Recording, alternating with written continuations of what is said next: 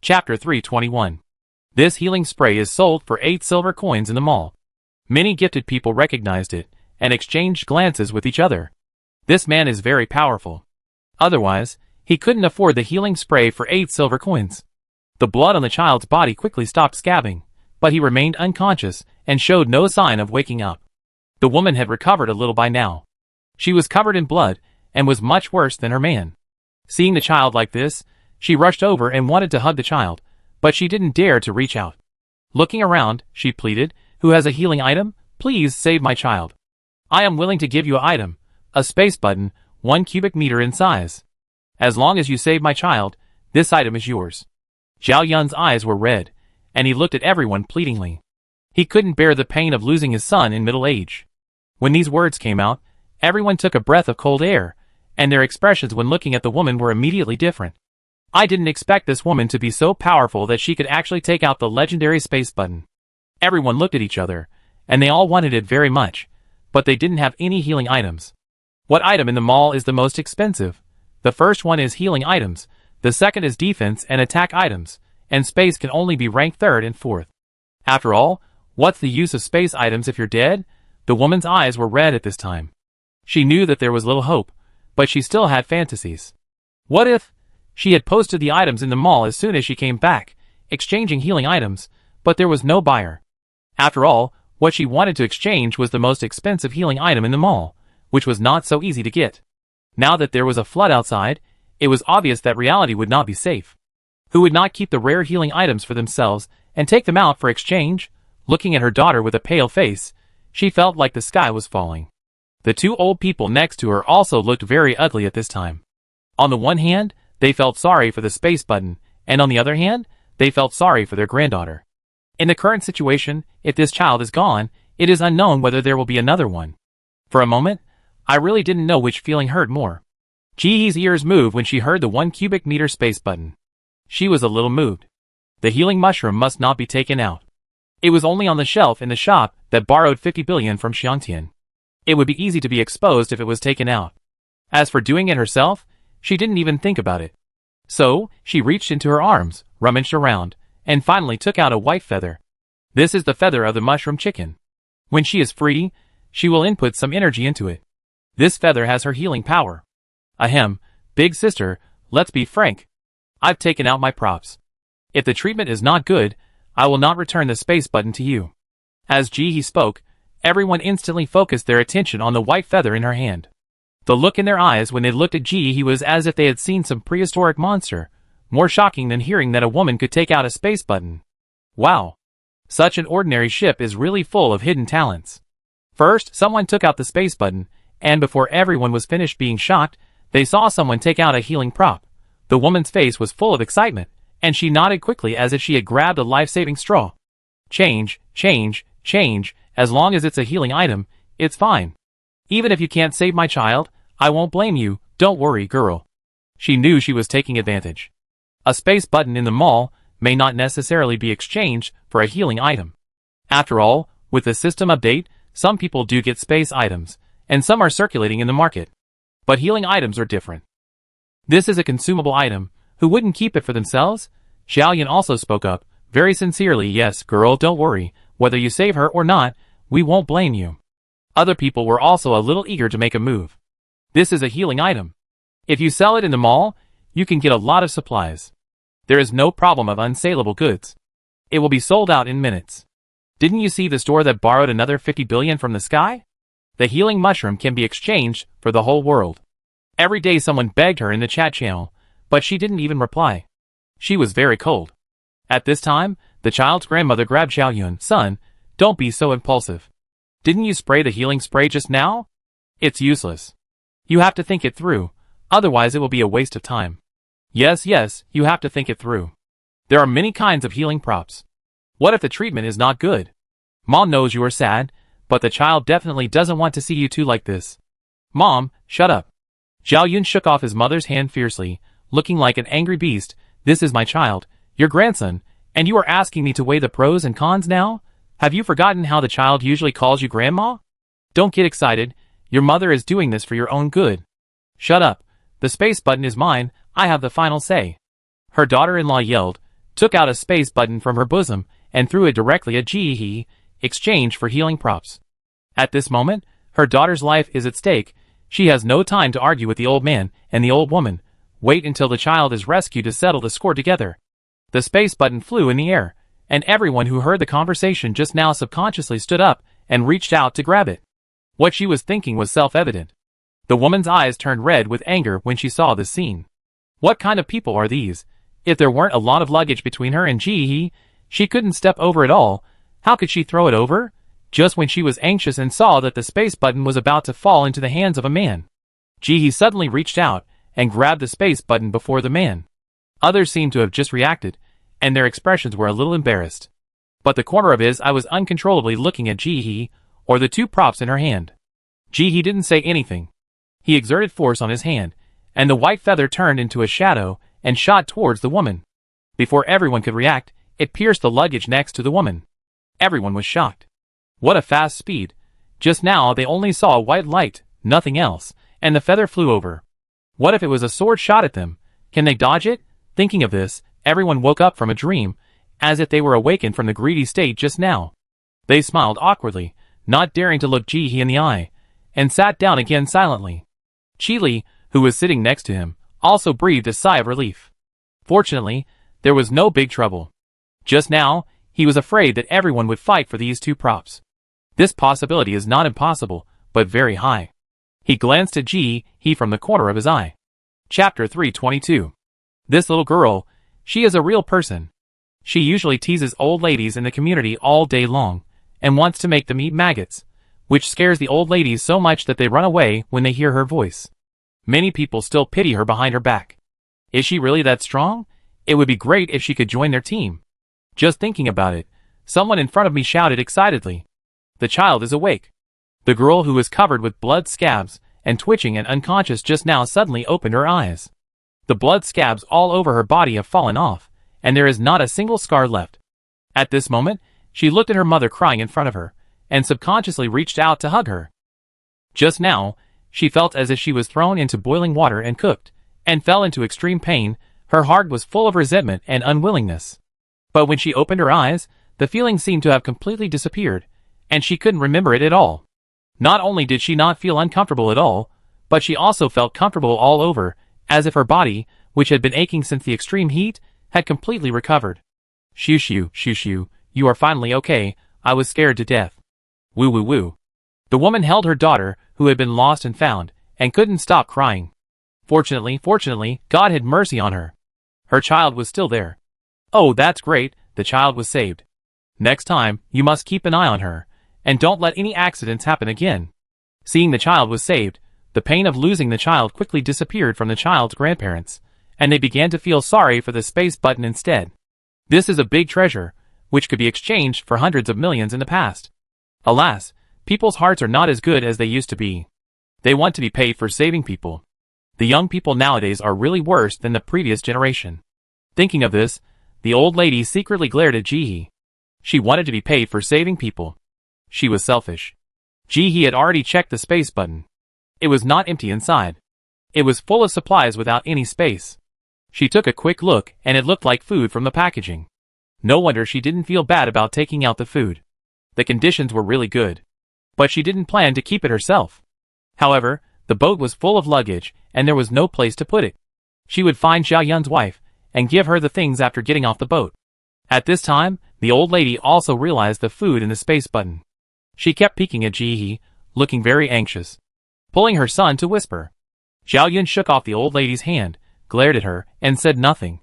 She could easily take out the healing props, so it was obvious that she was not an ordinary person. As for taking your food, besides, they were taking advantage of the space button to exchange for such a good healing prop. They paid for the sake of the children, so it would be fine if they didn't give them food. Looking at the healing effect and the condition of his daughter, it was clear that such a good healing item must have been obtained at a great cost. It might even be unique. If he were in his place, he might not be willing to take out such a precious healing item just to save a stranger. Going to ask for food now is simply ungrateful. Chi-li saw that the people were rescued, and he breathed a sigh of relief, and restarted the boat. They were too late, and if they didn't leave quickly, they would be afraid of delaying the trip. Tang Xiushu took the opportunity to ask, What happened to that monster just now? Hearing this, the woman's face was not very good. She held the child tightly, as if she was holding a treasure that had been lost and found again. I don't know. The monster moves freely in the water, and is very fast. If you attack it, it will heal. It is very difficult to fight. We didn't kill it, we just cut off its head, and snatched the child back from its mouth. I took a look before leaving, and its head and body seemed to be healing. So, this monster is still alive. The faces of everyone on the boat suddenly became much uglier. Tang Xiaoxiu asked several questions in a row, but the two of them couldn't explain it clearly. Finally, she sat back in front with a heavy face and started editing the news. The news of the monster should be reported to the command center in time, so that people coming later can take precautions. He stopped the whole process, and the more he listened, the more he felt that it was a turbid beast. I didn't expect the turbid beast to appear here so soon, and it seemed that it had passed the weakest birth period. Turbid beasts are creatures that pollute the surrounding environment when they are alive. This area of water has been polluted by him. Just as he lowered his head to think. Zhao Yun's mother finally couldn't help it. She poked her son for a long time, but her son didn't respond. She simply poked her daughter-in-law, but her daughter-in-law ignored her, and just held the child without saying a word. In the end, she had no choice but to glare at her daughter-in-law and call Jihe. Little girl, I believe you know how precious that space button is, but since this is a deal you and my daughter-in-law have agreed on, we can't go back on our word. But the food inside was not given to you. You are so stupid and eat in such an ugly way. As soon as these words came out, everyone around raised their heads and looked at the old lady with complicated eyes. How come there are people who take advantage and act cute everywhere? He exchanged a 1 cubic meter space button for this useful healing item, but in the end, how come the old lady still said that he took advantage? It seems that only his props are props, and other people's props are not props, but it was boring to be on the boat, so it was good to have something exciting to watch. They glanced at Jihe from the corner of their eyes, wanting to see her reaction. But before Jihe could speak, someone else responded first. Mom, don't talk nonsense here, there is no food in that space button. Zhao Yun's wife frowned and denied it. Usually I only know that she is a mother-in-law who is confused, but I never thought she would be so confused. Hearing this, the old lady was not happy, and her voice immediately rose several degrees. How can there be no food? It is full of food. How can I not know that there is food in the house? I tell you, that's hundreds of thousands of kilograms of food, and the potatoes and sweet potatoes I planted. It's impossible to just ignore them. Oh Mom, are you done yet? Just sit on the boat, are you so embarrassed? Zhao Yun had never felt so embarrassed before, his face was burning. People just took out the props to save his child, but his mother made such a scene. Isn't it all for your own good? How can you raise a child without food, live on the cold wind, or sleep on a big bunk bed? With so much food, you just said something so casually, and you want to let it go. Why can't you understand me? Who am I doing this for? The old lady started crying loudly while she was talking. The sound echoed throughout the ship. Many people instantly showed a look of watching a good show. Oh my god. Chapter 323. Jihe frowned. Sure enough, being a good person would cause a lot of trouble. Although she did not regret saving the child, the old lady was really annoying. She put her hand back into her bag, took out the rag, aimed at the old lady's mouth and threw it hard. Instantly the whole world was quiet. Everyone stared at this in a daze. She stretched out her hand again, and all the food in the space button was piled in the middle of the crowd. The ship was already full of people, and in order not to affect the voyage, the weight of the luggage was strictly limited. Now all the food was piled on the luggage, pressing the ship down. The speed of travel was immediately reduced. There were a lot of food, including vacuum-packed rice, flour, grains, dried meat, dried potatoes, dried sweet potatoes, etc. There was even milk powder. Everyone's eyes lit up. Milk powder is a good thing. You are so ungrateful. If your legs were this fast, you would be able to flash to the base without this speedboat. Woo woo woo. The old lady widened her eyes, seemingly in disbelief, and began to pull the rag in her mouth desperately. After pulling it off, she pointed at Jihe like an angry turkey. Do you have manners? You are so young, and you don't learn well, and you even bully the elderly? The game is really blind. It actually allows someone like you to become a gifted person. Is there something wrong with what I just said? Is it wrong for me to ask you to return the food? That was originally our family's food. When we traded it, we talked about the space button, but not the food. You are greedy, and you are so arrogant.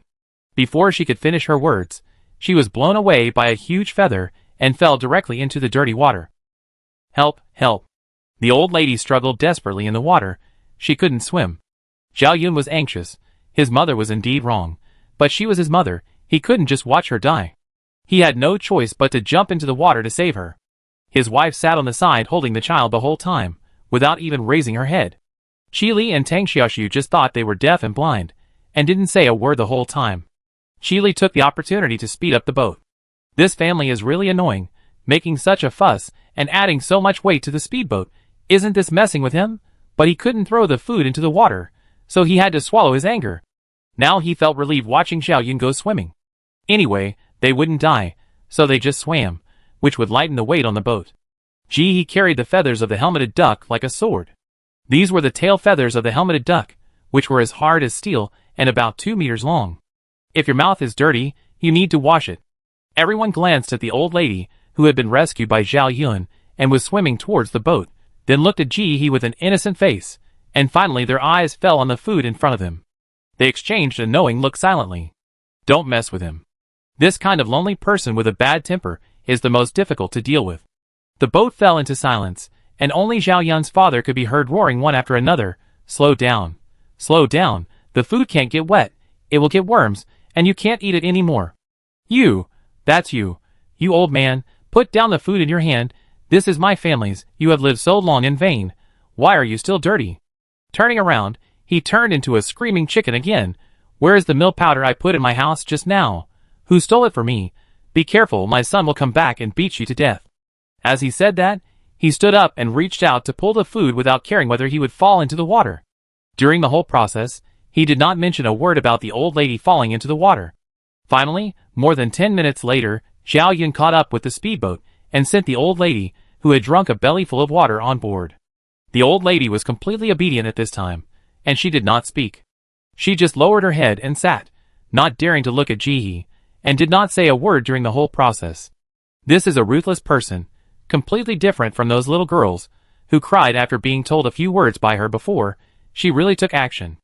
An old lady like her who bullies the weak and fears the strong is most afraid of encountering such a person, who will fight at the slightest disagreement. Zhao Yun also climbed onto the boat at this time, looking at his mother, and sighed deeply. This is good, he has offended the person. He was also fooled in the water for a long time. What do you think he wants? He is so capable, but he doesn't try to get close to him, but instead does such a stupid thing. He has a lot to say, but seeing his mother like that, he can't say anything. He just feels a sense of exhaustion in his heart. Damn the natural disaster. He said nothing. She put her backpack and feather into the space button. With this space button as a cover, it will be convenient to take some things out in the future, and this is only 1 cubic meter, very small. Those forces probably don't care about it. Those who care about it are small minions, easy to deal with.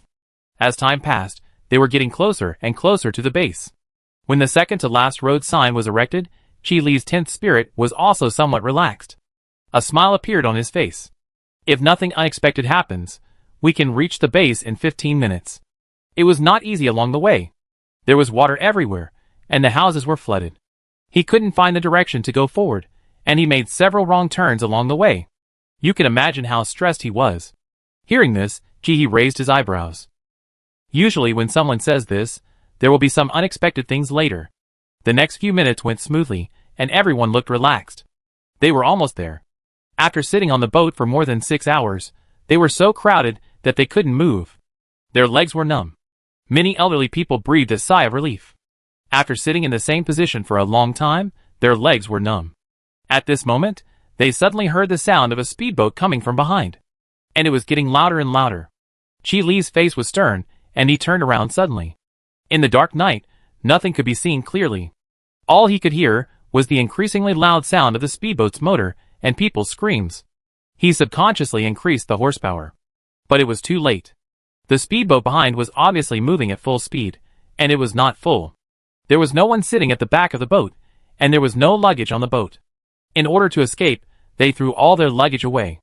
That was not all. Many talents on their boat were constantly throwing their talents at the back, and the splashes were several meters high. There were even wind talents helping the boat speed up. The boat was speeding at full speed, getting closer and closer to their boat. The person behind them obviously saw their boat and started shouting from a distance, "Lizzie, Lizzie, full speed ahead, drive faster, there's a monster, There's a monster behind, and it can't be killed. Fuck. Chile cursed inwardly. His face looked scary. Do you think he doesn't want to drive? He had already stepped on the accelerator to the maximum, and the current speed was already the fastest speed of this speedboat. Chapter 324. How many are there behind us? Tang Xushi was also a little anxious, and shouted to the back. At least 3, run. The man screamed, we be fine once we get to the base.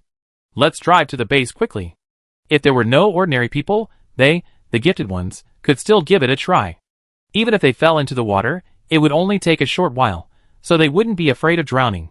But there were so many ordinary people on the boat, including the elderly and children. How could they fight? If there was no winner, these elderly people would all die. Hearing this, everyone on the boat suddenly became uneasy, especially Zhao Yun and his wife, who looked at each other subconsciously. When their daughter heard about the monster, she remembered what happened in the water, and her eyes were full of fear.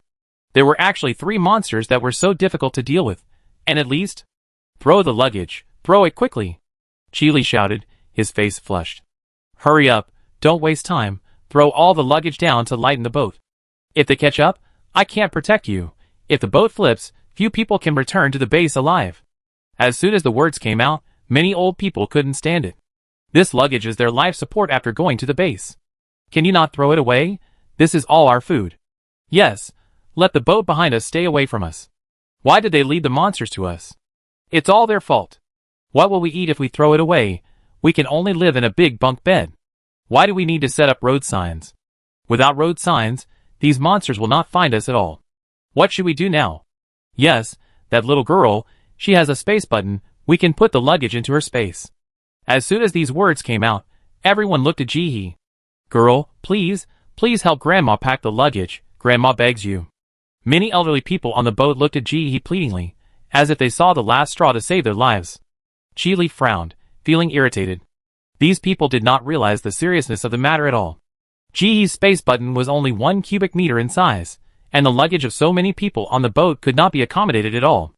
Whose luggage should be put in, and who should not be put in? How can those whose luggage was not taken away not feel resentful? Besides, if the luggage is put into the space, what if someone says that they have less stuff when they take it out? Wouldn't it cause more trouble? It will be hard to explain at that time. Just when he was about to help Jihe refuse, he heard Jihe say, okay, first come first served. There is only 1 cubic meter of space, only food and 10% handling fee.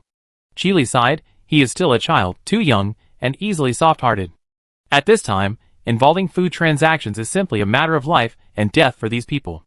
Now they sound nice, but they are begging you. What will you do if they turn hostile to you? Never mind, at most he will help you. At this moment, extra kindness will only hurt her. After hearing what Jihe said, some people were ready to bargain with her, but the gifted people on the boat nodded and agreed, okay, we do as you say. At this point, it's much better to keep 90% than to throw it all away, so why bother bargaining? So Jihe watched these people lift up their clothes, take off their pants, tear off the plastic bags of food tied to their bodies, and hand them to her. Not only they had some, but the elderly at home also had a lot of food tied to them. Some had more than 20 kilograms, and some had even hundreds of kilograms. No wonder they were so stiff after getting on the boat that they dared not move. She twitched her lips, took one and put it into the space. In the dark, these people seemed to see some light flashing around Jihe, but they were too anxious and didn't care. After all, the girl said that there was only 1 cubic meter, first come first served, and if it was late, all the food would have to be thrown away. Soon Jihe said that the space was full and could not be loaded. Chile immediately shouted, throw the luggage, don't let me talk nonsense. The talents gritted their teeth and stretched out their hands to start throwing the luggage down. Compared with things in life, life is more important. Seeing the luggage being thrown down one by one, the old men and women in the boat kept sighing, and some people wanted to fight with their children, but their family members pulled the luggage out and threw it into the water. They don't understand, they have never entered the game, and they think monsters are easy to fight. In fact, their strength is nothing in front of monsters. The monster attacked them like a grandson. They survived the game by hiding. What's more, they were fighting in the water. They were not at an advantage. They couldn't win. Among the shouts of old men and women, Zhao Yun's mother had the sharpest voice and the loudest shout. Those people moved too fast just now. In less than a minute, Jihe's space was full. Their family didn't put any of the food in, and it was still on the boat. If they really threw the luggage, her family would suffer the greatest loss. Why did she just tear her face off and ask the gifted person for food? Doesn't she know her limits? Is she stupid? She did it all for the food at home. Now I tell her to throw it all away. She has to tear her face off and offend people. What is she trying to do? She held the bag of food tightly. She wanted to live and die with the food. If you want to throw the food, throw me first. I won't live anymore, Before she could finish her words, the boat hit an obstacle and jumped into the air. The old lady was suspended in the air and almost flew out of the boat. She was so scared that she couldn't speak clearly. Her mind went blank. She was in a daze. Chile in front of her couldn't concentrate at this moment, and his forehead was sweating from nervousness. Tion was driving the boat, and there was no way out in front of him. Obstacles could appear at any time. He had to pay full attention to avoid capsizing the boat, and he couldn't care about the back. Tang Xushi was sending messages frantically, asking for support from the base. He sat on the boat steadily, looking behind him. She could now clearly see the appearance of the monsters in the darkness. They were very ugly, with a big mouth that took up most of their heads and a little overbite. There were pustules on their skin, which looked very disgusting. They were turbid beasts that he had never seen before. But she was not very worried at this time. To put it bluntly, even if everyone present died, she would not die. She even distracted her attention to look at the speedboat that was about to catch up with them. It's true that the big brother's boat driving skills are much better than Chi Li's. It's like he has eyes behind him. He was clever enough to avoid every bite of the turbid beast, but he didn't slow down. He was slowly closing the distance between him and Chi Li. Drive faster, faster, the ones behind are about to catch up. Yes, faster, speed up. Chapter 325. The gifted ones were fine, after all, they had experienced many games, and their psychological endurance was very good. But ordinary people were not. The biggest disasters they encountered were heat and lack of water.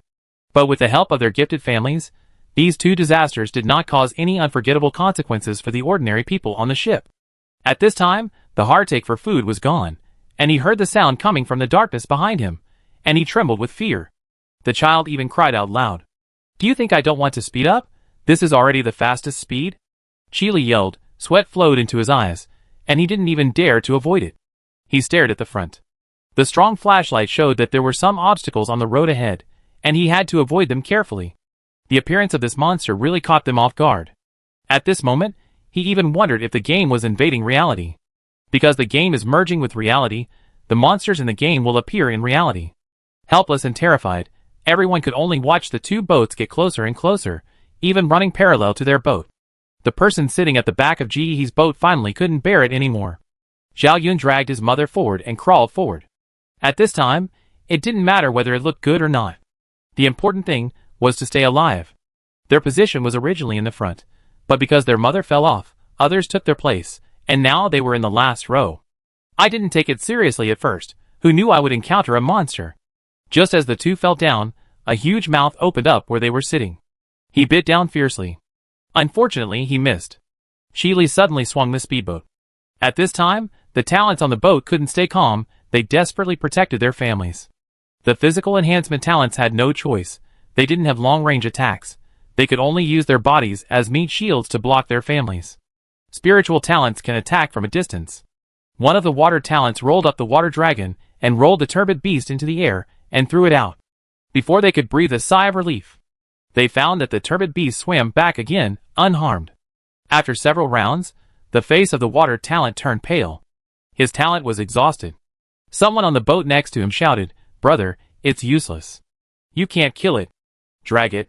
Try to drag it to the base."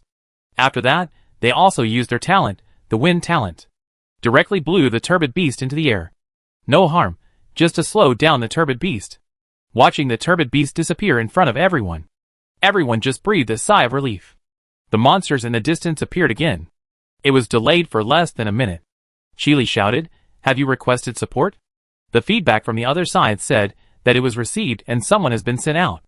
As soon as these words came out, not only the passengers on this ship breathed a sigh of relief, but even the faces of the wounded on the ship next to them were no longer as tense as before. With rescue, there is hope to hold on. As the talents on both sides stepped forward, one after another, the turbid beast was controlled and could not get close to the speedboat. If everything goes well, at this speed, they will have no problem returning to the base safely. Their lives are saved. Chili felt a little relieved. De Jong, what's wrong with this monster? It suddenly appeared and swallowed the family of 3 sitting at the back. By the time they reacted, the whole family was gone.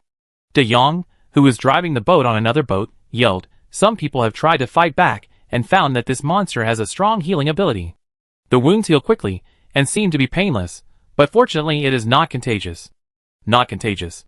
He lowered his eyes. This is not necessarily true. 1 or 2 contacts are not a big deal, but if you contact with the turbid beast for a long time, the probability of becoming a turbid beast will increase. It is better for the gifted. They have talent and strong resistance. Generally speaking, it is okay to be bitten a few times, but ordinary people are in danger. If the turbid beasts were so easy to deal with, the stars were so worried that their heads were bald. At this time, Tang Xiaoshu's voice came from the darkness, a little trembling. "The base told us not to go back yet, to kill the monsters outside, or to circle with the monsters and wait for the base's support to come, and then kill them together. The base said that there were people at the door, and that the monsters could not be brought back." As soon as these words came out, there was a dead silence. The relaxed atmosphere just now disappeared in an instant. The talents all cursed. This fucking spent food to take a boat, and still got on the wrong boat. If they had known this, they might as well have paddled an inflatable boat in the back. The oldest of the old men and women on this boat is 64 years old. Although they have not reached the legal retirement age, with this physical condition, how can they fight monsters? If they fall into the water and no one saves them, they will drown. What a joke. What should we do now? The talents on the other boat looked very ugly. They thought they could be saved, but this is the result. Chili gritted his teeth, turned his head and looked at De Jong, and the two of them turned the bow of the boat tacitly and left the original route. Although they would reach the designated location in 1 minute, they still prioritized completing the mission at this time. The people on the 2 ships were immediately furious. The lives of the people in the base are lives, but our lives are not lives. The monster is so powerful that it can't be killed. You are now far away from the base. Do you want us to die? The gifted can fight, but what about the elderly and children? They are all ordinary people. Are you so cruel that you let all the elderly and children die? There are only a few ordinary people on this ship, and only a few are gifted? What are you thinking? Are you forcing us to die? We can't win this battle. No, if they were all gifted, it would be fine. But there are only old people and children on this ship. Why fight? What a joke. They are all old people and children. If we drive the ship back now, we can still have a chance to survive. Otherwise we will all die. Let the base support us. How happy they were just now. How desperate they are now. Who knows, they are about to be safe and enter the base.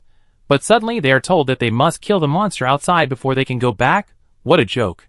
Chili also knew that this request was a bit unreasonable, but the base required it. What could he do? Don't get excited, this situation has already happened. Instead of complaining, it's better to think of a solution. We have 2 ships, more than 10 talents in total. As long as we unite, we will definitely have hope of winning. Everyone thought it was all empty talk, and it was completely useless. They cursed and some even wanted to rob the boat. But they were beaten back. In the end, the control of the boat was still in the hands of Chili and De Jong, and during the time of the rob, they didn't know where the boat was taken.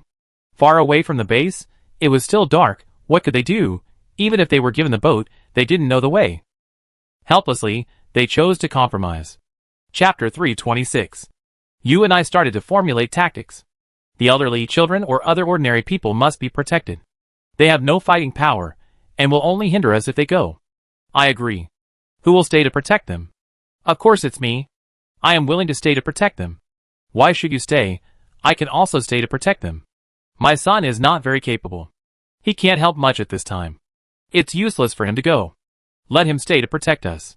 No, let's wait here or go back and wait for the next batch of people to arrive. There will be more helpers. It's impossible to fight with so many ordinary people. Just as everyone was arguing, a man shouted heartbreakingly, "Dad, Dad, Dad, don't scare me. Wake up, my dad is unconscious. Hurry back to the base."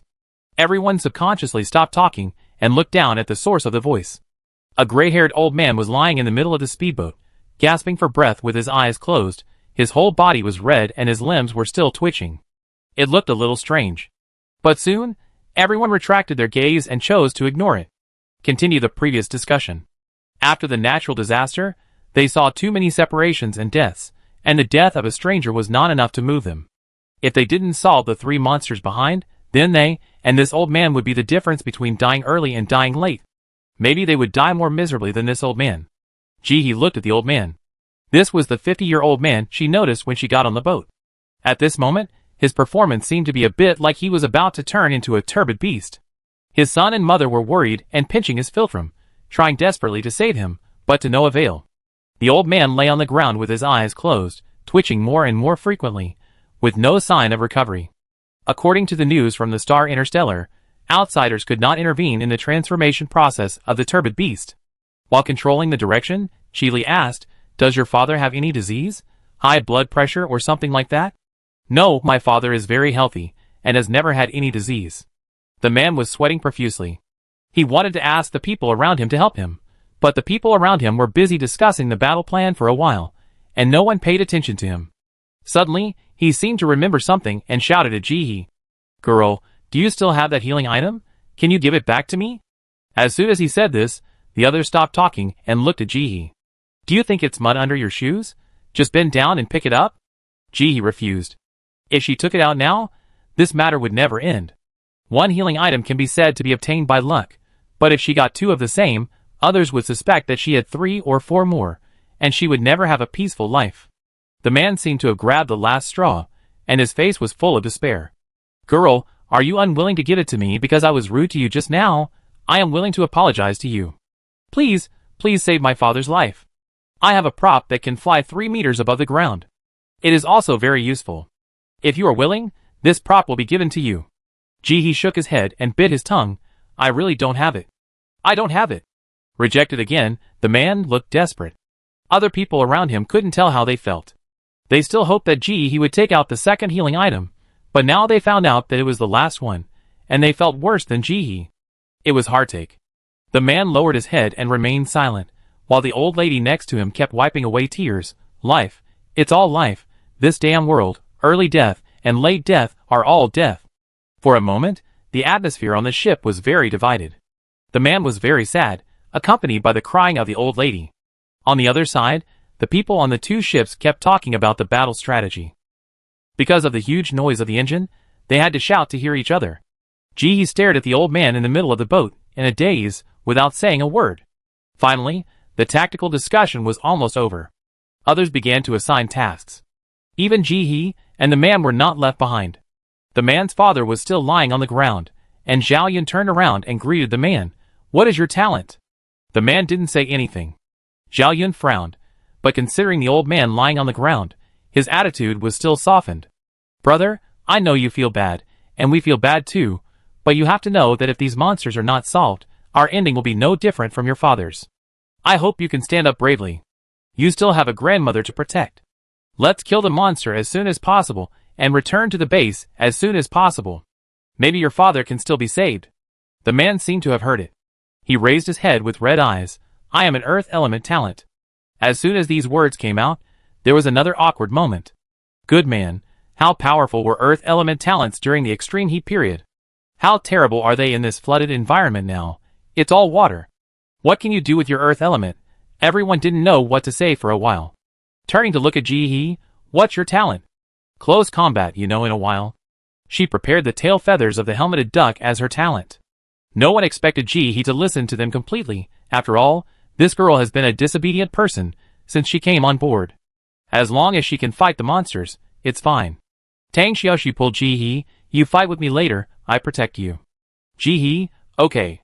For those 3, hold one from a distance, and the other 2 with physical mutations will fight in close combat. 4. As soon as this was said, everyone looked at Ji-hee, even Chi-Li and Daong took a look. Ji-hee did not give in, pointing to the water below. "One is still hiding under the water, and has not shown its head yet. Turbid beasts are not all fools. If it had not suddenly shown its head just now, she would not have known." Everyone looked down at the water, which was turbid, and could not see anything. "How do you prove that what you said is true?" "It cannot be proved, you can believe it or not." "How can you talk like that?" A slightly fat man on the boat next to him shouted at Ji-hee in a somewhat irritable manner. "Dealing with monsters is everyone's business. Who are you pretending to be so unreasonable for?" From the man's body shape, it can be seen that he is doing well, Otherwise he would not have eaten so much during the natural disaster. Compared to him, Ji-hee is too thin and looks malnourished. He naturally looks down on him. He thinks that even if Ji-hee is a gifted person, he is just the kind of gifted person who is eliminated in a one-star copy. As soon as Ji-hee said this, Tang Xiaoshu and Qili beside him became nervous before he could say anything. Tang Xiaoshu grabbed Ji-hee's hand and said, "Sister, don't bother with him. We don't know him. If you get bitten by a dog on the road, you can't bite it back. It will lose your status. That's right, girl, let's beat the monster first, and you can do whatever you want after that," Qili also advised. Chapter 327. There are so many blind people. This girl is still alive and well. She is not an ordinary person. Why do you mess with her? Are you stupid? Besides, there are foreign enemies in front of you. Why don't you concentrate your firepower to fight the monsters? You have to fight with your own people first. If the monsters are not killed, how many of your own people will die first? When the people on Ji-hee's ship heard the fat man say this, no one spoke. They all looked at the fat man with very strange eyes. It was as if they were looking at a warrior. On the contrary, the old lady who had just drunk a bellyful of dirty water now looked at him with an encouraging look, although she didn't dare to speak. But she was still very happy that someone treated her the same way. Go ahead. What a pity. She will be disappointed. Although the fat man didn't notice it, someone on their boat noticed it, and subconsciously felt that they had said something wrong. The fat man's family grabbed the fat man, covered his mouth, and pressed him down. The old lady who fell into the water was a little disappointed and felt exhausted. Why don't you continue talking? It's useless to be so big, a paper tiger, a coward, a complete loser. She burped the next second. She almost vomited the water in her stomach. She quickly covered her mouth. She immediately stole a glance at Ji-hee. She lowered her head and kept silent. Her daughter-in-law looked at the old lady's cowardly look, then looked at Ji-hee, thinking in her heart. Everyone ignored Ji-hee unanimously, pretending that nothing had happened just now, and continued the discussion. But no one was discussing whether there were 3 or 4. This discussion soon came to a conclusion. A talent who was good at creating illusions stood up and said that if the 4th monster appeared, she would create an illusion to trap it. Except for her, the long-range talents all stood on the boat, casting their talents remotely while protecting their families. The physical mutation talents went to fight the monsters in close combat. Qili and Lao Yang each got 1, and the remaining physical mutation talents were evenly divided into 3 monsters. In this way, there were only 2 physical mutation talents in front of a monster. Seeing the tangled and tentative eyes of the people around, Ji said, "I do it." Qili frowned. "You and me." Tang Xiaoshu also nodded. "Yes, sister, you and I can go with Team Qi." Ji shook his head. "It's okay, you guys should worry about who will play with me." Seeing her say this, everyone swallowed what they wanted to say. Started to worry about another candidate. No one wanted to go. After all, the fewer people there are, the greater the pressure they face. In the end, the fat guy next door was left out, and was reluctantly assigned to Ji's group. Finally, everything was ready, and Qi Li and Daong stopped the boat. Without dragging it any further, the physical talents transformed and jumped into the water, heading straight for the monster. The long-range talents also did not hesitate to use their talents and began to output. Most of them had used a lot of talents along the way, and now they have little ability left. Ji looked at them, and most of them were relatively common talents: wind, wood, earth, and water. The one who created the illusion was relatively special. She was not idle either.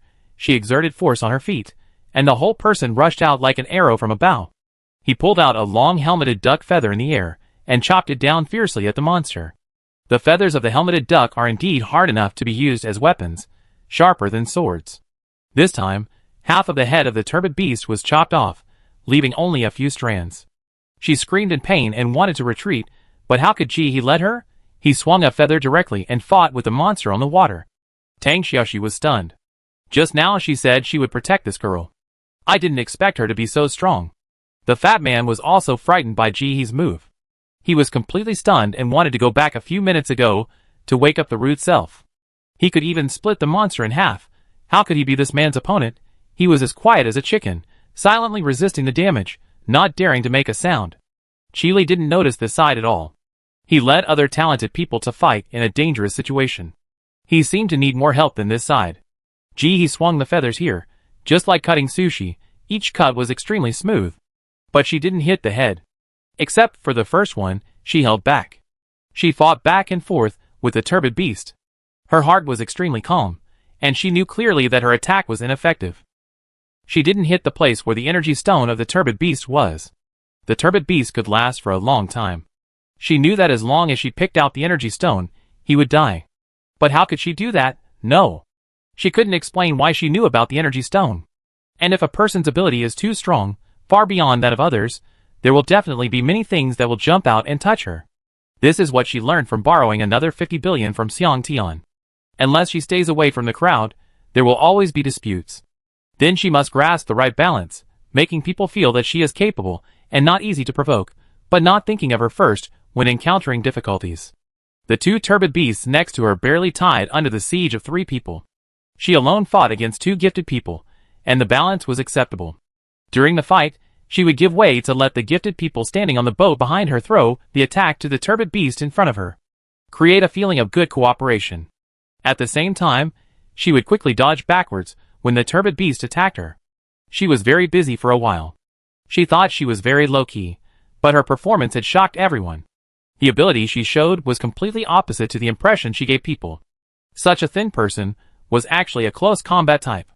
Although there was no specific move in the attack, it looked like a random attack, but every attack could cause damage. As she missed, the attack fell into the water, and the waves splashed the 2 turbid beasts and several talents next to her, but they didn't say a word. Even the 2 turbid beasts were the same. They tacitly stayed away from Ji and focused on beating the people in front. Their IQ was limited, and they only felt that the thin woman had an indescribable smell, which made them uneasy. But at the same time, they could sense the danger of this woman, which made them love and fear her. They wanted to get close to her and eat her, but they felt that they could not bear the consequences. This contradictory feeling made them very entangled. Under the temptation of this feeling, their minds were distracted, and their fighting power was affected. Just when the balance of victory gradually tilted towards everyone, a scream suddenly came from the boat behind them. He kicked the turbid beast in front of him fiercely and looked back. Chapter 328. The old man on the boat had twisted his body. His old mother was crying and holding his hand. The others had all hidden on the other side of the boat. Like a group of frightened quails. Ji frowned. Why so fast? The last transformation took several hours. Look, why is he changing shape? Oh my god, is he still a human? As the crowd explained, the old man's transformation speed gradually increased under their gaze. Kill him! Ji shouted. Don't do it! The next second, the old man's son shouted. He rushed out and blocked the old man, shouting, This is my father, I don't know who dares to do it. The old lady also came out of the crowd and blocked everyone with her grandson. The meaning of protection was obvious. Everyone was obviously confused. Tianzai had never thought that such a scene would happen, so they didn't know what to do for a while. Subconsciously turned his head to Ji, waiting for her to speak. Who knew that the monster behind Ji happened to rush out of the water and bite her. Everyone gasped in fear. Ji did not even turn her head, but stepped hard on the monster's head and jumped up. The whole action was smooth and flowing. It looked particularly easy. If they hadn't seen the people next to them fighting desperately with the monster, they would have thought that this monster was easy to beat. Everyone's hearts had just been put down, and before they could breathe evenly, Chili next to them couldn't help it. Don't stop. Hurry up and fight. You're just shopping. At this moment, he transformed into a silver-haired monster, and was fighting the monster in the water. He couldn't spare the energy to look behind him. He only felt that the frequency of long-range attacks decreased, and his pressure increased a lot. Oh. The long-range talent rushed to attack. But at this time, half of his energy was on the old man, who kept changing behind him, so it was inevitable that he couldn't concentrate on the output. Not only them, but also the talents who fought the monster in the water after transforming, also divided some of their energy behind them. They were not deaf. They all heard the exclamation just now. They came to fight the monster for the safety of their families. If the safety of their families could not be guaranteed, they naturally could not devote themselves to the battle. After several struggles, mistakes were frequent, and the pressure on Qi Li and Lao Yang suddenly increased a lot. Looking at the old man who kept changing his shape and looked more and more like a monster, Qi shouted, "You better leave that ship. In fact, the best advice is to kill the turbid beast before it completes its mutation. But now that he can't be killed, and those people won't do anything, it's best to stay away from him." She gave advice, and if he doesn't listen, then she can't do anything. This time the others were obedient. Seeing the old man's increasingly strange appearance, everyone tried to move to another ship. Only the two family members of the old man were indifferent. But they didn't care about the transfer of others. Although it was not very convenient, it was still smooth with the help of the gifted. But the boat has limited space. When the family members move over, the talents over there will come over here. This time, no talents are dissatisfied. They think that even if there is an accident, it won't be a big problem with their own strength. The worst case is that they fall into the water. They won't die. Just when the last group of people were transferred, a black shadow suddenly appeared in the deep water. The black shadow swam up quickly and headed straight for the speedboat. One jumped up and directly knocked the speedboat full of family members away. Everyone fell into the water. The gifted person, who could create illusions, didn't react until this time, and quickly created an illusion to trap the muddy beast. But it was too late. Everyone fell into the water. The scene was in chaos. Help, help, help, I can't swim, Goo. Daughter, daughter. Mom, mom. The accident behind made the person who was holding the monster in front of him not care about anything else, and he immediately dropped the monster in his hand and turned around to swim back. Save my mom first, she can't swim. Save my son. The people on the boat couldn't stay any longer and jumped into the water. Their relatives also fell into the water. No one could stay out of it. At this moment, a monster's roar suddenly came from behind them. He turned around suddenly. Where was the old man? There was only a hideous and ugly monster, which rushed out with a roar and ran straight to his son. His son was full of grief and shouted, "Dad, it's me, Dad." The old man's mother also rushed over and shouted, "Son, son, what's wrong with you?" Unfortunately, the next second, she was grabbed by the monster and stuffed into its mouth. "Grandma! Grandma! Dad, you are crazy, this is my grandma!" In the water, Chi-Li and Daeon were going crazy, each holding a monster. As the wounds on their bodies continued to increase, there was a wave of despair in their hearts. There were too many accidents, plus the monster was too strong, and the calculation was wrong. Their lives might end today. I really didn't expect that it would not end in the copy, but in reality. Tang Xiuxiu used all her strength to throw the last javelin. Her face was pale. Her talent was seriously overdrawn. She floated in the water, looking at the monster killing people in the distance, and the two people being beaten. Her expression was particularly sad. Chi-Li was slapped into the water by the monster, and Daeon was thrown away by the monster's tail. I thought it was a very safe task, but I didn't expect it would be the last one in my life. If she had known this, why would she save food so stingily? She might as well eat it all. Now she is dying, and the food at home has not been eaten up yet. At this time, a voice suddenly came. "Come back, pull the monster." The next second, Ji-hee stepped on the muddy beast, exerted force, directly surpassed everyone, and quickly jumped back to the middle of the two boats. As she fell into the water, she exerted force, and the speedboat turned over directly from the water.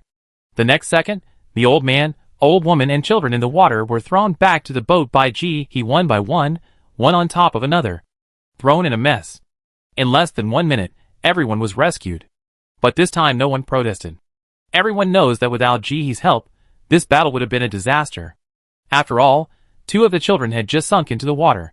If they were not fished out, they would have drowned before being eaten by the monsters. After hearing Ji-hee's words and seeing his family members who had been fished out, the physical mutant talent who swam to the side gritted his teeth, turned around and swam back quickly without saying a word, and rejoined the battle. The pressure on Chi-Li and Daeon suddenly decreased.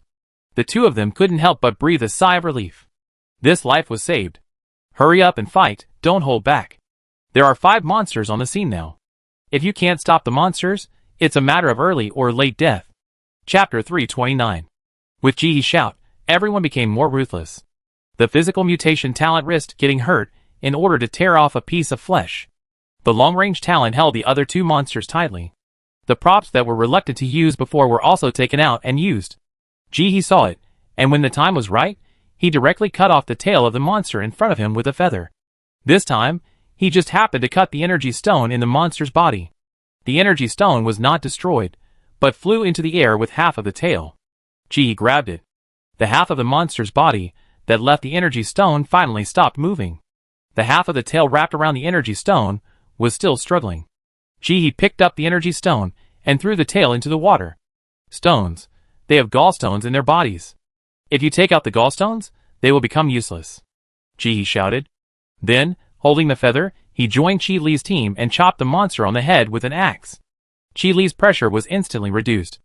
With Jihee's discovery, everyone took advantage of the victory and quickly completed the second kill. After the second monster was killed, the third group next to them also luckily found the energy stone in the monster's body. The kill was completed. When everyone turned back and prepared to kill the fourth monster, they found that the fourth and fifth monsters had run away. The family members were sitting in the boat and looking at them. The other talents were floating in the water, surrounding the speedboat, protecting the family members, and seeing them kill the monster, they all showed excited smiles on their faces. They waved to them happily. The whole atmosphere was full of joy. The atmosphere here is completely opposite to the speedboat next to him. The young man whose father turned into a monster was sitting on the boat with blood all over his body, and a look of loss on his face. Just now, he lost his father first, and then his grandmother. Although he finally survived with the help of others, he still couldn't accept this fact. He sat on the speedboat in a daze. His mind was full of what Jihee said just now. If he killed his father, his grandmother wouldn't have to die. The journey back was smooth. Everyone sat on the speedboat and never encountered the second wave of monsters. Someone couldn't help but ask Jihee, "Why did you ask us to kill the old man who turned into a monster?" As soon as the words came out, everyone pricked up their ears. Even Qili, who was driving the boat in front, and Tang Xiaoxiu, who was pale next to him, were no exception. Is there any need to ask this? The man's transformation at that time was obviously wrong. How could his bones melt like a normal person, become so flat? What about the internal organs? They must have burst, and if there is a problem, don't nip it in the bud immediately. Are you waiting for it to grow bigger? Everyone was silent. It seems to make sense. The man's appearance was obviously abnormal. His whole body began to become wider and flatter, which was indeed not what a human could become. In the silence, a person on another boat shouted, "Aren't you afraid of accidental injury?" "What are you afraid of? He's not my father." There was no way to answer this question. Qili laughed. This girl's words were still as choking as before. After driving for a few more minutes, they finally encountered a ship from the base to provide support. There was a doctor on board. The patient was given first aid immediately. He asked Qili and the other three about the situation. The leader looked very serious. The monster appeared too suddenly and caught them off guard. Fortunately, the speedboats and kayaks behind them did not encounter this monster, otherwise the losses would be very heavy. "Let's go back to the base first," the leader said, and glanced at Jihee. "This girl is very capable. It would be great if she could join the escort team." He just sighed and put the matter behind him. The most urgent thing now is to report the appearance of the monster. Qili drove for about 5 minutes and finally came across a temporary dock. It was called a temporary dock, but it was just a simple pole and a red cloth. People parked the speedboat here and there were special people guarding it. Qili's tense heart finally relaxed a little bit now, and finally arrived safely. Then everyone waited all the way to the base. There was a solar lamp placed every few meters along the way, which not only provided lighting, but also allowed people to find the way to the base by following the street lamp. Many people still had wounds, but no one mentioned the sewage anymore. They supported each other and walked forward. They were afraid that if they walked too slowly, they would run into the monster again. The team moved forward in silence, and after walking for about 15 minutes, they finally saw a tall wall, as well as the tall buildings inside the wall, and the people standing in front of the wall in rows, as far as the eye can see, waiting to enter the park. Only then did someone remember that their luggage was lost. "Oh, my ID card was in the luggage. What should I do if it's lost now?" "You won't let us in, will you?" "Fortunately, I put my ID card close to me, and it's still there." Qili comforted the people behind him. "Don't worry, I go ask in front. 1 or 2 people won't say anything, but so many people have lost their ID cards, they can't be denied entry, right?" At this time, the others winked at each other. They wanted others to ask Jihee to take back the food first. Who knew that before they finished their eye-to-eye battle, Jihee took out the food from the space button first. She piled all the food on the ground at once, found her cell phone, and waved it in front of everyone. "Be conscious, I recorded it, take your own food." "And my 10th. Everyone's face was slightly stiff, and an old lady said awkwardly, "You kid, we are all in trouble together, why do you need to record it?" "No, there's no name on the food. If you get tangled up in the matter, drag me in." "Hurry up. If no one claims it, it all belonged to me." After Jihee said this, those who had some ulterior motives gave up. In fact, if the food was exchanged for the money before the natural disaster, everyone would understand. With a mountain of money in front of them, how could they not have some unreasonable thoughts? What's more, the people on the boat were not so upright. With the video and Jihee's previous suppression, the process of distributing food was smooth and no quarrels occurred. Put the food that belongs to you into the space. Jihee observed the surroundings. These people are very mixed. Some of them should be people living nearby, riding tricycles with a lot of luggage on them. Although they are also wearing wet clothes, unlike them, their luggage is lost. These people have happy faces and look at the base with hope in their eyes. There are also people who are similar to them, carrying a few luggages and standing in line in the crowd. Most of these people are dressed quite well. Chapter 330. I heard that the base provides free housing and jobs. Oh, I hope so. I hope the natural disaster will pass quickly. I've had enough of this life. Don't think about it. It's been a year. Haven't you faced reality yet? No one celebrated New Year's Eve last year. It's just that 30 points are a bit too much. My relatives refuse to come here just for these 30 points. They would rather live in the high-level houses outside.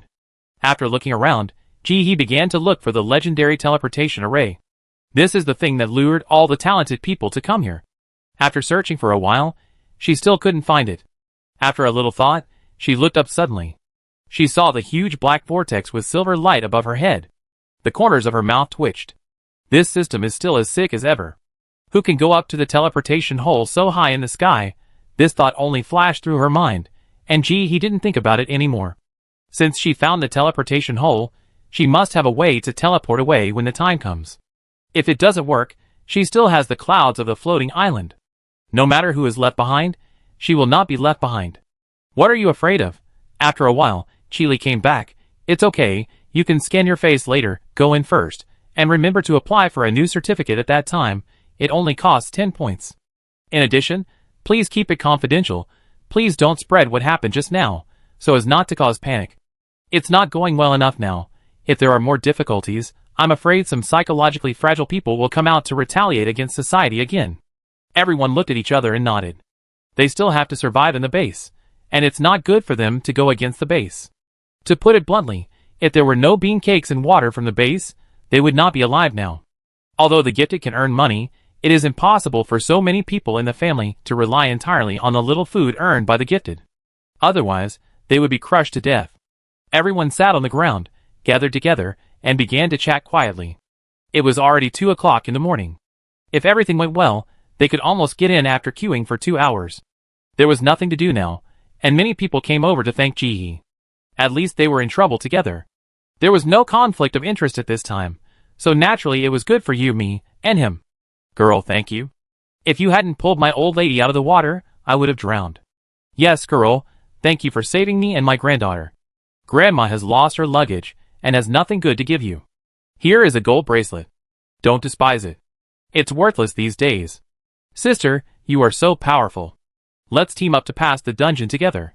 Don't worry, I am absolutely obedient. If you ask me to kill a pig, I will never chase a chicken. You still know my parents. If I do something to let you down, you can settle the score with them. If you need my fatty in the future, come find him. He has a defensive talent, and is barely capable. Although his combat power is weak, he is strong and can be a shield for you to help you withstand damage. The slightly fat man called Fatty squatted on the side, and smiled foolishly. He didn't look like he questioned Jihee at the beginning. Jihee sat cross-legged in the crowd, listening to everyone's compliments, and was in a good mood. No wonder everyone likes to hear nice words. This feels really good.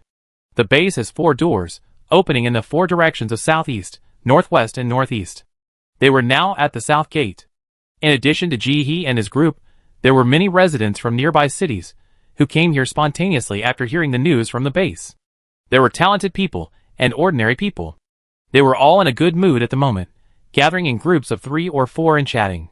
After the natural disaster, people who were not adapted to the extreme heat had been basically eliminated, and those who remained had adapted to the heat imperceptibly.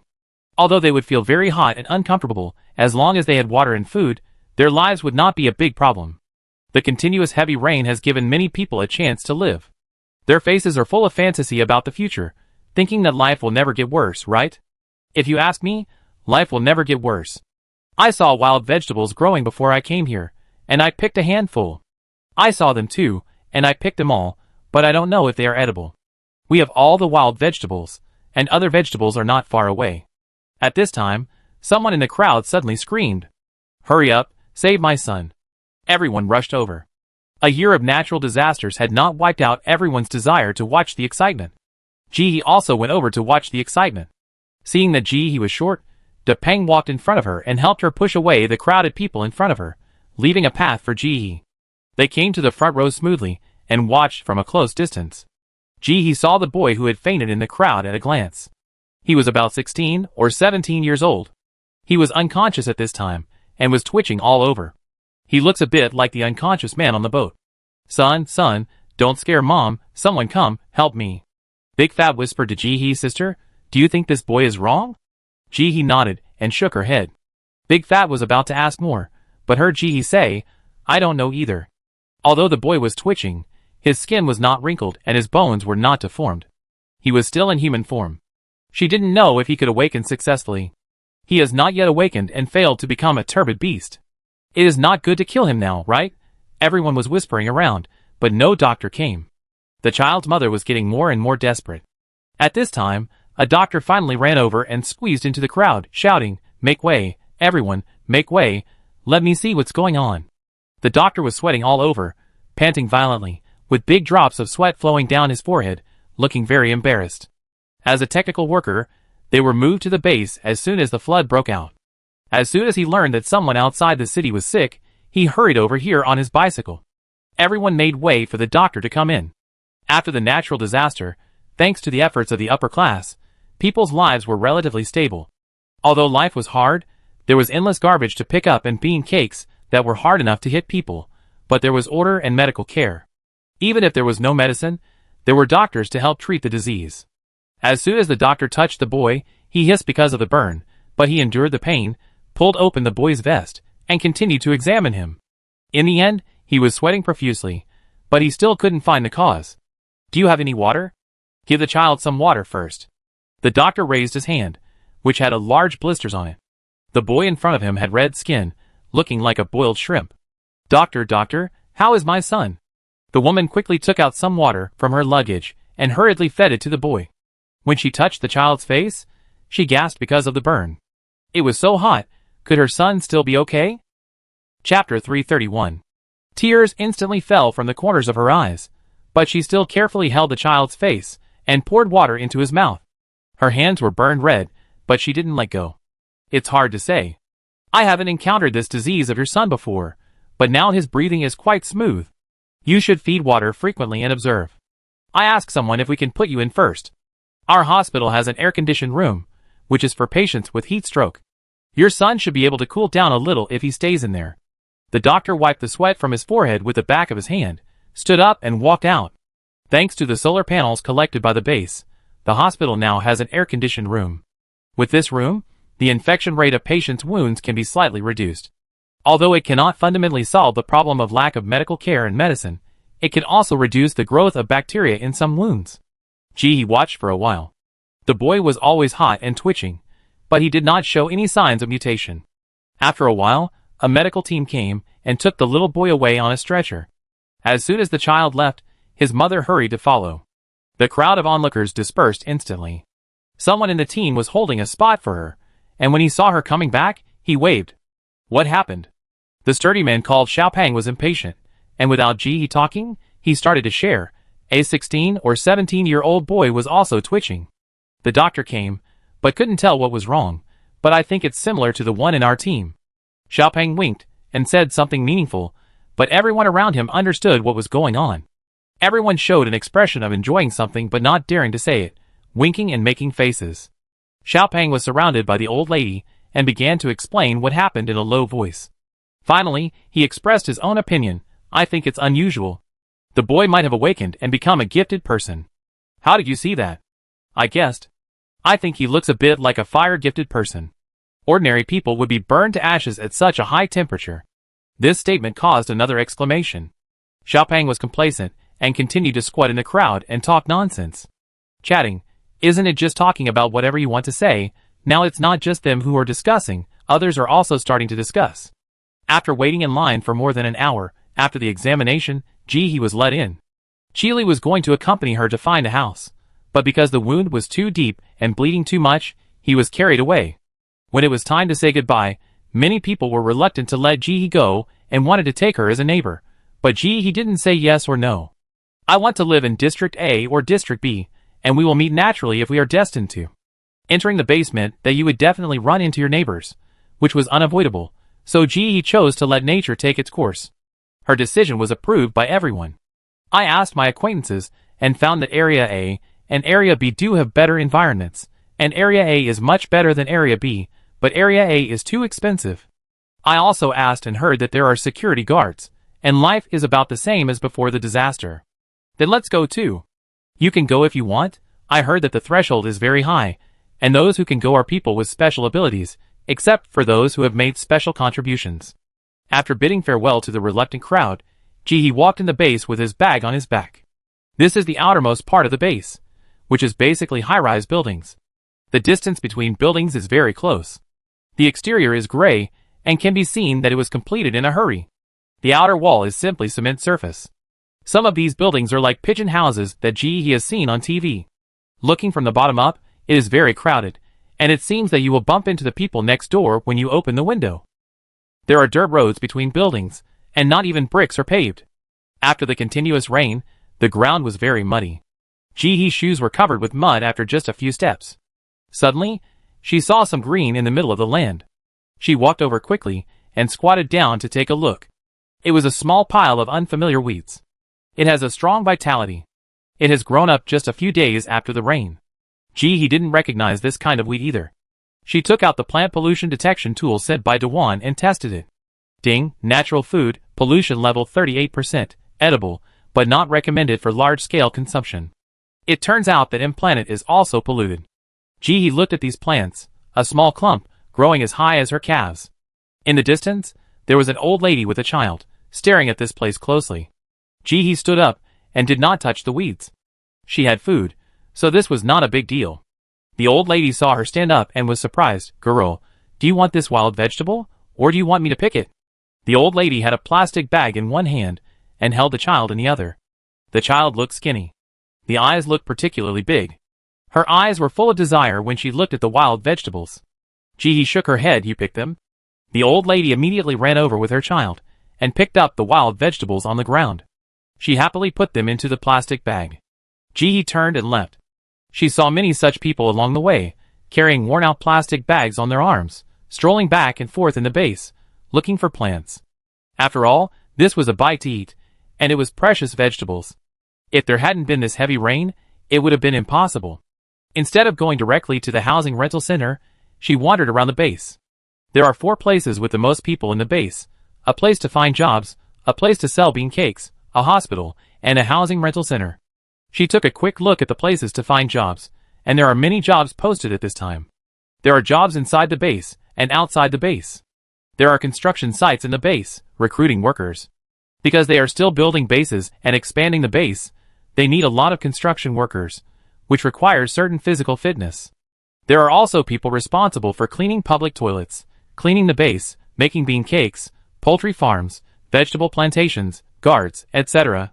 Outside the base, most of them are responsible for salvaging materials from the water. There are 2 modes, hiring or private contracting. If you are hired, you will earn a fixed salary, and there are work tasks every day. If you fail to complete them, you will not get points. For private contracting, you need to rent a kayak or a salt boat yourself, but if you are lucky, you can earn more if you find good things. At that time, the rainstorm came too quickly. Even though we were busy evacuating, there were still a lot of materials left in various cities that needed people to bring back. This kind of work is actually very profitable in the early stage of the rain. Jihee also saw that it was written on it that some water plants and some plants appeared in the base in the water. It is best not to eat them if you don't know them, so as not to cause problems. But obviously few people listened. Chapter 332. After taking a look at these jobs, Jihee turned and left. She didn't want to look for a job for the time being. She didn't lack food, and she didn't want to squeeze the living space of ordinary people. Another reason was that most of these jobs were very hard, and the working hours were at least 14 hours. In addition, she had to do farm work in the space for at least 3 hours a day, and the time for eating, washing, and walking. If she did these jobs, she was afraid that she could only sleep 3 or 4 hours a day. Of course, there are jobs that pay well but require little work. After all, this is a society of favors. But even if there are, Jihee feels that he can't find them. When he came to District C and District D, he found that the environment was very ordinary, just as Chile said. District D was the first place he came from when he entered the city gate. He went in and took a look. The environment was very ordinary. If he didn't see the tall buildings, he would have thought it was a rural dirt road. Even the street lights were only one far apart, and the lights were very dim, which could only keep people from getting lost, and there was no need to think about any other functions. The houses were completely the same. Big bunk bed. A huge room, without even a bed, just like the parking space before. A rectangle was simply drawn on the ground as a bed, barely distinguishing it. The tenants could only sleep on the ground. If they want a bed, they could only find a way by themselves. Or wait, when the base has more resources, they will install it. The aisle between each bed is very narrow, the kind that can be passed sideways, not as spacious as the hard sleeper on the original train. When sleeping, you can even reach out and touch the face of the person sleeping in the bed next to you. Let alone privacy, I'm afraid that I can smell what the people across the street are eating when I take a breath. Living in this environment is only slightly better than sleeping in the open air. I can't sleep well. And it's just divided into two types, family rooms and single rooms. There's nothing to say about family rooms. They are rented as a family unit. Single rooms are divided into male dormitories and female dormitories, which is the greatest protection for single girls. But if you want other things, there is no. After all, natural disasters, everyone must work hard to be responsible for themselves. Living in such a house, if you are single and go out to work during the day, it is hard to say whether you can keep your belongings when you come back at night. Such a parking space is 10 points per month. Bean cakes are 1 point each, and working hard at the construction site is 10 points a day. If you work for a month, it is 300 points. After deducting the 4 points for food, there are still 6 points left. In this way, compared with the income, this bed is already a very conscientious price. But in fact, it cannot be calculated this way. After all, many people who live in such dormitories cannot find stable jobs, and can only live off their savings. It's not like before, when you go out to pick up junk, buy and sell recycled waste, and as long as you are diligent, you can always earn more than 10 or 20 points a day. For the better ones, it's not difficult to earn hundreds of points a day. It's not easy to find a job now. Points are hard to earn, and all work requires hard work. And the public security here is obviously very bad, the living is very mixed, and there are many people coming in and out. As soon as he came in, there were countless pairs of eyes looking at her. Area C is better. In addition to the large bunk beds, there are also some small single rooms, less than 6 or 7 square meters, without toilets and kitchens. If anyone wants to go to the toilet, they can only go to the public toilet outside. Although the house here is small, it has privacy. If you live here, at least you don't have to worry too much about losing your things when you go out to work. It is obviously much better than Area D. He came to Area B to take a look. The environment outside is similar to Area C, not much better, but there is no big bunk bed. They are all independent rooms, and most of the people living in them are people who have stable jobs in the base or are talented. Each house has a locked door, so you can't see what's inside. When she wanted to enter Area A, she was stopped by the security guard at the door. You can't enter without proof of residence in Area A. Maybe because he was dressed well, he didn't sound impatient, but his refusal was obvious. He didn't force it, and just looked outside. It was just surrounded by walls, so she couldn't see what was inside. She had an idea and turned around and walked back to the housing rental center. There were a lot of people at the housing rental center, and many people were waiting in line. He also lined up in the crowd, quietly listening to other people's chatter. Houses can be rented or bought at this time. But most ordinary people rent and cannot afford to buy. I heard that those rich bosses moved into the base a long time ago, and now their lives are no different from before. You are out of date. Not only have they moved in a long time ago, they also live in the villa area. Rich, I heard that there are hundreds of kilograms of food? Looking at your superficial appearance, at least thousands of kilograms. I heard that they still use air conditioning and eat several dishes for each meal. I'm so envious. I wish I had so much food. What are you envious of? Do you think they are willing to spend so much food? They also have their own reasons, and they may be more miserable than us. Brother, tell me more. Why do you think so many people are alive in our country? The base is so big. Why was it built so quickly? Do you think it's God's blessing? Those people were the richest people in the city before, and they have been living on their own since the natural disaster. You can't just have food to buy their villa. You also need a certain contribution.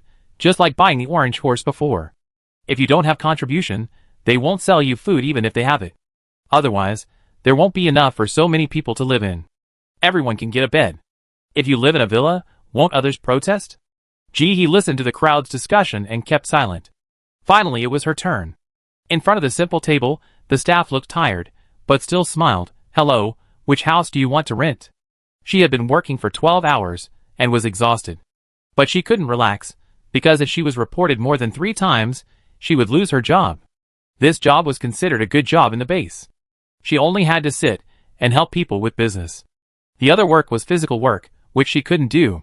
She finally got in after she found someone to help her with connections, and spent 50 kilograms of food as a deposit. Although the work was tiring, the treatment was very good. 2 meals of mixed grains were provided every day, each weighing 3 liang, and there was also a vegetable soup with 2 or 3 vegetable leaves in it. Although she was not full, this was the best treatment. She would basically take the food home to share with her family, so that she could buy a few bean cakes and eat half full. Eating these oily foods all day long, the hunger in her stomach seemed to never be filled. During the day, she kept thinking about the various delicacies before the natural disaster. Her home was close to the base, so she came early and caught a good time, so she could exchange 50 kilograms of food for a job. Now such a job has doubled in price compared to her time, and 100 kilograms of food can be arranged, and even so there are still hundreds of people competing for it. Every day, countless pairs of eyes are watching her, waiting for her to make mistakes so that they can be reported, and the people behind her can take over. Each person has his own position, and if she doesn't go down, others can't come up. This makes her tremble with fear every day, and the mental pressure is very high. Chapter 333. Of course there are more stressful jobs, and those places are better than this. For example, in farms and plantations, there can be thousands of people competing for a job. At the beginning, the threshold for entering was 200 kilograms of grain as a deposit. It is probably higher now. She doesn't have so much grain at home, otherwise she would also like to go there. I heard that if you do a good job, you can get an egg at the end of the month. I want to see the house in Area A. How much is the rent? As soon as this was said, the staff immediately widened their eyes, and all their fatigue was swept away. She works here, and she doesn't meet many big guys who want to live in Area A every day. Most of them want to reserve a bed. There is no profit at all. And the girl in front of her either has food at home or is a gifted person.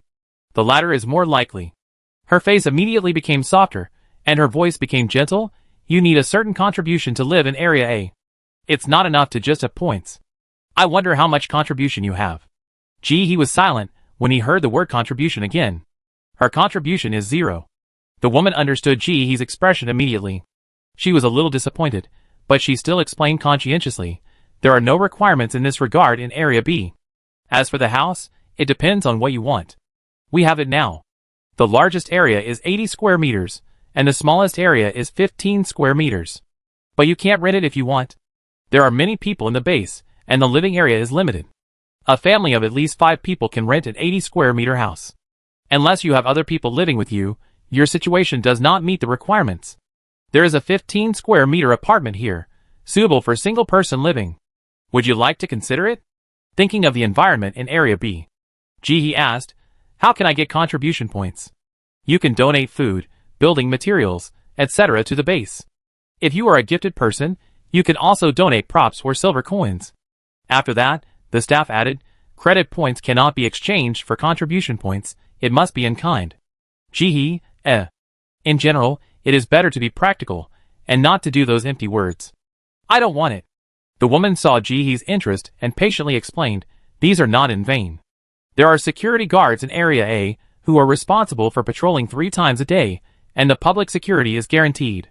Although there are patrol teams outside, there are too many people, and it is inevitable that some places will be neglected. In addition, the environment of the houses in Area A is better. Not only is there water and electricity, but there is also a canteen. If you don't want to cook, you can buy ready-made food there. There are even game halls and cinemas to relax people. In addition, there are no restrictions on the rental conditions of the houses in Area A. As long as you have enough contribution, you can live in as big a house as you want. The woman was envious as she spoke. She lived in Area B, and the environment was neither good nor bad, and it certainly couldn't compare to Area A. In addition, the people living in Area A, apart from the rich, were some high-ranking members of the base and important scientific researchers. Or they were talented people with outstanding abilities and their families. They were all different levels. When she heard her speak, the people around her also sighed with envy. This environment sounded good, almost the same as before the disaster. It was much better than the remaining areas. This is where people live. The broken bed I'm staying in now. The people next to me don't take a shower, and the sweat and body odor is so bad that I'm suffocating. Did you hear what they said over there? They need food. With the extra food, you can find a cleaning job for yourself. Or you can be a security guard. It's a waste to rent a house. Just have a place to live. Girl, forget it. You don't need such a big place by yourself. It's just a place to sleep, right? The one with more than 10 square meters is enough. What are you pretending to be when you have no food? You live every day without even a bag on your back. You are so poor, and you live in District A. You are so bold. Don't waste other people's time here. Hurry up. It will be dawn soon. I know everything. I will tell you soon. Forget it.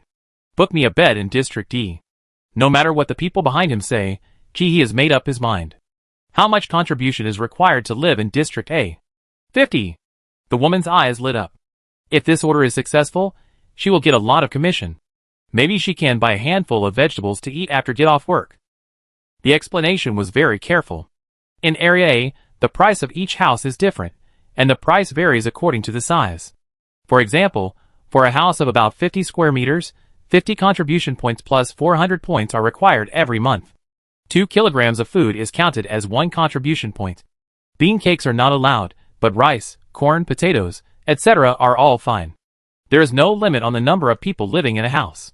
As long as the owner is willing, as many people as possible can live in it, 1 person or 100 people. In addition to this, renting a house requires additional contribution points and points. Of course, we also provide house buying and selling qualifications. Do you want to rent or buy? The woman glanced at G imperceptibly while speaking. It didn't look like she was carrying hundreds of kilograms of food with her. But now that talented people have emerged, the worst thing to do is to judge people by appearance.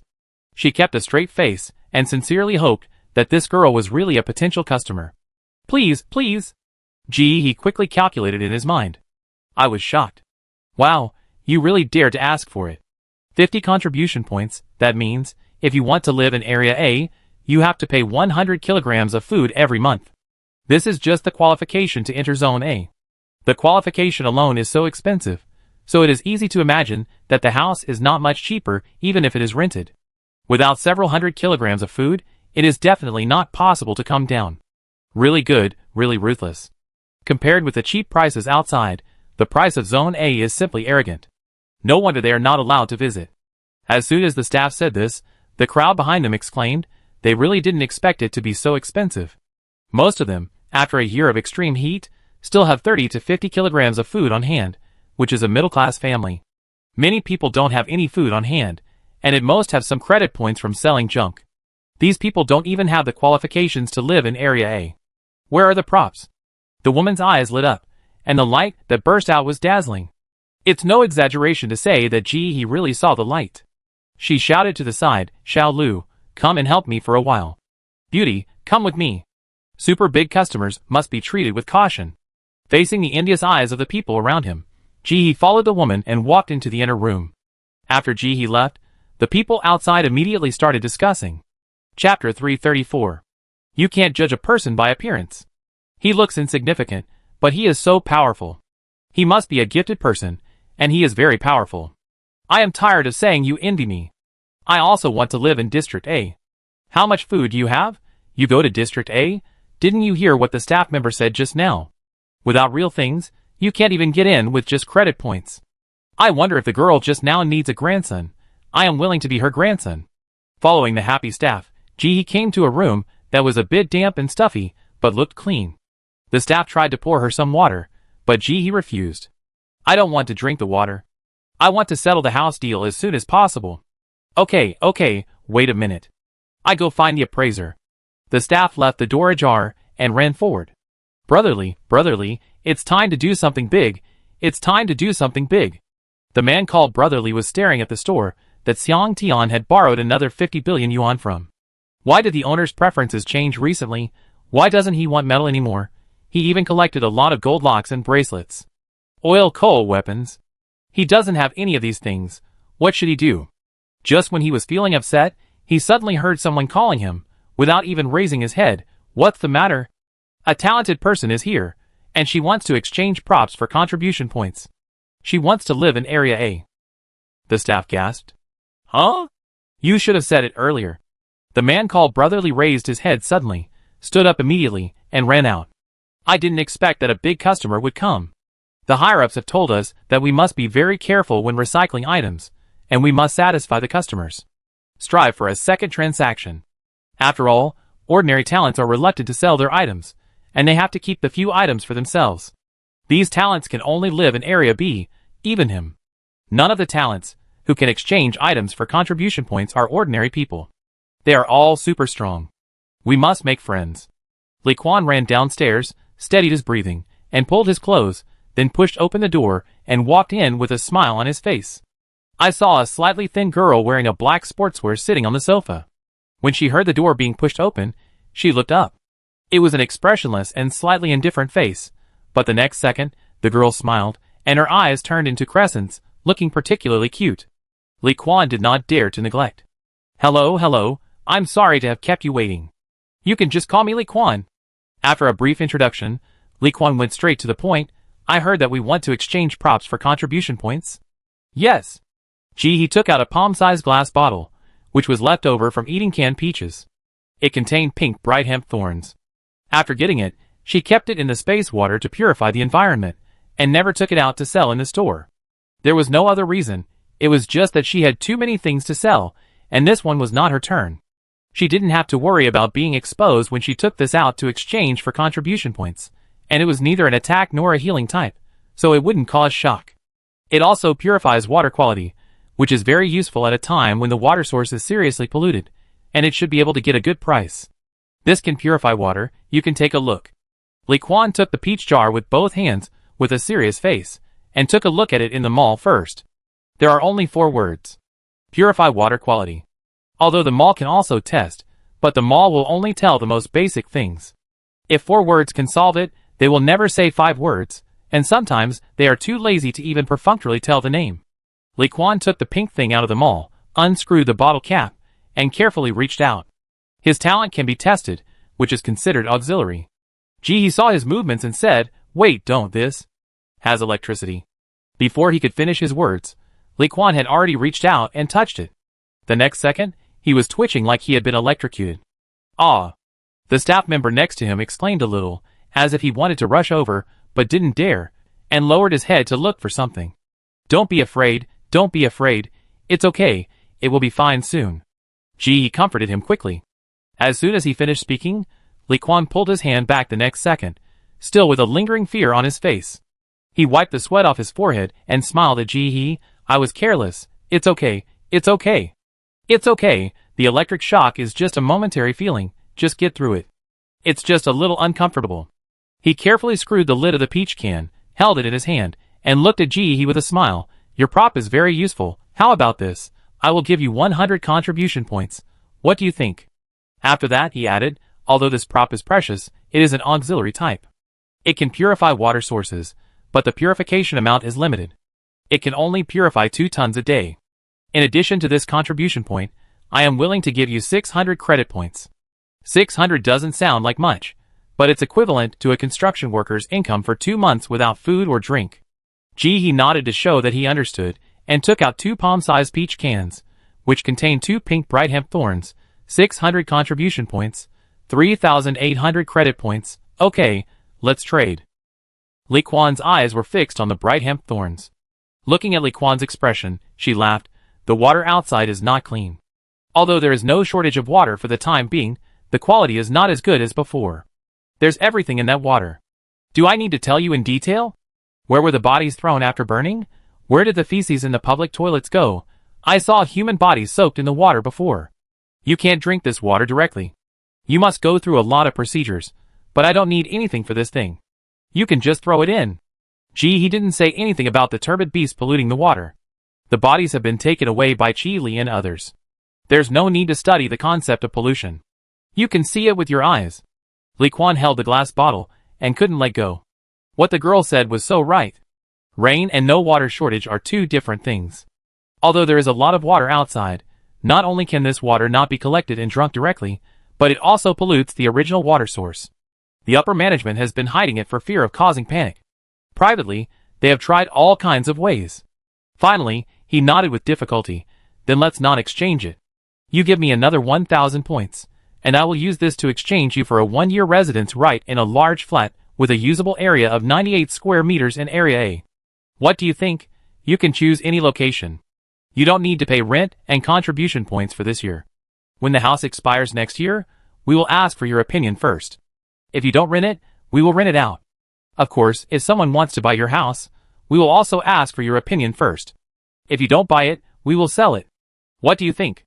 600 contribution points, 3,800 credit points. This price is too high, he can't give it, but if he uses the right to live in the house in District A, he thinks it can still be done. Chapter 335. After all, after the construction of Area A, in order to gather more food that could be gathered, it has never been fully occupied. It is still worthwhile to exchange it for a prop. It is not that they know there are vacancies, and do not give them to others, but the upper level has its own considerations. They have no hope that the natural disaster will pass. During this period of time, they have been constantly allocating food, and they don't know how many warehouses have been emptied. Although various measures have been taken to increase the output of food and vegetables as much as possible, the results are always unsatisfactory. The sudden rainstorm and tsunami flooded many fertilizer plants and chemical additive plants. They couldn't even produce enough pesticides and output. How could they not be anxious when there were so many people waiting to be fed? It would be better to divide a high-end area for capable people to live in, charge high rents, and then use this rent to subsidize civilians. Although the living standards of civilians would decline, more people would undoubtedly survive.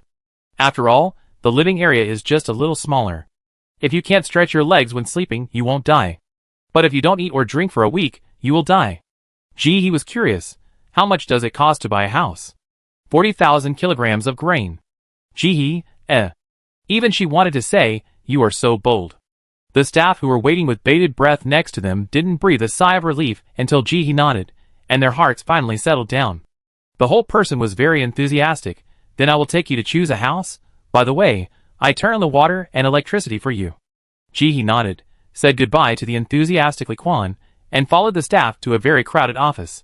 The staff turned on the computer, turned the screen around, and pointed to Gee.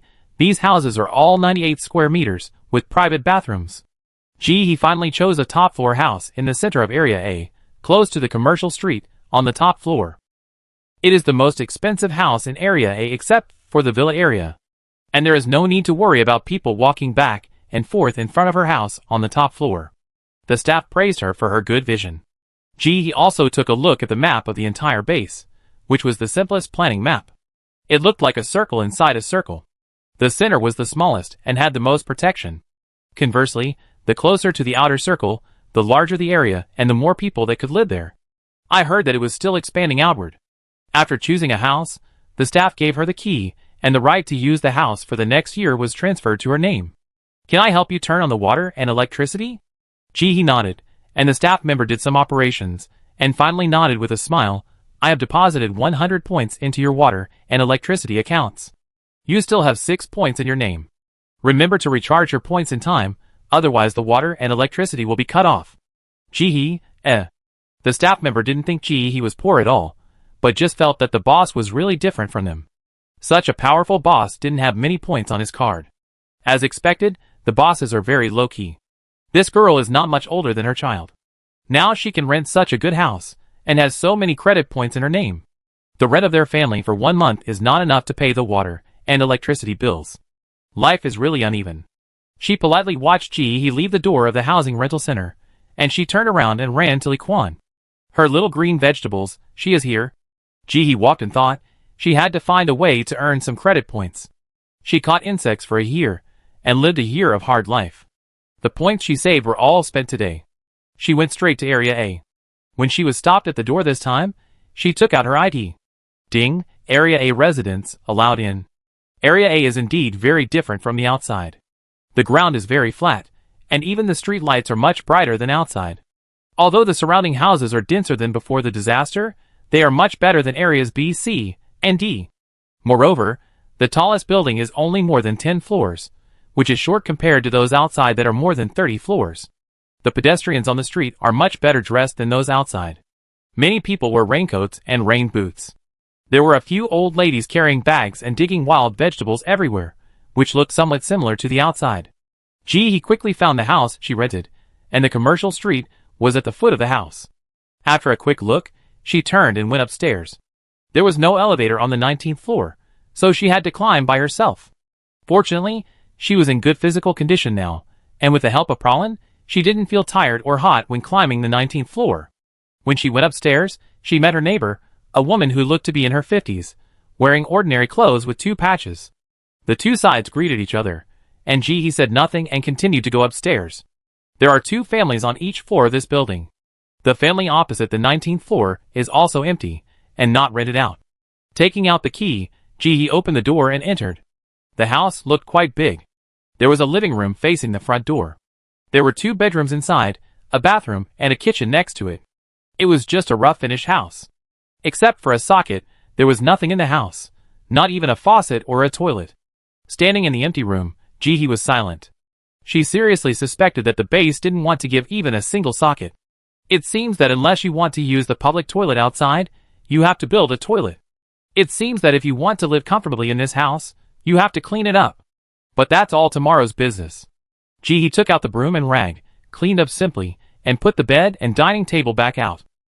I will think about the decoration of the house tomorrow. Let's eat first. The environment is too humid. He feels sticky all over, and wants to eat spicy food. Take out a plate of helmet duck winter bamboo shoot soup, spicy singing chicken, cold seaweed shreds, and a bowl of white rice. It should be said that the kelp shreds she mixed always had a fishy smell.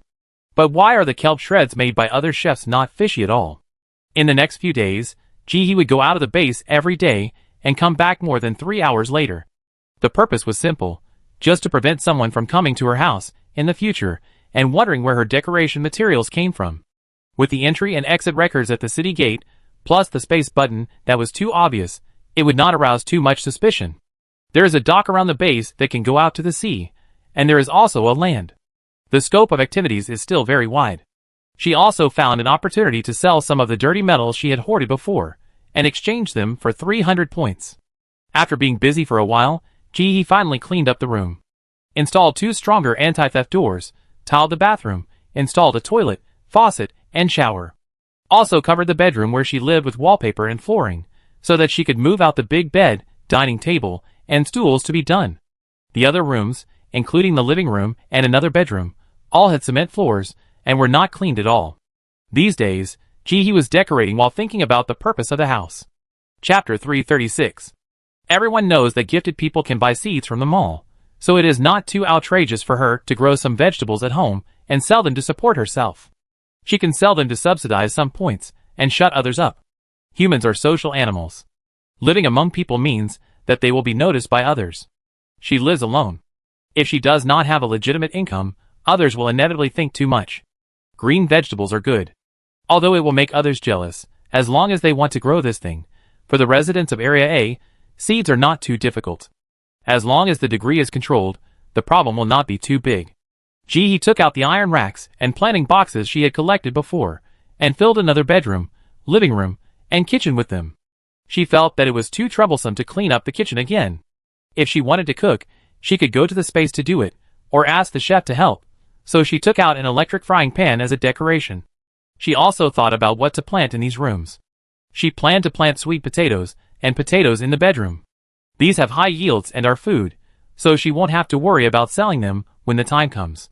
She planted all kinds of green leafy vegetables, cucumbers, tomatoes, mushrooms, and the like in the living room. After making the plan, she did not forget to go to the base supermarket and bought a lot of planting soil specially provided by the base, so that there would be a trace of vegetable planting. The base issued a notice in the past few days, saying that after the extreme heat and heavy rain, there were insect eggs and various substances that were not conducive to plant growth in the soil outside, and it was recommended that people who had the conditions should buy soil from the base when planting vegetables. Under the notice, in order to prevent others from not believing it, they also posted a bunch of data. This proves that they really are not trying to collect more money for food. Rather, They sincerely hope that everyone can grow more plants. Even if they don't sell to the base, they can eat them themselves or resell them to others. There is only one supermarket in the entire base, located in Area B. There is no queue at the entrance of the supermarket. There are 2 rooms inside, one for selling things and the other for recycling vegetables from the masses. It has been a while since the masses were encouraged to plant seeds from the talent mall. When many people came to the base before, even if they threw away their clothes and shoes, they did not throw away the food they grew at home. It is the harvest season now. Many people come to the supermarket with smiles on their faces to sell them in exchange for points to buy bean cakes. I also left 2 small sweet potatoes for my granddaughter. After selling this batch, I will steam them for the child at night. It wastes too much water. It is better to bake them. You are stupid. The sweet potato slices cannot be eaten after baking. This way, you can eat them even if you wash the skin. After selling this batch of sweet potatoes, our family will not have to worry about bean cakes for the next month. We can also rent a small single room in District C, so that we can go out to work during the day and leave the children at home without worrying. These people are reluctant to eat the vegetables they grow, and basically sell them for points. This can also improve their lives. He went to the supermarket next door. The decoration style here has changed completely. There is no item in it. Empty packaging boxes found from somewhere are placed on the shelves. Points are written below. She walked around. There are basically 3 shelves, and the items added up to less than 50, and they are all marked at sky-high prices. Tens of points for each item. How dare they ask? There are only 3 shelves, and there is another shelf inside for planting soil, flower pots, and planting boxes made from plastic boxes that were used to store fruits. He looked at the price of planting soil, 5 points per kilogram. This is particularly fresh and refined among a pile of items worth dozens of points. She came to the counter, where a middle-aged man with one leg missing sat, sitting straight, and had been looking at her since she came in. I want 50 kilograms of planting soil. The man's eyes widened a little, and he stood up immediately. No problem, I get it for you. After saying that, he took out the crutches beside him, and limped to the warehouse behind. He moved his hands, but didn't say anything. When the man took out the soil for her with sweat all over his forehead, and weighed it on the scale, and found that it was 50 kilograms, he passed the points. Can you bear this much? Do you want me to find someone to help you carry it back? He shook his head, and didn't say anything. He bent down, and carried the soil to his shoulders. Brother, I'm leaving. Thank you. The man looked at He with envy in his eyes. Come again next time. This must be a person with physical mutation talent. Such strength is really enviable. After sending He away, the man sat back with his cane, and continued to wait for the next customer. Back home, He divided all the soil. There was still a little missing, so she dug some from the space. A few days later, the vegetables sprouted successfully. He found that among so many vegetables, mushrooms grew the best. There was no way this humid environment was most suitable for mushroom growth. It grew very well after just a few days of watering, much faster than other vegetables. It rained all day and night during this period. Although the temperature dropped slightly, it was still very hot. The problem was that it was very humid, and there was not enough light, so the vegetables were a little wilted. He found the fill light to ensure that the vegetables had enough light every day. Feeling that the house was still very damp, she also found a dehumidifier and air conditioner. Anyway, there was enough sunlight some time ago, and she had a lot of solar panels in her space, all of which were full. She couldn't use them before, so this time she took them out and connected them to electrical appliances. Use the solar panels first, and when the solar panels are used up, she still has gasoline and diesel, which can be used at that time. After spending several days, and being so busy that she could hardly catch her breath, she finally got back on track. He lay on the bed, and slept until the evening of the next day. After opening her eyes, He did not get anxious, but first went to the store to take a look. The things on the shelves were almost sold out except for those that needed to be exchanged for energy stones. It seemed that these people were reluctant to take out the energy stones. She didn't believe that these people didn't know where the energy stones came from. The 3 turbid beasts that day were all collected on the energy stones, and in the end they were only given 100 points each, which was considered to be bought from them. Although it is the lowest level energy stone, it can be seen immediately when it is put on the mall. It is impossible to hide it. It seems that it is hidden. Without thinking too much, she continued to put it up, exchanging pork ribs and pork head for some coal, gasoline, diesel, etc. She had exchanged a lot of these things before, but most of them were used to upgrade the space. She didn't have much space. At this time, the space could not be upgraded for the time being, so she just exchanged more and saved them. These fuels will be used sooner or later. Although the prices of these materials have increased a lot compared to the early stage of the natural disaster, the price of food has also increased more. If the two are balanced, it is equivalent to no increase. Chapter 337. After eating, Ji got up and walked around the house. Seeing that the vegetables were growing well, she put on her raincoat and rain boots and walked out. She had been busy cleaning the house for so many days since she came to the base, and had not gone out to take a look. The heavy rain had been falling continuously, and it only stopped on the day she moved to the base, and then it kept falling. I heard that several cities around were flooded. Jihee's building has a commercial street downstairs. Several shops are opening. Jihee stood outside and looked around. There were not too many people, but not too few either. In addition to these, there were also some craftsmen standing on the street to solicit customers. Simple solicitation, that is, cutting hair, doing manicures and psychological counseling, etc. They carry small signs and stools, and if passers-by are interested, they can cut their hair on the spot. Of course, they also provide door-to-door haircut services. But generally, only those who have good conditions in villas will hire door-to-door haircuts, which will be more expensive. That is to pay an extra door-to-door fee. This kind of haircut on the roadside usually costs 15 to 25 points per time. It is a bit expensive, but those who have hair at this time are not ordinary people. No matter long hair or short hair. After a year of drought and water shortage, coupled with sandstorms, many people's hair has fleas, and they shaved it off early. Now the first thing to see whether a person is in good condition is the hair. Those with bad conditions are all bald. In the C and D areas over there, basically you can't find a few people with hair. They are all bald, regardless of gender, age or young. In Area B, you can find some people with hair, and in Area A, the conditions are even better, and there are basically few bald heads. Those barbers who want to make money can only come to Area A. But most of them don't live here, but because of the special nature of their work, they can spend points to buy passes from the base, so they can come here to work during the day and go back to Area B, C, and D at night. Most people do this. After all, the rent in Area A is too expensive. In addition to barbers making money, psychological counselors also make money.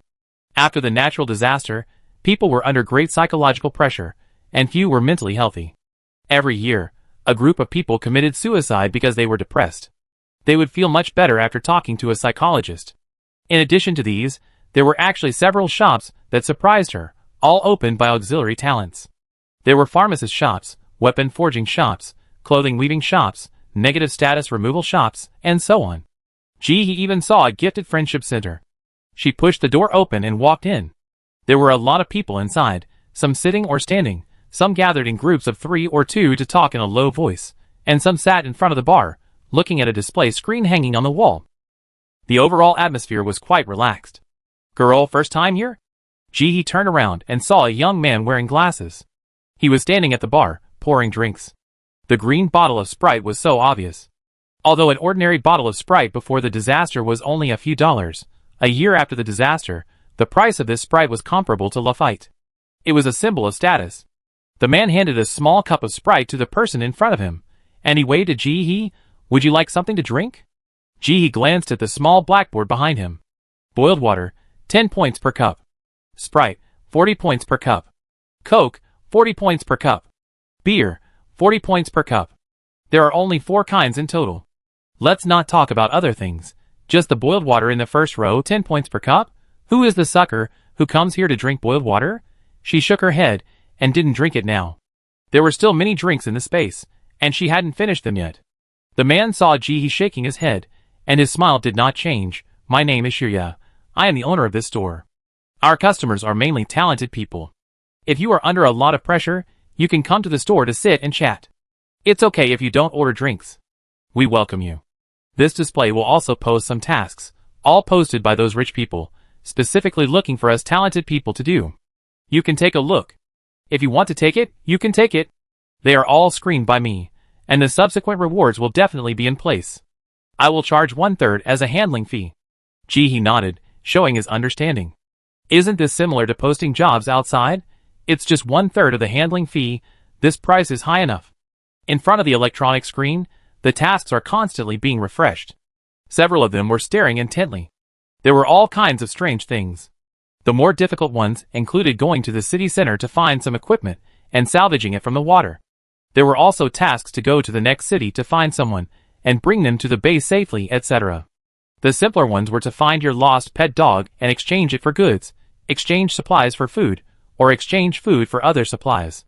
He even saw tasks on it such as exchanging a brand new refrigerator for pork and half a pound of rice for a brand new foundation from Grandma Xiang.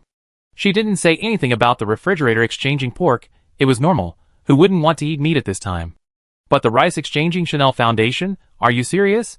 Is there really anyone who still has a brand new foundation at this time? As the screen scrolled down, he saw several more weird things. It can really be said that there are all kinds of weird things. This kind of life was something she had never encountered before. At that time, she was surrounded by people who were busy with life. She had used all her strength to survive, and had no extra capital to enjoy life. She looked around for a while, but didn't see anyone accepting the mission. Instead, she saw several people coming in to post missions. They were all going to the city center to collect supplies. Not ready to accept the mission, he looked around and was about to leave when a boy called her. "Girl, you just moved in, right? Let's add each other's contact information. I have everything. If you need anything in the future, come to me." He understood. He was a traitor. She shook her head and was about to refuse, but the boy blinked and slapped his forehead. "Look, I didn't tell you everything. Girl, our base has a signal, don't you know?" He blinked. Is there a signal? She really didn't know about this. She had been busy cleaning the house these days since she came to the base, so she didn't really notice it. She pretended to take out a cell phone from her pocket, but actually took one out from the space. She tried it, and found that there was no response. "Girl, your cell phone doesn't work. You have to buy a cell phone from the base to work."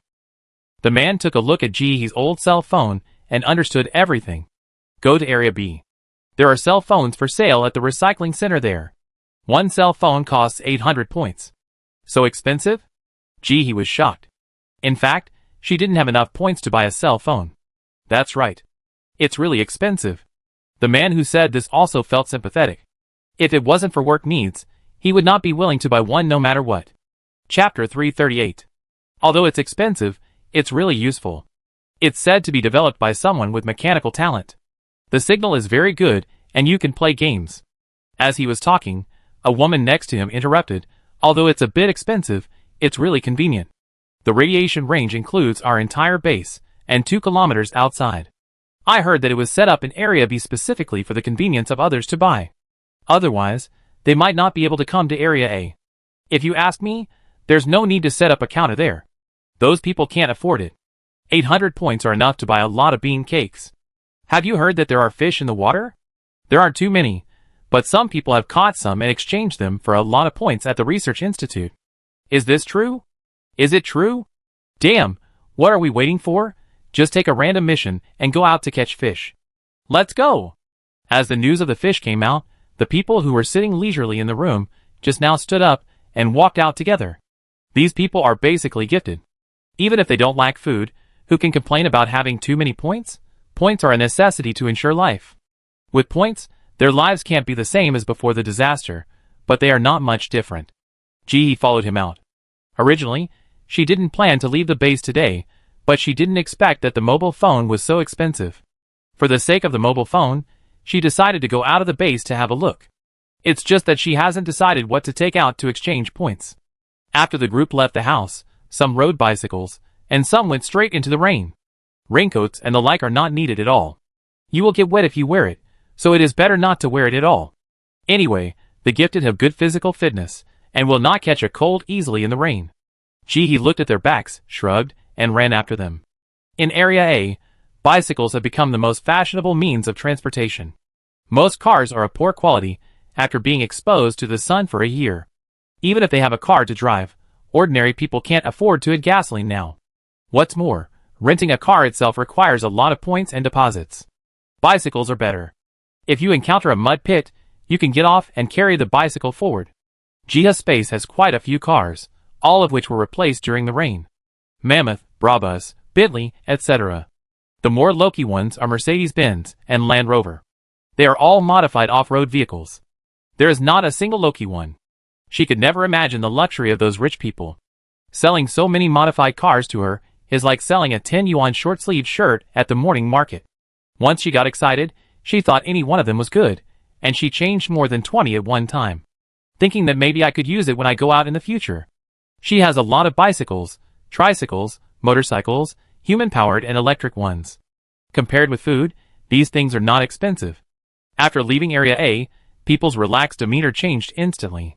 People riding bicycles also carried their bicycles on their shoulders. It is said that the smartest part of human beings is the brain. Not long after the base was built, a special job appeared. Rickshaw. They lined up at the entrance of Area A, hoping that 1 or 2 rich people would come out and take a ride.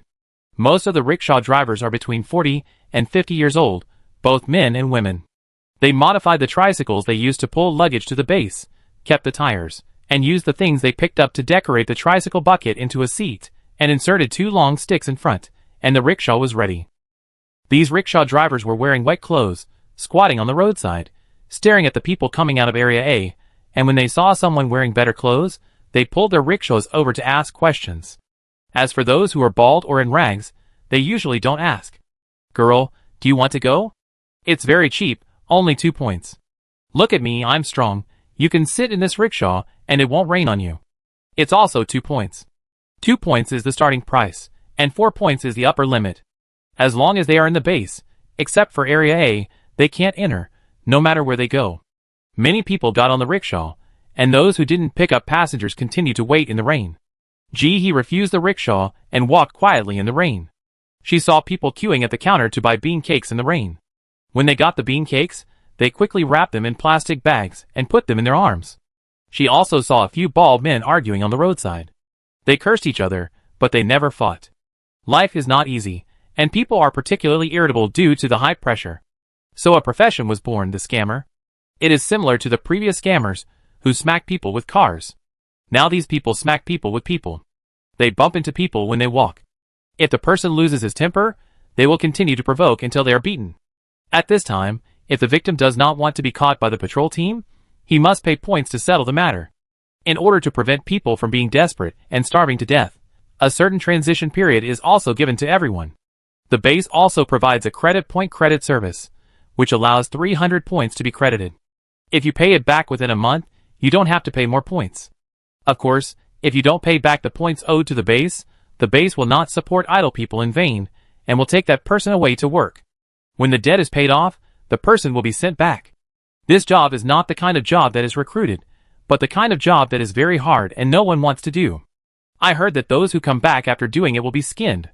Of course, those who owe money to the base and don't pay it back are all lazy people. The base has jobs posted every day. Although the pay varies, as long as you are willing to work hard, you will not starve to death. For example, the official salvage work of the base. People go to the water in the rain to salvage supplies. No matter what supplies they salvage, they belong to the base, and they get a fixed income every day. This job has an advantage, that is, you don't have to spend points to rent a boat, and you don't have to worry about not being able to earn back the money for renting a boat.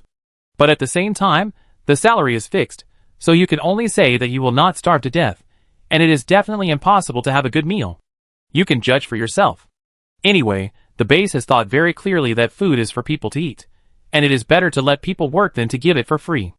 It just happened to save some precious materials and time. At the same time, with the abundant rain, the base expanded the scale of planting and breeding, and recruited a group of people to work. Prepare for large-scale special operations. These require a large number of people to do this, and ordinary people are given priority. The higher-ups also need to balance the relationship between ordinary people and gifted people. Gifted people are capable, but if all gifted people are hired, ordinary people will have no income, and there will definitely be riots. So the higher-ups still encourage gifted people to go out and do it themselves, leaving these jobs to ordinary people. Arriving at the gate of the base, he gathered his raincoat, put his hands in his pockets, took out his ID, and walked out through the side door. People like them, who live in the base, don't have to queue up at the gate to enter and exit the base. They can go out by simply swiping here. Chapter 339. There are still many people queuing at the gate of the base, and it is impossible to see the end. Some came here by themselves, and some were rescued by the base. The base will organize several groups of evacuations. If you don't want to evacuate with the base, you can come by yourself. After all, you can't bring much luggage with you. If they have a tricycle, they can come by themselves. The base also encourages them. These people look at the base with hope in their eyes. It has only been a year since the natural disaster, and the hope in people's eyes has not been wiped out. Leaving the base, the further you go, the more desolate it becomes, and you can also see dots of green leaves. These plants grow tenaciously in the heavy rain. The south gate of the base is the closest gate to the dock, and it took he only a few minutes to get there. There are some base staff here, wearing raincoats and constantly registering. If you want to rent a speedboat or a kayak, you have to register at the dock, and we also help look after some private ones. Jihee's speedboat also stays here. She waited on the side, and old Yu, who was watching the records, finished his work and smiled and stuffed a candy over. "Uncle, I take the boat." Old Yu put the candy in his arm skillfully, gave Jihee a knowing look, and looked down at her boat. "Stopped for 10 hours, 20 points in total." Jihee swiped the points, said goodbye to the uncle, and went to find a boat by himself. It's more expensive to have an official to help watch the boat, but safety is guaranteed. Otherwise, next time, it's not that some key parts are missing, but the whole boat is gone. Jihee boarded the speedboat and checked it. After making sure there was no problem, he took out the gasoline and filled it up. Although it is an official parking place for speedboats, there will always be monsters and demons there. If she doesn't pump out the gasoline every time, the mailbox will definitely be empty when she comes back. No need to think about it. After filling up the gas, Jihee drove out directly. In fact, she also drove the speedboat out these days. But most of the time there was no purpose, just to find a deserted place, eat something, and listen to the rain. I really didn't see any fish. She didn't drive the speedboat very fast, and she looked down at the water while driving, and she really didn't see any fish.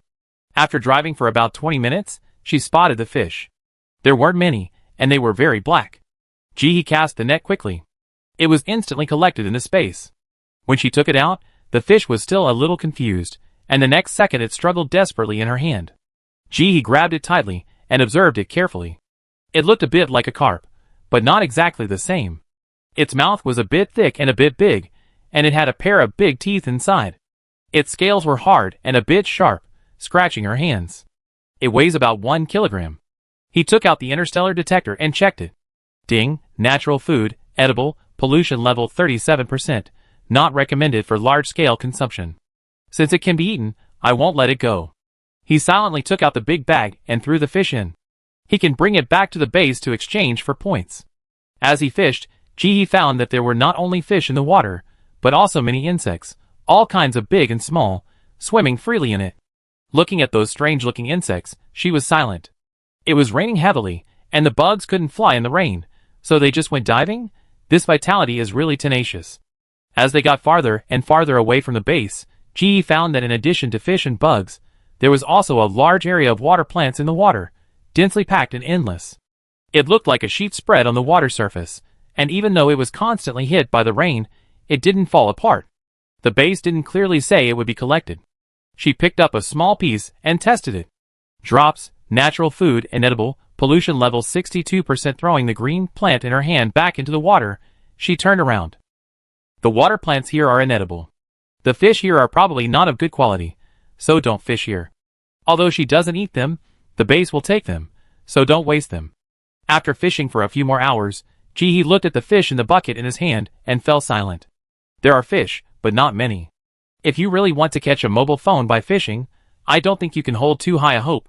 Or forget it, don't take the mobile phone. After all, I just took 2 props, it would be bad to take anything else. Just thinking about going back, a speedboat drove over from a distance. There were 2 people on the boat. The boat stopped 3 meters in front of Jihee. They looked at Jihee's thin figure in a raincoat, and then looked at the bucket of fish beside her. He smiled evilly. "Little girl, are you alone? Do you want your brother to accompany you?" Jihee, I have always been a fat sheep in the game, and this is the first time I have been provoked in reality. Don't say it, this feeling is quite novel. You two go, I'm in a good mood today, I won't kill.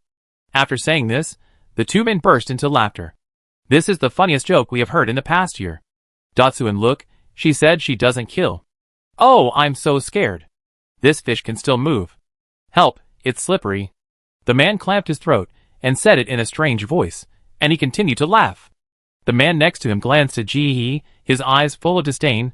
We live worse than dogs every day, but these girls from rich families can still go fishing in this weather? Tsk, I think we shouldn't kill her first, but go back and investigate her identity. Maybe we can get some food from her rich parents. Hearing this, the man who laughed beside him immediately became energetic and looked at the person beside him with admiration. Datsuin, how can you be so smart? We are killing 2 birds with 1 stone. Hey, it's 3 birds. This is a woman. When they said this, they didn't think he would have a chance to escape. They had been observing from a distance for a long time, and this girl didn't even have weapons around her, let alone anyone. All he knows is how to use a net to catch fish. He looked at them with a smile. She was not angry at all, just because she remembered the identities of these 2 people. At this moment, one of the men's heads suddenly stuck out and rushed towards Ji. His long neck made him look like a non-human. His talent was in the use of his neck. Many times, whenever someone opposed him, he would catch them by surprise and always get a look of fear from the other party. He could also seize the initiative and gain the upper hand. This made him very proud. This time, it must be no surprise. The 2 men were not brainless. They would often laugh at their enemies and suddenly attack when the enemies thought they were arrogant. When the 2 men showed a determined look, Ji's face did not change. He stretched out his right hand to the side and directly conjured a shovel as high as a person and swung it down. Chapter 340. The next second, the man's head was like a tennis ball, ejected at a faster speed. The neck drove the body, and the whole boat moved backwards quickly. He stood up suddenly, exerted force on his feet, and jumped directly onto the 2-person boat, laughing. Isn't this a coincidence? I have no money, and someone comes to give it to me. How embarrassing.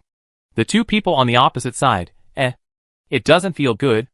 After saying that, He smiled slightly, swung the shovel, and chopped the man's neck. The man's neck became thinner in a flash, and twisted in the air. He narrowly avoided it. Ji's eyes lit up. This was the first time she saw this talent. It was quite fun. The man next to him also reacted, and controlled the water flow to rush directly towards Ji, trying to pull Ji into the water. After the flood, his talent was many times stronger than before the drought. He dodged, and Ji did not hold back. After a few shovels, the 2 men were lying on the spot covered in blood. They were unconscious. Squatting down, she quickly started to search them, and soon found more than 200 points tickets. You are quite rich, kid. Ji took out a rope and tied them up, and stuffed half a rattan ear into each of them. These 2 people can't be killed, they are wanted criminals, each worth 20 kilograms of food. If they are taken back, the 2 of them are worth 40 kilograms. It's not a small amount. With them, she has a reason to take out supplies to exchange for points. Because she, an innocent unlucky person, was targeted by 2 evil criminals, and because of fear, she went a little too far in the process of resistance, and a little accident happened, so the 2 of them became fools. It makes sense. And she also successfully took over the inheritance of the 2 idiots.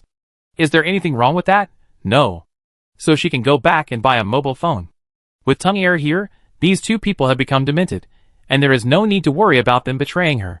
For the base, they can go back and work obediently. How good is that? Isn't it much easier to manage than those people who think about escaping all day long? After convincing herself happily, she tied the speedboat she picked up to her own speedboat, took out a worn-out bed sheet, put a bunch of supplies in it, tied it tightly, patted it, and then drove to the base. The speed was not too fast on the road. What if there are still people who are blind? Wouldn't she be able to make a fortune? On the way back, she really encountered several speedboats.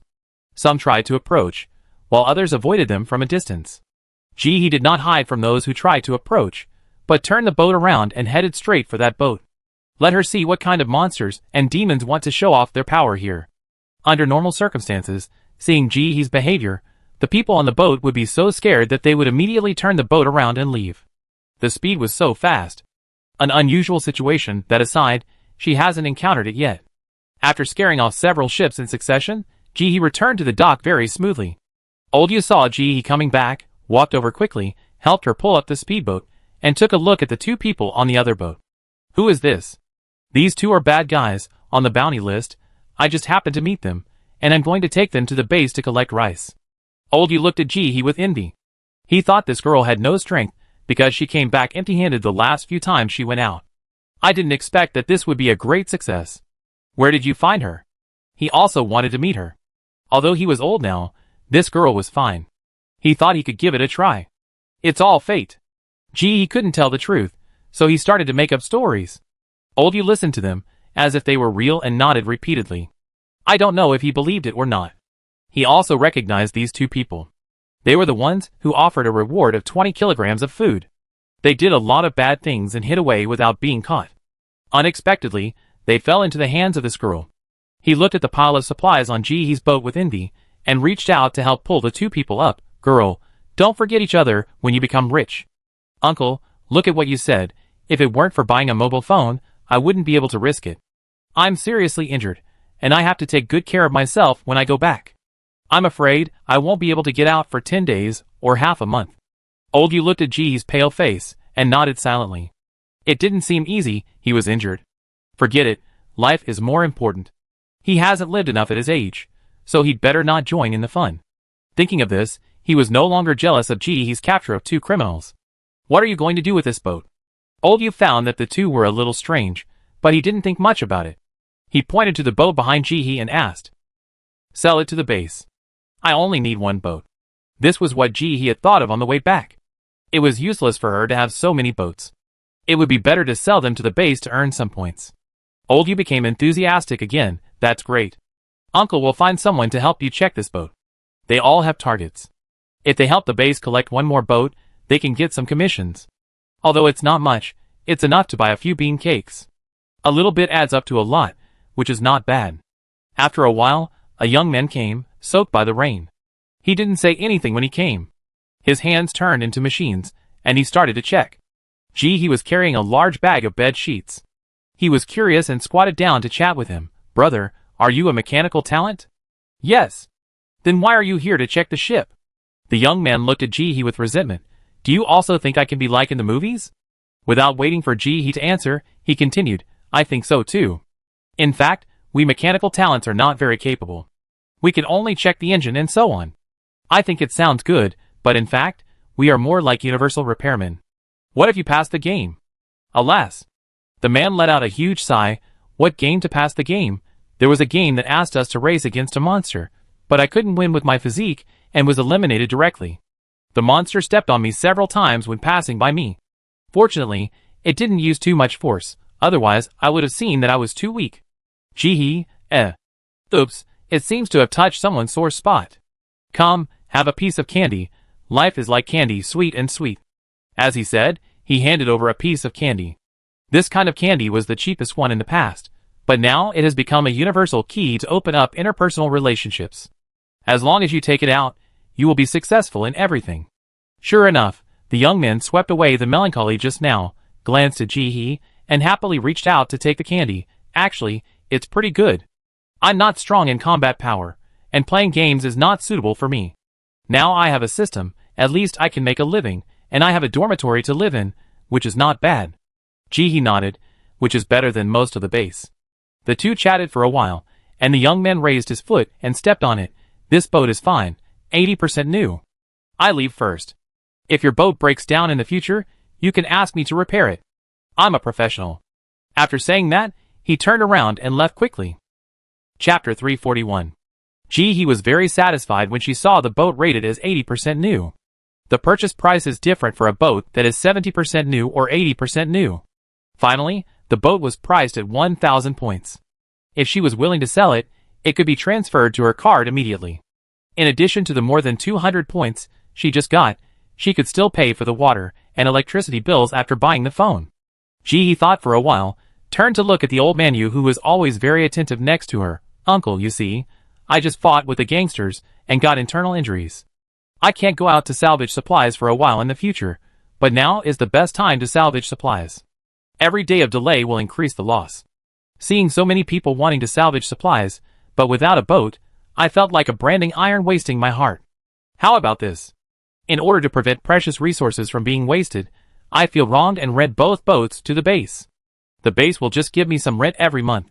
What do you think?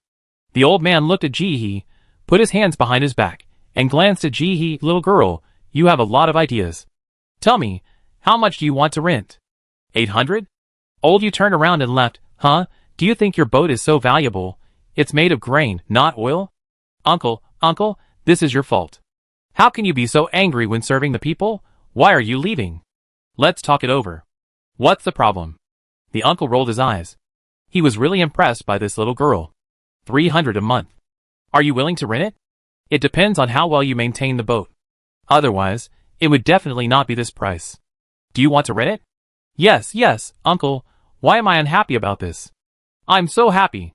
I have some green onions at home. When they sprout, I give you 2 to taste. Old man, you smiled. You have a conscience. He also smiled and stuffed 2 more candies into the old man's hand. Uncle, you are so worried, but you can't let my boat break down. My life is hard, and I rely on these 2 boats for my livelihood. How could I break it for you? I feel more sorry for it than you do, and I must treat it as my own. What he said was true. The current conditions do not support reproduction. Things are used up one by one, and the government cherishes them especially. He signed an agreement with Old Man Yu again. From now on, this boat will be used by the government. If she wants to use it, she can tell the government one day in advance, and the government will make the boat available for her. If there is no space, she will find another speedboat. In this way, she does not have to pay for the mooring fee every month, and can also earn 600 points. And these 600 points are what an ordinary construction worker can earn by doing physical work for 2 months. It is said that making money is not difficult for rich people, but it is difficult for poor people. She earned 600 points by renting out these 2 boats, but many people in the base are busy from dusk to dawn, and they only earn 10 points a day. She earned 2 months' salary in one go. Easy. There are 31 days in this month, and there are 10 days left. Old Yu transferred the remaining half-month points to Jihee's card every day. A total of 200 points. Even with the more than 200 points she just picked up, Jihee still can't make up enough money for the phone. It seems that she can only sell the stolen goods. Jihee carried a big bag, dragged 2 stupid wanted criminals, waved goodbye to Old Yu, and turned back. As soon as she returned to the base, before she could take 2 steps, she watched a girl riding a bicycle roll directly into the mud. If she hadn't been agile, it would have easily fallen on her. The little girl fell several meters away and rolled back and forth in the mud pit. Not to mention her body, even her hair was wrapped in mud. In the end, she lay on the ground in a weird posture. The raincoat on her body was thrown away. Jihee recognized that the raincoat was sold in the talent mall. It didn't have any special functions, and was not expensive. It was sold for 1 silver coin. It seemed that this girl was also a talent. Looking at the confused expression on the girl's face, Jihee silently walked around. This land is worse than the rural land she lived in before, and it is raining heavily, almost catching up with the rice fields. If you want to ride a bike here, you will fall. Considering that the points are not enough, Jihee plans to send the 2 people behind him to get the reward first to see if the reward food can be exchanged for points. I guess those people will definitely be willing. As a result, when she came to Area B, she saw the supermarket and the purchase center next to it at a glance. Many people carried things in and came out happily. She carried a bucket of fish and looked at the crowded purchasing center. After thinking for a while, she decided to check her phone first. If it was like the big brick before, and it couldn't be used for anything except making calls, then she wouldn't change it. Mainly because no one wanted to call. The mobile phone counter was very small, just a glass cabinet with 2 samples in it, and a woman with 1 arm missing sitting behind it. Seeing Jihee coming, although she was a little surprised by her appearance, the staff immediately smiled and said, "Hello, are you looking at your phone?" Jihee nodded. "What kind do you have?" While speaking, he kicked the 2 idiots aside and told them to squat in the corner so as not to get in the way. "We have 800 and 1200.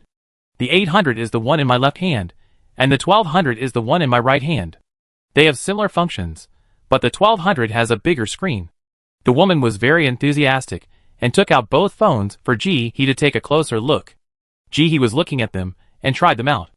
At this time, 2 people came over from behind, and one of them came over with a slightly childish voice and shouted directly, "I want to buy a phone. Bring it over to me and have a look." Jihee didn't say anything. After hearing this, she silently put down the 800-point phone in her hand and picked up the 1,200-point phone.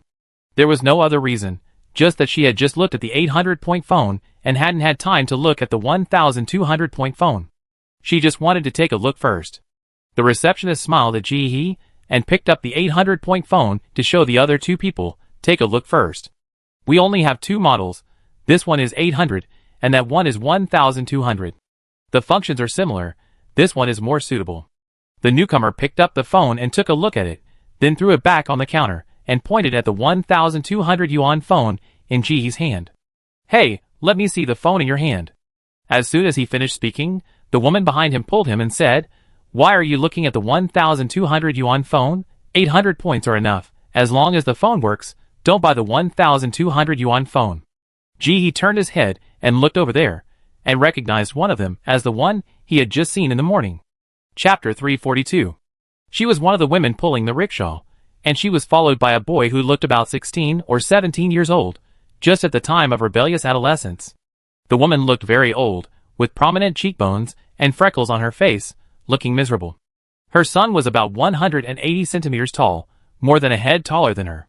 His face was pale, but he looked even fatter than her. Although he was not as healthy as before the disaster, he was already considered a healthy person now. "Son, listen to me and choose the 801. If you want to play games, the 801 has everything." The boy only glanced at Ji and turned his head away without interest, reaching out to grab Ji's phone. Ji dodged for a moment and put the phone back on the counter. The staff quickly put the phone down. At this time, there was no such thing as a prototype or not. Both of them were good things. If they were broken, she would have to pay for it. "Why did you put the phone away?" "I haven't seen it yet." The staff member was complaining in his heart. "I'm still showing it to you. Just now you threw my 800-point phone, and I didn't say anything to you. What if it's broken, but you can't say that? This family is obviously making trouble. If they report her, there will be a lot of trouble. There are many people who want her job. The 1200 has similar functions to the 800. If you like it, you can get a ticket and buy it back to watch it as long as you want." After saying this, she added, "Our 1200 sales are not very good. We don't produce much. There is only one left. There are still many 800. Hearing that there was only one left, the boy next to him turned around and shouted at his mother, "Did you hear that? There is only one left. Hurry up and pay." He didn't say anything. 1200 points. She didn't even have them now, but this guy said it so easily. It's true that money is not earned by oneself, so he doesn't feel sorry for it. "Son, you see, we agreed at home to buy the 800 one. Why do you want the 1200 one now? Mom really doesn't have that much money. If you listen, Mom will buy you an egg later. Okay, let's buy the 800 one. The staff just said, the function is the same." These words somehow touched the boy's fragile heart. He immediately became unhappy and stretched out his hand to push his mother. "Money, money, money? How can you only care about money? Why are you so stingy? You are always stingy and talk about money all the time. Is it wrong for me to just want a mobile phone? You go out to pull a rickshaw every day. What can you do with the money you earn? Do you know how others see me? Since you promised to buy me a mobile phone, why can't you buy me one I like? Why did you give birth to me if you have no money? Is it just to make me suffer with you? Are you worthy of me?" This loud voice attracted a crowd of onlookers. It was boring after the natural disaster, and when there was something exciting, a group of people came to watch. The woman looked sad and looked at the surroundings helplessly. Okay, go home and talk, go home and talk. I won't leave. I have to talk here. I just want to ask you, will you buy me a mobile phone today? Buy it. Let's buy the 800 one. The 1200 one is really too expensive. Mom will have to attract customers for a long time to get enough, and we still need to save some points for living. We can't spend it all. You don't even like bean cakes. What do you eat with all the money you spend? Didn't you also say you wanted a separate room? Which of these doesn't cost money? You should be more sensible." "How am I not sensible? Since you can't give me a good life, why don't you let me live with my dad? You force me, and you to live this hard life here? Can't you bear to see me well?" The woman's heart was broken when she heard this. At that moment, she even felt that all her persistence was meaningless. The people around her also pointed and talked. They all looked at him with dismay. The woman's clothes were tattered, but the boy's clothes were very clean, so it was obvious that he was well taken care of. "How can you talk like that? It's not easy for your mother to raise you. Yes, apologize to your mother. It doesn't matter whether you buy this phone or not. It doesn't affect your life." The boy shouted, and he was a little crazy. He shouted at the people around him, "Why don't you care? If I don't buy a phone, how can I contact other people? Are you going to make me depressed? Others can have one, why can't I?" He couldn't listen anymore. Can you get depression if you don't buy a mobile phone? Which expert said that the two are related? Besides, what's wrong with 800? 800 is pretty good. She planned to buy the one that cost 800. "Sister, if you ask me, this is what you are wrong. Beating is love, and scolding his love. You love him so much. Why don't you prove it to him? Besides, he said he wanted to go back to his father's place, so just send him back. Looking at his behavior, his father is not much better. I don't believe it. In this natural disaster, who would welcome another good-for-nothing in their family? When he is kicked out, he will learn his lesson. You said you worked so hard, but you still got a lot of complaints. What do you need him for? Don't you feel better if you eat and drink by yourself? What does it have to do with you, if I talk to my mother? The boy had long disliked Ji-hee, and he was even more furious when he heard this. He lowered his head, imitated the posture of a bull butting people, and rushed straight towards Ji-hee, as if he wanted to knock Ji-hee away with his head. Ji-hee looked at his action that was the same as a 6-year-old child butting people, and took a step to the left. The boy couldn't dodge in time, and his head hit the glass counter with a thud. The glass shattered. He fell into the broken glass, with many cuts on his body. He lay on the ground crying in pain. His mother rushed over to comfort the child. Son, my son. She rushed over to look at the child covered in blood, didn't know where to reach out, raised her head and shouted at Ji-hee, he's still a child. Why are you doing the same thing as him? A child older than me? Ji-hee wanted to go back a minute, and swallow back what she had just said. She shouldn't have said that. This woman deserved to be tortured by her son. At this time, several people rushed into the crowd in uniforms. What are you doing? What are you doing? No gatherings for fighting, no looting of base property. It turned out that someone had reported to the patrol team. When Chile came in, he saw Ji-hee, who was wearing a yellow raincoat and yellow rain boots, and looked like a little yellow man. Ji-hee, why are you here? Ji-hee, She was innocent. She just came to buy a mobile phone. In the end, the 6 of them were taken away together. The material exchange office is an official place after all. Making trouble here will have a bad impact. They must be disciplined. Chapter 343. As soon as she entered the Public Security Administration, Ji-hee met the surprised eyes of De Young and the others. Ji-hee reached into her pocket and took out a handful of candies, giving each of them one first. Come on, I'm a younger sister, and this is my first time to come to the workplace of my elder brother and elder sister. Come and have some candies, don't be polite. After distributing them, she even put the extra ones back into her pocket. Everyone was stunned. What's going on? Why is this girl so familiar? Do they know each other? De Young stuffed the candy into his mouth and motioned for others to eat it. Eat it, this girl is very strong, and her life is probably much better than ours. The others showed a knowing look, so they knew each other. It's easy to deal with if they know each other. Ji-hee watched them eat the candy and began to complain. To be honest, I am also wronged. I think if Do-hee saw me, her depression would get better. I am more wrong than her. I deserve to be written into history books. I deserve it. Tang Xiuxiu laughed secretly. Chile rolled his eyes. Speak properly. Just talk about it. Let's talk about it. When Ji-hee finished explaining the whole story, Chile and Tang Xiuxiu realized why she was complaining. This is indeed quite unfair. It was just buying a mobile phone, and I ran into a naughty kid. Who can I go to for justice? I have already said it. There are so many old people watching. You can't wrongly accuse me. I didn't do anything during the whole process. The child's behavior was personal. It has nothing to do with me. I haven't asked him for mental damages yet. What do you say? Ji-hee sat on the stool with a big package in her arms, and a bucket under her arm, looking very well behaved. Chile saw her like this, his mouth twitched, and he stood up. Okay, you sit here. I go outside to take a look. Tang Xiuxiu winked at Ji-hee, made a reassuring gesture, and turned around and walked out. Less than 5 minutes later, the two came back, opened the door, and asked Ji-hee to go with them.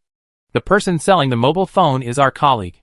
She retired from the second line due to injury, and we specially arranged a good job for her.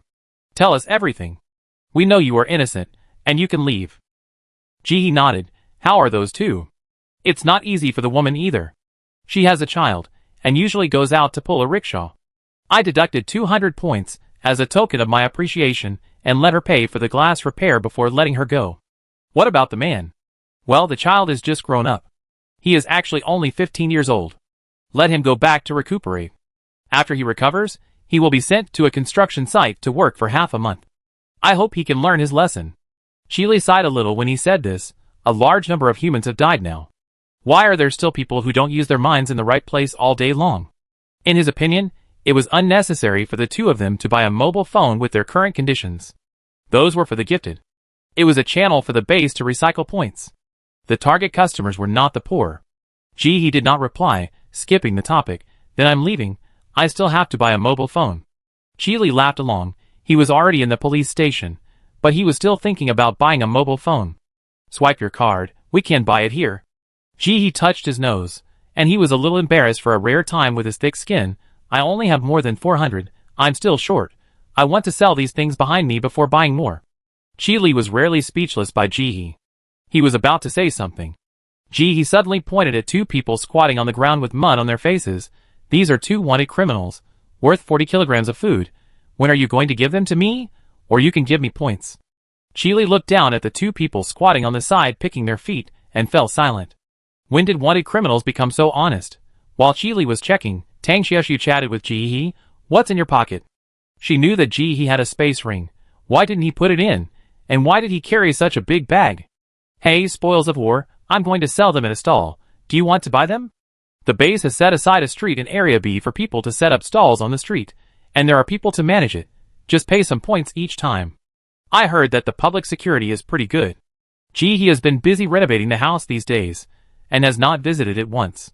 I heard that if there are good things, some people will set up stalls to sell the vegetables they grow there, which can make more money than the base recycling, but it is a waste of time. But what everyone lacks the most now is time. The children didn't go to school, and stayed there with the elderly at home for half a day. It was safe. Let me see. I have 5 minutes to hand over the shift to someone. I will get off work later. Will you come to the office with me? Tang Xiaoxi was interested. This person said he was going to set up a stall. There must be something good. Okay. When chatting, he talked about antihypertensive drugs. Oh, don't mention it. Shi Li's old man is looking for antihypertensive drugs everywhere recently. Didn't you prepare this in advance?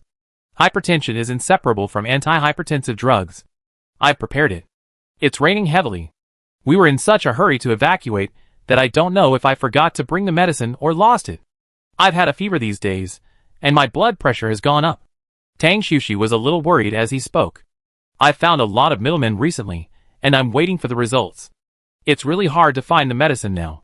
A box of medicine costs 200 points. Jihe, how much? While she was responding to Tang Xiaoxi with some hums and ahs, she was searching in her mind, and finally found the blood pressure medicine she had kept at the bottom of the box. I bought a lot of them before, just in case, but now I can't use them at all. I just took them out to exchange for points. I think I have blood pressure medicine here. Tang Xiaoxi's eyes lit up. Just as he was about to say something, a shout came from outside. Why can't miners sell mobile phones? I want a mobile phone, I want it. Son, since miners can't sell, let's forget it. Go home and mom will buy you eggs. I don't want eggs, I'm tired of them. I want meat, mom, I don't want to work. I'm still so young. You've already said that my most important task now is to study. I don't want to work on the construction site. Alas, what to study? The school is gone. Son, you really have to listen to me this time. The two people's voices gradually faded away. Jihe listened to the young man shouting, and felt that nothing was wrong. He was so strong. Why should he wait until his injury healed? He can be taken to work now. Now in the base, eggs are a good thing. Not only are they sold at a very high price, but only 20 are taken out every day, and only miners can buy them. With a base of several million people, even if the number of children is small, it is still tens of thousands. In front of the total number, these 20 eggs are like a drop of water flowing into the sea, and are digested in an instant. His mother bought this egg for him, which is already the best thing, and he still despises it? Jihe and Tang Xiaoxi looked at each other and silently passed over this topic. One is willing to fight, and the other is willing to be beaten. There is no way to control it. Chapter 344. When Shili came back carrying 40 kilograms of food, he happened to see Tang Xiaoxi holding Jihe's hand and chatting happily. Seeing him coming back, Tang Xiaoxi immediately became excited. Look at your luck. It's not as good as my sister Jihe. You have been looking for antihypertensive drugs. Sister Jihe has it. Shili frowned. How hard is medicine now? We can't get it. Where can she get it from? Don't put pressure on her. After saying that, he looked at Jihe. Food is precious now, and you can't buy it even if you have points. I didn't exchange it for points for the food I gave you. Okay, I give you these grains. You can take them back quickly. Be careful on the road and avoid people. His idea is that if you have grains, you can get points at any time, but having points does not mean that you can buy grains. It's better to exchange for grains. Tang Xiaoxi said to him, if you have the ability, don't buy it for a while. Chili, Question mark. Oh, okay, Sister G, it's time, come to my room. After saying that, he ignored Qi Li, who was standing aside, and pulled Ji He into the room next door. Qi Li followed him into the house without saying a word. Tang Xiuxiu didn't care about him. The house was not big, with 4 tables. Each table could accommodate 3 people. It was very crowded. Tang Xiuxiu took Ji He to the innermost table and pushed the things on it aside. Put the things here, don't worry, nothing will happen. Ji He nodded. She was confident about this. It's not about trusting others, it's mainly about trusting yourself. As the package was opened, the things inside were revealed. There are instant noodles, canned pork, cured ham, salted fish, salt, sugar, dried sweet potatoes, vermicelli, etc., all of which are air-dried products. Among them, the instant noodles were placed in the space by Ji He. She knew that they were not expired, but judging from the production date, they had been expired for a long time. But no one cared about this at this time. Whether expired or not, it is fine to eat it. Not to mention Tang Xiuxiu, even Qi Li's eyes lit up. There are also instant noodles? This is a good thing. Is it expired? Are you stupid? Where can you find instant noodles that haven't expired? It's okay if it's expired, you can still eat it. At most, I have diarrhea, and I'm constipated recently. This is canned food. Hey, this can is not expired, you're lucky today. That's right, those 2 guys are talented, and they do robbery work all day long. They live a much more carefree life than us. These things are occasionally sold in the base supermarket, not much, mainly to relieve the anxiety of the masses. They are all expired, and very expensive, 30 points per pack of instant noodles, 80 points per can of canned food. The customer base is not ordinary people. Ji He had inquired before, and it was not beyond the scope to take it out now. She looked at the 2 people's excitement and smiled. Do you want it? I don't want more of yours, and I give you a 95% discount based on the supermarket price. Tang Xiuxiu looked down and struggled, but he said without showing any weakness, only 95% discount, 10% discount. If you don't like it, forget it, the original price. Tang Xiuxiu choked and looked at Ji He with resentment. Ji He smiled, waved his hand, and 2 boxes of antihypertensive drugs appeared in front of him. What are you looking for? Here it is. Before Tang Xiuxiu could react, Qi Li suddenly jumped over and grabbed the antihypertensive medicine in his hand. Antihypertensive medicine? The whole person's tone was immediately raised. Ji He smiled and nodded. Yes, Captain Qi, the antihypertensive medicine is here. Do you want it?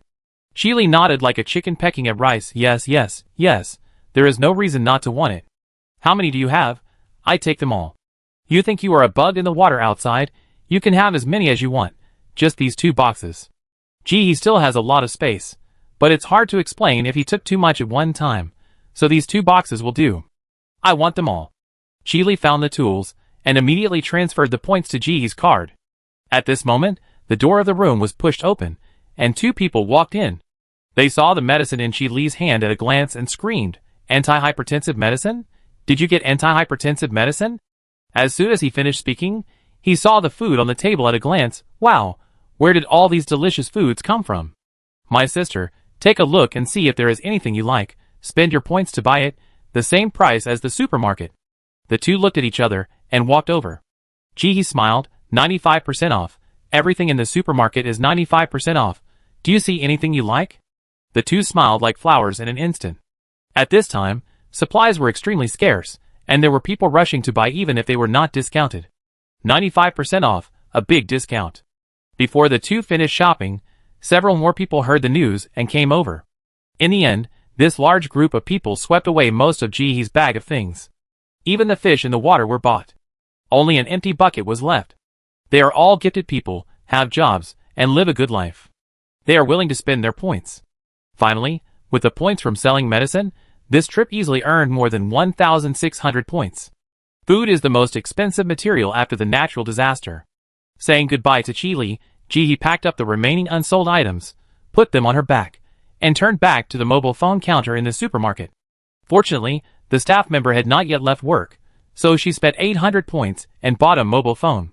Just as she was about to leave, the staff member stopped her with a smile. Don't leave, a mobile phone is useless, you need to apply for a mobile phone card. Ji He, At this time, can't you still use a mobile phone without a SIM card? Since you have already bought a mobile phone, Ji He can't help but apply for a SIM card, so she applied for one. After applying for the card, the staff patiently explained to her. This mobile phone card has a minimum consumption, 100 points per month, which is for internet access, and calls are charged separately. 1 point per minute. Remember to pay on time, otherwise the phone will be suspended. Gee, it's really good at making money. If you don't do anything for a month, it will cost 100 points just to maintain a mobile phone. No wonder they are not willing to sell it to the poor. These 100 points can buy 100 bean cakes, and if you eat 3 a day, you will have enough for food for a month. She complained in her heart, but she still rushed in obediently to get 200 points. As expected, if you want to live a good life, you have to pay. Rent costs money, water and electricity costs money, phone bills cost money, and it feels like everything costs money except breathing. She was so scared that she quickly looked at the piles of supplies in her space to calm down. Fortunately, she had a mountain of food. Having a mobile phone again, she felt like she was back in modern society. He was in a good mood at the moment. After returning home smoothly, she took off her raincoat and hung it at the door, put other things into the space, and went to the bathroom to take a shower. After going out, it was hot and stuffy, and she always felt sticky. She couldn't lie on the bed without taking a shower. She didn't often take a shower outside, but since the water and electricity were turned on, she had to use them, otherwise it would easily arouse suspicion at the end of the month. It's best to follow the crowd. Chapter 345. After taking a shower, she took out a portion of boiled fish and crispy pork, as well as a bowl of rice, and ate while playing with her phone. There were not many apps in the phone, all of which were downloaded. In addition to the basic functions of making calls and taking photos, there were also music, video players, a few simple games, and a base forum. When she logged into the forum, she found that she had to register with her real name. He registered with her ID number, and after face verification, she randomly entered a few numbers as her name and logged in. There were already quite a few people there. Some posted messages to find people to chat with, and some posted pictures of food. It wasn't very good, just vegetable soup. But it was already very good food. These people just had a strong desire to show off and share. Although he was not like that, she could understand it. He left and looked at the official notice. There were not many official notices, most of which were about recruitment or precautions for traveling in heavy rain. He scrolled down and soon saw the first notice at the bottom. Humanity will have a chance to awaken again and become gifted. Please don't give up hope. The news also has a picture at the end. He recognized it at a glance. It was the little boy who was hot all over that day. He was unconscious and carried away. I don't know what happened next, but now it seems that he has awakened successfully. This report is still cautious. The picture mosaics the child's face, so people who are not familiar with him can't see it. At the end of the article, it calls on everyone not to panic if an accident occurs, and to go to the hospital for treatment in time. There were many comments below, and everyone was very happy about being able to awaken again, and become a gifted person again. The whole article was full of good things, without mentioning the risks of awakening or the possibility of becoming a turbid beast. He looked at the forum for a while, and then exited, opened the app, and started playing games. Sure enough, with a mobile phone, there is happiness and joy. She didn't go out for the next few days. She took care of the vegetables at home, and did the work accumulated in the space. During this long period of time, several batches of livestock have been released in the space. Among them, rabbits and chickens are the largest in number, while other livestock, such as cattle and sheep, are growing more slowly. She picked out some chickens, ducks, geese and rabbits that were not growing meat and killed them. Her number was controlled to dozens. Fortunately, there were some corn stalks, sweet potato leaves, vegetable stalks and the like to feed. Otherwise, she would have consumed a lot of food just by eating them in a day. The bean cakes she had obtained before were basically used to feed chickens and ducks. Even this is not enough. The feed I bought has been eaten up long ago, and I have to find a way to feed the livestock myself. The exchange of grain for bean cakes, and hanging them in the store has not been going smoothly. The grain is indeed delicious, but compared to bean cakes, the quantity is too small, and it is not enough to eat. Those who can barely survive by eating bean cakes have no channels to contact her store. Besides, even if they can contact them, these people will not exchange. Even if they want to eat, no one will starve to death for the sake of food when their lives are threatened. Let alone bean cakes. Every day, many people in the background come to her to exchange potato peels, sweet potato leaves, wheat bran, etc. As long as the price is cheap and edible, they don't mind anything. No more seeing wheat bran being disliked when the natural disaster just started. This is just one extremely hot year. It will probably be more in the future. He didn't have the idea of saving supplies. She basically took out the meat on hand to exchange for various fuels, cake flour and bread flour. They were all exchanged from foreign countries. There were few people and abundant supplies in those places, and the natural disaster had only been over for more than a year. Many of them still had a lot of supplies on hand. They were willing to exchange these cake flour and bread flour, which could not be eaten in several lifetimes, for some ribs to eat. He also hung up the exclusive shield of Helmet's duck. Although this thing is good, she doesn't use it much. One of her abilities is to rebound twice as much as the opponent. If the opponent hurts her, she will also have double the wounds on her body. So she is destined to not be able to defend herself too well. He chose to exchange for a private submarine or props. I didn't have much hope. That afternoon, Chung-Jun came to my door and took out a very practical item. Maleka's ocean treasure. When the beloved of the Malakas died to save them, they would also perish. After death, the body would condense into an ocean treasure, and the wearer would gain the ability to travel freely in the sea and breathe. Anyone who obtains this treasure by force will be cursed. Note: buying and selling does not count as forced. When he saw this item, he agreed without hesitation. This item is so practical. Let's not talk about the dungeon. Let's say it rains every day in reality, and the area in the water is countless times larger than the land. In this case, how practical is an item that can move freely in the water? The ocean will no longer be a threat to her, and she can even go to the city to salvage supplies at will. Those lost cities are completely open to her. She thinks it's worth it to exchange the helmeted duck shield for this. From now on, the sky, land, and ocean will be completely open to her. Chung-Jun, not enough. In order to bring this item back, 6 of us died. He was silent. This means that this item carries at least 7 lives. Then I give you another white flame mushroom, 3 healing mushrooms, and a sand scorpion fruit. He didn't want others to know that she could mass-produce healing mushrooms. Unlike other items, life is only once. Now the whole circle of gifted people is chasing after healing items to an exaggerated degree. No matter what kind of healing item it is, it can be sold at a sky-high price. As expected, Chung-Jun didn't bargain this time. Deal. Maleka's ocean treasure looked like a blue gem, shining brightly. He played with it carefully, and wanted to sew a small bag to put it in and hang it around her neck. As soon as she had this idea, Maleka's ocean treasure flew up automatically and stuck to the middle of her chest. It was exactly where she wanted to wear a necklace. He reached out and touched it curiously. It didn't hurt or itch, and it looked like it grew out of her body. She put on her clothes so that she couldn't tell from the outside. Although the continuous heavy rain was humid, there was one good thing: at least people no longer lacked water to drink. It was just that the house was very humid and hot, like living in a sauna. He had been eating spicy food for the past few days.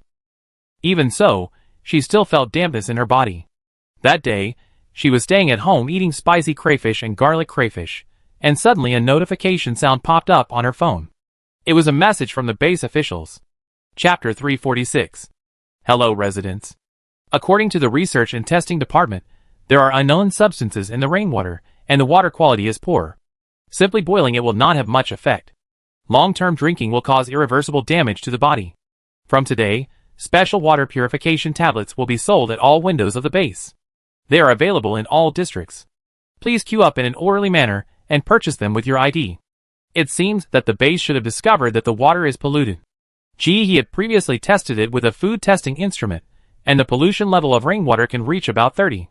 Since then, he has never used rainwater from outside, whether it is for drinking or watering plants. Putting down her phone, she took out another bowl of noodles from the space and began to concentrate on peeling crayfish. During this period, she had a big appetite. If she wanted to eat enough crayfish, she would have to eat at least 8 kilograms. After all, it was just shells, and there was really no meat. After eating and drinking, he collected all the lobster shells. This could not be thrown away, and it could be fed to pigs and chickens. She drank some water, rinsed her mouth, and opened the window to let the smell go. She stood up and put on her raincoat. This kind of raincoat is very cheap when it is extremely hot. She changed dozens of them as a backup, enough for her to wear until she died. All the way down. Unlike the crowded areas of C and D, the A area is very comfortable to live in. The building where he lives has not been fully occupied until now. Not counting the contribution value, the monthly rent of a house in the A area alone has made many people retreat. Of course, The A area is not too harsh.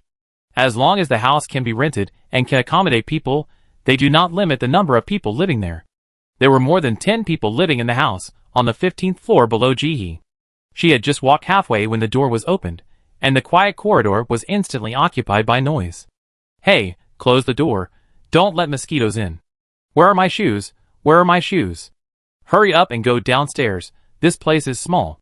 Children go down first. A group of people went downstairs in a hurry. They were called children, and the youngest was older than Jihee. Some of them noticed Jihee and nodded enthusiastically. Go downstairs. Yes. Jihee nodded silently, stood in the corridor and waited for a while before going downstairs. This family should be relatives.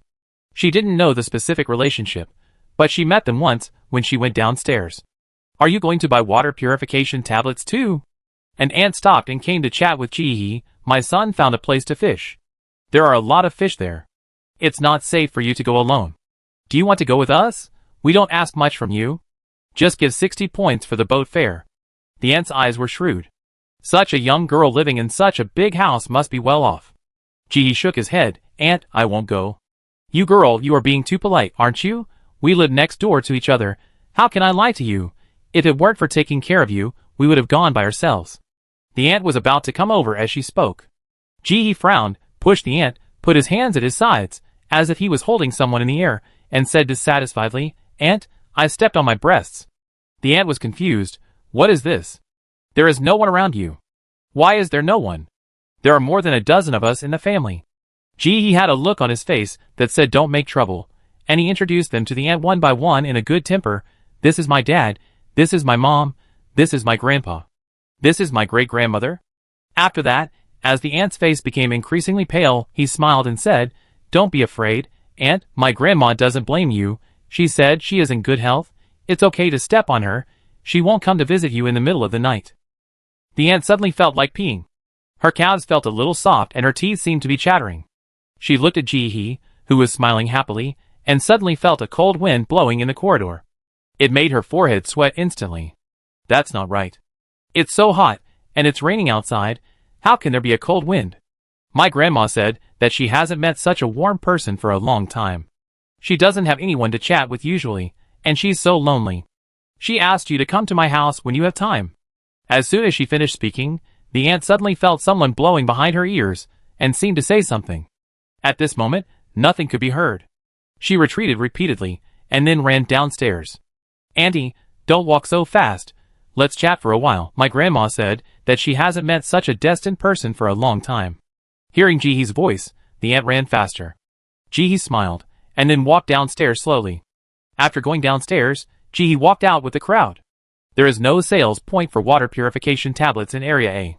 If you want to buy them, you can only go to the supermarket in Area B. The aunt just now has joined the main group, and now she is constantly pulling another woman of the same age to talk about something, and she looks back at Jihee while talking. Jihee raised her eyes, and looked directly through the crowd at the aunt. She waved with a smile on her face, and silently lip-synced, come to visit. The aunt forced a far-fetched smile, nodded perfunctorily, turned around and pulled the woman away with her head down. It's weird, really. There's a cool breeze in the corridor. The woman next to her was also very scared at this time. Now there are all kinds of talented people. If there really is one who can summon ghosts, it's not impossible. Really? Otherwise, she wouldn't have rented such a big house. You can't hear any sound at ordinary times, as if no one lives there. The sound insulation of this house is so poor that even walking can't make no sound at all. You see, her face is pale. Isn't it because she has been with those things for too long? Hush, didn't you see that there is no one within a few meters around her? The more they talked, the more they felt that it was the case. You and I found several reasons to prove that what Jihee said was true. If they were not poor, they would have wanted to move now. This house is uninhabitable. A long queue has formed at the entrance of the supermarket in Area B. Those with better conditions wear raincoats and umbrellas, while those with average conditions wear hats. Everyone stands in the rain, chatting with the people in front and behind while queuing up. There are much fewer people in the queue than Jihee imagined. Most of them are people who can cook independently. People who eat bean cakes live in a large dormitory, with no place to cook. They don't have a pot to light a fire and boil water. For daily drinking, they buy a portion of boiled water sold at the base after buying bean cakes, which saves a lot of trouble. The new water purification tablets launched by the base have no impact on their lives. They can buy water from the same place as before. He was standing in the queue when she suddenly felt someone pat her arm. She turned around and saw that it was the middleman. He smiled. Isn't this a coincidence? Add a contact number? What do you want? I have everything. He blinked, not quite believing it. You have everything? Do you have meat or eggs? Chapter 347. Hey, what do you have here? Although not much, there are still a few. The man smiled confidently. You can look at my circle of friends. Contact me if you want anything. He became interested, took out her phone, and the two exchanged contact information. The man's name is Wang Chao. Click on Wang Chao's circle of friends. Oh, this is amazing. This man is quite capable. He sells everything, even chicks. She became interested. How do you sell the chicks? If I can buy a chick through an outside channel, I can have an additional business of selling eggs in the future. Girl, you have a good eye. You picked my best thing at first sight. This chick is a treasure. You will have eggs to eat every day after it grows up. I tell you, my chicks are guaranteed to be healthy. I sold several yesterday. If you come late, there will be no more. This is the number of one. Wang Chao made a 5 with his hand. 50 points? Wang Chao looked like you were kidding. 50 kilograms of food for one. He turned his head back silently. 1 point for bean cake, and 50 Gene of food for a chick. If she can really sell them, she might as well hatch chicks and sell them. She earns more than she does in the dungeon. Hey, young man, can you give me a lower price? He didn't say anything, but a lady standing behind the young man became interested. How much do you want to pay, auntie? 5 Gene of food. When the lady takes action, you will know whether it is good or not. She will cut off 9/10 of you. Auntie, please don't joke with me. You can't curse me if you don't sell them. Who am I cursing? This environment is not suitable for raising chickens.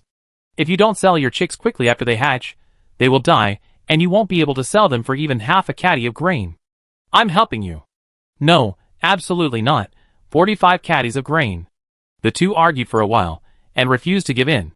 The old lady belittled the chicks and her mouth was like a laser gun, launching a series of attacks, and finally the young man shut up. He turned his head and said nothing. No matter what the old lady said, he did not respond. He was wrong. This old lady was not his target customer. It was a waste of his saliva. He felt a little sorry. She wanted to see the final transaction price. If this business could really be done, she might be able to create another road to wealth. After waiting for more than 2 hours, it was finally Jihe's turn to buy water purification tablets. There was a limit. One person was only allowed to buy 2 tablets. After using them up, he could buy more. The price was not expensive, 3 points per tablet. It was said that it could be used for a long time. Jihe put the water purification tablets in her pocket and turned back. 3 days later, Jihe checked the room for the last time, put on her clothes, packed up, confirmed that everything was correct, closed the door, and started to go downstairs. There was still 1 hour until 12 o'clock at night. Today was the countdown time for entering the game on the system mall. There was still 1 hour before the countdown ended, so she had to go there early. As soon as she opened the door, she happened to meet the neighbors who were also going out. They moved in the day before yesterday. They were a pair of brothers and sisters. The brother was called Mingjin, and the sister was called Mingjia. Seeing that he didn't say anything, Mingjia nodded. Everyone knew what they were going to do. At this moment, they didn't know the situation of the mission, nor did they know whether they could return safely, so they were all in a heavy mood. They had no intention of talking at all. When they went downstairs, they met a few more people. They looked at each other and remained silent. A few smart ants, who had met before, now stood in the house with bad faces, watching them go downstairs. I don't know how many more people will come back this time. Jihe was walking in the street wearing a raincoat. There were people around her, in front of her, behind her, and on her left and right. Except for her teammates, everyone kept a distance from everyone else. No one was chatting. Everyone walked forward in silence. The passers-by on the street were a little puzzled at first about so many people walking in the rain, but later they understood after their companions told them that the people walking in the middle of the road were all talented. They usually don't show off their talents, but at this glance, there are so many people walking in the rain in an orderly manner, it's quite scary. Everyone passed through Area A and B and came to Area C. From here, the number of talented people began to decrease. All the way to Area D, basically no talented people joined in. The talented people who could pass the 2-star dungeon all had their own abilities, and their talents were no longer weak as at the beginning. Occasionally, they could complete tasks in the dungeon to earn some extra money, so they would never have to sleep in beds. The group quietly left the city. The city gate had been open for them at this time, and the staff at the gate sent them blessings. I wish you a safe return. The time when the gifted person left and returned was already a public fact. Basically, anyone with a little curiosity knew it. It was just 1 hour. When they all left, the discussion about this mission in the base directly became the hottest topic. What everyone wanted to know most was whether they could return safely, and secondly, how much they brought back. Whether they could sell some of it. Whether they could benefit from it at that time. The group walked to the open space in front of the base and looked at the sky above. The heavy rain continued to fall, and the black teleportation array quietly stayed above everyone's head, rotating silently. He did not do anything else, and found an inconspicuous corner and stood quietly. She seemed to be in a daze, but in fact she was using her thoughts to organize the space. She had already gotten used to the task by now. She did not feel any tension. When the time came, he only felt that her eyes went dark, and a familiar system prompt sound came to her ears. Dear Xiang Tian, borrow another 50 billion, hello, the game is about to start, please be prepared. 3, 2, 1. He opened her eyes again, and the eyes were dark, and there was no one around. The whistling wind kept blowing in my ears, bringing cool air. She took a deep breath and felt that her chest, which had been stuffy for a long time, was cleansed. She waited for half a minute to let her eyes adapt to the darkness. At this time, she was standing on an endless plain. There were a few scattered trees in the distance. They looked malnourished, hunched, twisted, and bared their teeth and claws, like tree monsters in fairy tales. It added a touch of ferocity to the dark night. Not far to her right was a bush, a plant similar to a cactus. Taller than her. The color was not clear in the night, but it was clear that its flat and shrunken body was covered with dense spikes. This denseness made he look familiar. But she couldn't remember it. Suddenly a voice came and interrupted her thoughts. Dear Xiangtian, borrow another 50 billion, hello, welcome to the second star, spread happiness. The water bear tribe was extremely depressed and hid because of their racial characteristics during this period, which made many beasts who cared about them very worried. Chapter 348. In order to make everyone stop worrying, you will bring your carefully prepared gifts to the home of the water bear, find your own water bear customer, and help him regain happiness. Note 1. Your friend lives at number 18, Chibubo Street. Note 2. Survive for 72 hours. Survive for 72 hours? He frowned. Since surviving for 72 hours can be used as a task measurement standard, then in the later stage of this task, on the second day, or the third day, there must be something that threatens their lives. But she didn't know yet. She suppressed her thoughts, stood up, and wanted to walk forward directly, but suddenly stopped, looked at the thorny plants beside her, and threw a talent. Prickly grass. Covered with thorns, it is a necessary material for making a water-haired bear comb. Note, you want to try everything? He's eyes flashed with interest, making a water-haired bear comb. Isn't this a coincidence? The task just now said that they should bring carefully prepared gifts to find the water-haired bear, and this clue was delivered to the door. Regardless of whether this water bear comb is a specialty of the water bear tribe, or something the water bear tribe likes, the water bear tribe will not hate it. Although it is not yet certain whether the comb is a gift they should prepare, it can be used as an alternative. She bent down, took out the knife, squatted down, and started cutting close to the root. After getting close, he found that the thorns on this plant are much denser than those on the cactus. The thorns of the cactus are indeed very prickly, but there are still gaps between them. But the thorns on this plant are like a wooden comb, with no big gaps. It is like this from top to bottom, and the hand cannot be inserted. He bent down and inserted the knife into the gap between the plant and the ground little by little. The thorns were too dense, so this action was not easy. Fortunately, the knife in her hand was very long, so her hand would not touch the thorns. When she felt the tip of the knife touching the root system of the plant, she exerted force on her hand, and with one force, she directly cut off the root of the plant. The next second, before it landed, the plant disappeared.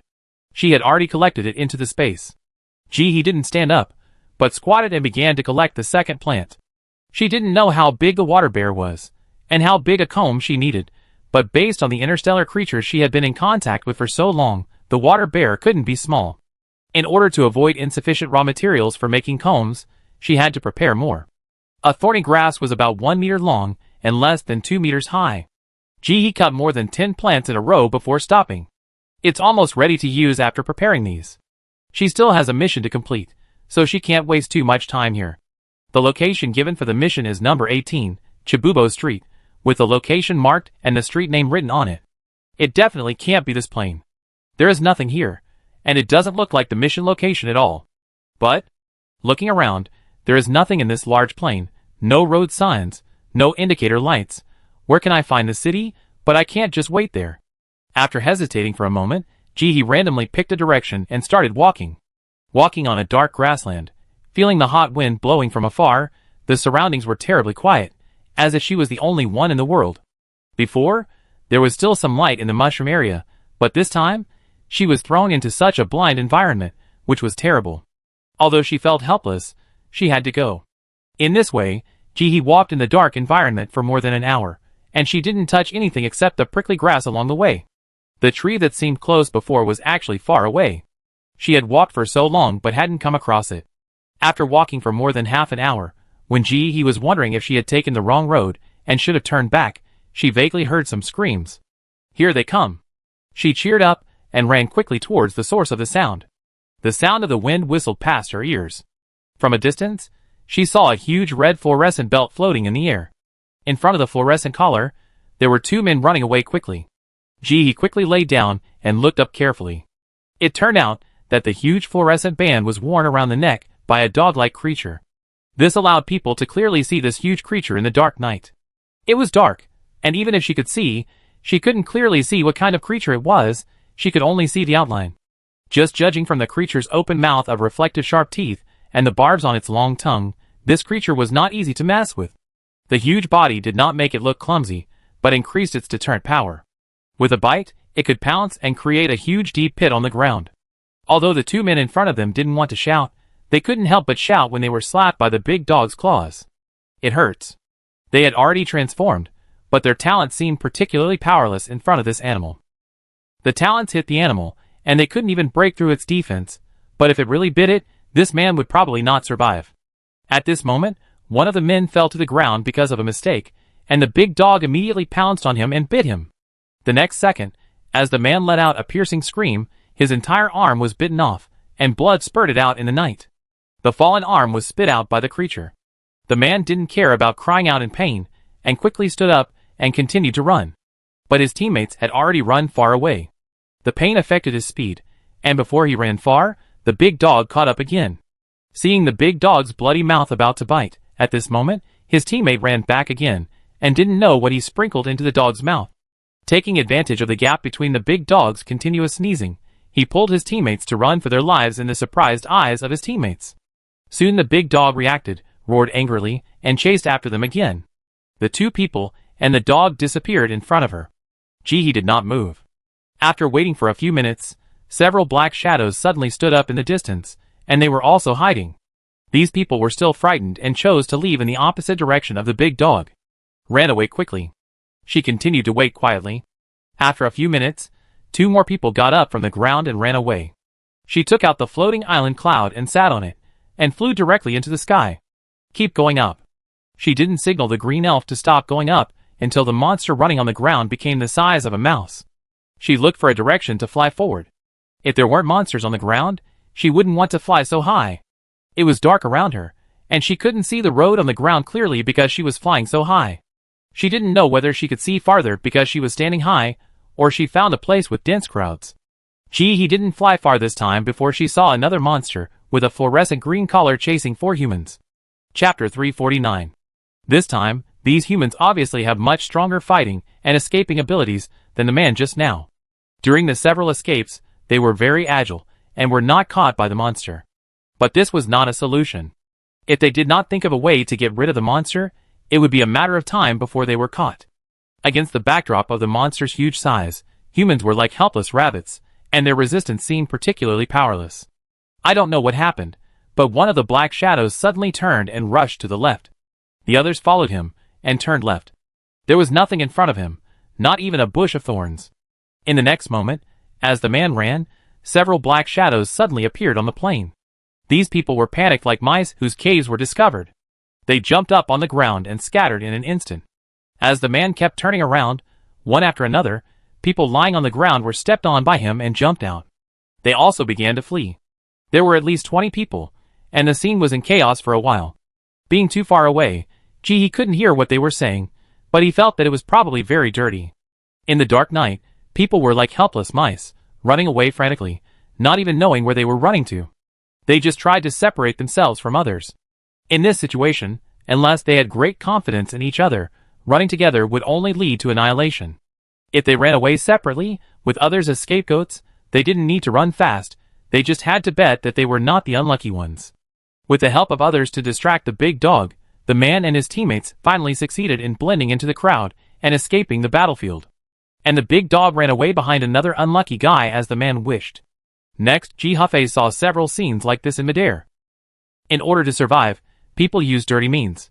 In the situation of one's own death and the death of others, how to choose is not too simple. The originally silent plane was filled with wailing. These dogs are not pet dogs at home. They are very strong in fighting. If you can't dodge in time, you will become disabled at the least. Or you will die. He counted them, and found that there were 5 big dogs wearing collars of different colors. Like the 5 Olympic rings. They are fluorescent blue, fluorescent black, fluorescent red, fluorescent yellow, and fluorescent green. The big dogs with these colored collars chased humans wantonly in the vast wilderness. Most people had nowhere to hide. Unless you had predicted it in advance and lay on the ground, you could not escape the fate of being chased as long as you stood up. Of course, when you lie on the ground, you have to make sure that no wicked person steps on you, otherwise it will be in vain. 5 big dogs chased the human, but they ignored each other. He frowned. She always felt that there was something she overlooked. These dogs seemed to have nothing to do with their mission, unless they were water bears, but this possibility was very low. First of all, there were 5 of them, not enough for so many people. Secondly, with their size and combat power. I really can't see how it looks like depression. It's more credible to say it's irritability than depression. How can it convey happiness? If this is not happiness, then what is happiness? These dogs must have some use, but she hasn't found it yet. Just thinking about it, Ji blinked her eyes, and suddenly found the key point. These big dogs don't chase everyone when they chase people. There are 5 small black shadows running for their lives in front of them, and these 5 black shadows are scattered and running in 5 different directions, and the big dog with a yellow collar chasing behind them will hesitate for a moment among the 4 people, and then choose one of them to chase. This hesitation was very short. Against the backdrop of the big dog's speed, if you don't observe carefully, you can't see that the big dog has hesitated, but he observed 2 in a row and found that it was the same. There will be a group of people. When they were chased by the big dog behind them, although they also ran away, the big dog was actually not very interested in them. He suddenly had a flash of inspiration in his mind, and suddenly remembered a sentence mentioned in the task, to find the customer that belongs to you. Using this sentence to understand the big dog below, can it be understood as finding the big dog that belongs to you? This big dog will not attack her? Otherwise, how to explain the 5 different colored collars? Is it for beauty? If it is daily life, it can be understood as a hobby, but this is a dungeon mission. He does not think so. With this idea, she began to observe purposefully. Changes soon appeared. When a group of people fled in all directions, a figure was pushed hard by the person next to her. It can be seen that the person who pushed her was very strong and left no room for maneuver. The figure was pushed out and rolled twice on the ground. Because of this delay, the big dog behind her was less than 5 meters away from her. If it was a human, 5 meters would be far enough, but for a big dog, 5 meters might only require 1 jump. If nothing unexpected happened, the big dog would soon open its huge mouth and swallow the person whole. Everyone thought so. Those who took the opportunity of her fall to run away thought so, and those who fell to the ground and saw the big dog approaching little by little also thought so. At this moment, she looked at the big dog so close, and all her senses were maximized. She seemed to be able to smell the fishy smell from the big dog's open mouth, and could also hear the big dog's breathing when it ran violently. It was obviously too late. The woman looked desperate and closed her eyes, as if she had accepted her fate. The next second, a huge head with hot air approached her, and the strong breath sprayed on her face. Just as the woman was trembling and her heart kept sinking, the huge head left her. It turned and ran away. It chose to chase a few other people. Hearing the footsteps gradually getting farther away, the woman opened her eyes, trembling all over, and lying on the ground with her back weak. This was the moment when she was closest to death. The suffocating feeling under extreme fear made her brain seem to be blank. At this moment, She didn't want to do anything, just wanted to empty her mind. Not everyone has the courage to face death. Ji watched the whole process in the sky and confirmed his guess. The clues were very clear. She wanted to find the big dog that suited her, let the big dog recognize her, and then follow the dog. Chapter 350. This should allow us to successfully cross the plain and find the home of the water bear. Now that we know the method, the next step will be much easier. Ji first ordered the green elf to fall, then found the helmet fruit and held it in his hand. Then he gathered his energy and chased after the big dog in the direction it disappeared. The energy protection barrier was always hanging around her neck. When she got this prop before, she made a bag by herself, shrunk it and put it in it, and hung it close to her neck. The B-level energy stone has been put in. As long as she has a thought, this energy protection barrier will be activated to protect her safety. Although she is confident in her ability, she still knows the principle that a gentleman should not stand under a dangerous wall. In history, there are always many great figures who have capsized because of their arrogance. She thinks she is not a great figure, and she doesn't want to die so shamefully. She walks slowly. These big dogs run very fast. This plain is more like their own backyard to them. They can run around in a short time. Just like that, when the others were crawling on the ground, wishing they could not breathe, they saw a figure in the distance, walking slowly in the dark. This person seemed to be afraid that the monster could not see him, and his whole body was glowing green. From a distance, it looked like a bright light in the night. It was so bright that it was blinding. Some people thought he was stupid, and after showing off, they quietly moved away. Some people suddenly had an idea and thought they had found a clue to pass the task, so they secretly followed Ji. Ji knew someone was watching her from a distance, but she didn't care. Everyone has their own abilities, and if they can guess it, it's their ability. She walked for more than 10 minutes, and finally saw the fluorescent black collar floating in the air in the distance. The big dog was chasing 3 people, one of whom suddenly fell during the chase, and the big dog grabbed the opportunity and swallowed his upper body directly. He didn't even make a cry of pain. Ji clearly saw that the 2 legs belonging to the human in its mouth were still twitching.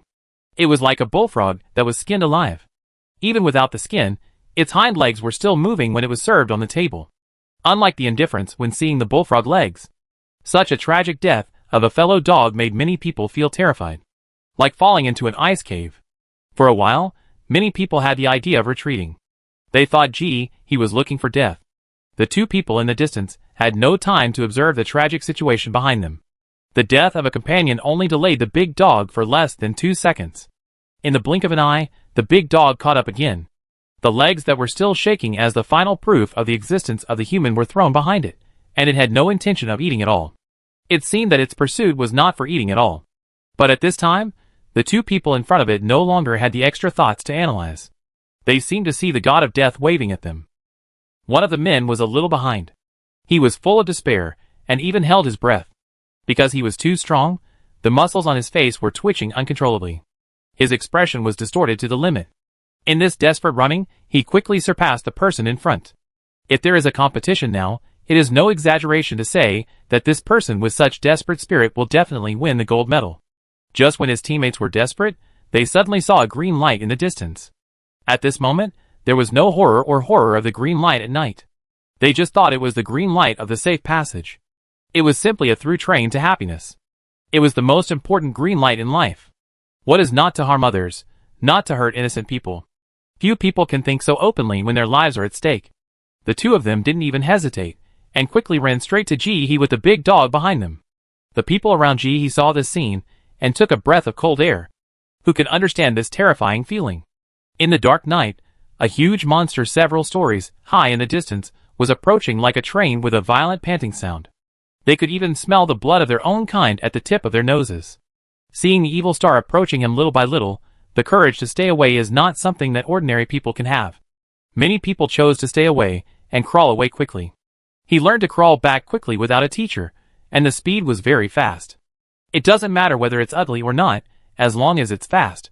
Of course, there are still a few people at the end. They stubbornly believe that this person can't commit suicide, and there must be a reason that prompted her to make this decision. So they gritted their teeth and decided to watch to the end. He looked at the huge figure running in the distance, felt the vibration of the ground under his feet, and clearly felt the strength of this creature. This is how a herd of buffaloes run, right? She clenched the helmet fruit in her hand, and walked towards the big dog with a firm step. Hearing the increasingly clear breathing of the two people, her expression was particularly calm. The three people crossed each other. Just like the sea encountering rocks, it naturally separated. The two people who passed her said nothing and ran quickly in two completely opposite directions. They already regarded Ji-hee as a dead person. They even felt happy in their hearts that someone would protect them from disaster. Ji-hee looked at the huge figure gradually approaching. From a closer look, it was really huge, as tall as a 5-story building, and the heat emanating from it could be felt from a distance. This was an indescribable, overwhelming impression. She exerted force on her feet, jumped up, and ran straight towards the big dog. Seeing this, the people behind her widened their eyes and took a breath of cold air. Could it be that they had guessed wrong, that this person was not a person who had found clues, but a battle maniac who wanted to beat these dogs to death? Could there be such a person among the gifted? The moment Ji-hee jumped up, she was bitten down by the big dog. She knew in her heart that this dog was not the one she was looking for. Look at the force of the bite, there was no mercy at all. But in case the dog's nose was not working well, she decided to give it a few more chances. Using her waist, she jumped nimbly in the air and avoided the second bite from the big dog. Her toes stepped hard on the big dog's nose, and she jumped upside down in the air. The big dog, angered by her series of actions, roared angrily, opened its bloody mouth and bit madly in the air. But it was completely useless, and only bit the air. "You spit on my face." As if it understood what Ji-hee said, the next second, the big dog made a threatening sound and rushed over more fiercely. At this time, Ji-hee was basically sure that this dog was not the destined dog she was looking for, so she naturally lost her patience. She stepped hard on the big dog's nose. The next moment, the open mouth closed instantly, and everyone heard a crisp collision sound. It was the sound of the upper and lower teeth touching. Imagine the feeling of someone suddenly closing your jaw when you open your mouth. Everyone felt sorry for the big dog. But there was an inexplicable excitement in their hearts. Chapter 351. I let you be arrogant and domineering, now you have met a tough guy. If you show off again, I will knock out your front teeth. Everyone silently applauded Ji-hee in their hearts. Come on, give it another kick, and kick it hard. Seeing this invincible big dog being humiliated here, they felt indescribably happy. Happier than winning 5 million. It was so cool. Ha ha ha. Ji-hee did not leave after stamping his feet, but ran quickly to the big dog's head, and stamped hard again. The big dog felt as if his head was split open and hit hard, and the whole dog was numb. It screamed and shook its head constantly, trying to shake Ji-hee off. This time, as it wished, Ji-hee jumped down directly. This time, it did not bite, but turned around and ran away with its tail between its legs. Looking at its running back, Ji-hee was about to turn around and leave, but the people behind him were more anxious than Ji-hee. They rushed out directly.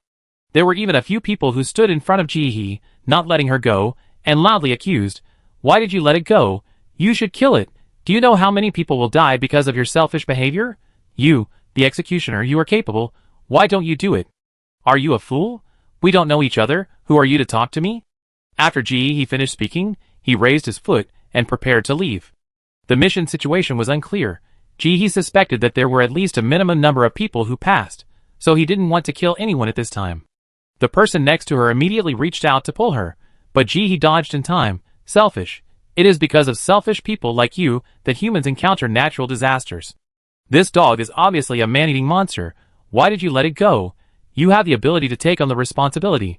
You have such a strong power now. Why don't you destroy it? If other people die because of you, won't you feel guilty?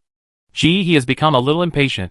I naturally have my own considerations when doing things, and my strength is the result of my own efforts. It has nothing to do with others. Get out of the way. Don't make me say it again. At this time, the two people who had escaped from behind returned again, and one of them rushed straight to Ji-hee. My teammate was eaten by this dog. Why didn't you stand up earlier? Why? You are so powerful. Why can't you help? Why are you so cold-blooded? It's because of you that my teammate died. It's because of you. You compensate my teammate. This kind of character doesn't deserve to have such great power. The jealousy in his words could hardly be concealed. Hearing this, Ji-hee had a blank expression on his face. Blame it on gravity, right? The man saw Ji-hee didn't say anything, thinking he had the upper hand, and excitedly pointed at her, almost poking Ji-hee's nose, and was stopped by the person next to him. The person next to him started to smooth things over. Forget it, don't be so excited, we are all human beings, we should unite now and work together. With the help of the boss, We can definitely pass this level safely. Don't blame the boss. He must have his own considerations for doing this. After persuading the irritable man, the man began to persuade Ji-hee. Don't blame him. He lost his friend and was very upset. I think you are definitely not that kind of person. Don't think too much. We are all human beings.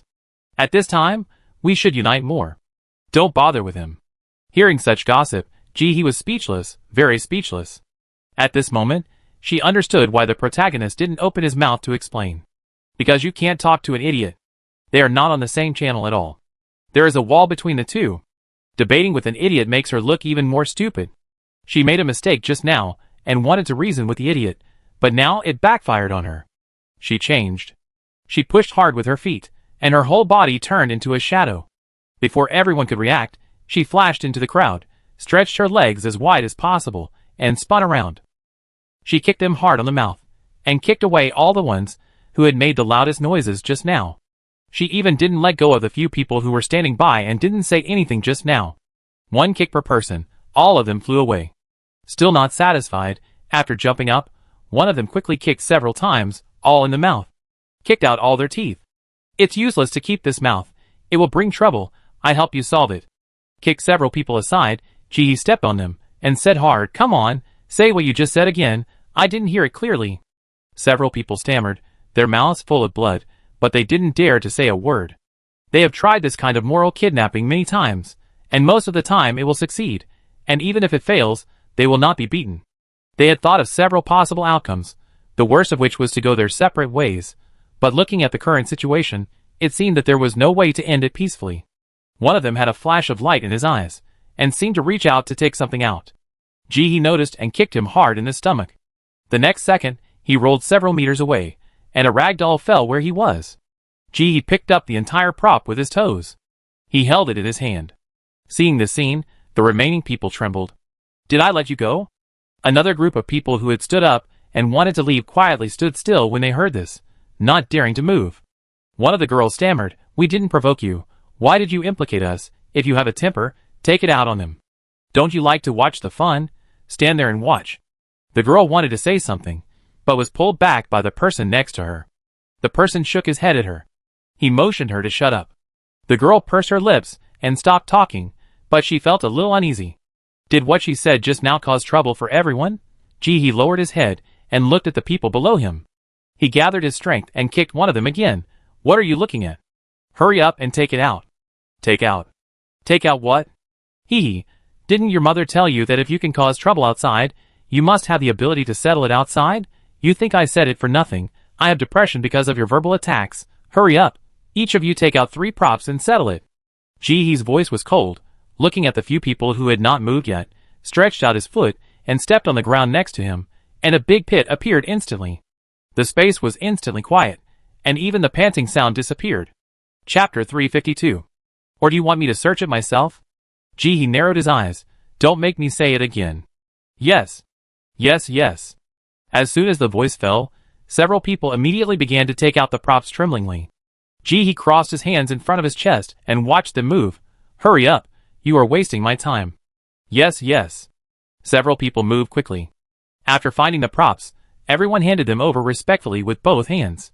When it was the last man's turn, he bowed 90 degrees and presented the props with both hands. Sorry. I really don't have 3 props. You said you didn't have it, so how can you prove it? I really didn't have it. The man's voice was trembling, and his big teeth were leaking, making it difficult for him to speak clearly. Okay.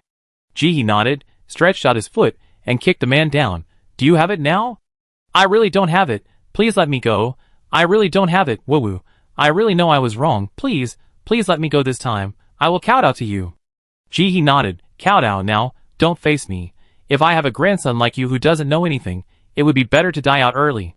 As the man kowtowed, she kicked the man next to her whose teammate had died. You.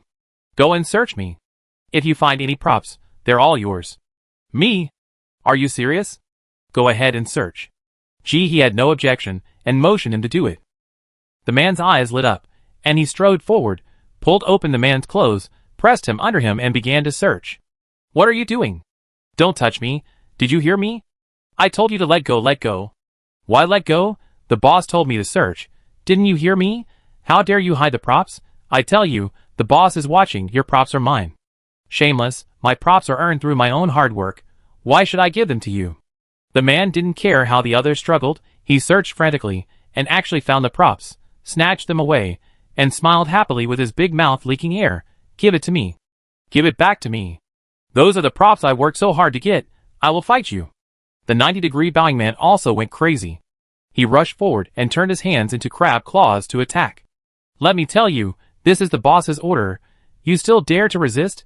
Can't I kill you? Boss! Boss! The man shouted several times in a row, and suddenly found that the female star had disappeared without a trace. Even the people who had watched the excitement before had all run away. She left a long time ago. His teammates stood aside, covering their faces, and had no intention of stepping forward to help. Whoa, it hurts so much. All his teeth have fallen out, and now there is no dentist clinic. What should he do? If he had known this, he would never come back. He didn't get any benefits, and he got into trouble. I regret it so much. Whoa. He turned around and left when the two men were fighting and rolling together. Others were so happy to see her leaving that they didn't stop her at all. She didn't have a good impression of these two people, and there was no way she would stay there to be used as a gun for them. Those people are tangled together, and it is impossible to tear them apart with only 10 or 8 points each. Rather than staying to watch them tear each other apart, it is better to find a big dog quickly. As for the props that the man may have, she is not so rare. She has a lot of props, both for attack and defense, and she really doesn't need one or two. Besides, the man may not have good props. When she left, the others also took the opportunity to run away. It was so exciting that it almost caused a big accident.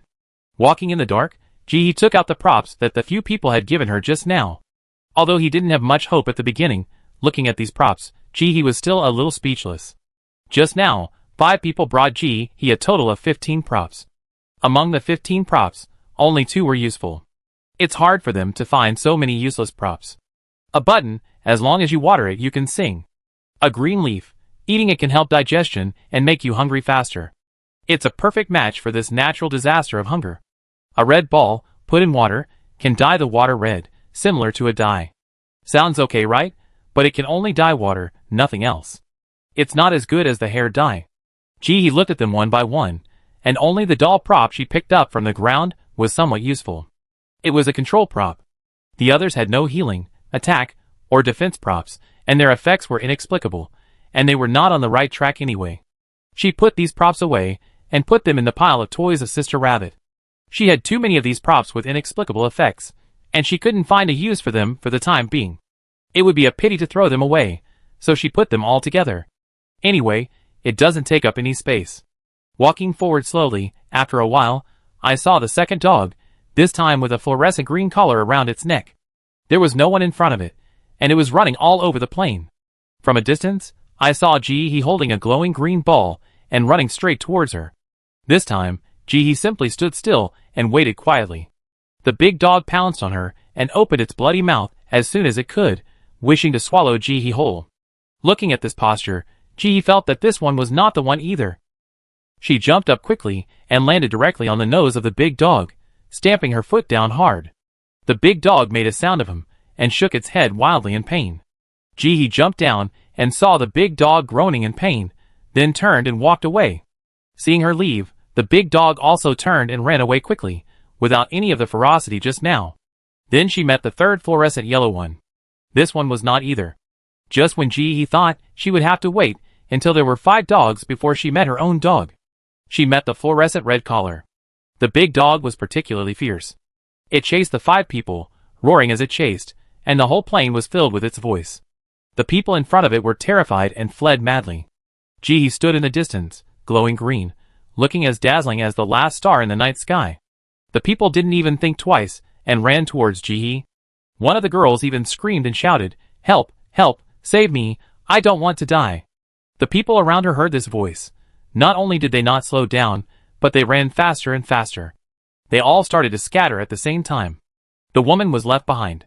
She tried desperately to catch up with the others, but at this critical moment, no one would slow down. So she could only look at he. "Save me, please, please, I will repay you in my next life." "So you don't have to repay me in this life?" He said she knew everything, and this was all left over from her previous play.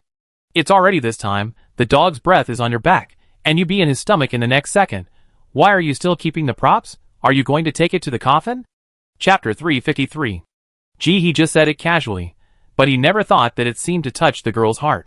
The next second, she disappeared in front of Jihi, leaving behind an angry big red collar dog, less than 1 meter away from Jihi. Jihi, big dog with red collar, Jihi raised his head and stared at the angry big dog. The big dog snorted, showing a little irritability, but did not mean to bite. It tentatively put its head over to sniff, then retracted it, and the whole dog jumped back and then jumped forward. The huge body shook the ground. Jihi was very happy. She guessed right. She really found the corresponding big dog.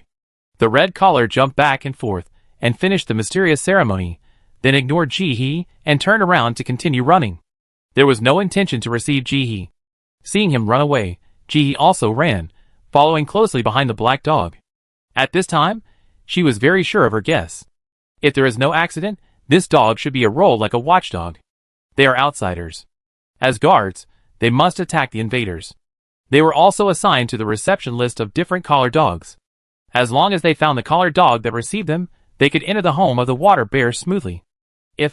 Think about it more, will these dogs protect them when they are attacked by other dogs? Or, if they follow behind the other dogs, the other 4 dogs will not attack them? These 2 points are Jihi's guesses, and there is no way to confirm them for the time being. The speed of the big dog is very fast, not much slower than the speed of the floating cloud beast before. Jihi's legs were not even as high as its knees, so she had to try her best to catch up with its speed. She calmed her breathing and adjusted her state according to the information in the video. She simply treated this chase as a training. The red collar was very fast, and soon found another group of people. It roared to the sky and rushed over madly. The people were scared and fled everywhere. They had no energy to look at Jihi behind the red collar. More than an hour later, Jihi sat on the red collar's head, leaning on his chin with one hand to think. This red collar has great stamina. It searches for people all over the plain, sniffing like a tireless machine, without a second to rest. And there is no one behind them. Everyone's first reaction when seeing the big dog is to run away. Seeing the big dog still circling around the plain, Jihi has 2 guesses. The first is that they must reach the minimum number of people before they can be sent to the water bear's home. The second is that the time has not come. If you consider the mission's 3-day survival requirement, then she is safe now. She can spend the first 2 days here and complete the mission on the last day. No matter what changes there are, she should survive the 3rd day. But he was not going to take advantage of this loophole, in order to prevent the system from being unethical and cheating her. She planned to speed up this round, and it would be best if the big dog could quickly send them to the water bear's home, so that she would have more time to prepare. According to the principle of doing homework during the summer vacation.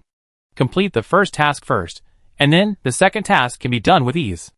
Making up her mind, Jihi shouted when she met someone in the red collar again.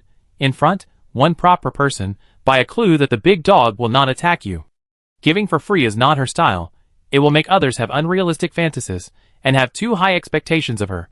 A naked money relationship is the most suitable for her. The night is too dark, and the first reaction of others when they see the big dog is to run. If Jihi doesn't speak, they won't notice that there is another person sitting on the big dog's head. At this time, they heard the sound coming from the dog's head, and they were surprised at first, and then quickly agreed. There is no way, the power of this big dog is too strong. Every time they appear, if one person doesn't die, it is basically difficult for others to escape. No one wants to be the unlucky one who dies, so it's better to hand in the props. Since entering the dungeon, although there are not many useful props, they still have a lot of props that are not so useful. After several people prepared the props, they threw them directly on the ground. Jihi jumped down to get them himself. The big dog was still chasing them, and it didn't dare to stop even if it killed them. After holding the props, Jihi quickly told them how to escape from the big dog's mouth. The others were shocked at first, and then asked a soul-searching question. There are 5 dogs in total. How do we determine which dog we belong to? The one that bites you is not your big dog. The one that doesn't bite you is your big dog. After saying that, Jihi pointed at the person who was being chased the most fiercely by the dog with a red collar. This guy is definitely not our Xiaohong's target customer. Congratulations, you have eliminated one, and now there are 4 more, with a 25% success rate. You can do it. Man, it's too early to congratulate. He is more concerned about how to escape from the dog's mouth. Others who were scattered and not chased by the dog were relieved. Their anxiety was also relieved. Although this method was not what they imagined, it was much better to know the clues of the big dog than to keep guessing. Several people gritted their teeth and were tangled in their hearts. Looking at the ferocious big dog, their legs were weak. But what can they do? Should they give up the mission? Thinking of their family members who were still waiting for them at home, they made up their minds and began to consciously approach the big dog. Want to test whether the big dog has the intention to attack. Once the person finds that the big dog stops and intends to chase, he will immediately turn around and run. This kind of temptation is easy to complete. The big dog is not a dedicated dog. It will always attack the person closest to it. Those who run far away, it often does not pay much attention to.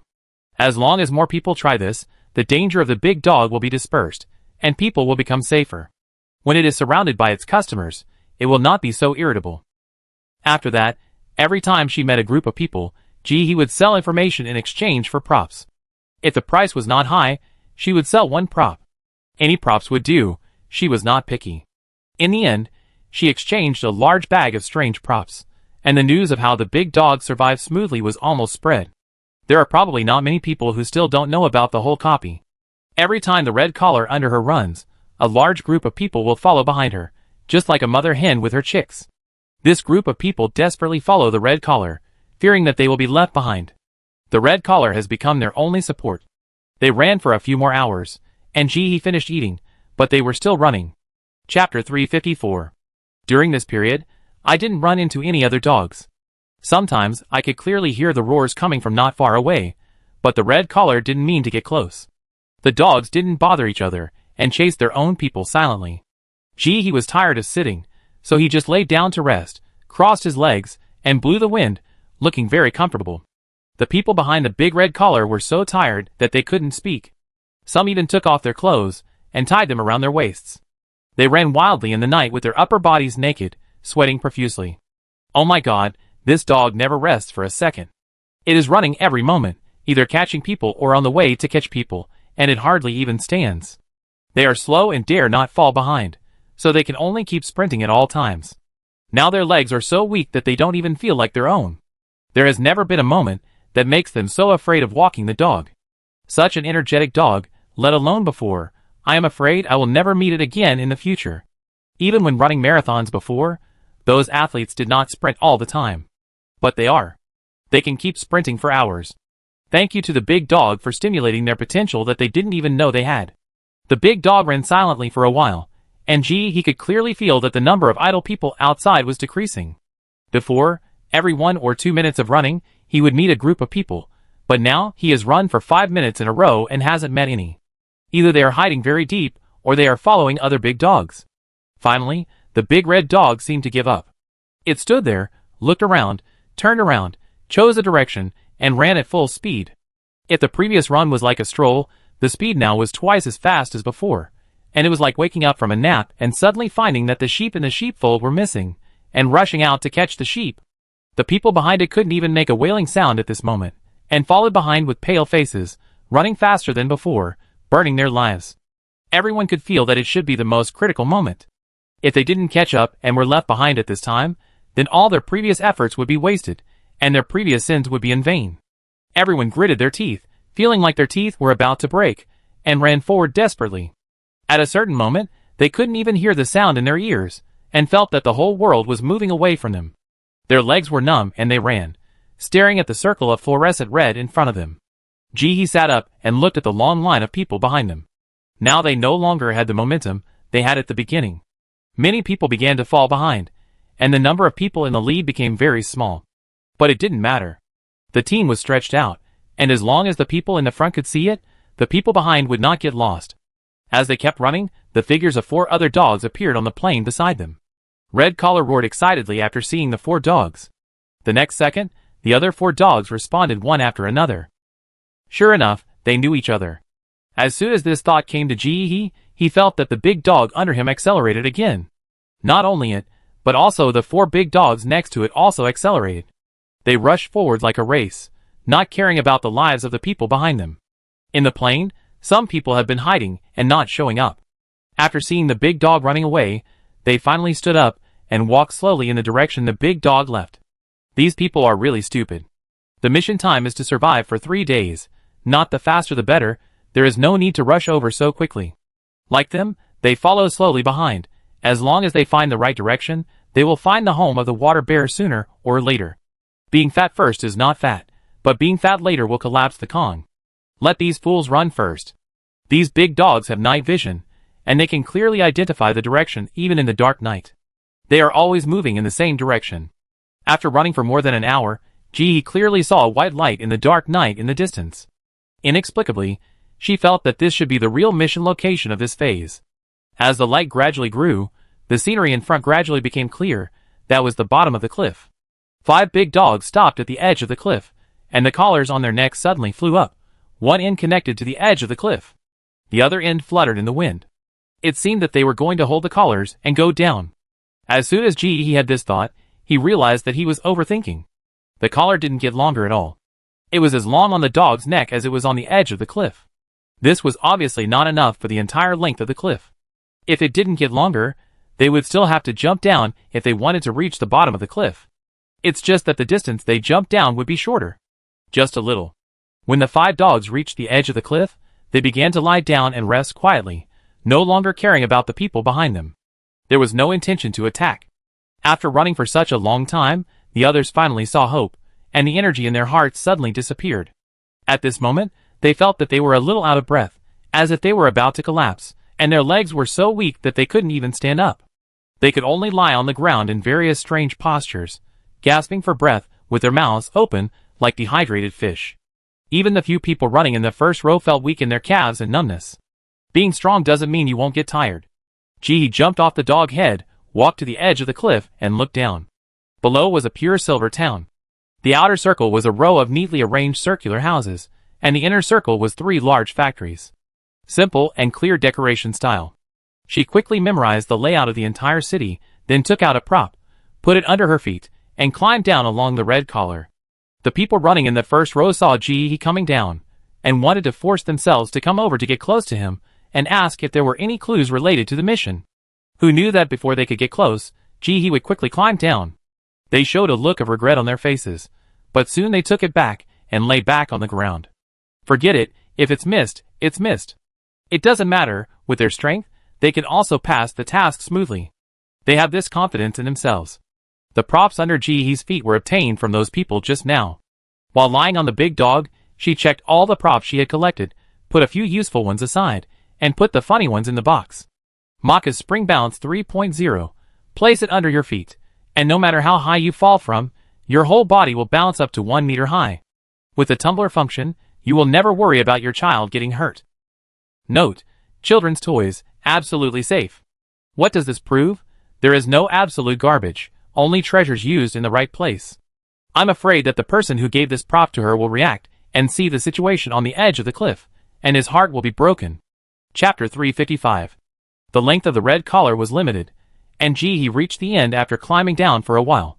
She looked at the tiny toy-like houses under her feet, took a deep breath, and suddenly let go. The next second, she fell to the ground at a high speed, like a cannonball. She tried to adjust her direction in midair.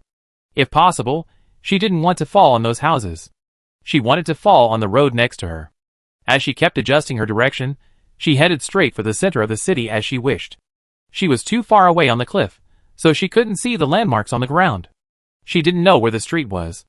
In order to avoid taking a detour, it was best to land in the city center. According to the general urban construction style, bookstores or other shops are usually built in one place, not scattered. If possible, she would like to see if she can find a city map. Otherwise, in such a big city, it would take a long time to find a street. While thinking, she landed quickly. The huge momentum quickly dissipated the moment her feet landed on the ground. She was unharmed. This prop was more useful than she thought. The smile on her lips just appeared, and the next second, she used the remaining strength to jump 1 meter high on the spot. She said it was okay and quite fun. Then, she couldn't laugh anymore. This prop kept jumping. As long as she had a downward force, this prop would make her jump up. She also tried to fall sideways in the middle of the process, but failed. It really deserves to be a built-in tumbler function. Every time she slightly leans to the side, it will automatically adjust to the right position, so that she can't fall down even if she wants to. After several attempts, Ji Heimu sat on the green elf, with a straight face, and raised her feet high. This time her feet didn't touch the ground, so she naturally wouldn't keep jumping down. Reached out to take the prop off, and put it away. This prop can't be said to be bad, but it's a bit serious and stubborn. Her green elf is still more convenient. But it's still low-key, which suits her identity. After putting away the green elf, Ji looked up. It was already bright outside, and he could clearly see several ribbons on the edge of the cliff swaying in the wind. The dawn in the copy was different from the real world. It went from dark to bright in just 1 or 2 minutes. When Ji jumped down, it was still dark, but when he landed, it became daytime. There was still no one coming down from the cliff. Those people were still resting. Looking around, the architectural style of this metal city was very different. All the buildings were several meters higher than the road, with several silver metal poles standing underneath as support. It looked like a house was stuck on several sticks, and even the factory was the same. Ji looked around and didn't see any road signs. She simply went straight to the factory gate. Her idea was to sneak in first and find the robot inside to ask. As a result, when she took out her badge and found the factory closest to her, the big iron gate actually reminded her that the factory was closed during this period and did not need to hire staff. There was no way. This road was not feasible. Ji had to give up. She turned her attention to another one. This time it failed, and she was still reminded that the factory was closed. She did not give up and came to the third one. This one could enter. The iron door opened with a push, and no proof was required. After she entered, she found that it was divided into several rooms. Most of the rooms were locked, and only one room was open. There was no one in the room, only neatly arranged machines, not many, and there were probably more than 20 machines in the whole room. The robot responsible for reception had appeared in the dungeon before, but it did not appear here. She tried to touch the machine. A mechanical sound soon sounded. Beep, hello, please show me the water bear token. Ji, To be honest, I am the water bear, but I have mutated, but the mutation was not successful, and I am bald. Beep, please don't lie, please show me the water bear token. Forget it if you don't believe it. Seeing that he couldn't fool her, Ji stood up with some regret. It wasn't a wasted trip, at least I had an idea. She turned and left, and walked around the area again, but didn't find any other clues, so she started walking away. Since she entered this city, she hadn't encountered any moving things. Not to mention breathing, there were no robots. This was a little different from what she imagined. Rather than saying that this was a city with living things, she would rather describe it as an empty city. The empty silver city was particularly deserted. After leaving the factory area, Ji came to the commercial street. All the shops here were closed, and it looked particularly depressed. She found a shop with a meat pie shop sign, jumped up, and tried to look inside by lying on the crack of the door. There were no stairs here, so if you want to get close to the shop, you could only jump. It was about 7 to 8 meters above the ground. In the end, she saw nothing. The gap in the door was too narrow, and she couldn't see the scene inside clearly. Ji didn't plan to destroy it. According to the nature of the system, if they dared to do something illegal, they would definitely be blamed. Before, if a gifted person picked flowers, he would be fined silver coins. If he dared to break into a private house, he would definitely be fined more. Ji stood up and continued to move forward. She wanted to see if she could find something like a map. Although she didn't have much hope that there would be a bookstore in this place, what if? The result disappointed her greatly. This whole street was full of food. All the signs on the shops were related to food. Finally, on the commercial street, Ji found a road sign that said Good Street for Food. Although it is not the Street of Hunger, the names are somewhat similar. According to the rule of similar names, the Street of Hunger should be connected with the Street of Hunger. At this moment, Ji felt something and looked up. A person with white wings suddenly flew down from the top of the cliff. The person had blonde hair and wore white clothes, which was particularly dazzling in the sun. He was holding a person in his hand, who should be his teammate, and the two were circling and falling. Ji narrowed his eyes, and someone came down. It looked like she had to speed up. She quickly ran around the commercial street. She found the names of the other 3 streets, namely, Drinkwell Street, Sleepwell Street, and Playwell Street. Drinkwell Street sold all kinds of drinks. Sleepwell Street sold all kinds of bedding, and Playwell Street sold all kinds of toys or game consoles. There was nothing related to learning. Ji's idea of finding a map was shattered. She could only use the stupid method to eliminate it bit by bit. Chapter 356. According to the naming rules of these streets, Ji quickly found Chi Dishuang Street. She quickly ran to Chi Di Shuang Street, and then used the method of elimination to find Chi Di House Street. Then search down one by one. Although it may take a little more time, it is certain that Chi Bu Bao Street can be found. During this period of time, humans kept falling on Ji He's head, and the originally quiet and deserted city began to have a little popularity. Ji He felt very strange. This was obviously where the water bear tribe lived. Not to mention living creatures, even robots were not encountered. This was obviously wrong. Is there any place in the interstellar space that doesn't use robots? Do they clean up after themselves? But there are too few clues at hand, and she can't think of any reason for the time being, so she can only put the idea in her heart and concentrate on finding the hungry street. After trying every possible way, the gifted people finally landed successfully. They are different from Ji He. Ji He ate a little while lying on the big dog, and he didn't run continuously, so his physical energy consumption was not great, so he could immediately start searching after landing. Many of these gifted people were already starving. The first thing they did was not to complete the task, but to gather their teammates and find a place to eat. For the gifted people with space buttons, it was easy. They didn't need to look for food. They just needed to gather their teammates and find a safe place to start eating. The other group of gifted people without space buttons had limited supplies, and the food in the last few copies was sufficient. They didn't think about the possibility of lack of food at all, and most of the supplies they brought were tools. At this time, they are starting to look for food in groups of 3 or 5. At this stage of the mission, there are very few lone rangers, and most people have fixed teams. With the help of partners, the pass rate can be greatly improved. The talents have their own plans, and soon the whole city is bustling. The creatures in a cave, feeling the arrival of emotions, quietly came back to their senses from emo. It's so lively, they really want to go and see it. But they can't. They will be hated. But they really wanted to go. What to do? Ji He finally arrived at the residential area. From a distance, the houses in the family area looked more like a huge upside-down white round bowl, but these houses all had no gates, only an arched door facing the street, allowing people to enter and exit at will. She looked up at the street name, Eat or Not Street. It's not Eat or Not Enough Street. Somewhat curious about the layout of the house, Ji He walked towards the nearest room. Opposite the entrance is a living room, with a huge floor-to-ceiling window that looks at least 5 meters high, and you can clearly see the house opposite. The living room is very empty, with only a huge white metal sofa placed against the wall in the room of hundreds of square meters. There is nothing else. The decoration style of the whole room is pure white, and only subtle differences can be distinguished from the color difference. Ji He took a quick look and walked to the corridor on the left, where there are 2 rooms. There was a large metal bed in the room on the left, and a metal wardrobe against the wall. She squatted on the ground and touched it. The metal bed was integrated with the whole room. It couldn't be moved. It looked like it was made of the same piece of metal, and there was no trace of post-processing on the edges. There was nothing on the bed. When she opened the wardrobe, she could see a few brightly colored clothes. Ji He took them out and looked at them. The clothes were very large and new, as if they had never been worn.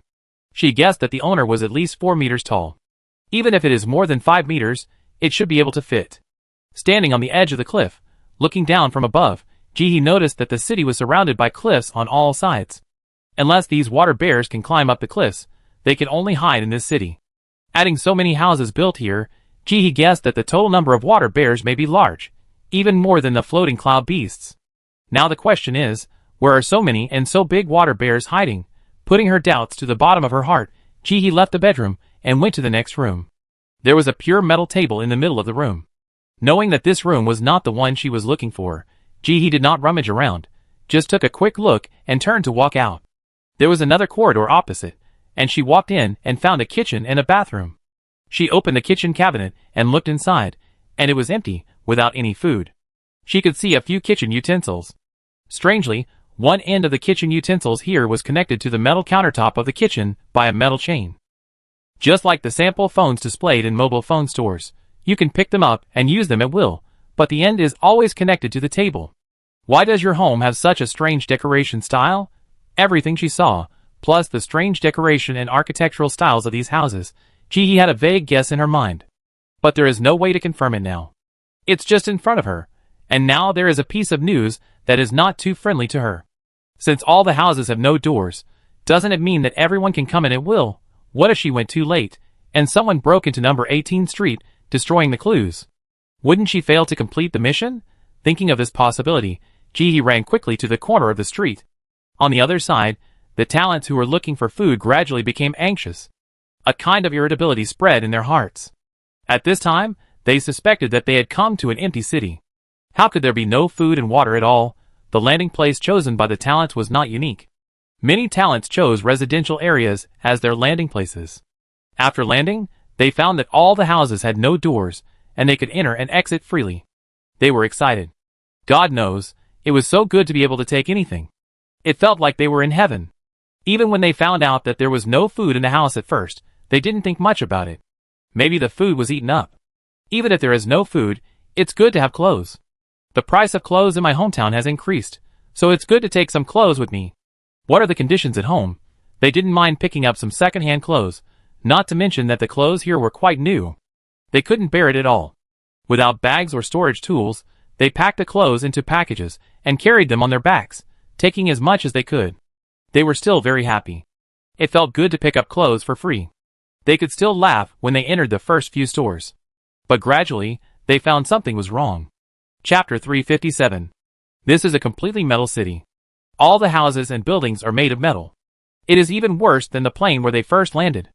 Although it is desolate over there are still some trees and prickly grass. This is an empty city.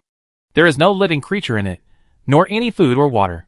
There are only countless metals and a little bit of clothes.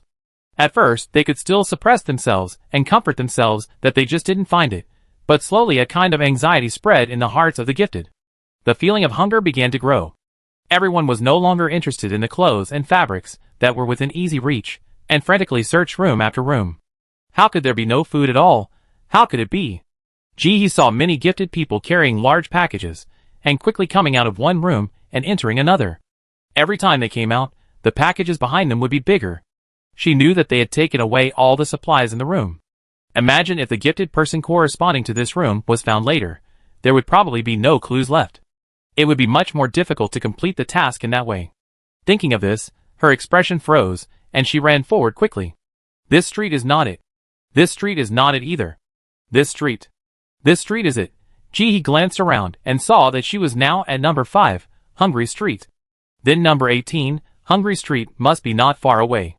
Her feet moved quickly, and she found number 18, Hungry Street at a glance after turning a corner. Found it, without taking a breath, she looked at the pure white metal room in front of her and stepped in.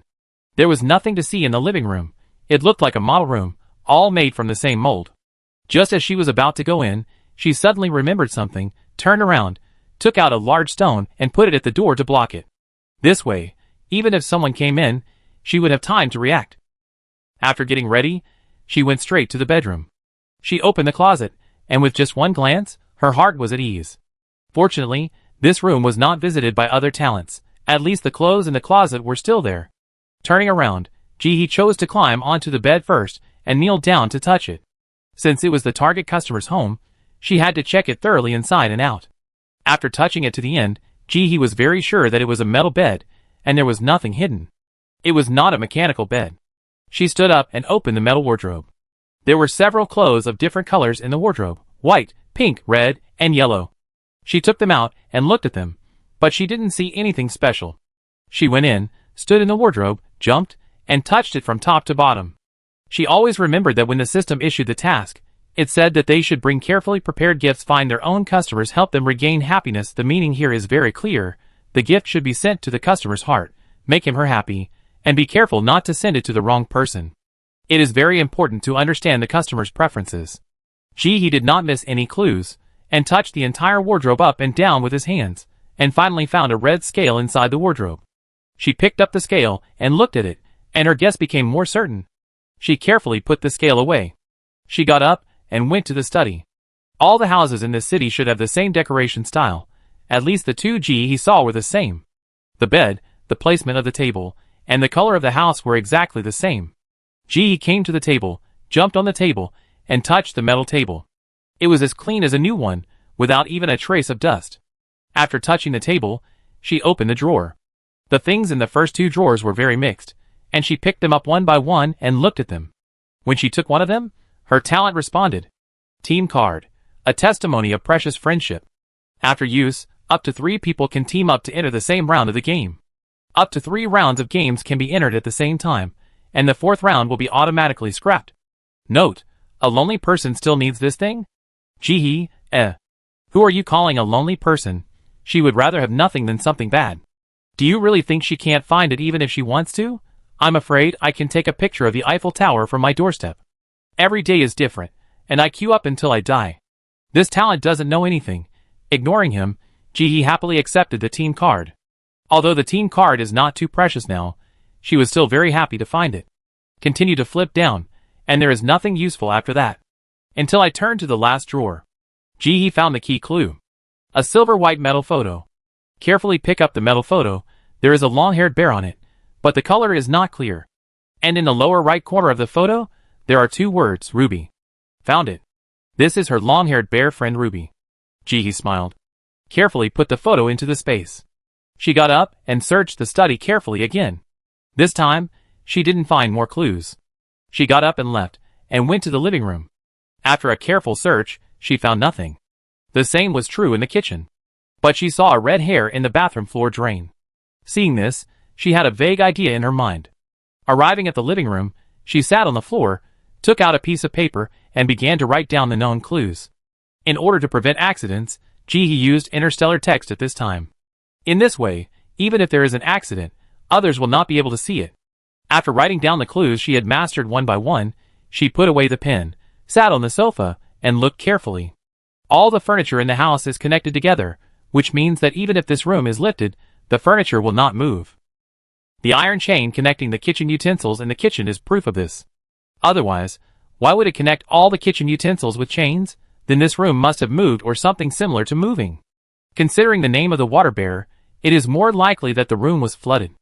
Add to that the scales found in the bedroom, the hair found in the bathroom, and the name of the water bear. Gee has a bold guess. Maybe this animal has entered the shedding period or the scale replacement period. But she still doesn't quite understand it in her heart. Can the switch between a scaly creature and a hairy creature be so smooth? So what should she give as a gift? A comb? Or a brush? Or are they both wrong? Maybe she shouldn't make a decision so early. She should go for a walk in the city. While thinking, the note in her hand suddenly disappeared. Gee sat up suddenly. What's going on? How can something in the palm of your hand disappear? At this moment, the big stone at the door was suddenly broken. The broken stone broke into pieces, and one of them rolled to Gee's feet. She turned her head and looked at the door. Chapter 358. There were 3 very strong men standing there. They had dark skin and deep eye sockets. They were not Asians, but looked like they drank Ganges water. 2 of them were carrying packages with bare hands, and one was holding a meter-long knife. Her note was being held by a man standing on the left, who lowered his head to check it. The man standing on the far right looked at Gee from head to toe with a frivolous look on his face. He was quite satisfied. Although she was a little thin, she had a pretty face and could handle it. He smiled contemptuously, looking up. We have your clues now. If you want to clear the game, you belong to us this time. After saying that, the man holding the knife raised the knife, pointed it at Gee, tilted his head and spat at his feet. Hurry up, hand over the space button. We 3 brothers promise that you will get out of this copy alive. Just leaving alive. As for whether you will lose something, he can't guarantee it. Yes, you are a woman. It's not safe to be alone. You should follow us 3 brothers. Let us guarantee your safety. The word safety was emphasized by this person. The 3 of them sang in unison, obviously considering Gee as their own possession, and thought that she had no room for resistance. The restless emotions were surging in her heart. The man with the knife showed an obscene smile. You, come here, hand over the space button. The man's eyes were red, and he looked a little abnormal. Gee narrowed her eyes. She stood up and patted the dust on her pants. She landed lightly on the ground. Now she would let these things know whether she was safe or not. You know I'm not safe.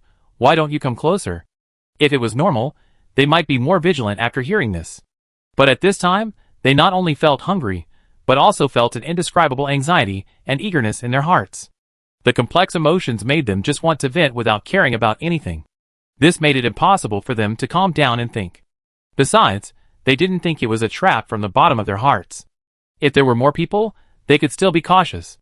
But a single woman, no matter how capable she is just like that? Can she beat the 3 strong men? Oh, she is just a woman. How big a storm can she stir up? They have seen many women like this, who have survived until now just relying on their own abilities and luck. If they really fight with real swords and guns, they are no match for the three of them. With such contempt, the man with the knife took a few quick steps and stretched out his hand to pull Ji-hee.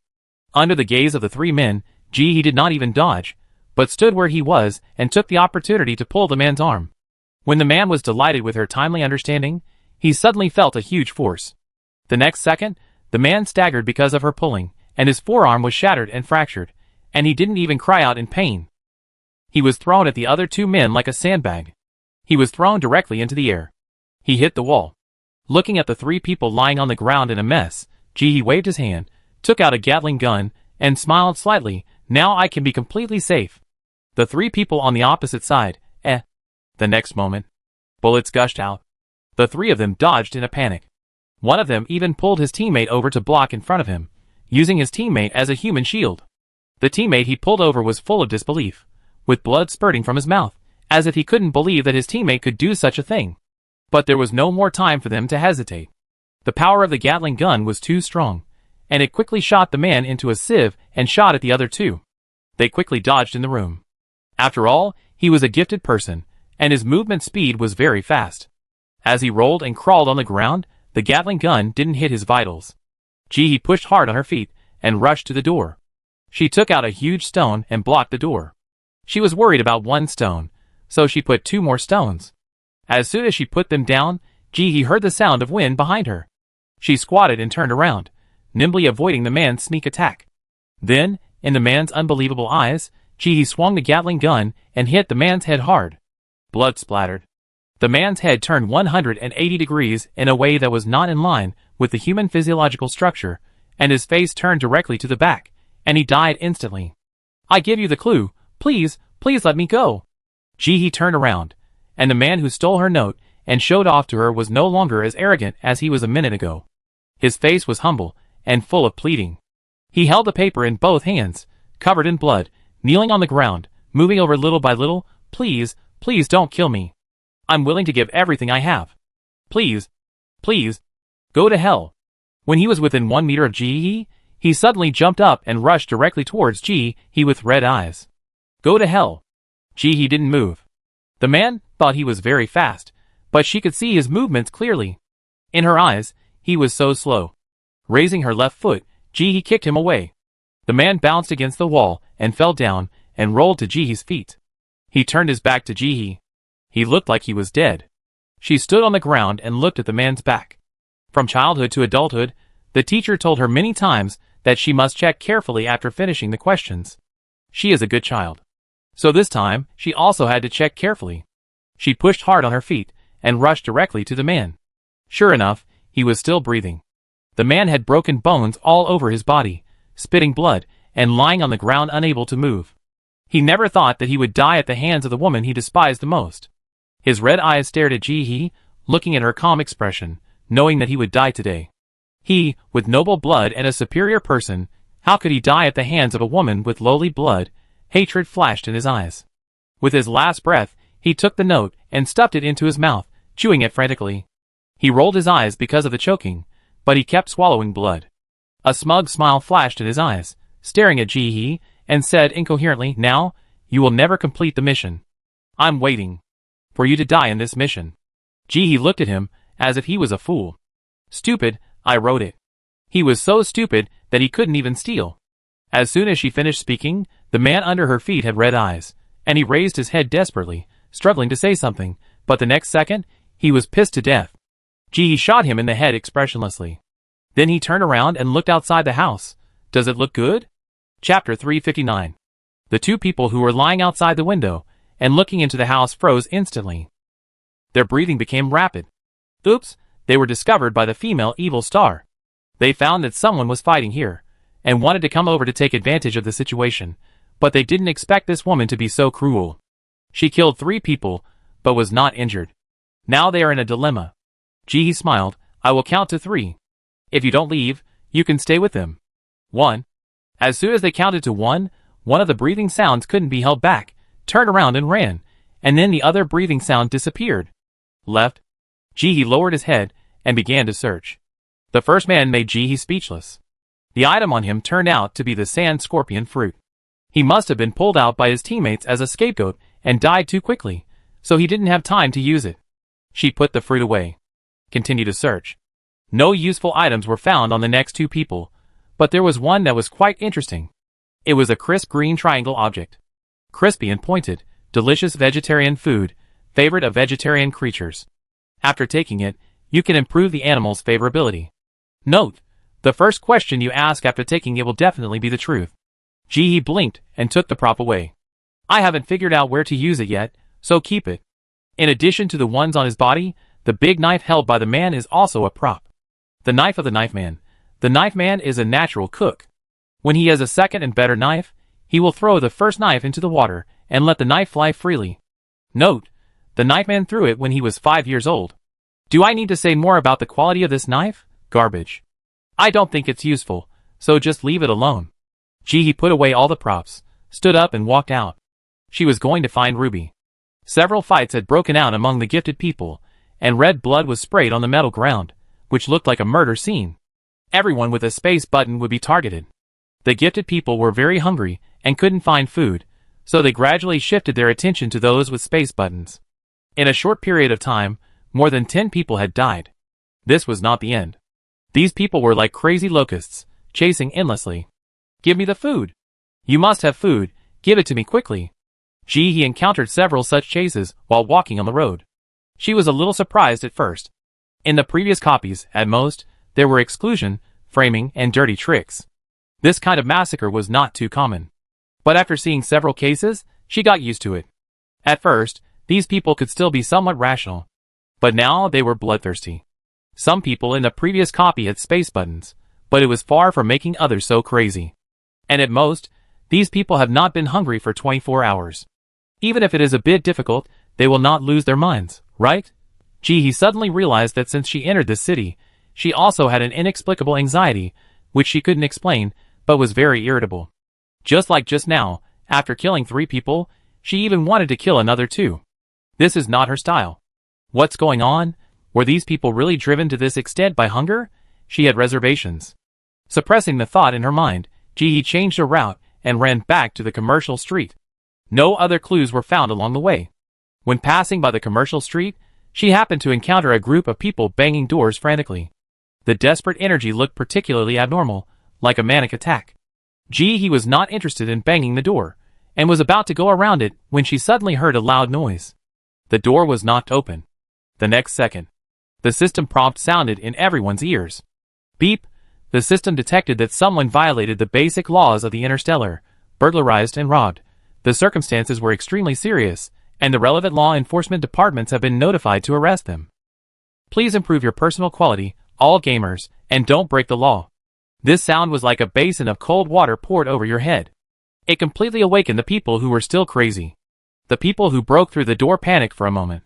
Many people ran away immediately, but there were still a few stubborn people who went in through the big hole that was smashed open. They were hoping for the best. It would take some time for the police to respond, and since the door was open, they could just grab a meat pie and eat it to escape. Who knew? It was less than 30 seconds. 6 huge steel robots suddenly flew out from a distance. In the blink of an eye, they flew to the smashed house, without a word of nonsense, and directly stretched out their hands and fired a ball of white stuff, and several people in the house were tied up and taken away instantly. The whole process took less than 5 seconds. The man didn't even have time to put the meat pie in his hand into his mouth before it was entangled like a mummy. One of the robots came forward, opened its belly, and put the captured person into its belly. This set of capture and detention movements was very skillful. Afterwards, the 5 robots chased in the direction where the others had dispersed, and the robot left behind raised its right arm and began to repair the store door that had been damaged by people. As he sprayed out liquid, the door closed quickly at a speed visible to the naked eye. In the blink of an eye, it returned to its original state and looked brand new. The robot said nothing, and the figure chasing the other 5 disappeared in an instant. The speed was frightening. Seeing this, many people who were still in high places became obedient. They silently opened the big packages on their backs and put them back. Actually, they didn't want to, but their backs were a little cold, so they wanted to carry something to warm them up. Now it's a little hot after carrying it for a long time, so they put it back. They are good citizens who abide by the law and have never had any inappropriate thoughts. That absolutely does not exist. After watching the whole process, he walked forward silently. Anyway, she is a garbage collector, and she is definitely different from those burglars. The nature of the work is completely different. She should just do the task. When looking from above, he discovered that the whole city was a circle. The place she searched before belonged to the left side of the circle. Now she wanted to go to the right side of the circle to see if there was any trace of the water bear. After searching for more than 2 hours, he searched the whole city. Not a single hair of a living creature was found. She was helpless, and lay on the roof looking at the sky. Where are all these bears hiding? After a while of being dazed, she moved her ears, and seemed to hear a strange cry and running sound coming from a distance. She quickly got up, and looked towards the source of the sound. In the distance, a wave of gray-blue long-haired creatures was constantly moving, and they passed quickly under the house. At this moment, he finally understood the purpose of building these houses. It turned out to be convenient for these water-haired bears to run. There were many people who did the same thing as her. Everyone lay on the roof, and looked down silently. When they got closer, he found that these creatures looked very strange. There were only a pair of legs, but the bare claws looked a bit like fish fins. Jihee's doubts were finally explained. If she guessed correctly, this kind of bear should be an amphibian. There are 2 forms. Chapter 360. Jihee did not move. The companion she was looking for was not blue, but red. This was also hinted at on the collar of the big dog. When the group of water bears ran past, Jihee jumped off the roof and ran in a random direction. She was looking for the red water bears. She ran aimlessly in the city for more than an hour. Jihee finally saw the red waves running in the distance. They were like water, running and flowing freely under the houses. Jihee's eyes lit up, and he ran straight to the red water bear, stood on the house, and shouted, "Ruby, Ruby." As soon as the words fell, 3 red water bears jumped out of the group. They lined up and looked at Jihee excitedly. "You finally came to see me. I'm so happy, I missed you so much. Wow, I look so ugly, I need comfort, I need a hug." The 3 were very enthusiastic towards Jihee, but it was obvious that 2 of the Rubis were not her good friends. Just to fill in the gaps. "Jihee, good fellow, waiting for her here, right?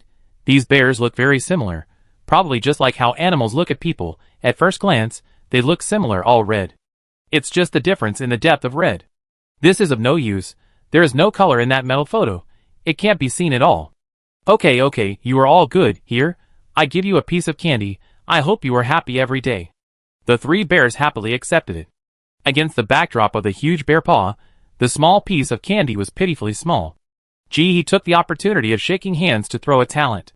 Water hair bear, bear and fish dual form. The bear form is soft-hearted, kind, and loves to help others. The fish form is extreme, has a bad personality, bears grudges, and is kind. The hair on the body melts in the water to purify the water and remove water pollution. Talent ability, emotion transmission. Will transmit their emotions and infect other beasts. Note, tears are the ultimate move for everything. Seeing the removal of water pollution, Jihee's pupils shrank sharply. This is a good thing. Really a good thing. Although the family didn't tell outsiders, Jihee knew clearly that the water had been polluted. If the water was polluted, the vegetables that came out would definitely be polluted. The importance of the hair on this water bear is self-evident. The realization fell on its innate ability. Jihee finally understood where the anxiety and irritability in his heart came from the beginning of entering the city to now. This can explain why those gifted people are so anxious. It turned out that they were infected by the mood of the water bear. So are they in a very bad mood now? Jihee looked at the 3 bears in front of him, who were more than 5 meters tall, strong, and sitting on the ground like a small mountain, but licking the candy obediently. They were in such a bad mood, but they were still so obedient? Jihee calmly began to distinguish the differences between the 3 bears. The eyes of the middle one are bigger, and it looks more cute. The ears of the one on the right are rounder, like a plate. The mouth of the one on the left is big, and it has a little pouty lips. While recalling in her mind, she carefully compared and weighed, and finally found the ruby mentioned in the task. In order to prevent mistakes, she secretly took out the photo to compare. She was very sure it was it. The one on the far right. The ears, eyes, nose, and mouth were all correct. "Ruby, where were you hiding just now? I was looking for you just now." Jihee came to the far right Ruby and squatted down, with the corners of his mouth raised, his round eyes full of smiles, looking up at it, as if filled with stars. I didn't mean it. I'm a little sad, I'm so ugly now, I won't hurt you. Please don't be angry with me, okay?" As she spoke, Ruby started to cry. Big tears slid down her furry bare face. Her eyes were filled with sadness, and it was obvious that she was really sad. At this moment, Ji-hee suddenly felt the same way, and her heart also began to hurt. It was like the ice cream she saved money to buy when she was a child fell to the ground, and the heartbreak was like the sky falling. Ji-hee calmly pulled himself out of this feeling and noticed two words, hurt. Why did these two words appear? Then why did you want to come out? I thought, what if a beast came to find me? While speaking, Ruby glanced at Ji-hee with her black eyes. The other hand that was not holding Tang quietly wiped away tears. Ji-hee understood instantly. Isn't this the mentality of a little princess who hides openly and doesn't want to be found, but wants to be found in her heart? No wonder it appeared as soon as it was called. It can't wait. Wow, wow, wow. While the man and the bear were talking, a water-haired bear eating candy next to them couldn't stand it anymore.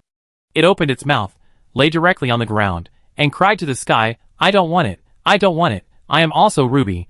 Why do you want him to not want me? I am obviously prettier than him. Why don't you want me, woo-woo? Is there something I did wrong? I am willing to change, woo-woo. I also want a good friend. Ji-hee hurried over and comforted loudly, baby, you are right. It's my boss who is too cruel. The task he assigned to me was to find the owner of number 18, the Hungry Street. Be good, stop crying. It's all my leader's fault. You can't be blamed for this.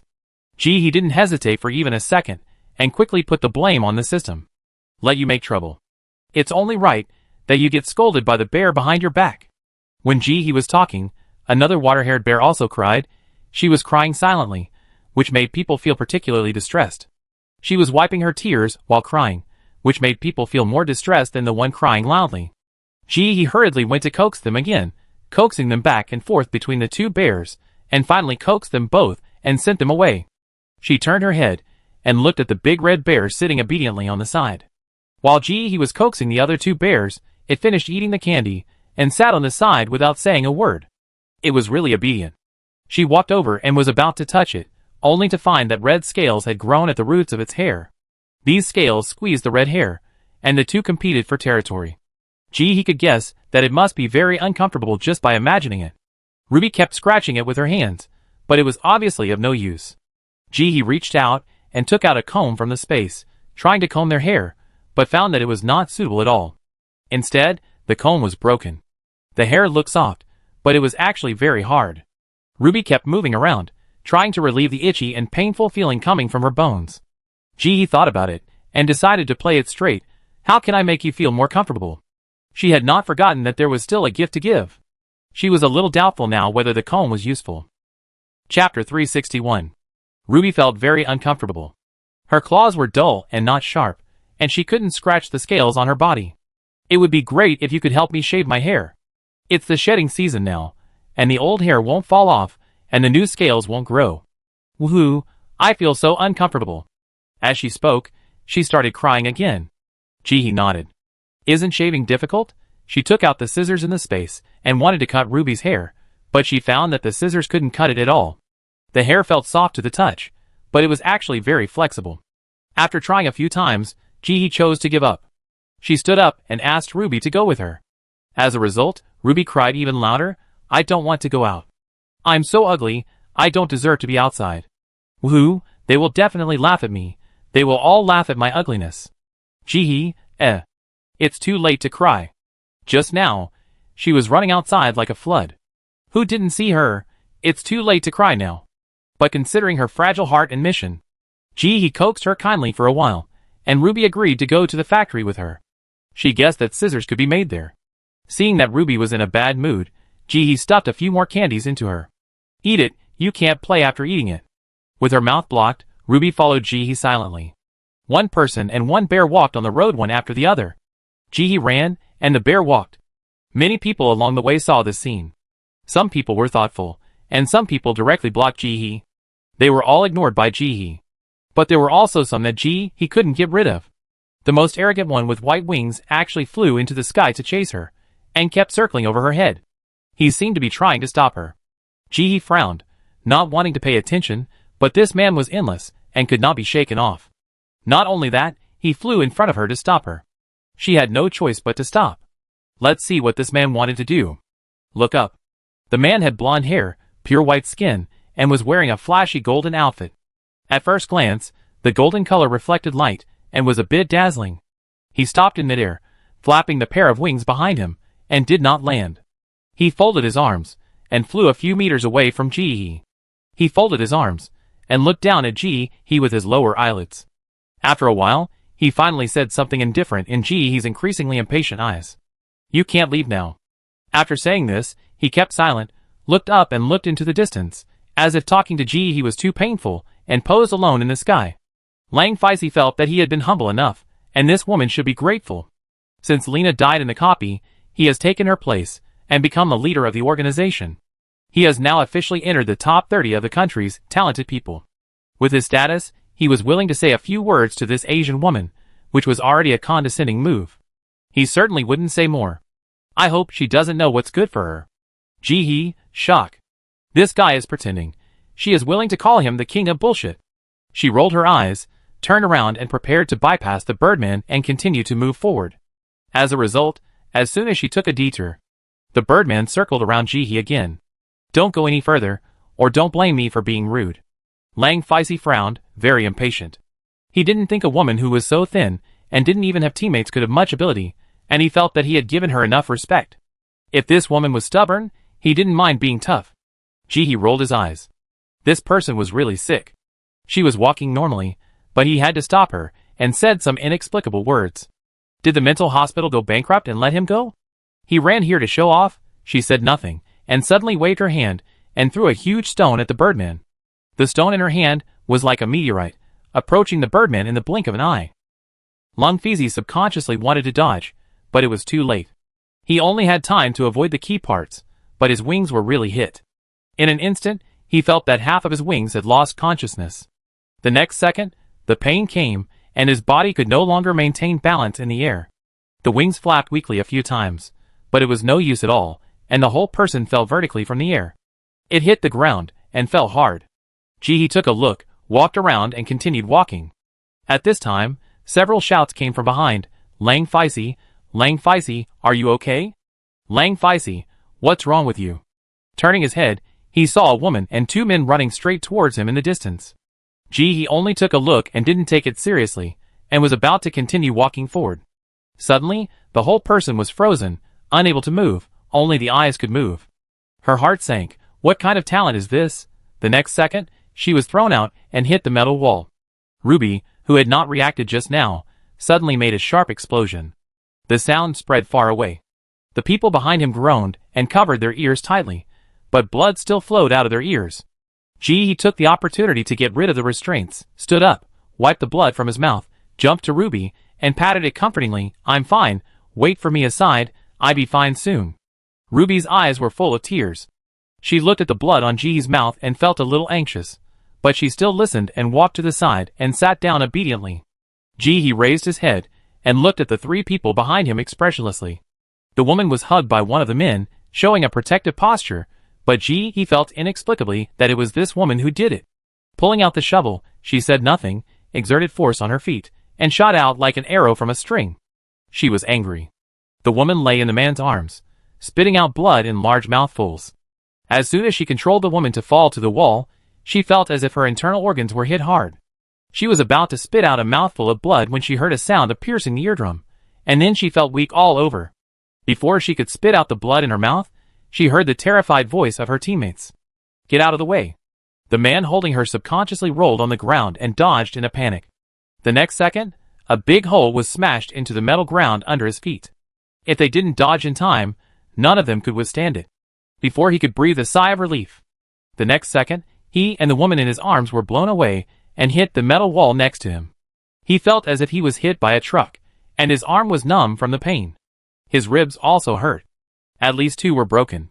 Their teammate finally reacted and turned into a monster with hard skin and sharp teeth and pounced on Ji-hee. He opened his bloody mouth, which was even bigger than Ji-hee's head. Chapter 362. Ji-hee was very calm. After seeing so many monsters, this person looked like a baby monster to her. Less than 2 meters, with only a head to see. She didn't even move. She leaned slightly to the side, exerted force with her right hand, and slapped the monster's mouth with a shovel, knocking out all his teeth. The monster flew backwards at a faster speed. Ji-hee didn't think of letting him go so easily. She exerted force on her feet, and quickly caught up. Before the monster landed, she swung the shovel, like playing tennis, and hit the other half of the monster's face with a shovel. Knock out the remaining teeth. The monster didn't even scream at this time, and crashed directly into the next room, causing a scream. He turned his head to look. The scream returned to calm. It was as quiet as death. He knew that someone was watching this side in the room, but she didn't care. Retracted her gaze.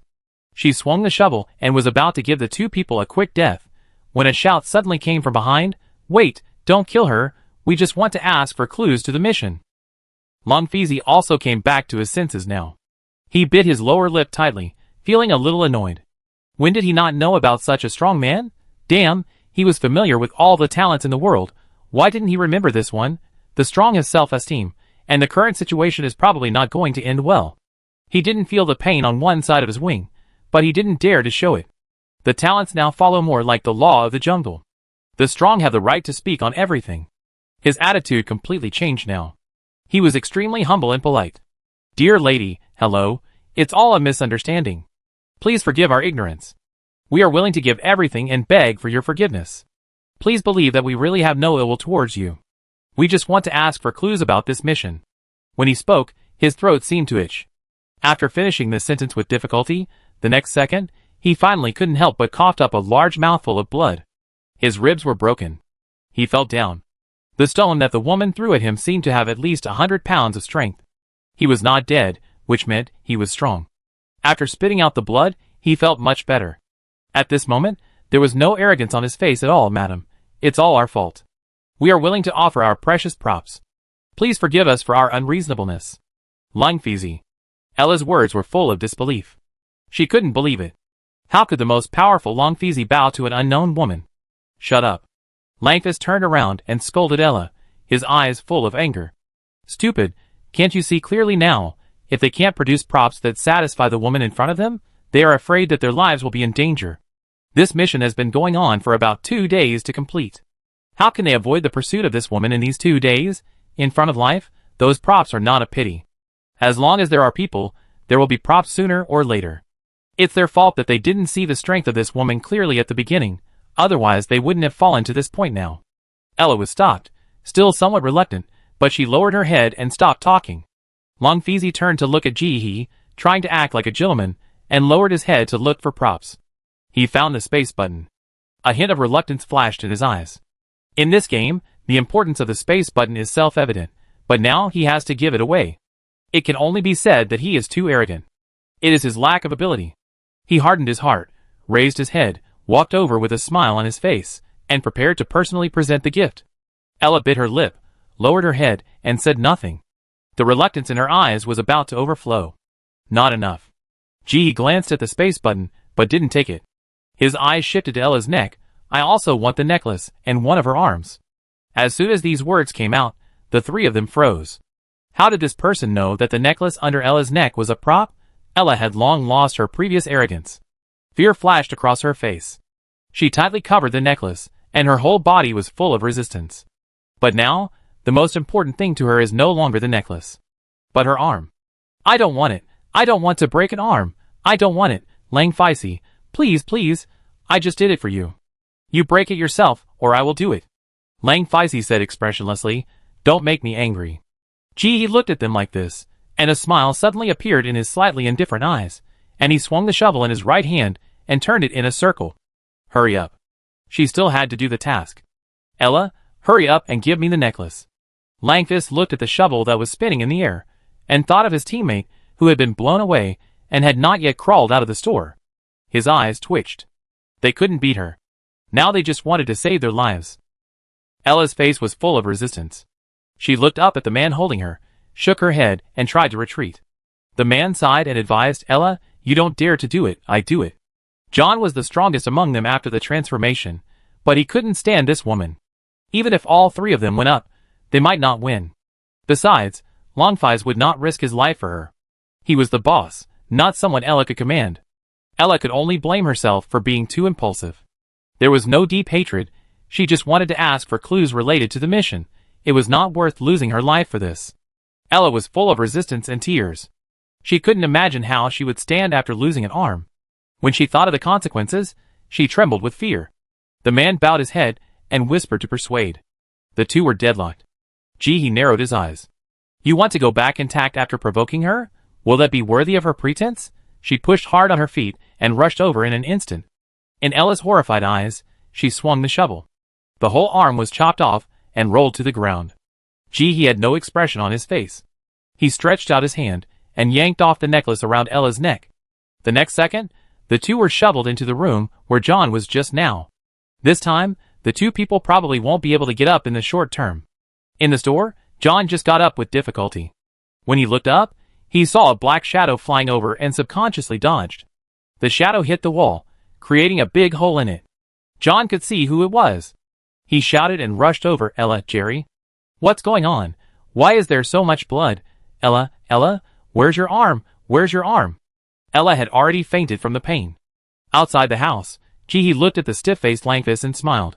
What are you looking at? Chapter 363. Langfis's smile was extremely stiff. He respectfully presented the space button with both hands and bowed his head deeply. One of the white wings behind him drooped at his side. The arrogance at the beginning was gone. Madam, I apologize to you again for my unreasonableness. I hope you can forgive me. Now the space button is presented to you. I hope you can spare our lives. I promise that the four of us will never have any ill will towards you again. He looked at the back of the man's head and reached out to take the space button. I hope you will have enough supplies to buy your lives next time. After saying that, she waved to Ruby, and the man and the bear continued to move forward. She didn't care if these people came to trouble her, as long as they had enough supplies, and didn't let her waste her efforts. As He left, Langfis slowly stood up. He forced a bitter smile. What bad luck. I thought it was a soft persimmon, but it turned out to be a Tyrannosaurus Rex. This is good. Not only did they not find the clues to the mission, but they lost all the props, and several people were injured. How to complete the task now, alas. After leaving the others, He took the opportunity to check the harvest. The space button is of course about 3 cubic meters in size, and it is filled with supplies. It can be seen that the owner has indeed carefully selected and filled the space button. Now it all belongs to her. Another necklace, it is quite interesting. Polymerization necklace. After wearing, it can speed up the recovery of talents. Note, the lowest version, garbage. He doesn't care what the talent says, she likes this prop. The back of the necklace was broken by her, but it didn't matter. She could sew a bag to hang around her neck when she got home, and use it just the same. Who could complain about the fast recovery speed of talent? She wished that the recovery speed could be faster. If she took such things to the mall to sell, she would probably sell them at a sky-high price. Thinking about this wave of income, he felt happy. Sure enough, a horse cannot grow fat without night grass, and a man cannot become rich without unexpected wealth. This saying still makes sense. Look, she got several props from the robbers on this trip. It was much better than doing the task by herself. After checking the space button, he turned around and took another piece of candy for Ruby, who followed her obediently. He also knew to help her, which was not bad. He silently slowed down the pace of the journey. I hope there will be people who are blind to block her way, so that she can rob the rich and help the poor. But the journey was smooth. No one stopped her. He still felt a little pity in his heart. Why didn't she come? Did she think she wasn't weak enough? Little did she know that the fight she had just had was already publicized by many people. Now everyone knows that the short woman with a bear behind her is not to be trifled with. She beat Langfis's team to a pulp. She walked all the way to the gate of the third factory, but he didn't meet anyone. She still felt a little strange. Before she came over, she heard the sound of fighting in front of her, but how come it was gone when she came? Just when she was about to invite Ruby to enter the factory, she saw a fence blocking the factory gate. The red and yellow colors looked particularly familiar, just recalling. 4 men carrying big swords came out of the room. One of them glanced at Ji-hee, then looked at the big bear behind her. His eyes lit up. Boss, what did I say? Isn't the key clue to pass this mission here? The man he called the boss nodded in agreement, thinking that the brothers made the right move. They were all rough men, strong in hands-on ability, but not so good in brains. After searching the house given in the task, they were confused and didn't understand anything after discussing it. A few people simply decided to pack up and carry away everything they could take away from the house. They searched the whole city for their water bear friend. The result was naturally lonely.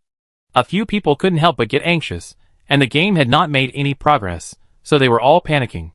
It was the 4th brother, who was smart and gave them an idea.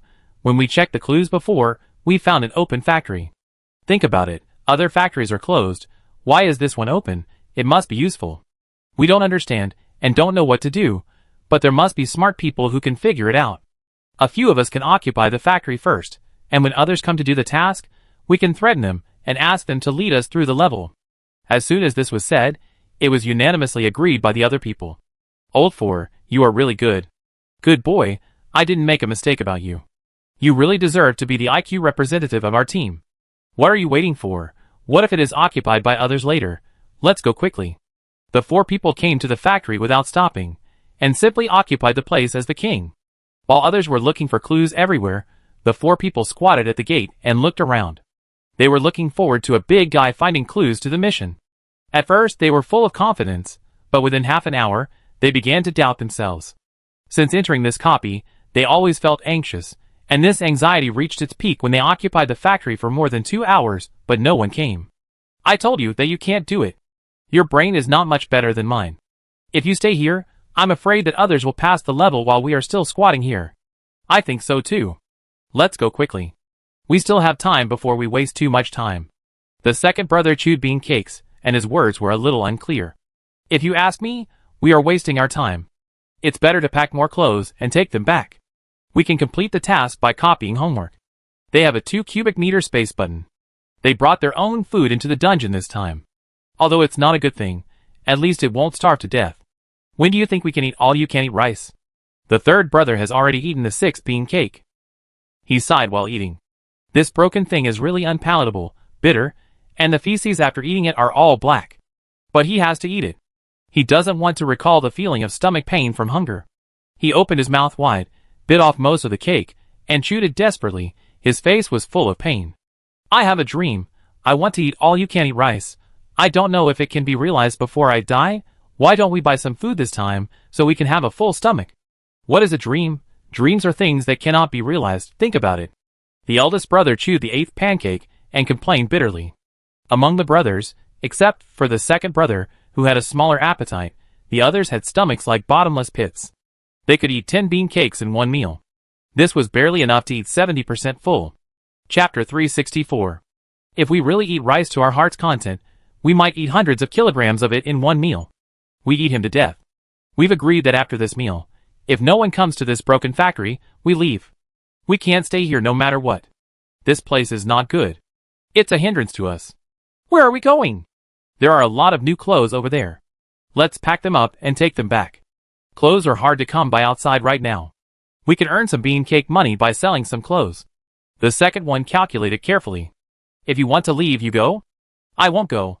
The fourth one was not happy. He firmly believed that his idea was correct.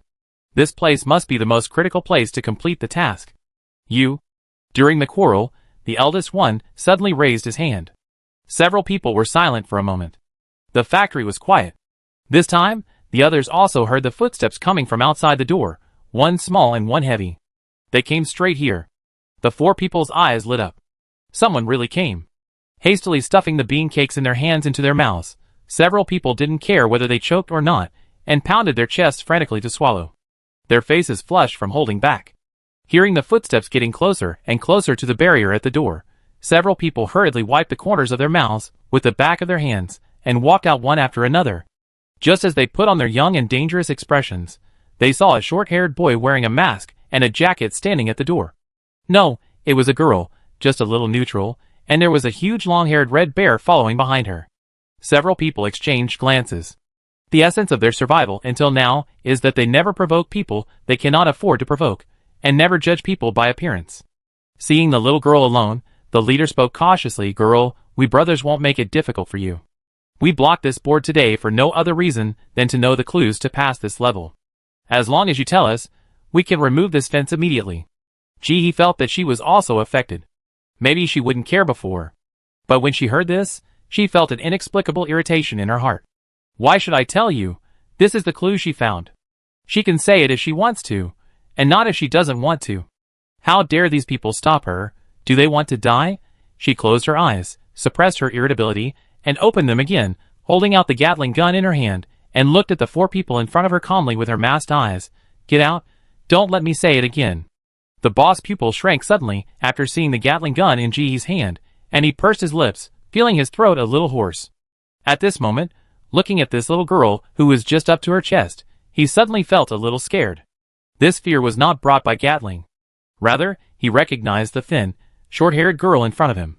He had a feeling that if they persisted, they might really die. "Hey, how do you talk? We are not asking you for anything." "You?" The third brother was full of indignation, and was about to walk out. Today, he was going to let this little girl see how powerful we are. He just took a step, and was suddenly stopped by the eldest brother. "Brother?" He was still a little confused. They had used both soft and hard tactics before. What happened now? "Second brother, take down the fence, let's go." He gave the second brother a look. "Big brother." The third brother couldn't believe it. The four of them just left in such a disgrace? How could they survive if they got out? "Don't talk nonsense, hurry up." As the eldest brother was talking, he suddenly felt a drop of cold sweat on his forehead. He didn't dare to delay, and waved his hand to signal the others to go with him. "Girl, let's go now, let's go now." The eldest brother put on a smile, and left with the other brothers, who looked aggrieved. When passing by Jihee, he grabbed the third brother and covered his mouth, fearing that he would make a mistake. The third brother was loyal and a good person, but he was a chatterbox and a bit stupid. It's a bit hard to see the situation. Jihee watched the few people leave, closed his eyes, suppressed the annoyance in his heart, smiled, and called Ruby, "Come on, let's go in." After the two of them went in, Jihee closed the factory gate, and put a few big stones at the door to block it. Then she turned to look at the machine. She had seen this machine before, and it asked her to show the water bear token. This time, she brought Ruby with her, and the machine actually skipped this reminder. An option popped up on it. Choose to make a wooden comb/shaving knife/brush. According to the previous chat with Ruby, she chose the shaving knife in the middle. Please put in the raw materials. Metal/food/wood/plants. Any materials are fine, Jihee. Everything else is fine. But what the hell is food? This is the first time I see that food is used to make a razor. Can a razor made from bread really be used? I'm afraid it can only be made from baguettes. She was silent for a while, but still took out a large piece of steel from the space and put it in. This is not easy to make mistakes. Please pay points, 50 silver coins. Jihee, I was speechless many times when I entered this factory. Question: when I arrived at the workplace, I didn't get the money yet, but I asked her to pay first. Why does it look like a scam? Although she had a lot to say, she chose to pay after looking at Ruby, who was sitting next to her, and scratching her body in pain. As the steel bar was swallowed quickly, a countdown of 10 o'clock appeared on the screen. It soon became 9:59. This means that you need to wait for 10 minutes. Looking at the countdown displayed on the screen, Jihee stood up and looked around. He clicked on each machine. This room seemed to be opened specially for them. The functions of the 20 machines were the same, and they could all make wooden combs, scissors, and brushes. Jihee looked at the three options that popped up on the screen and thought about the total number of people who came in for this mission. Although these people have not found the clues to pass the level yet, with her example, they should be able to do so soon. Those water bears are running in groups in the city, and the momentum is not small at all. At that time, they will naturally think of this factory. Once they see the time required to make a comb, there will definitely be a fight. These 20 machines are not enough for those people. Jihee thought about it, and decided to make another brush before the others came. It was known that the water bear would turn into a fish, so just in case, it was better to make a brush for insurance. In case it turns into a fish, it is also good to use a brush to brush the fish scales. This is not the time to save money. Touching the screen, she chose to make a brush this time. Please put in the raw materials: bristle grass, wood/metal/bristle grass. It seems that bristle grass is a must. Fortunately, she collected a lot of it. After choosing bristle grass and wood, Jihee clicked to confirm, and this time she needed to pay 66 silver coins. With the experience of the last time, she did not hesitate at all this time and quickly clicked to pay. Chapter 365. The screen quickly displayed the countdown time as 1800 hours. The razor next to it now showed that there were 8 minutes left, and it seemed that the razor was still faster. Jihee thought about it, raised his foot to the third machine, and quickly chose to make another razor. The hair of the water bear can purify water pollution, which is a good thing, and no amount is too much. In order to complete the task, the first razor was to be given to the water bear as a gift, and the second razor was a tool that Jihee was going to use to do private work. She had already thought about what she was going to do after completing the task. There were so many long-haired little babies waiting for her to treat them equally and smooth out their pain.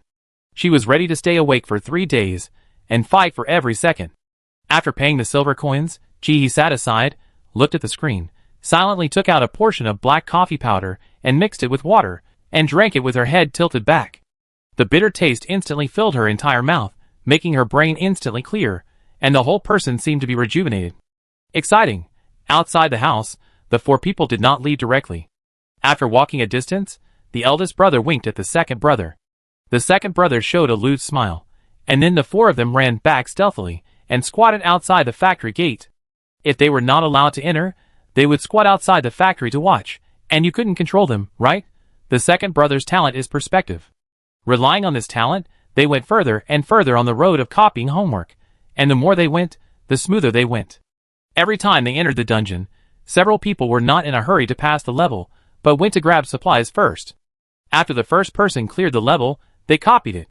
In such a copy, they could spend more time collecting supplies, and the harvest each time was several times that of others. Several families also lived a good life because of this. They were more and more comfortable doing the tasks. This time, the 4 people dared not breathe, 3 of them faced outwards, and the second one faced the wall, with their huge bodies in a back-to-back posture, protecting the second one tightly in the innermost part, and staring at the outside cautiously. If anyone dares to disturb them from copying their homework, they will be beaten to death by the big guy. The 4 of them are also well known in the dungeon. Seeing them like this, many people who have heard of their reputation followed and hid not far away. They all waited for them to finish copying their homework before copying their homework. Many people who came later, some of whom wanted to get closer to the factory, were stopped by those people. Wait, the first one hasn't finished the questions yet. It's useless for you to go now. Do you want to listen to what you are saying? Is this an exam? When the time came, the machine made 2 beeps and quickly made her customized razor. As expected, it had an interstellar style. This razor was very large, a plus version, and it looked like a machete when held up. Although it was large, it was very delicate. She looked at it over and over again, but could not find any flaws. It would take some time for the brush to be made. Ji-hee took it and came to the water bear that was lying on the ground and rolling non-stop. Come on, Ruby, let's cut off the troublesome hair now, and give you a good time. Ruby was very obedient. No matter how uncomfortable she felt, she didn't move because she was afraid of hurting Ji-hee. Ji-hee held a half-meter-high razor and pressed it against Ruby's skin. As soon as she shaved the first hair, she felt a strong negative emotion impacting her body, and cold sweat instantly broke out on her forehead. A restless desire to destroy at all costs filled her heart. But she began to shave steadily. She knelt on Ruby's body, holding the razor from head to tail, shaving Ruby all over, and asked her to put all the shaved hair into the bag. Ruby's mentality also gradually became peaceful from the initial pain and anxiety. When he was finally bald, he felt a surge of happiness that he had never felt before. Instantly wiped out the irritability she had just felt, and a special sense of ease surged into her heart from inside to outside. This kind of emotional immersion is really strong. After shaving all of Ruby's hair, less than 1/3 of the body that appeared in front of he was covered with red fish scales, but most of the body had not yet grown completely, bald, and a little pink, looking like a lump of pink meat. It feels quite soft when you pinch it. The other 2 machines have already shown that the shaving time is complete. She looked down at the watch and realized that it took her more than 20 minutes to shave 1 hair. Ji tried to give the razor in her hand to Ruby as a gift. Ruby happily accepted it. It was so happy holding the razor that it looked like a 1,500-pound bald fat man, and its eyes were curved with laughter. Ji patted him, stood up, put the other 2 tools into the space, called Ruby, and turned to walk out. The second brother who saw this outside the house stopped his talent immediately. He signaled the other 3 to retreat quickly. As a result, when the 3 ran far away, they turned around and found that the second brother was lying on the ground unable to move because of overdrawn talent. The eldest brother gritted his teeth and ran back without hesitation. The relationship between the brothers is not that of a plastic relationship, but a friendship of life and death. When he pushed open the door and came out, he just happened to meet the flattering smiles of the eldest brother and the second brother. The people who peeked from a distance held their breath and said nothing when they saw this scene. He was in a good mood at the moment. Seeing the 2 people's stiff faces, he raised his eyebrows. What a coincidence, you came to give me a gift? The eldest and the second, The third and fourth, who already knew Jihee's identity, were stiff in the distance, Finally, the eldest trembled and handed over a prop. Ji-hee took a look and found it useless. She shook her head and felt that it was not enough, so she raised a finger and shook it. The 4-member copycat group? This reward can't buy homework. The eldest, shock. Oops. I should have left the second one behind earlier. In the end, they used 4 props to send away the evil star. Looking at Ji-hee's back, with his hands behind his back, slowly leaving the factory with the water bear, the 4 people breathed a sigh of relief. The second one lay on the ground with a pale face, tremblingly stuffing a piece of candy into his mouth. It took too much energy to use his talent for such a long time. After swallowing a piece of candy, he stared at the 3 people's expectant eyes, and smiled. Brother, I got the clue to pass the level. We have secured this game. In the distance, countless people waiting to copy answers came over after hearing the noise. They didn't dare to ask the big guys. But as the 4 of them were a cheating group specializing in selling answers, they could still ask. Ruby felt comfortable after shaving her hair, and was running with Ji-hee to their hiding place. Chapter 366. Ji-hee thought that if she wanted to find a job for herself and enter the place where Ruby and the others were hiding, she would have to spend more time talking. As soon as she started, Ruby quickly agreed and expressed her willingness to take her there. Ji-hee didn't know what to say. What a considerate little angel. Following Ruby's left turn, the man and the bear left the center of the city and ran all the way to the edge of the city. Ji-hee didn't find their hiding place until Ruby walked to a plain wall near the cliff, and the whole person slipped through it very smoothly, as if she was sinking into cement. Ji-hee then realized that he had hidden in the wall. How could she guess? It was impossible to tell whether it was good or not. It looked exactly the same as the wall next to it. She walked over and touched it. Under her hand, the wall was hard, not soft at all. Seeing that Ji-hee didn't come, Ruby, who had entered through the wall, showed her head again, with a puzzled look on her face. I can't get through. The wall is hard. Hearing this, Ruby slapped her forehead fiercely, making a bang sound, and stretched out her bare paw to pull Ji-hee's hand and pull her in. This time, there was no obstruction, and Ji-hee got in easily. Behind the wall was a huge cave, which was not as dark as she thought. The whole cave was brightly lit. There were low silver-gray metal tents inside, which looked similar to the color outside. But the surrounding environment was a bit depressing. There were many water bears of different colors gathered together in groups of 3 or 2, crying with their arms around each other.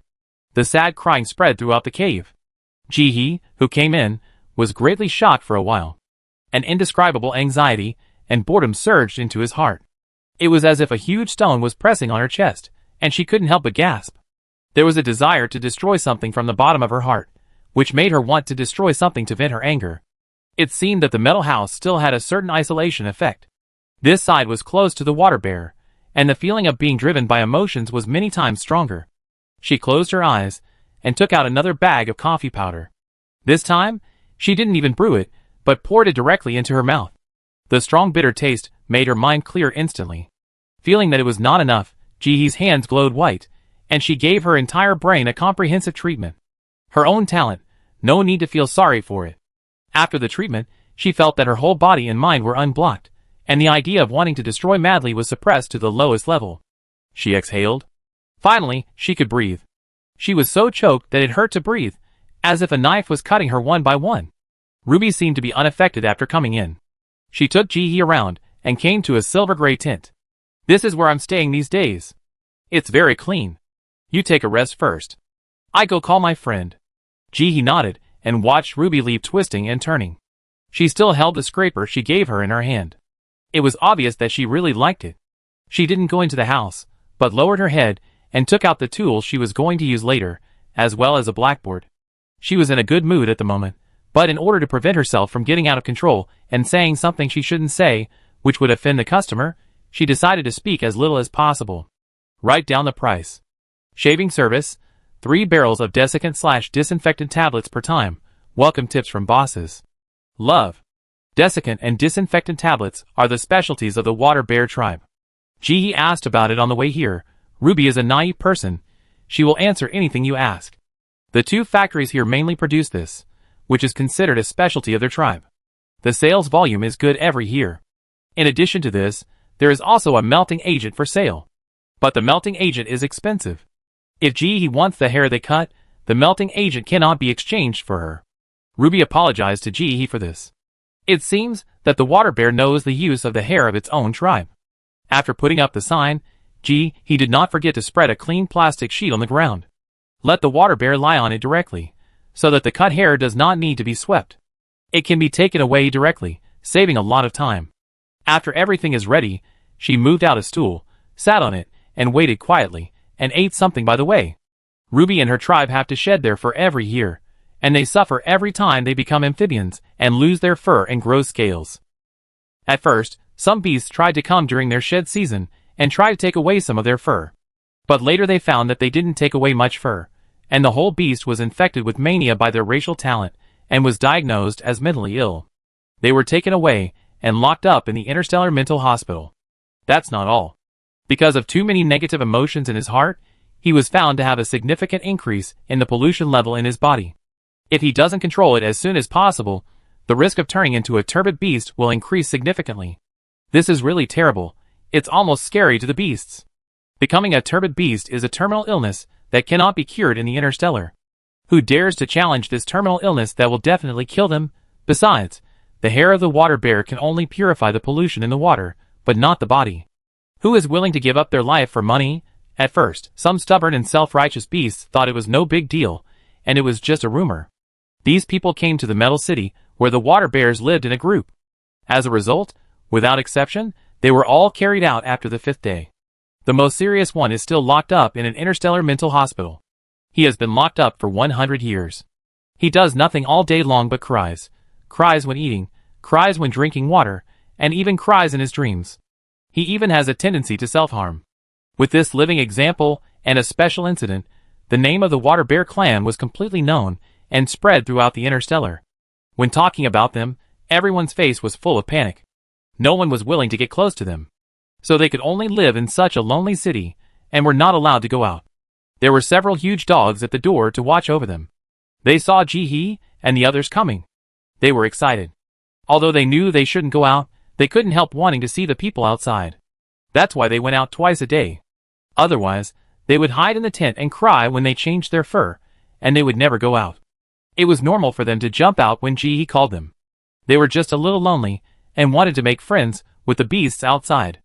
Another idea was that they didn't want to be treated as an interstellar plague when they were mentioned again.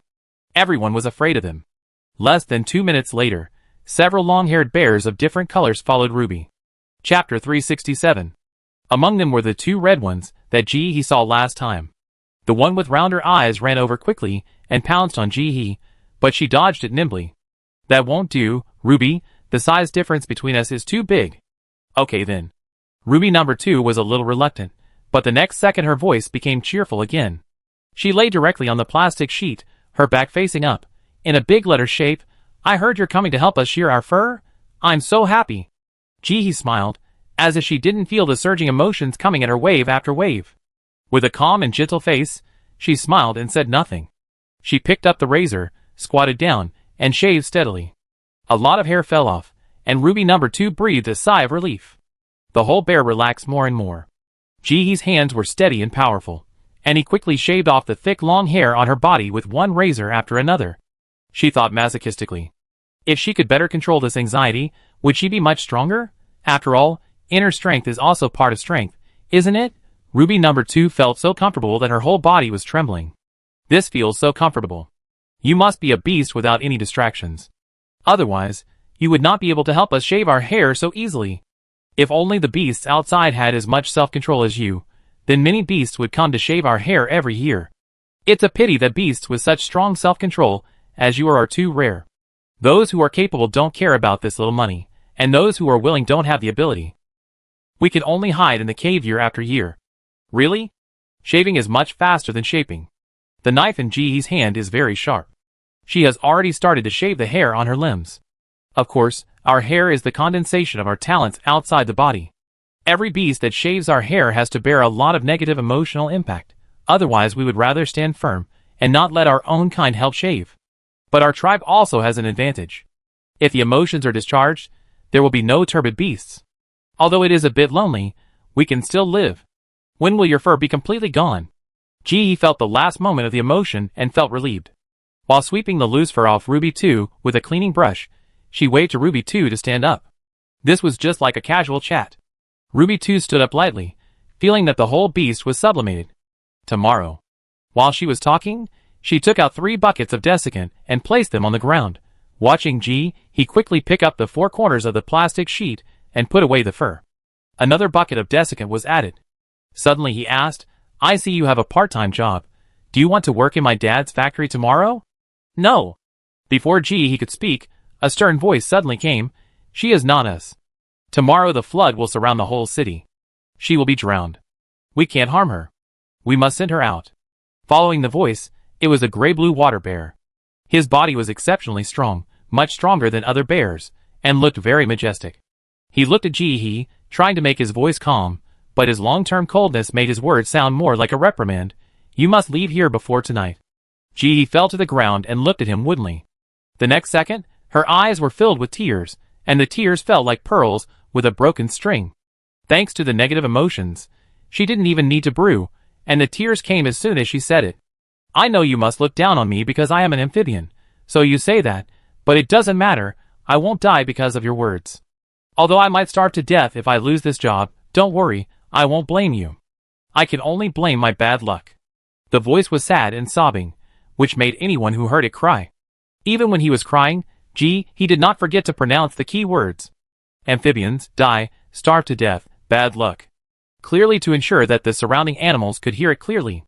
The meaning was clear, he was not afraid of drowning and wanted to work. Sure enough, as soon as he finished speaking, a group of water bears started crying. They were sensitive to begin with, and this was the time when they were most emotional. When they heard he say this, they felt the same way, and were so angry that they almost jumped up to fight with the gray-blue water bear. Why do you make decisions for her? Why don't you respect her? You know she is an underage female. If she hadn't suffered enough, why would her willpower be so strong? But you made her cry. That's too much. You must apologize to this underage baby. Otherwise, what's the difference between us and those beasts that star blasted us? Yes, you actually forced her to reveal her inner disability. You violated the nature of our tribe. You are not kind. Not kind is the most vicious curse against bears in the water bear tribe. The gray-blue water bear felt that he was not wrong. He insisted on his own ideas. Even amphibians cannot be left. They will come out tomorrow. She must not be left. If you really want her good, you must send her away. He got another keyword and stood up tremblingly, showing a fragile but strong smile. It's okay, let me go, don't quarrel because of me, although I don't know where else I can go, but it's okay, I can drink more water, so I won't be hungry. After saying this, he was numb. It's too disgusting. But there's no way, making money, it's not bad. If she didn't say that, she would definitely not stay. This gray-blue water-haired bear is very stubborn and insists on its own opinion. The seriousness and hardness are engraved in its bones. And she should have a certain status in the tribe. Don't ask her why. That official smell can be felt from 800 meters away. If you go to that station, anyone who is not blind can tell that she is a leader. And she is not a small leader like a team leader. If she doesn't do something, in the end, she will definitely be sent away by this bear. After all, he said that it was for her own good, so the chances of other bears agreeing to send her away are still very high. This won't do. She didn't get anything in this dungeon, and if she goes back like this, she will have to sit up and slap herself twice when she tosses and turns and can't sleep at night. Blame it on herself for not performing well. After she said this, the other water-haired bears looked at the gray-blue big bear angrily, as if they saw a cold-blooded dictator. Absolutely not, she must be sent away. Chapter 368. The gray-blue bear was in great pain at the moment, but he still insisted on his decision, his voice firm and cold. You can't be willful, sending her away is for her own good. They will come out tomorrow. Have you forgotten how our clan's reputation spread? Isn't being scolded for 300 years enough? Do you want to be scolded for 1,000 years? The other bears were speechless. Silence. The air became stagnant and quiet. At this moment, the sadness became concrete. He seemed to see the cry of a kind race. They appeared for the second time. There must be some changes tomorrow. But these are things to consider later. The most important thing now is how to stay. He's initial guess was correct. After the gray-blue big bear said this, the other water-haired bears were reluctant, but they didn't say anything, obviously acquiescing to this decision. They stood with their heads down, like children who had made mistakes, and didn't dare to look at They were ashamed for not standing behind and holding on. Lowered her eyes. She didn't believe it. There could be oil that she couldn't scrape off. She put a capsule into her mouth while covering her mouth and bit it off. The next second, in the quiet environment, a violent cough attracted the attention of all the water bears. Ji-hee stood there, spitting out blood in big mouthfuls. The red blood was like a fountain, staining her entire top red. It looks like it's going to die. All the water bears were numb. What happened? What should they do now? Even the gray-blue water bear who insisted on sending Ji-hee away just now was at a loss. He stood there, looked around, and tried to explain, "No, it's not me. I don't think so, It doesn't matter, I don't blame you. It's all my fault that I can't keep up." Ji-hee smiled bitterly, showing a strong smile. "I just want to make more money before my life comes to an end. I'm sorry for causing you trouble. It's okay. Just kick me out. I won't resist. But I will faint." After saying this, Ji-hee lowered her head and looked like she was dying. At this moment, she was thinking about the second task, surviving for 3 days. Only more than 30 hours have passed, so these 3 days must include tomorrow. According to the attitude of these water bears, who insisted on sending her away, it would be difficult for others to stay. I just don't know whether the mission of surviving for 3 days is to survive in the city of the water bears for 3 days, or to be chased out to the wilderness to survive for 3 days. Besides, the wilderness outside is not that safe, and the 5 big dogs are guarding it. She doesn't think that the big dogs will be polite this time. I'm afraid they will attack all of them as invaders. Even in the wilderness, it will not be easy.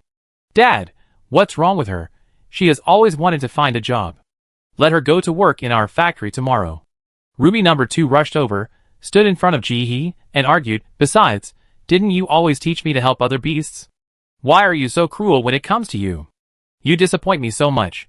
Yes, her life will not be in danger tomorrow. We have only been scolded for 300 years.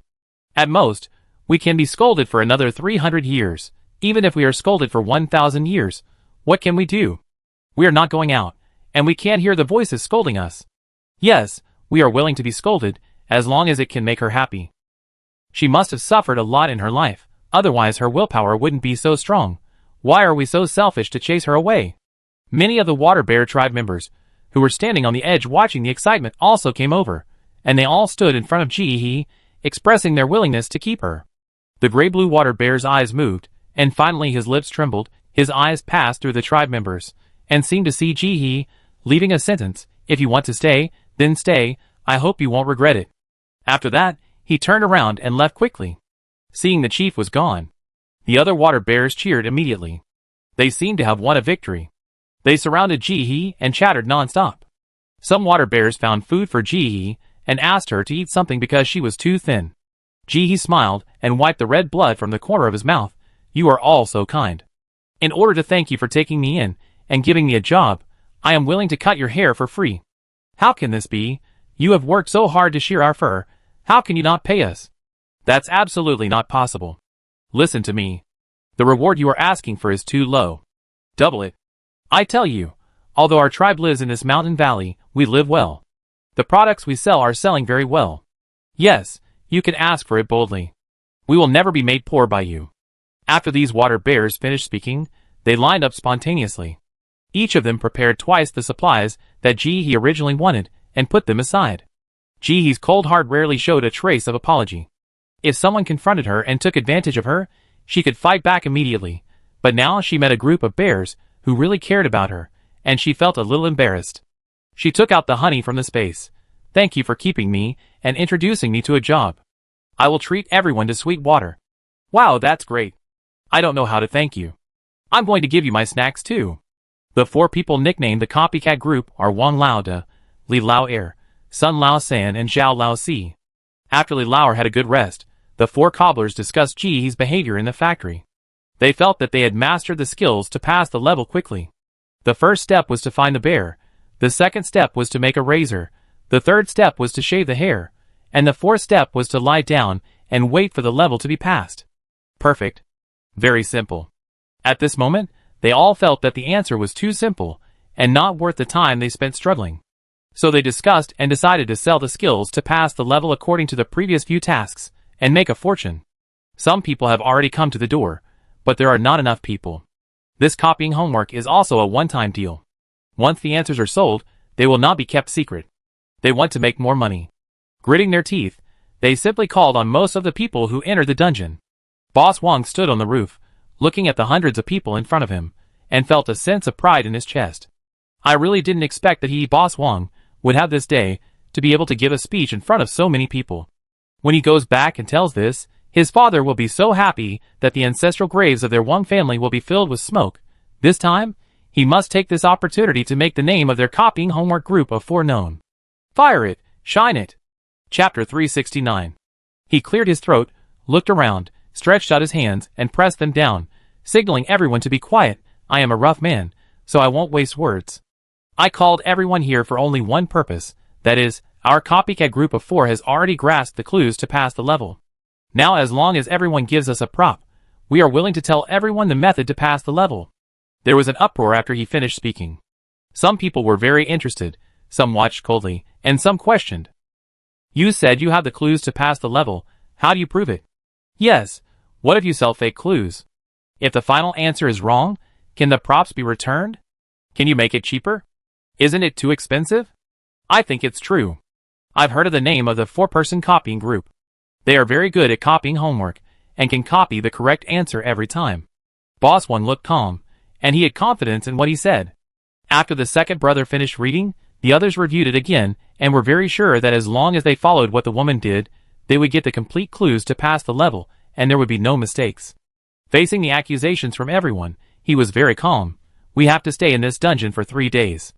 Now it's only been more than 1 day, less than half of the mission time. Even if I lied to you, I can't get out now. You can come to me to settle the score. Besides, I have no reason to lie to you. I, Lao Wang, do business without cheating anyone.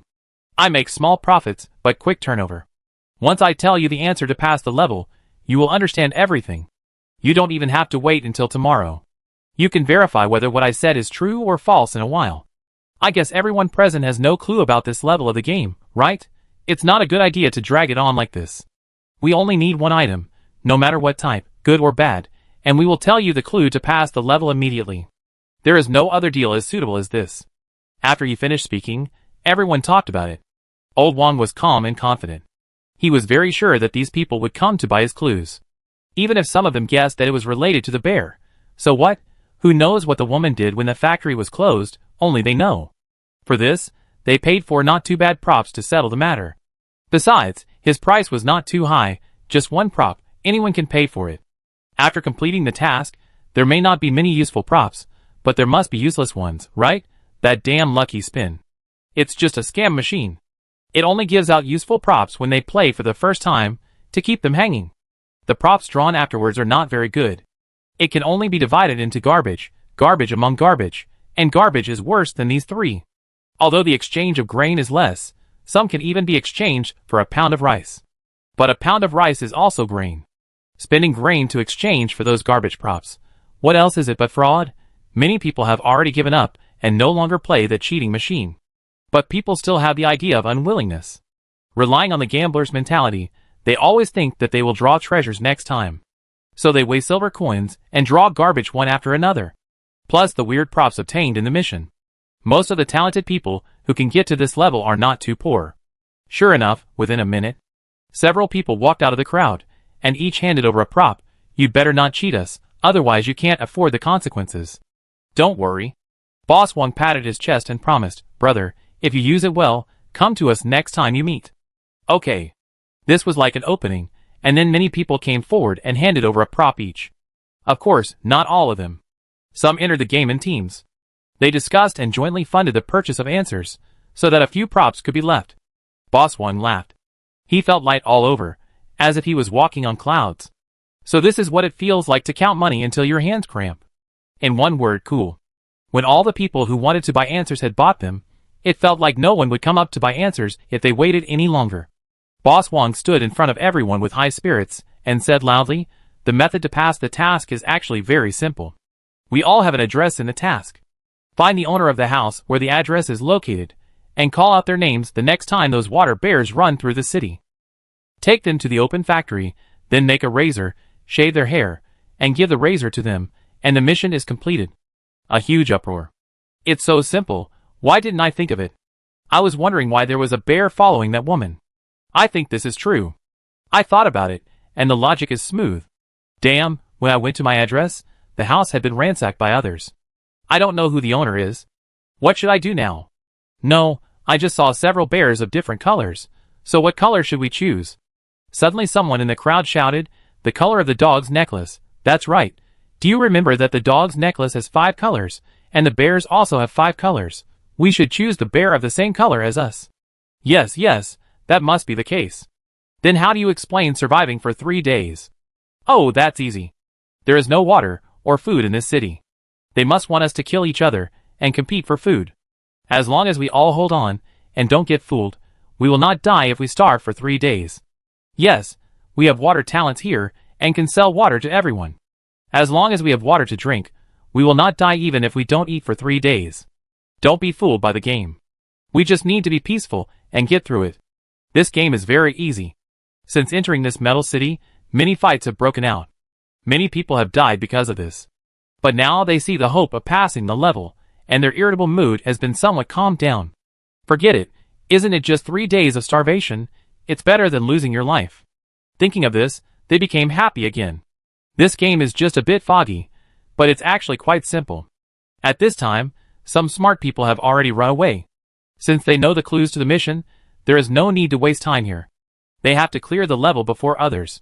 After the 4 copycats announced the clues to clear the level, they saw that others were caught up in the discussion, and turned around and left quickly without saying a word. Are you kidding? You have collected all the things, but you still don't leave, waiting to be robbed? This group of people has fallen out more than once or twice. Besides, they have found the clues to clear the level now, and they just need to hide and wait until the bear tide appears to find their own bear. Only fools will fight with them. Chapter 370. After getting the method to pass the level, the 4 copycats took out the supplies they found and looked through them again. It's true that knowing the answer and working backwards is many times faster than trying to find the answer without knowing the answer. They quickly found something with a similar name. Then they used the props to read out the name and memorize it. It was so easy to find the bear that belonged to them. But when they read out the name and found that there were 4 bears with the same name, they fell silent again. What a joke. Which one is it? After finally finding the bear that belonged to them, they took them to the factory, only to find that the factory was already overcrowded. There were only 20 machines, and hundreds of people were fighting for them. Everyone wanted to use them first. With so many furry bears, the desire for violent destruction prevailed, and the peace that had just been agreed upon was instantly destroyed. People started fighting to compete for the right to use the machines. Blood splattered everywhere, and mincemeat was everywhere. The whole factory looked like a murder scene. People were so angry that they forgot their purpose and just beat anyone they saw. They got into a big fight. When the water bears saw their friends being beaten, they would often get very anxious. They stood there and screamed shrilly, trying to get the other party to stop. In the end, the eardrums of everyone in the factory were bleeding. They lay on the ground and couldn't get up. This brought them back to their senses. Everyone looked at the dead person lying on the ground and was silent. In the end, they unanimously decided not to fight anymore, mainly because they couldn't fight anymore. After this melee, there were few people who were not injured at all. Everyone unanimously decided to line up in the order of first come first served. Just after lining up, they got numb again when they clicked the machine. I couldn't understand the words. Okay. They quickly thought of a way, guessing, and gesturing, and finally found the option of the razor with the help of the water hairy bear, but found that they still had to hand in materials. When they entered the dungeon to complete the task, they were all prepared to bring back supplies. Even those who had the space button would not bring in too many supplies. How can we bring them back if they are full? So many people panicked again and tried to find supplies. At this time, the people with supplies stood up. They said that since those in front of them could not use the machine for the time being, they might as well let them go first. After all, there are still smart people. When they were in the plains, many people cut down the thorn grass and took it away. I didn't think it would be of much use.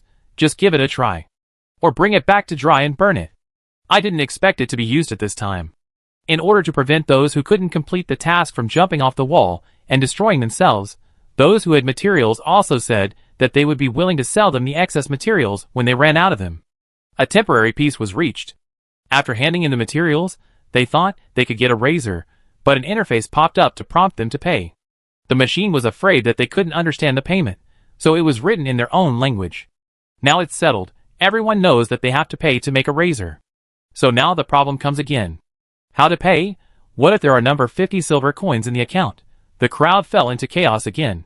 The second wave of chaos almost broke out again. In the end, the system stood up and said that it could provide third-party loan services, but it would only cost 5 silver coins in interest. Everyone gnashed their teeth, but they had no choice. They had to accept it. Unless they wanted to stay in the Interstellar, what else could they do? After taking out a loan, they finally made the razor. Everyone felt exhausted. But it's not over yet, you still need to shave. The first person to make a razor was Xiao Yun. Before the game came out, he was a child of destiny. He was a second-generation rich man. He founded an internet company at a young age without relying on his family. He took advantage of the trend and became a hot new business star. After the game came out, he seized the opportunity at the first time, attracted many talented people around him, and established a talent alliance centered on him. Even the country had to give him some face. It is no exaggeration to say that he thinks that the person who borrowed 50 billion from Xiangtian is just a clown who is trying to attract attention. Before the natural disaster, he must have been an ordinary person who fell into the dust. Once such a person gets a little bit of ability, he will be overly proud. He is a target pushed out by capital, and will be killed sooner or later. He is not worried at all. Because as far as he knows, there are several capable organizations in the country, and the bosses in them are not as high profile as the one who borrowed 50 billion from Xiangtian. Everyone makes a fortune quietly. And the abilities of these people are all very powerful. With this confidence, he entered the game with 3 people from his organization. Although they didn't have a smooth start after entering the game, and they chased the dog for several hours. But he felt that this was completely understandable. After all, it was a 2-star mission, so it was normal to be a little difficult. Didn't he pass the test of the big dog in the end? As for spending props to buy clues to pass the level, he felt that it was normal. After all, strong financial strength is also part of his strength. Things that can be done with money are not difficult. When they came to the second level, the unsuccessful mission made them a little anxious. But this anxiety was quickly calmed down after he heard that the boss of the neighboring organization, Longfei's, had hit a wall and had his ribs broken. Vision is also a necessary condition for an excellent leader. Obviously, Longfei's is not as good as him. He is blind. He doesn't know who to offend and who not to offend. He deserves it. In a good mood, he successfully got the direct clues to pass the mission. How could he not be happy? Relying on his money, he was able to make a razor smoothly. He came to the step of shaving. I thought this step was the easiest. After all, who hasn't shaved before? Although he is a rich second generation, he is used to shaving himself. He said he could shave with his eyes closed. Who knew that when he held the razor and shaved for the first time, he felt a strong negative emotion coming at him. Irritability, anxiety, entanglement, sadness, heartbreak, etc. The sudden impact of emotions made him kneel on the ground, and he couldn't even hold the razor in his hand. Boss! Boss, are you okay? The cold sweat on Xiao Yun's forehead dripped down his forehead. He was trembling all over, his face was pale, and he wanted to raise his hand several times, but he couldn't move at all. This emotion was too strong, making him unable to extricate himself. He even felt a tingling sensation on his skin. He moved his lips and wanted to speak, but found that his throat was hoarse and he couldn't say a word. He could only shake his head and force himself to say that he was fine. But the people who saw this scene were not fools. They reacted instantly. The razor must have some secrets that they didn't know.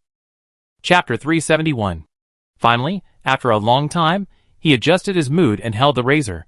This time he was mentally prepared, so he didn't throw the razor away, but he still only shaved a small piece, and his hands were shaking so much that he couldn't hold the razor, and his face was pale as if he was about to fall.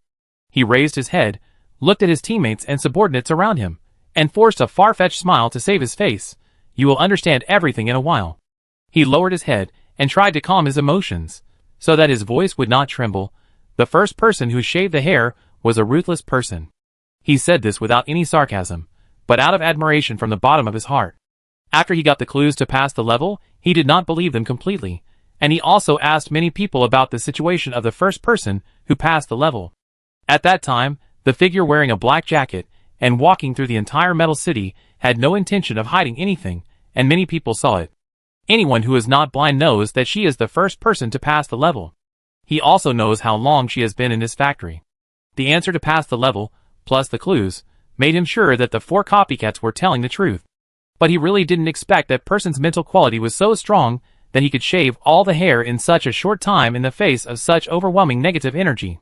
He had to admit that he couldn't do it, that person was better than him. If he didn't rest in the middle, he would go crazy. Those negative energies were like countless hands that wanted to pull him into the abyss, pulling him tightly. As a result, as soon as he held the knife, he felt like he was falling into an ice cave, in great pain. But the surroundings were full of vague gazes, so he couldn't even show a painful expression. The people who came in with him all knew the strength of their boss, and now seeing this scene, they also had a bad premonition in their hearts. However, no matter how scared they were, they had to do the task. He was sitting and resting. She had a strong psychological endurance, but she couldn't stand shaving all the time. After giving her brain a treatment, she was ready to rest for 5 minutes. The water bears, who had finished shaving, did not leave. They surrounded He and chatted, and they were very enthusiastic to take out food to share with her. They were in a bad mood before and were busy crying, but now they are in a good mood and have an appetite. This is a purple roll, soft and chewy, very delicious, try it. Lilala juice is delicious, try it. This is caca fragrant slices, crispy and delicious.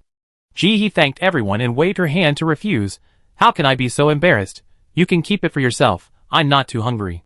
She brought the topic back to work and asked tentatively, I heard you say there is a job there just now. Ruby number 2 chuckled. The pink flesh on its shaved belly had 3 swimming rings, and it looked far less cute than when it had hair. But it was plump. My dad just secretly sent someone to deliver a token. You can go to work in our factory with this token. It just so happens that our factory is closed during this period of time. There are a lot of materials that need to be processed. If you finish them, my dad can give you a lot of money. She gestured with her hand. He tried, 20 silver coins? Who are you looking down on? How can my dad give so little? Ruby number 2 rolled her eyes. It's 2 gold coins. He took a breath of cold air. It was even more generous than the 4-star version. She was a little curious, so she asked. As a result, before Ruby number 2 spoke, another black water bear squatting on the side eating snacks spoke. Hey, you also know that our fur can purify water pollution. Now in the universe, anything that purifies pollution is extremely expensive, but ours can still grow continuously. We won't talk about the other races. Every year, our chief personally shaves the hair of a group of tribesmen, and then uses the shaved hair to produce some items to sell. These products are usually sent to auctions for sale, so the price is naturally very expensive. In addition, due to our racial characteristics, the products we produce sell very well, so we are not short of money. A water-haired bear next to him took it as it came. But what if there is endless money to spend, endless games to play, and endless food to eat? We are empty inside. We are lonely. It is useless to have a lot of money. It is just a number. Ruby 2 concluded, so you don't have to feel bad. My dad is very rich. It's just 2 gold coins. It's nothing. I have 10 gold coins in pocket money every month. This is hard to judge. So the clown is actually herself?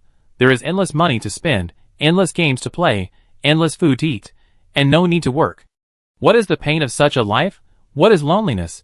Can there be poverty and pain? Have you ever eaten expired bread? Have you ever been hungry? Have you ever tried staying up for 48 hours without sleep? Fortunately, she still felt a little guilty just now, thinking that she shouldn't lie to these naive people. So she, a person who has just been out of food and clothing, is worried about whether a billionaire will feel bad if he loses 50 cents? How presumptuous. She should worry about herself instead. Sister, I suddenly feel a little hungry. Do you have any snacks that you can't finish? I help you eat them. Yes, I have a space button, I can't finish eating it. And me? This snack of mine has properties. It's delicious, you keep it. My father is the head of another factory. I get his keepsake for you later.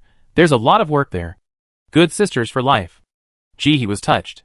If she had 2 good sisters like this in reality, what else would she do? She can be free and easy all her life just lying down.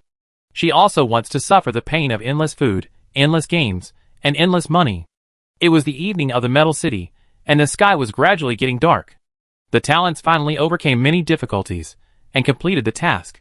They each found a place, lay in their own rooms, and kept a safe distance from other talents, preparing to spend the last time in the dungeon. Now everyone has completed the task, there is no conflict, and many people are in a calm mood. Although they are still a little anxious, it is much better than when they first entered the city. Many talents took time out, and kept pulling the water bear to try to get some benefits.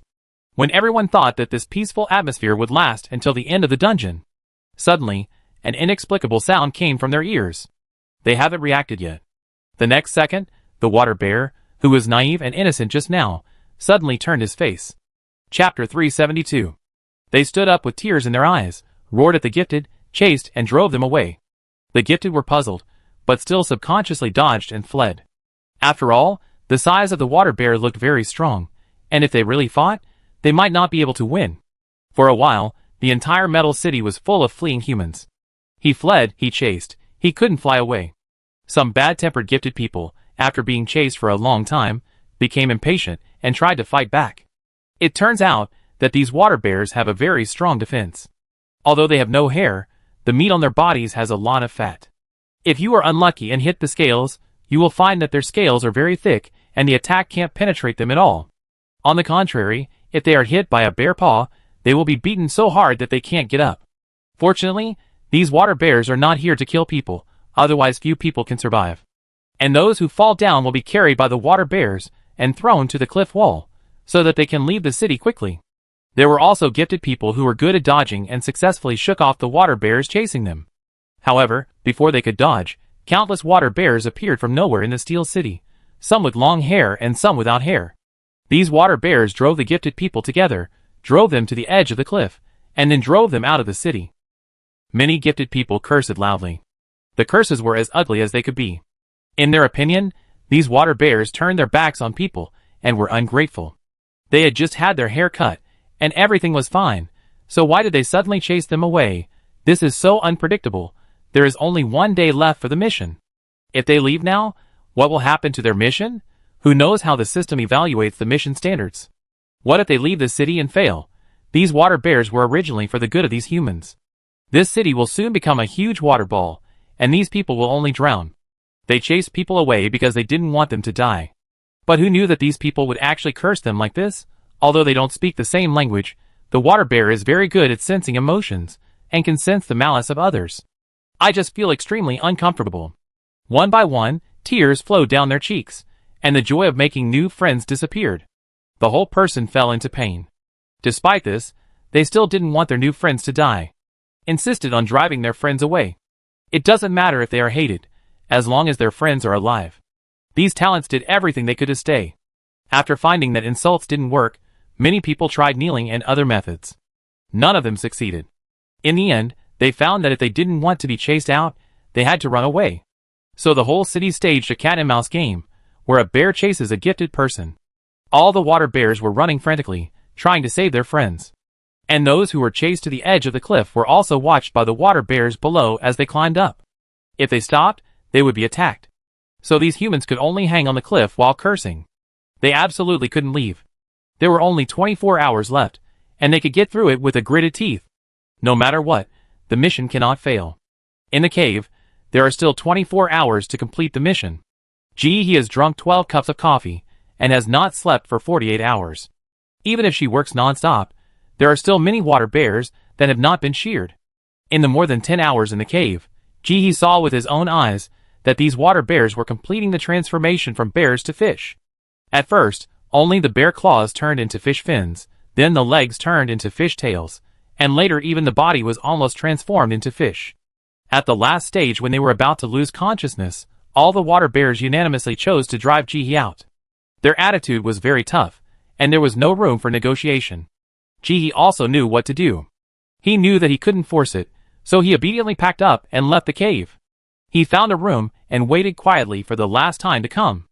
After a while, Jihi found that the water under her feet had already submerged her ankles, and there was a trend of rising continuously. Is this what the water bears said, that on the third day of the mission, the whole city will be flooded? She looked up and found that an invisible barrier had appeared above her head, covering the entire city. It was estimated that the entire city would eventually become a huge water ball. In this case, it was not as simple as whether or not to swim. If you really can't hold your breath in the water for more than 20 hours, you will really drown. She didn't think about it anymore and walked forward, ready to go to Ruby's father's factory to collect supplies. This is on the edge of the city, and it will take some time to find the factory, so you can't delay. Jihi kept moving, and when she arrived at the door of one of the factories, the water had risen to her chest. It was estimated that she would be completely submerged soon. But she was not worried at all. There were the marine treasures of Malaccas. It was a small area, so she could control it. This time she was put in smoothly. He had asked the water bears about the layout of the factory before. This time, they went straight to the right rear of the entire factory. The water bears knew in advance when the city would be flooded, so they naturally took away all the valuable materials in advance. The things left in the warehouse now are those that were not dealt with in time before, or are not afraid of flooding. He quickly came to the door of the warehouse. The water had already reached her chin. She scanned her face at the door, and got in smoothly, and quickly closed the door. The speed was very fast, and only a little water came in. Turning on the flashlight, he saw the neatly stacked supplies in the room at a glance. The room was well sealed. Except for the little water she put in when she came in just now, the rest of the place was very dry. The outermost layer is a very simple metal can, square and square, and you can't tell what's inside. She reached out and opened the outermost can, and inside was something that looked like pieces of paper. He took it out and looked at it, but couldn't see what it was for. Throwing out the talent. Xylese desiccant. After throwing it into the house, it will automatically absorb moisture and turn into a water ball. The water in the water ball is composed of water molecules, which is pollution-free and drinkable. The speed of turning into a water ball is related to the moisture content in the house. The result of the failure of Xylese Enterprises' innovation, the absorbed water makes the person who drinks it excited and unable to sleep. Note: useless and unsaleable goods. Shocked. So this is what the desiccant she exchanged looks like. Ruby told her about their specialty, and also exchanged some, but the one they gave her was obviously more beautifully packaged, much better looking than this one. She put them all into the space, and didn't open them to see. Chapter 373. I didn't expect it to be so useful. She didn't know if it could be used in other places, but she could use it. She could use it especially. Isn't this specially for her? The new house was extremely humid. Even if she turned on the dehumidifier every day, it was still unbearable. This desiccant appeared just in time. It could absorb the moisture in the house when it was dry, and turn into a water ball that could be drunk. After drinking it, you won't feel sleepy. Isn't this similar to the effect of coffee? Besides, even if you don't drink it, it's good for watering plants. It's especially suitable for the environment of her hometown. It's not useless at all. She likes it. He quickly closed the can and waited to quickly fill it into the space.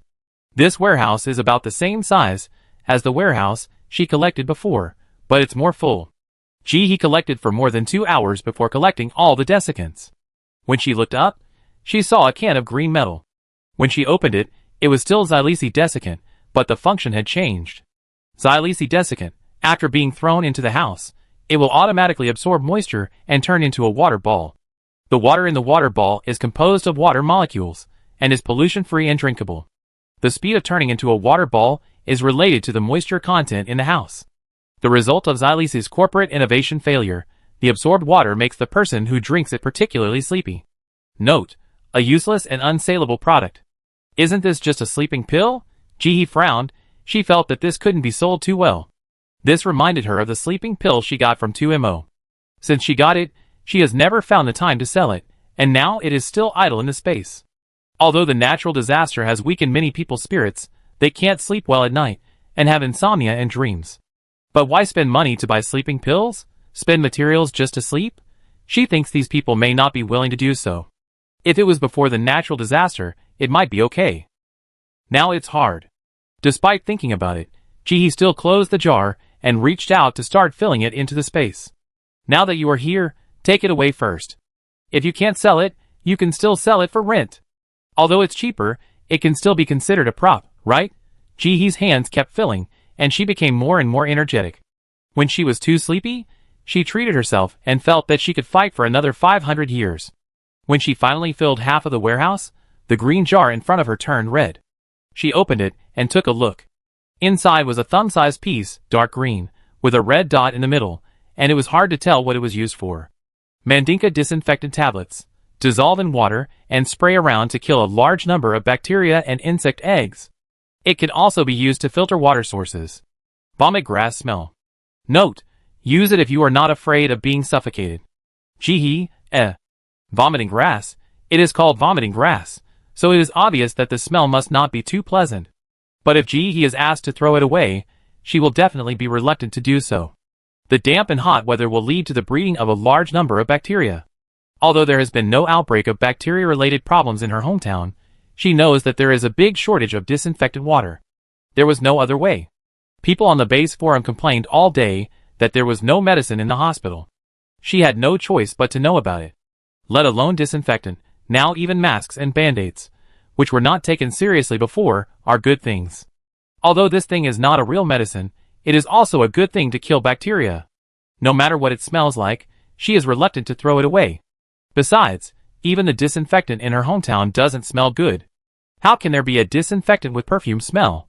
It doesn't matter whether it smells good or not, as long as it is useful. Standing up, he quickly loaded it into the space. Thanks to Ruby No. 2's father, he is really a good bear with a hard mouth and a soft heart. Outside, the flood has submerged most of the city. A colorless transparent barrier was erected on the outermost layer, wrapping the entire city. At this time, the talents who remained in the metal city have already understood that those bears are doing this for their own good, but it is too late. The transparent barrier has been opened, and no one can get out. They can only find a way to survive in the water. Many people were terrified for a moment. They couldn't figure out how to survive in the water for 24 hours. Wouldn't this kill them? But at the same time, many people with water talents and special talents in the crowd breathed a sigh of relief. Because of their talent advantage, people with water talents don't have to worry about being drowned for the time being. They can control the water flow and move freely in the water without encountering any accidents and having no room to fight back. They can also survive in the water temporarily. During this time, they can come up with a solution. In addition to the water-based talents, there are many special talents, including a bubble-based talent. The bubble she blows can wrap people inside. If it is on land, people can fly with the wind when they enter the bubble. In the water, people will not be afraid of drowning when hiding in the bubble, because there is oxygen in the bubble. And such a bubble, as long as it is not destroyed by external forces, can last for 12 hours. For a while, the bubble-based talent started a happy life of earning extra money. When these gifted people just solved the problem of how to avoid drowning, before they had time to breathe a sigh of relief, they found that a group of colorful, ferocious-looking, huge fish with sharp teeth suddenly swam in the water from nowhere. These fish were huge in number, and moved in groups. When they saw them, they bit them madly. The posture of wanting to fight them to the death scared the gifted people. The seawater, which was peaceful just now, fell into chaos in an instant. Among them, the gifted people with special abilities revealed the identity of these fish in one breath: water bears. It's the water bear. It would be fine if they didn't shout, but once they shouted, the fish bit even harder. The water bear has a dual personality. The fish's personality usually sleeps in the water bear's body, and only comes out to control the whole body when they turn into fish. They are as irritable as the water bear can be gentle. The water bear has no memory of turning into a fish, but these fish have the memory of the water bear. When they think of the abuse these people had chased the water bear, the fish are furious. Isn't it just abuse? See if I bite you or not. When those people in the water were running away frantically, those who got out early were not in a good mood. They escaped the fate of drowning, and their joy quickly faded, and they began to feel uneasy. After being driven out, does it count as completing the second task? Is there anyone who understands? System, are you still there? After he finished packing all the disinfectant tablets, he found a liquid. It was packed in a large barrel at home, similar to a water dispenser. It looked light blue and very beautiful. Chapter 374. Mandinka disinfectant. Can be used to disinfect wounds on the body, has a stinging sensation, and has strong disinfection ability. Side effects. The whole person will turn fluorescent blue. 1 month left before expiration. Note, a ray of light in the dark night, it will make you panic. He really doesn't understand. Why does a disinfectant have to be colored, and such a glaring color? Is it really necessary? For a drug, isn't the most important effect? As long as it can disinfect, who cares what color it is? Wouldn't it be better if it's colorless? If I take this to the battlefield and apply it to the wounded, what's the difference between this and setting up a bright sign? Fire at me. Originally, he could still survive, but now, after applying disinfectant, he has become a target. She was speechless, but respected. There is indeed a gap between the aesthetics of different races. Although, she can't refuse it, right? Didn't you see that other people were scrambling for the sheets and quilt covers when they saw it? If they saw this, they would really fight. Although she had reservations about whether this thing could be sold. But it didn't stop her from taking it away. Otherwise, it would be a waste if it was thrown away. She started working with both hands, and quickly began to put it into the space. Although she still had a doubt. How long would it take for it to turn blue? If it was 1 minute, it didn't matter, it would pass quickly. If it took too long, it would be a bit embarrassing. The worst case scenario was that it turned into a flashlight flashing. That was simply unbearable. Although he wanted to complain about the color. But she still believed in the function. I don't know how many years ahead of my hometown. These things in StarCraft have some minor flaws that are harmless, but the effects are very good. As long as you take it back, there will be nothing that is not useful. After filling the blue disinfectant, he realized that she was still too young and thought that blue was dazzling enough, but there were more shocking ones. Then she found yellow, red, and green. Until she filled the last black. She breathed a sigh of relief. Sure enough, people's offline is not offline. She has seen too many bright colors now, and even feels that black is a good-looking color, at least it won't be unbearable. If used in the dark, it will be more acceptable. It seems that the water bear really likes these 5 colors. Even the disinfectant has to be made in these colors. After all the disinfectants were taken away, the whole room was empty. He exhaled, moved her hands and feet that were a little uncomfortable after standing for a long time, sat down and took out her first meal of the day. Entering the game dungeon is too exhausting. She has been in the dungeon for so long, and this is her 3 meals. The first meal was eaten on the big dog, which was quite delicious. The second meal was just some snacks from the water bear, and then she hurried to work. In the city before, even she could feel people's anxiety. Many people were fighting, and fighting in groups. In order to fight for bean cakes or bread. If she took out food to eat at that time, I am afraid that the gifted people hundreds of meters away could smell it. Never underestimate the sensitivity of people's noses to food during natural disasters. For fear of delaying the task, she didn't eat anything. Sitting on the ground, she took a portion of snail noodles and mutton skewers and beef skewers. The snail noodles were stockpiled before, cooked and placed in the space, with fried eggs and duck feet in it, which tasted delicious. The mutton skewers were skewered by her before, with a lot of meat on them, sprinkled with seasonings, and tasted very good. He ate snail noodles and mutton skewers with great pleasure. After finishing the meal with satisfaction, she cleaned up the surroundings. He wiped her mouth, walked to the door, pressed the switch and went out. The outside was completely flooded, and at a glance, it seemed to have sunk to the bottom of the sea. When she was soaked in the water, she felt very comfortable. It seemed that she had merged with the water. The water flowed out of her body, taking away the dirt and purifying her body. Very enjoyable. At this moment, she suddenly felt a vibration from the factory behind her. She turned her head, and saw that the factory warehouse just now was rising from the ground and floating up.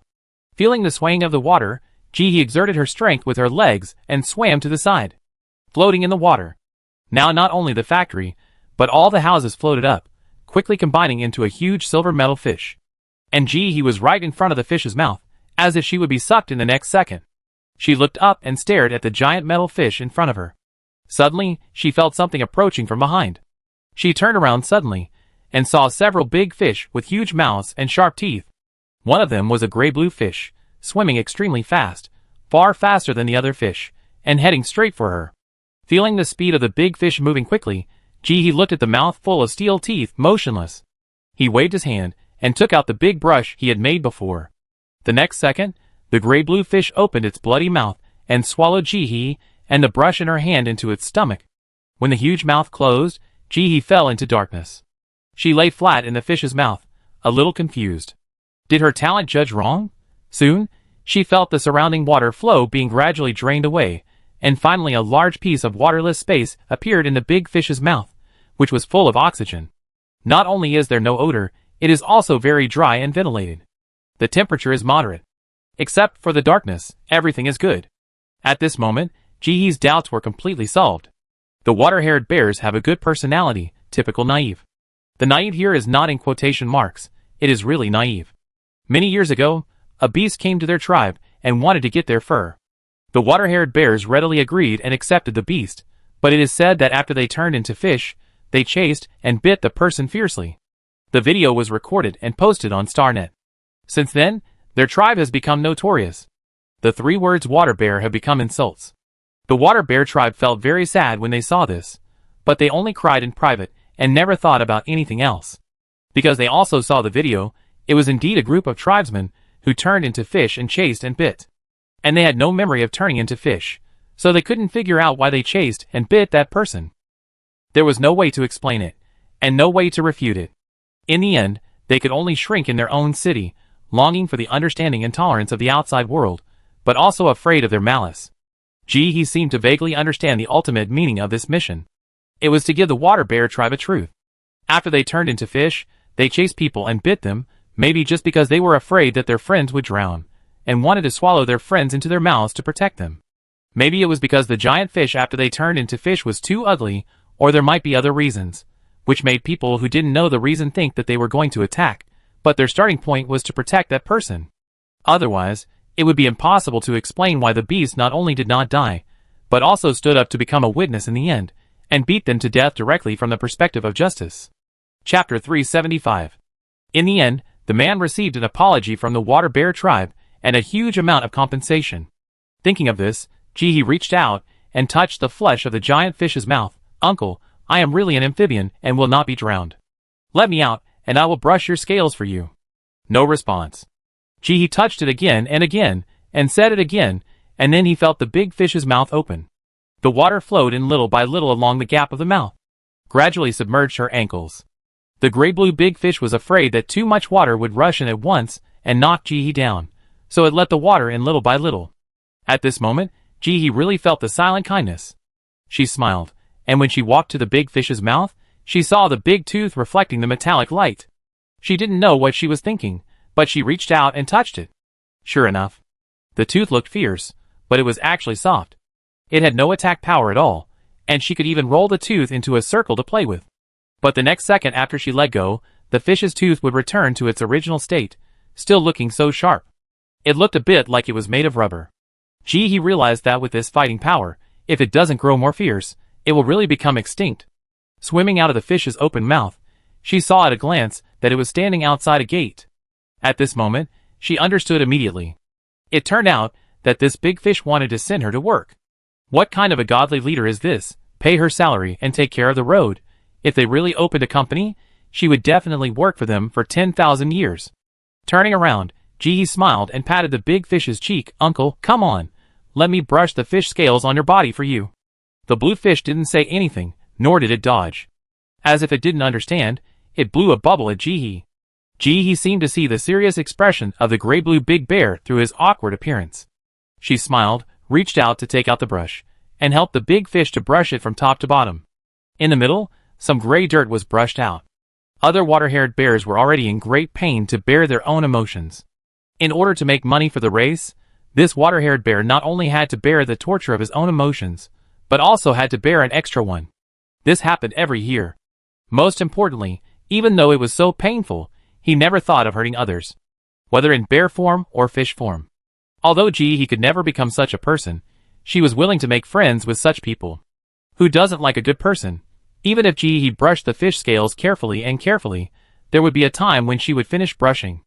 After she helped the big blue fish finish brushing the scales, she raised the brush and handed it over. Before handing it over, she also threw a talent on it. At this moment, she sincerely hoped that her talent would work. Friendship brush.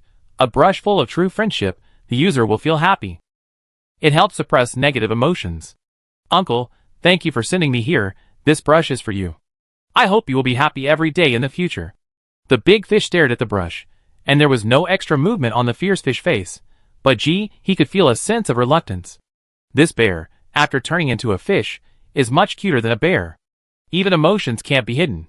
He touched it again, put the brush into the big fish's mouth, and was about to turn around and leave. The blue big fish bit her hand. The soft teeth were curled because of too much force. He suddenly laughed out loud when she saw this scene.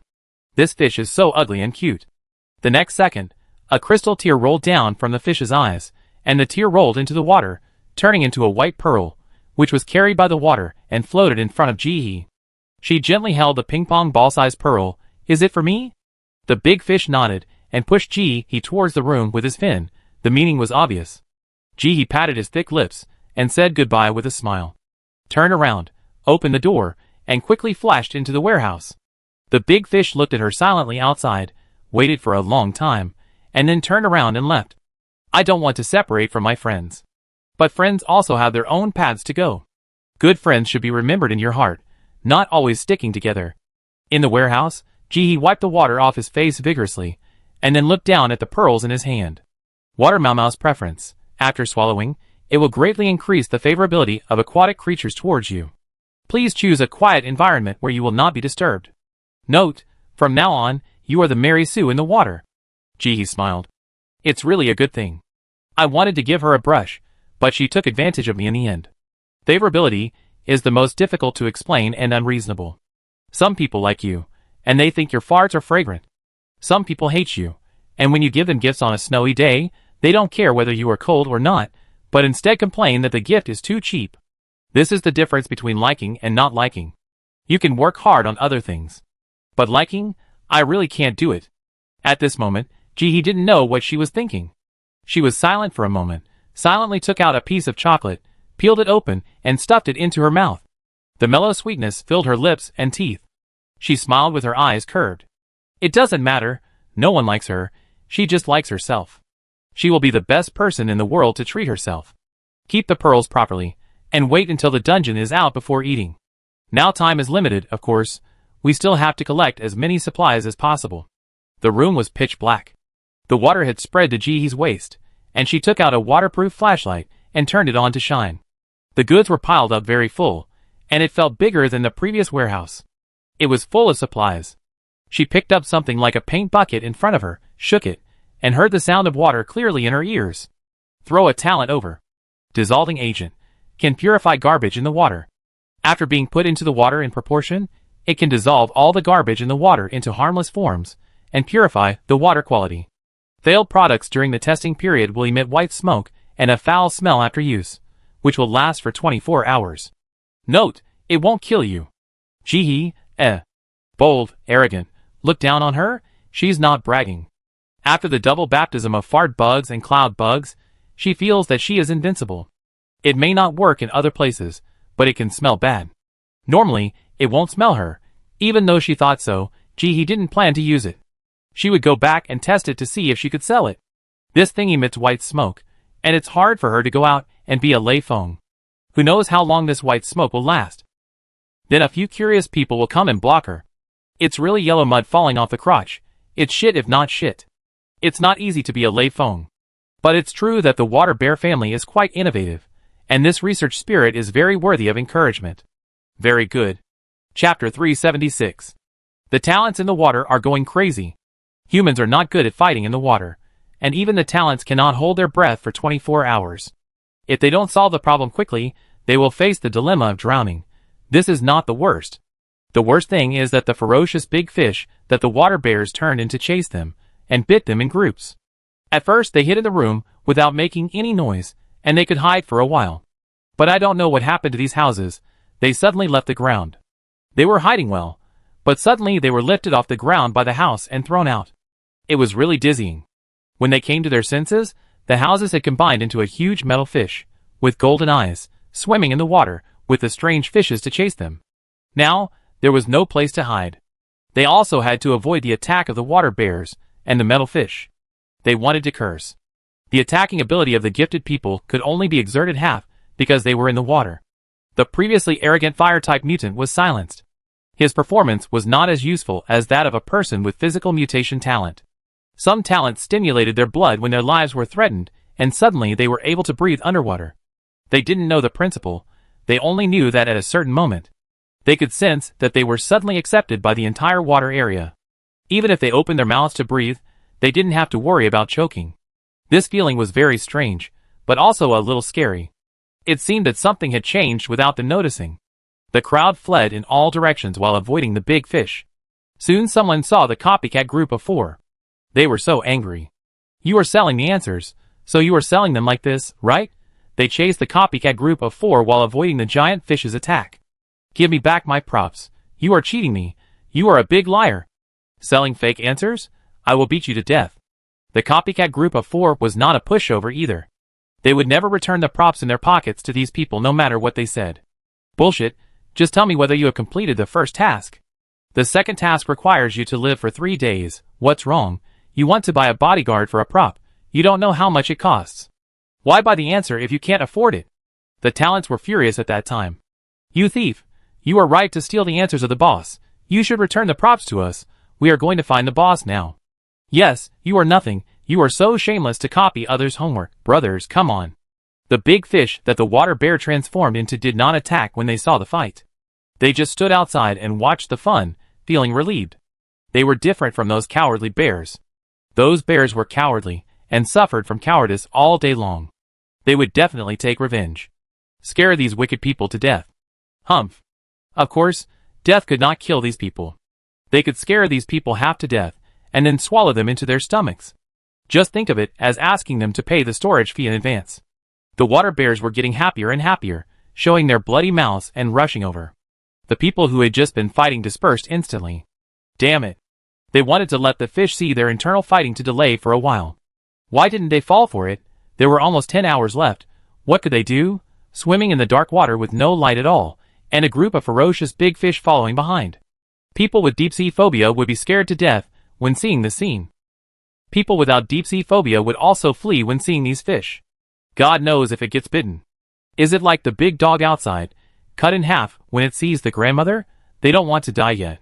He was in the warehouse, and she didn't feel any shaking, and she was very stable throughout the whole process. When she finished filling all the dissolving agents, the water in the room had flooded the entire room. She was already soaked in the water. Because she didn't know what was behind her, in order to prevent it from being damaged by the water. He decided to speed up. After opening the second box, she found that there were things as big as fire extinguishers inside, with a nozzle on it. Isolation water film. After spraying, a thin film will be formed on the surface of the body, which can effectively prevent sewage from contacting the skin and block various insect bites in the water. It is mostly used in the field of environmental protection. Note, this is a near-expiry product, and it will expire in 30 days. He immediately thought of the pile of sewage at home. Now the base has organized a large number of personnel to salvage supplies from the water, although even a large number of supplies have been rescued. But the price is that countless people are soaking in dirty water every day. There are all kinds of things in those waters. There are bacteria and bugs. Now people are generally short of clothes. When moving, they only take food and important items, and when the move is successful, they find that they lack everything in life. A piece of clothing soaked in rainwater for a long time will be consumed very quickly. Many people's clothes are patched on patch. This is because the supermarket sells needles and thread, otherwise they just wear holes to install. This water film isolation will definitely sell well once it comes out. Jihee's men moved very quickly, and they looked back while installing. This water film isolation is not afraid of water, and it can be used even if it is soaked in water and picked up again. She wanted to see if there was anything in the back that was afraid of being soaked in water. The sooner it was put into the space, the less loss it would have, right? It was just that the supplies were too full. He didn't have a pair of perspective eyes, so he couldn't see what was in the back. Even if he was in a hurry, he had to take away the things in front to know what was in the back. She suppressed her emotions and loaded the supplies with her hands a little faster. This warehouse was the second warehouse he installed in the water bear territory. She also summed up some rules. This territory should not produce food. The supplies in these two warehouses are more or less related to water. All of them are for use, and none of them can fill your stomach. In the real world, food and pills are the two most precious supplies. He got a lot of food in the last copy, but she didn't sell all of it. There is still about half left. She doesn't plan to sell those. She doesn't know if she will get food in the next copy, so she has to keep enough for herself. The space livestock grow meat too slowly, and it takes too much food to raise them. It's not very suitable. The cost is very high. She kept most of the potatoes and sweet potatoes she harvested in the space last time to feed them, except for drying some. All the food she eats is from the interstellar. He thought while loading the space quickly. She looked at the time, and it was about 4 hours before the game was released. But she still had half of the warehouse in front of her. If she didn't speed up, she would not be able to finish loading. The cliff was already in chaos. Chapter 377. Some of the smart ones didn't follow the main group when they were escaping from the big dog, but chose to find their way slowly. As a result, it was dark and there was no reference point, so they got lost on the plain. There was no choice but to wait until dawn. As a result, at dawn, before they could find their destination, they were found by the big dog. At this moment, they didn't know how to describe their feelings. After sacrificing half of their lives, those few finally reached the edge of the cliff. The dog collar had long been put back on the dog's neck. Now they could only jump directly to get to the bottom of the cliff. But they suddenly found an invisible barrier on the cliff, and they couldn't jump down. It was like a glass plank road at an altitude of 10,000 meters. Although they couldn't see it, they could walk directly. It was only then that they completely panicked. If they couldn't get in, did it mean that the mission would fail? Then did they have to stay and never go back? Just when they were collapsing, many people floated up from below. After asking around, I found out that these people succeeded in their mission? How can this be? If they can't get through, these people can't expect to succeed. The group of people who floated up later floated up smoothly without being blocked. But they were also worried. If they didn't stay down there, who knew if the mission would fail? Now these people are looking for trouble. It's so annoying. The two sides started fighting directly. The 5 dogs squatted on the cliff and closed their eyes and waited. You are on the transparent barrier between the cliffs, which is not their jurisdiction, but if you dare to step on the cliff, haha, I will eat you without negotiation. In the pitch-black water ball, the talents lay on the ground, like scavengers, motionless. At this time, the number of people in the water was less than 1/10 of what it was just now. Most of the talents had been swallowed by those fierce big fish. Those who could stay alive in the water were all people with both strength and luck. They prayed secretly, hoping that time would pass quickly. The water at this time was no longer as clean as it was at the beginning. There was a lot of garbage floating. There were clothes of the water bear, as well as corpses and blood left by the talents after they killed each other, and even personal problems that the talents couldn't help but solve while soaking in the water. The mixture of these things made the water bears feel uncomfortable. So the hidden talents suddenly saw a pink light coming out of the sea. They were alert and ready to run away immediately if something went wrong. But before they could wait for other discoveries, they found that the water seemed to be turning pink. The talents were sure that this was not their illusion, and all the water was gradually turning pink. Just when they were wondering about the effect of this pink water, wherever the pink water went, all the garbage was gradually decomposed and disappeared. The water became crystal clear. The gifted, God wants to kill me. These water bears, who lack great virtue, actually threw biological weapons into the water. Help!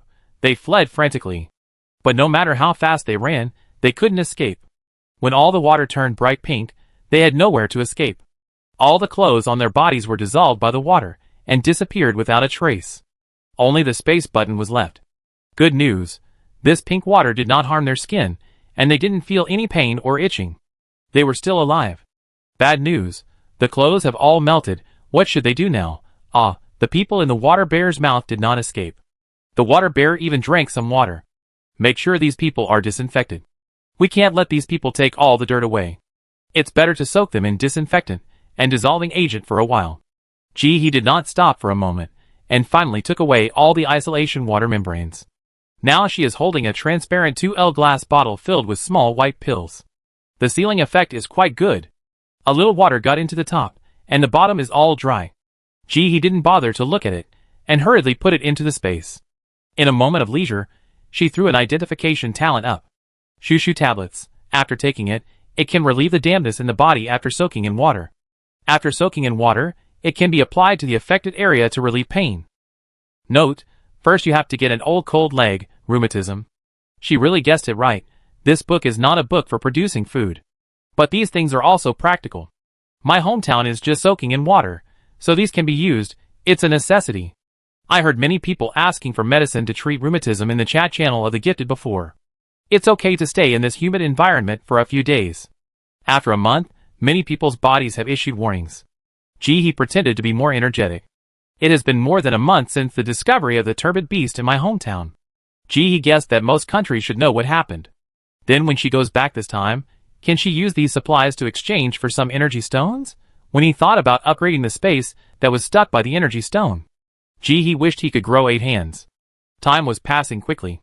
Finally, when he filled the last 3 buckets, he heard the familiar prompt sound of the game. Time is up. Congratulations to all players who have successfully completed the task. Now the game copy will be transferred out. Players who have not successfully completed the task will be left in the game. I wish you a smooth life in the future. While the system was talking, he quickly filled a bucket with both hands and a foot and entered the space. The next second, her eyes went dark. She opened her eyes again and appeared in the familiar darkness. The game prompt sounded in her ears. Congratulations on borrowing another 50 billion from the sky. You have completed the game. Please choose whether to participate in the lucky spin event. Yes or no. He bit her lip. She was a little entangled. She got a lot of gold coins this time. If she used them all to buy supplies, she could buy a lot. If she used them to draw a lottery to exchange for props, would it be appropriate? The protective shield I got last time was useful, but it wasted too much energy stones. Until now, it can only be used as a trump card in key places. Moreover, she didn't pick up any food this time. If she draws a good item, she will have to spend a lot of food. When Ji-hee was thinking, the space was quiet, and there was no urging at all. Finally, Ji-hee decided. He still had to draw a lottery. Although the space was not large, it could produce vegetables stably. It was not that there would be no more in the future after it was used up this time. Not to mention that the system mall could buy seeds at will. Just say that the seeds she had hoarded before were enough for her to grow until she died. As long as there is space, there will never be a shortage of vegetables. Having made up her mind, Ji-hee quickly chose. In the darkness, a cheap slot machine with a small flashing light appeared in front of Ji-hee. It was still the familiar taste and the familiar recipe. Ji-hee followed the process skillfully. After she started to praise, with full emotion without a trace of sincerity. Chapter 378. This time, a pure white oval fruit with scaly patterns appeared on the right screen. From the appearance, Ji-hee could only guess that it should be edible. But there was no way to judge what its function was. She clicked to redeem. This time, she paid a total of 28 trays of supplies to successfully redeem this item. She just held the white fruit in her palm. She didn't have time to see the effect. The next second, her eyes went black again, and she was thrown out of the space. He opened his eyes again and appeared in the air. Without a pause for a second, he began to fall at a very fast speed. Ji-hee, There was something on his lips, and he couldn't help but say it. But as soon as he opened his mouth, it was blown into an O shape by the wind. This system threw everyone into the air, not caring about their lives at all. There were bursts of exclamations from the gifted people around him. They were all shocked by this scene. Not to mention them, even the relatives and the person in charge of the base who were standing in a group underground, waiting for the gifted people to return, were shocked when they saw this scene. After finally getting out of the dungeon, if this person falls and dies, wouldn't it be an unjust death? Many people standing on the ground cursed the game system in their hearts while dodging in panic. If this person falls down, it will probably cause more damage than falling objects from high altitude. They don't know whether the gifted person will die or not. Anyway, they can't survive. The person in charge shouted deafeningly, "Inflatable bed, inflatable bed." If so many gifted people really fall and die, then the combat power of their base will definitely drop a level. The talents were stunned when they were thrown out of the dungeon, but they reacted quickly. They were no longer the ordinary humans at the beginning. After such a long time of training in the dungeon, they would no longer be frightened by falling from a high altitude. Knowing that they could not rely on others, everyone tried to save themselves. Metal talents can conjure up metal plates and step on them. Although they cannot stop in the air, they can reduce the speed of descent. Water talents can conjure up water streams and step on them, which can also slow down the speed of descent. There were even gifted people who spread their wings behind them. Although they were not white feather wings, they were short and fat, and looked dark, but they were surprisingly useful. They quickly stabilized their bodies in midair. They were also able to hold their teammates.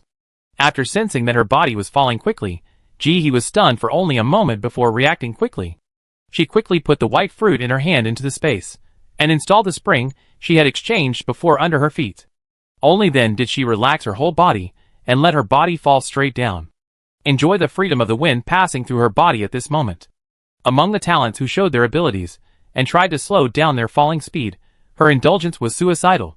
Her falling speed instantly surpassed that of the talents far ahead. At this moment, both the ordinary people on the ground and the talents above her head noticed Ji-hee. They all gasped.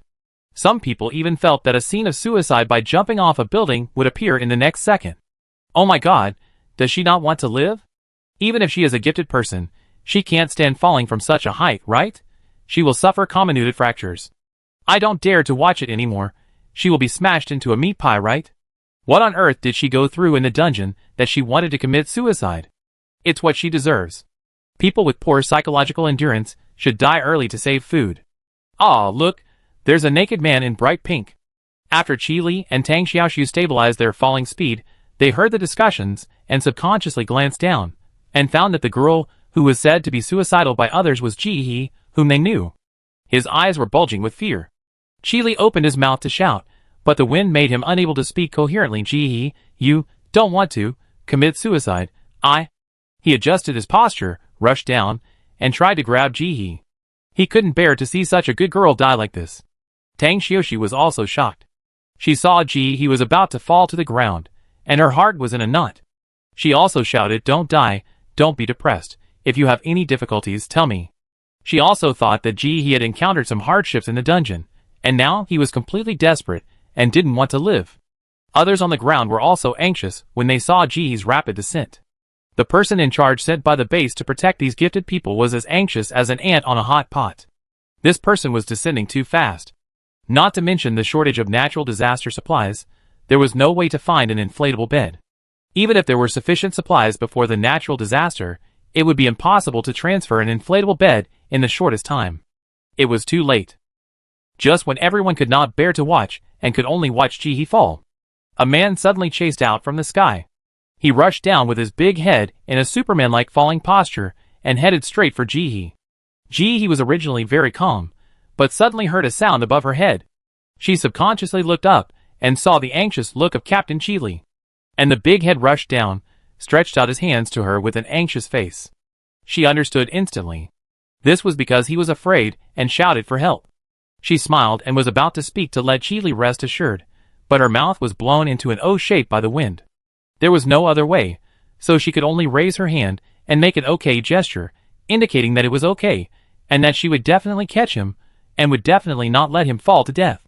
In the eyes of Chi and Tang Xiaoxu, this scene was Ji's last words, indicating that she wanted to leave without regrets, and let them rest assured. Tang Xiaoxu's eyes instantly turned red. No matter what happens, don't give up your life. Didn't you see that other gifted people would hold others even if they couldn't stabilize their bodies in the sky? Would you rather be scolded than rely on the power of the people around you to slow down your descent? This is the attitude of trying to survive and respecting life. It is not the kind of cowardly, suicidal behavior. If Ji stood in front of her now, she would want to scold her to wake her up. But it was too late.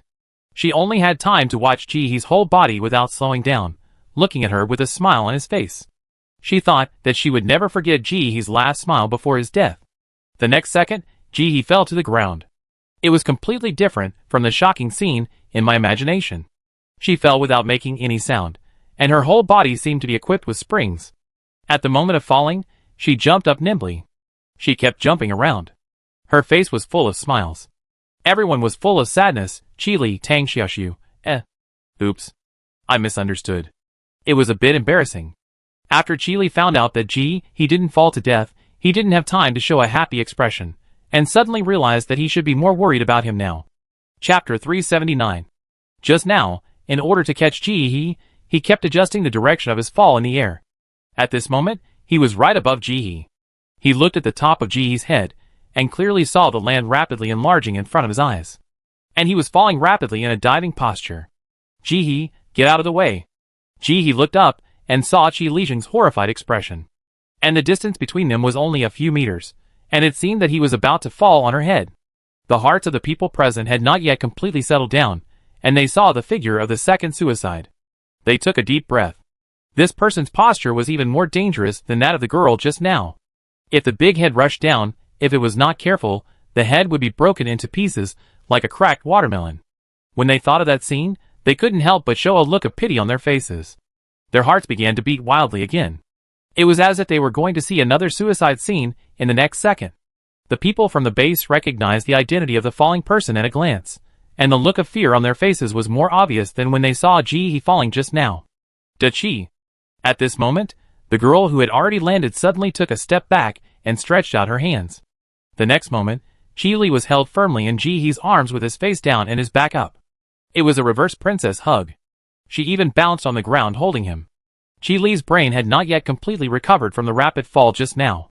He heard Ji say, "Captain Chi, don't worry, you will definitely not die in my hands." Chi, thank you. He raised his head stupidly, and looked around like a turtle raising its head.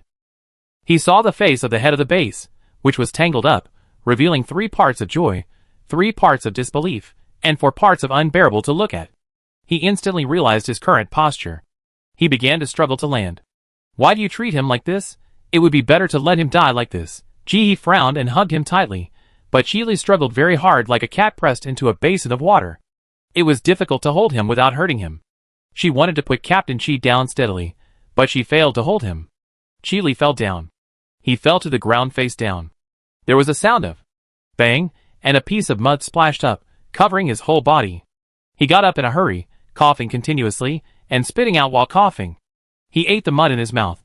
At this time, other talents also landed steadily. The surrounding mud was splashed, making many people look like they had taken a mud bath. Thanks to the two bright pink naked figures. After discovering that Ji-hee and Chi-li were not killed, the two immediately became conspicuous, attracted all the attention of the people present. Others immediately forgot about the two people who were not killed and started to laugh at the two glow sticks. You know what, it looks good. It saves electricity. It's also very unique. The butt is quite perky. The two grown men seemed to be abandoned by the whole world. They were helpless when they got together. Mom, help me get a pair of pants.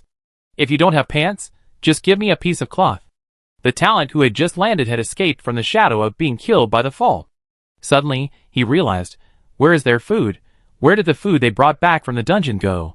As a result, when he turned around, he saw a transparent bubble floating beside him, which was filled with the food he had obtained this time. Before the smile on his face faded, the bubble suddenly burst and the food fell to the ground. The gifted who brought back the food started to put it into his pocket in a hurry. Other gifted who changed their props had evil thoughts. Ah, this is the food I brought back. Don't grab it. Let it go. Let it go. This is mine. If you grab my food, I chop you to death. Ah, I'm going to kill you. Give me back my green onions. Their families no longer cared to watch the fun and rushed into the crowd to try to find their relatives and help them snatch food. Let go, let go. Murder. The robber killed someone. Oh my God, come quickly, save my daughter. My daughter was slashed. Come quickly. There is so much blood. Where is my son? Has anyone seen my son? Why didn't he come out? What happened? Will it spread to other places after coming out of the copy? The scene was in chaos in an instant. Before the person in charge came, he made several plans in advance to prevent such a situation. He waved his hand violently, and a group of people stood up. Shots were fired directly into the sky. Everyone, get down immediately. I will count to 3, and the rebels will shoot immediately. The medical team is ready. Those who are not injured, get down and don't move. The whole place is monitored. Don't take supplies that don't belong to you. Don't take supplies that don't belong to you. Don't take supplies that don't belong to you. Ji-hee had already taken off the spring under her feet. She had jumped far away when those people were fighting for supplies before, so this had nothing to do with those disputes. Chi-li and Tang Xiaoxiu followed her. Chi-li was injured in the dungeon, although not seriously, but he was covered in blood and mud, looking like a beggar who had just escaped. The look he gave Ji-hee at this moment was like a resentful woman looking at her cheating husband. Ji-hee blinked. Does it hurt? Go back and sleep early. It won't hurt when you fall asleep. Chi-li choked and felt that he was stupid. Why would he compete with an 18-year-old kid? He said seriously, you were too dangerous this time, you must not. Blah blah. Next time. Chi-li said a lot, and Ji-hee nodded and agreed. Tang Xiaoxiu smiled secretly on the side. Ji-hee didn't take it to heart. Chi-li didn't see it. After Chi-li finished speaking, he looked at Ji-hee's well-behaved face, and didn't have any intention of refuting, and he was quite satisfied. He began to reflect on whether he was too harsh just now. After all, a high school student is at his most rebellious, and with the pressure of natural disasters, it is understandable that he would do that. He changed the subject and began to praise, of course. We also know that you are talented and bold. It should be said that you are worthy of being the flower of the future of the motherland. This ability is strong, and it is not much worse than those of us who have been trained. As soon as these words came out, Tang Xiaoxiu showed an expression of wanting to say something but stopping. Captain Chi Li's words felt a bit like flattering himself. He didn't have the 2 brushes of Ji-hee. Chapter 380. The 3 chatted all the way, but didn't talk about the content in the game copy. Ji-hee also persuaded Chi Li to go to the hospital. Chi Li refused. It's useless to go. The medicine is out of stock now. Even if you know what disease it is, it can't be cured. Doesn't the talent mall sell our medicinal seeds? Isn't there any in the base? Ji-hee was a little curious. She also planted some honeysuckle herself. The base didn't plant it? Why not? But there are too many monks and too little porridge. There are so many of us. The amount of medicine we planted is not enough. The financial leader of the base has been through hard times and is reluctant to give anything away. People nickname him Gulangfan, and chickens have to be plucked when they pass by him. Hearing this, Ji-hee nodded with empathy. Let alone managing a base with millions of people, and providing them with food and drink. She only has a farm with hundreds of livestock. Just feeding them bean cakes and vegetable roots, she thinks the amount is too much every day. This is to feed the entire population of the base. Imagine the food consumed every day, and you will know that it is definitely a terrifying number. At this time, a voice suddenly came from the front. It was Chile. The three of them looked at the same time, and saw a woman in her 50s, who looked a little haggard, but dressed neatly. "Mom, why are you here?" Chile was a little surprised, but still walked over quickly. "Look at what you said. I was going to see you when you came out of the dungeon." Chile's mother's face was a little pale, but her smile was very friendly. Looking at Tang Xiaoxiu and Ji He behind Chile, her eyes were curved into crescents with laughter. "Are you Ali's friends? Hello, come to my house for dinner when you are free." Ji He blinked, looked at the woman's pale face and the worry between her brows, then looked at Chile, who seemed to have reacted, and smiled and perfunctorily passed it over. It was not popular to go to other people's houses for dinner at this time. Chile frowned. "Mom, is there something wrong with my grandfather? High blood pressure? Or rheumatism?" The woman shook her head hurriedly, grabbed Chile's arm, and comforted him. Don't panic, it's not your grandfather is fine, it's your sister is pregnant." Hearing this, Chile's face not only did not improve, but became even uglier. Before the natural disaster, pregnancy was a happy event for the whole family, but after the natural disaster, it was a fatal event. He frowned.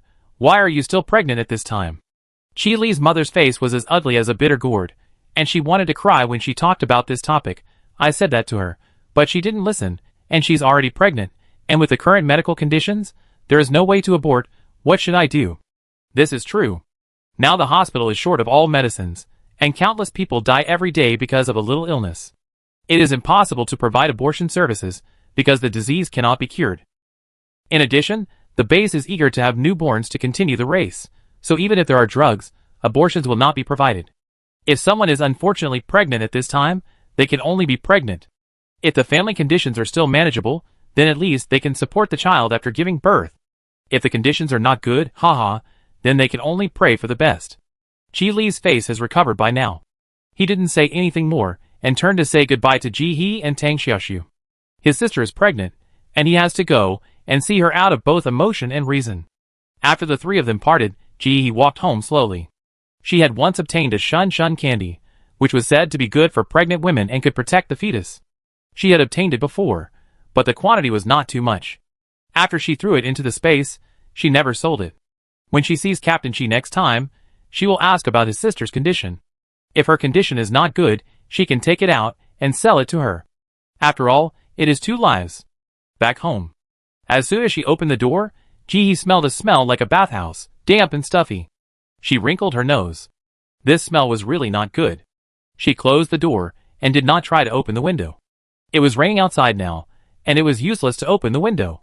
Rainwater seeping into the house would make it even more humid. She took out the Xylease desiccant she had just obtained from the copy, and found a large basin to put it in. She wanted to try the effect of this desiccant. After putting the desiccant in, she got up and turned on the dehumidifier, and pulled out an electric fan. This way there is some wind in the room, which makes it more comfortable. After taking a shower in the bathroom, Ji He took out a portion of small seafood with sauce and dry pod bullfrog, and ate them with rice. She hadn't slept for 3 days, and now she was very sleepy, and didn't want to do anything. Even if the sky fell, she would still sleep. What she ate in the dungeon was not called food, it could only be said to provide energy for the body. If the nutritional supplements were not so unpalatable, she would have wanted to drink them to survive. At home, eating and savoring slowly is life. I slept until 4 o'clock in the afternoon of the next day. Ji He woke up from the bed in a daze, and felt the sticky feeling on the bed sheet. She touched it casually. It was sticky and uncomfortable. She needed to change the bed sheet. She stretched her body, got up and walked around the rooms where vegetables were planted. She watered them a little less, and saw that they were growing well. Then she walked slowly to the dining table, and started to prepare for dinner. For breakfast, she had spicy soup and fried dumplings. The fresh meat buns are so delicious. She can eat more than 10 buns in one meal. While eating the buns, she talked to the chef through the team member introduced by Chung Jun. The chef was not a gifted person, so he could not communicate with her directly. Chung Jun was too busy, so he introduced a team member to her. Acted as a middleman between the two of them. Ji He could ignore anyone's message, but she would reply to the chef's message as long as she saw it. The chef's cooking was really delicious. She didn't have any big hobbies. She didn't like clothes or beauty, but she loved eating. It has something to do with the fact that she could only eat until she was 50% full when she was young. Eating has become her obsession. She can only feel happy when she eats. Now that she has the ability, her biggest dream is to eat well. Today, the chef sent a message saying that he specially researched several new dishes and described the taste. He asked Ji-hee if he wanted to try it.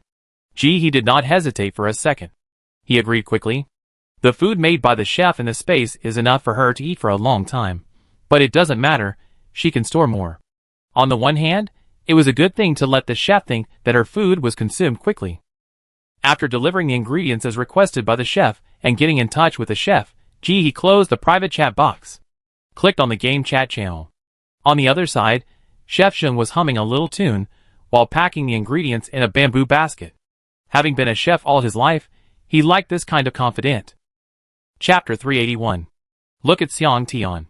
He borrowed 500 more respects from him, and replied to his message the next day after he came out of the game. He is much better than other idiots. Put it down. The chef stopped the team members immediately when he saw them trying to help him get the ingredients. How valuable is this tofu? What if you break it? I take it away myself later. How are you going to carry 2 plates of tofu? What if they fall? I help you get 1 plate. Have you washed your hands? Yes, I have. Okay, well done. I get you 2 spinach leaves later. The team member smiled so hard that his teeth were exposed. This chef is now in a very special position. He is a big shot in front of Seong Tion, who wants to borrow another 50 billion. As long as he is willing to say 1 word, it will be more useful than 100 words from others. Even if we don't talk about that relationship, he is a cook in the kitchen, and everything he leaks from his hands is good stuff. The two were dressed up, and Chung Jun appeared with a smile on his face, pushing a cart. Mr. Jung, isn't this a coincidence? Busy. Chef Shen glanced at Chung Jun and said nothing. What a coincidence. Who doesn't know that the next day after coming out of the dungeon, Seong Tion will borrow another 50 billion and come to order food from him? What are you pretending for? It's really better to come by coincidence than by coincidence. Mr. Zheng, I want to discuss something with you. Mr. Zheng glanced at Chung Jun. His hands kept moving. This is the ingredients that Seong Tion borrowed another 50 billion for. You definitely can't touch it. And I cook. Even if you beat me to death, I will not do anything that cuts corners. This is my professional ethics. Don't open your mouth. Look at what you said. How could I do such a wicked thing? Chung Jun's face did not change at all. It's like this. Don't you have a 10% reward in your hand? We have a teammate who died here. His wife just gave birth to a child. No milk. The child is only a little over 4 pounds. I really can't watch his son starve to death. I want to ask you for help. Just thinking if you can give me half, I will buy it at the market price. If not, you can give me 1/3 or 1/4 of it. How can you be without food? You are thinking about us. Ah, every family has its own problems. The vegetables were just planted, and they were all taken out before they grew up. Chung Jun's face was not very good when he said this. It's not that he didn't ask for help, but the plantation couldn't do anything. The vegetables were all named, and they couldn't pull any of them out. Old Jung sighed. The world is not easy. He also knew the teammate Chung Jun mentioned. He had seen him in the cafeteria before. He was a good kid. The last time they met, he was full of happiness when he talked about his wife's upcoming birth. Now he is gone. His eyes were wet uncontrollably. He blinked and tried to make his voice cold, at most half. He still has a 5-year-old grandson to raise, so he really can't give it all away. When you show your love, you can't ignore your family. Thank you so much. Thank you for what? You have to give me points. Of course, I give you an extra 10%. No need. In the game chat channel. Yu Jiao, the evil system, I finally finished the task, and it said that I was in debt and not worthy of opening the lucky spin, so it gave it to me directly. Seeing the snow in the wind, that's what the evil system can do. Ha ha ha. This is the first time I heard that doing tasks doesn't make money, and you have to pay for gifts yourself. After completing the task, you didn't make a penny, and you still owe the system silver coins. I was already angry enough. The damn system said that she felt sorry for me and gave me a bunch of vegetables? What do I need from him? Yu Jiao, +1, who cares, take it back quickly. System, receive the return instruction. Please choose no within 2 seconds, otherwise the gifted vegetables will be recycled. System, everyone has chosen no. Please stop insulting the system. Otherwise you will be fined 50 silver coins. The chat channel was silent instantly, and no one spoke. Jihi touched his nose and closed the chat channel. So this system also peeks at the screen. After eating, Jihi went into the space and started working. Before entering the dungeon, she prepared food and water for the livestock in advance, and she didn't enter once in the past 3 days. The chicken coop laid eggs all over the ground, but there was no time to pick them up.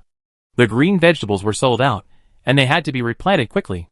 I don't know about other people's situation, but for her, with the exchange of materials for props, the vegetables she planted in the space are not enough. Before, I thought the space area was enough, and I didn't have to worry about food and drink. The green vegetables I planted could not be eaten up at all. Now, in addition to feeding livestock, we also have to exchange for props, which is not enough.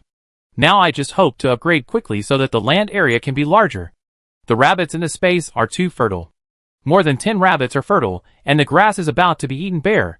Kill all the big rabbits. Pigs too. They eat too much every day. 1 or 2 is okay, but when there are a lot of big pigs, their appetite is simply terrible. The work in the space came to an end.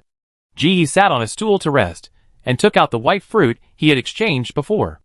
Ingmu vine fruit, A-level energy fruit. Eating it can remove impurities from the body and reduce the side effects of talent. Note, good stuff, eat it quickly. Jihi became excited. This is the 3rd fruit she got that can purify blood. The previous ones all worked well. I just don't know how this one will work. She didn't hesitate and took a bite. The fruit is sweet and soft, with a sweet and slightly sour taste, and it's delicious. The taste is a bit like mangosteen, but it doesn't have a core. Jihi likes it very much. After eating, she waited. Seems like there is no reaction. As soon as the thought came to her mind, she fainted and fell to the ground. In her dream, she seemed to have come to a white sky. There were some black dots in the pure white world. Wherever Jihi went, these black dots showed a look of being afraid of her and wanting to get close to her. Inexplicably, Jihi hated these black dots. She tried to push them away. It didn't go well at first, but it soon succeeded. As the black dots were pushed farther and farther away, she felt a sense of fatigue rising in her heart. She endured it and insisted on pushing the black dot out. Finally, she couldn't bear it anymore. Her eyes went dark. She opened her eyes again. She lay on the ground, looking at the ceiling, a little dazed. She blinked, and a bad smell suddenly came to her mind.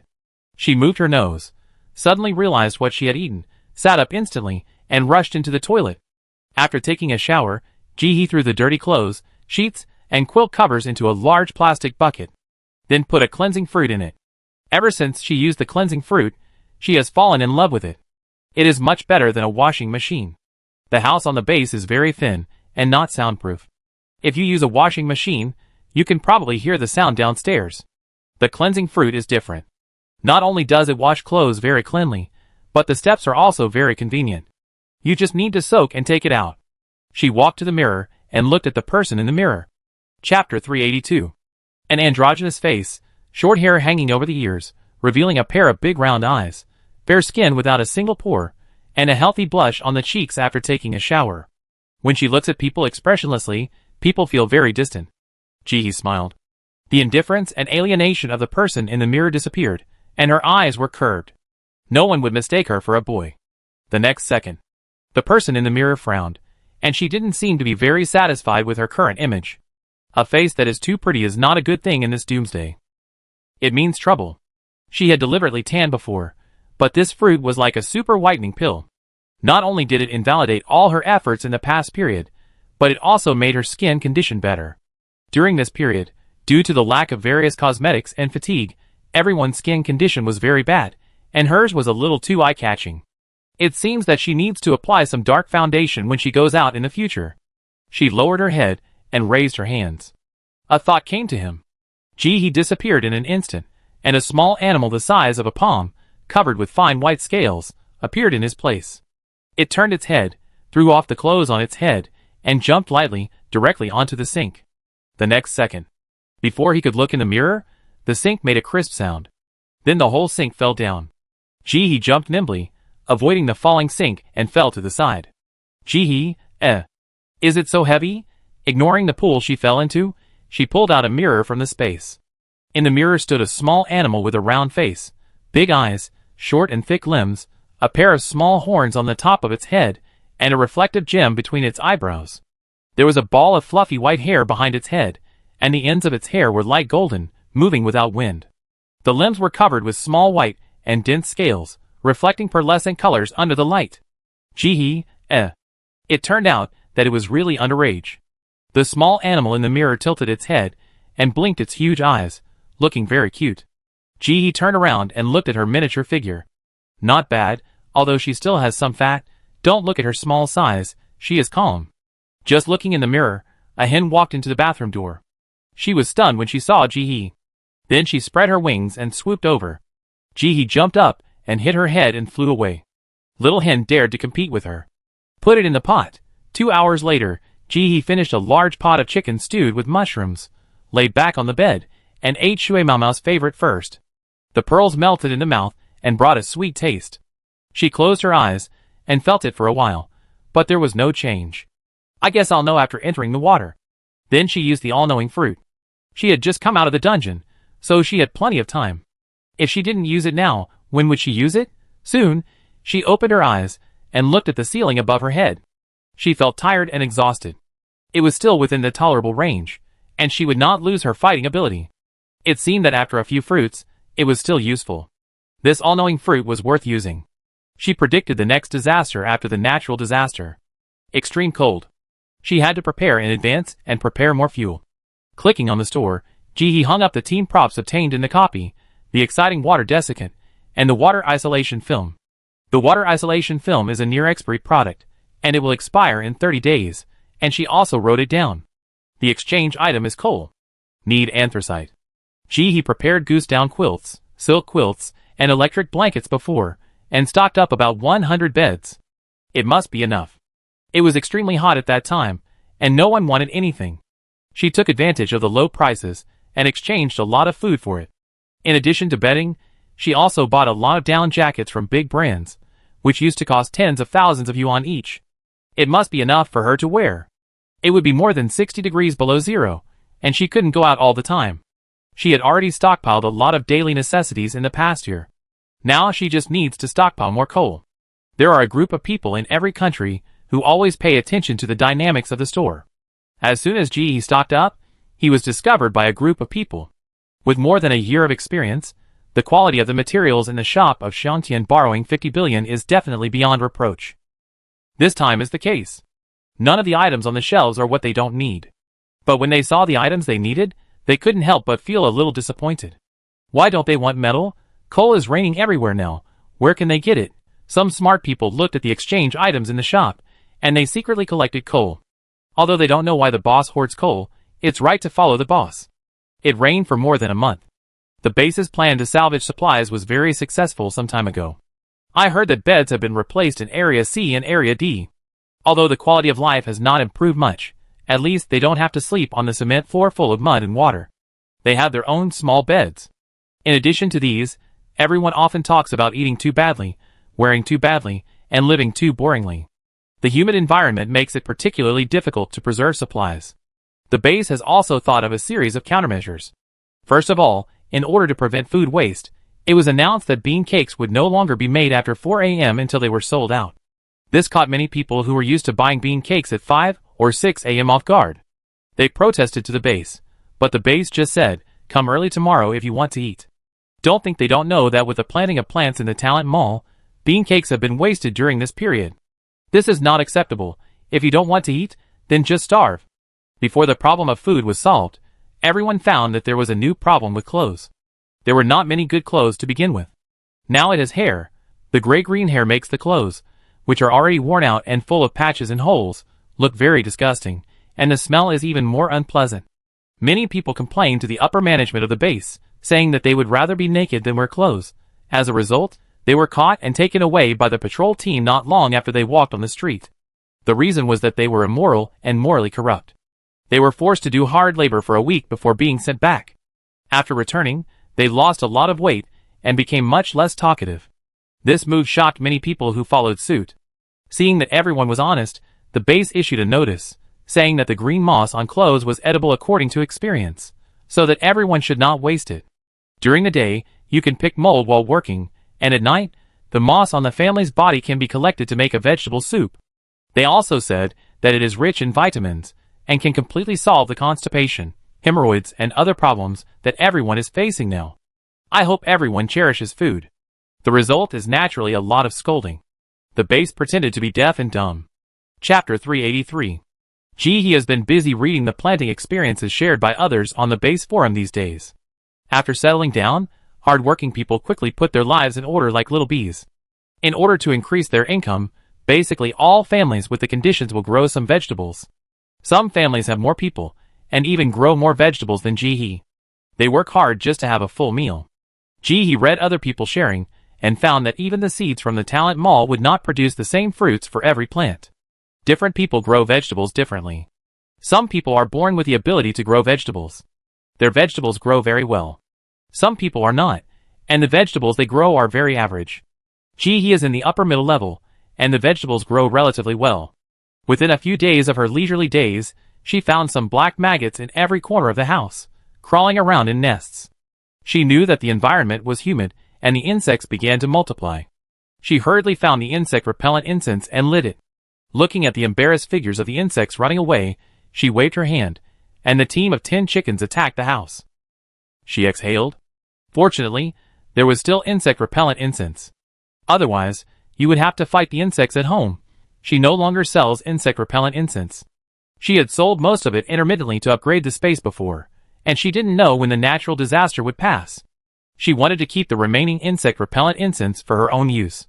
She lit an insect-repellent incense in the corner of each room, and he took out the ugly ghost bug, crushed it, and buried it in the soil. She also pointed at these vegetables for cover, so that they would not be eaten by insects. Although there are many vegetables, the harvest is only about 100 kilograms. When she sells them to the base, she will have to exchange them for bean cakes to have enough to eat. In this way, she can support herself with the bean cakes she gets in exchange. As for whether it will make people jealous if she gets so many bean cakes in exchange. Haha, anyone who has eaten bean cakes will not have this idea. Just eat this thing. No matter how much you eat, you will not be envied by others. It is bitter and hard. Recently, I heard that they don't know what they put in it. The color is black and shiny, and it tastes moldy. It tastes even worse. Eating too much will cause constipation. No one would want to eat this crap unless they starve to death. The desiccant in the last instance also worked very well. The humid environment around here is simply a paradise for desiccant. If you throw a piece down, it will basically turn into a big water ball in 4 hours. If you pierce it with a knife, you can get a large basin of water. He tried to drink a sip and found that the water quality was very good, better than the water in the base tap, and there was no strange smell. It just makes you feel a little energetic after drinking it, and it's more energetic than coffee. When it was time to go to bed, she was not sleepy at all, and she didn't want to waste time, so she had to work busy for a few hours in the space. The work in the space is that as long as you want to do it, you can do it anytime, and there is always work. There is no end to the work, and it will never be finished. That day, he just woke up from the bed, and when she opened her eyes, she found that something was wrong with the ceiling. In the corner of the edge, some black and green things were spreading. She frowned, stood up directly, and took a closer look. That thing looked a bit like moss, and there were a few mushrooms on it. The mushrooms were small, white, and in clusters, looking innocent and harmless. But he frowned. She didn't think the mushrooms were edible. Putting on gloves, she took out a food detector. Ding! Contamination rate 52%, poisonous, not recommended for consumption. Sure enough. She didn't believe that God would be so kind, and that food would grow at home. This was simply nonsense. She took a photo of the mushrooms with her mobile phone. He sent it to Chile. Mushrooms are growing on the roof, and they don't look like they can be eaten. Someone discovered it a few days ago. Mushrooms grow differently in every household.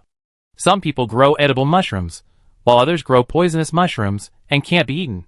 If you're not too hungry, I don't recommend eating them. This isn't because he's afraid she's hungry. This is because he's afraid she's greedy. Putting down his phone, he put on gloves, took out tools, and shoveled away the mushrooms.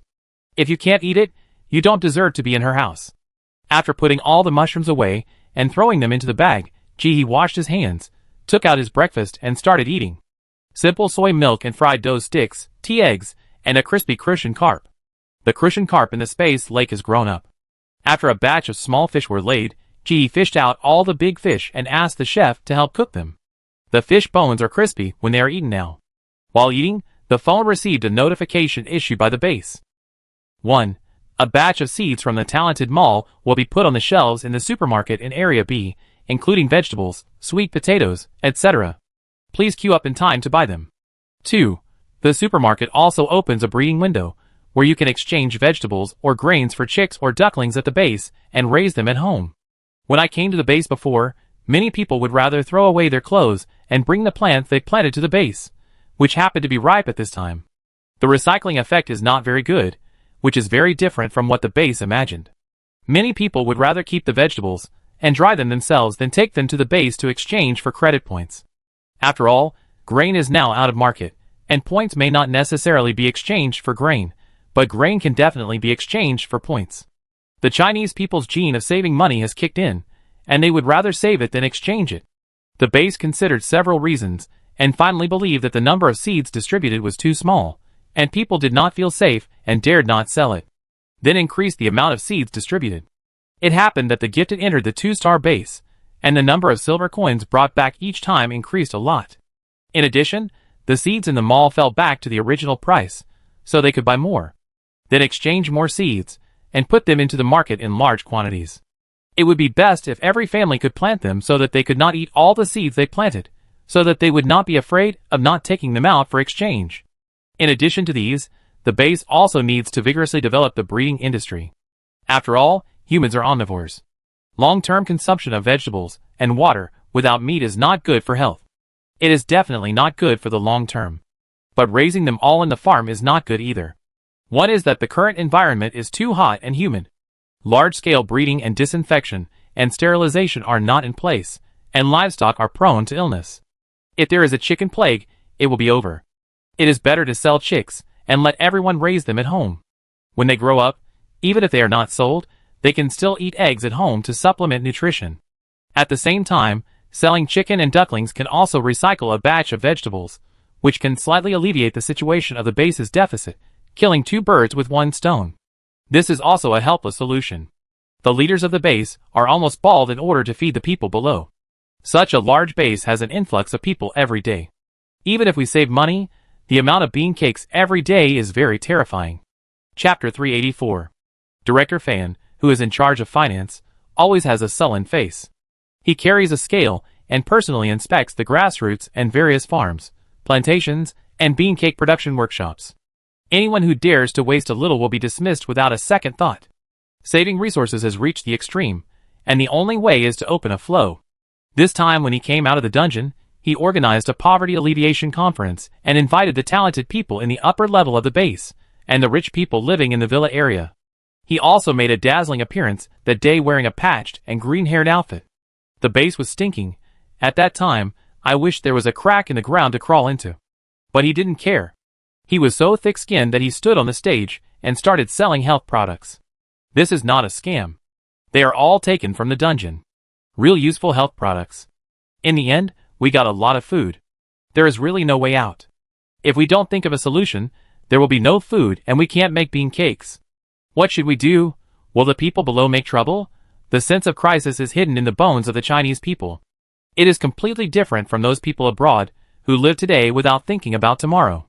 If there is not enough food in the warehouse, you will not be able to sleep and have nightmares. After eating, Ji put on her raincoat, put on her bag, locked the door and walked out. Since the base is open for breeding, she will also raise 2 chickens. It will also be a good way to get a clear way out. I want to exchange 2 more chickens and feed them with our bean cakes. Then we can have eggs to eat. I think it's better to exchange less, just 1. If you exchange more, what if they die? I plan to exchange bean cakes for chickens. I can't bear to feed the chickens with the vegetables at home. Everyone was smiling, and felt that life was getting better. It is true that water is the source of life. Although it is still so hot, with water, everyone has time to breathe. At least, they don't have to worry about dying of thirst when growing vegetables. Being able to live in Area A, the conditions of the people around them are not too bad, so they've never thought about the possibility of not being able to afford it. Just kidding, if they can't afford it, who else can? Walking out of Area A, Ji saw a lot of people gathered in front of the notice board in Area B. These people were wearing tattered and patched clothes, huddled together, stretching their necks to look forward. The matter of exchanging livestock was far away from these people, and they didn't care about the 2 notices issued by the base. On the contrary, they were more interested in the updated content on the notice board. The salvage team has expanded again. I will definitely be hired this time. Can you not expand? So many people still don't have a bed and can only sleep on the floor. If you don't expand, there will be no room for them in the future. I heard that the treatment for salvaging is good. In addition to points, there are also several bean cakes every day, which can be half full. I think it is better to rent a speedboat by yourself. The supplies you salvage are yours. Last time I saw someone salvage a lot of food, all vacuum-packed, weighing hundreds of kilograms. What kind of luck is this? How can someone find food that is not infested with insects and not soaked in water? Just imagine, many cities are flooded, and the supplies there are simply too many to count. The base not only issued several notices for residents in Area A, but also issued several notices for expansion of recruitment in areas B, C, and D. Those with good conditions and unwilling to work hard can develop family farming and planting at home. For those with poor conditions and no capital, the base has recruited a large number of basic workers. There are construction teams and salvage teams. As long as you are strong and willing to work hard, you can be male or female. For these 2 jobs, basically, as long as you are willing to work hard, you will never starve to death.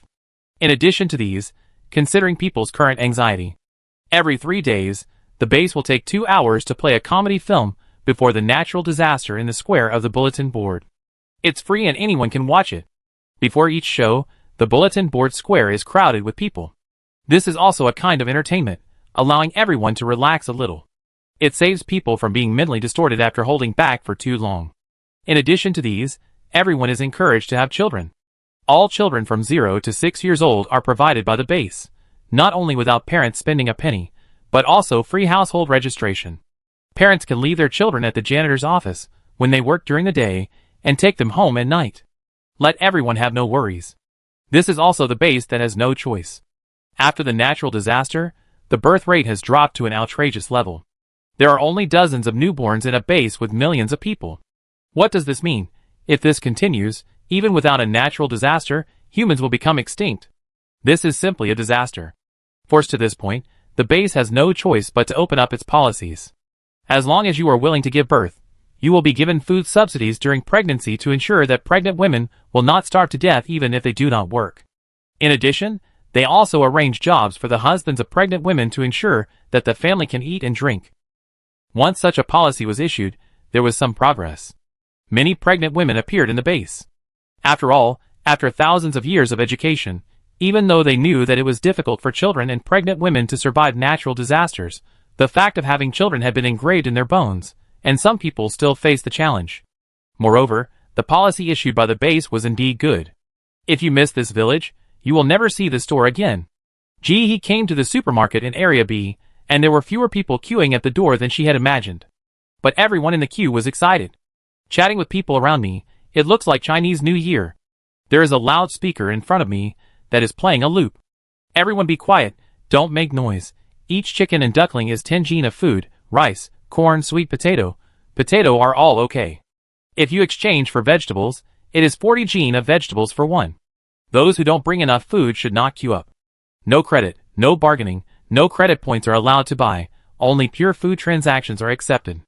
I hope everyone understands that chicken and ducklings are very precious. If there is not enough food, they will starve to death when they go home. Please treat this matter rationally.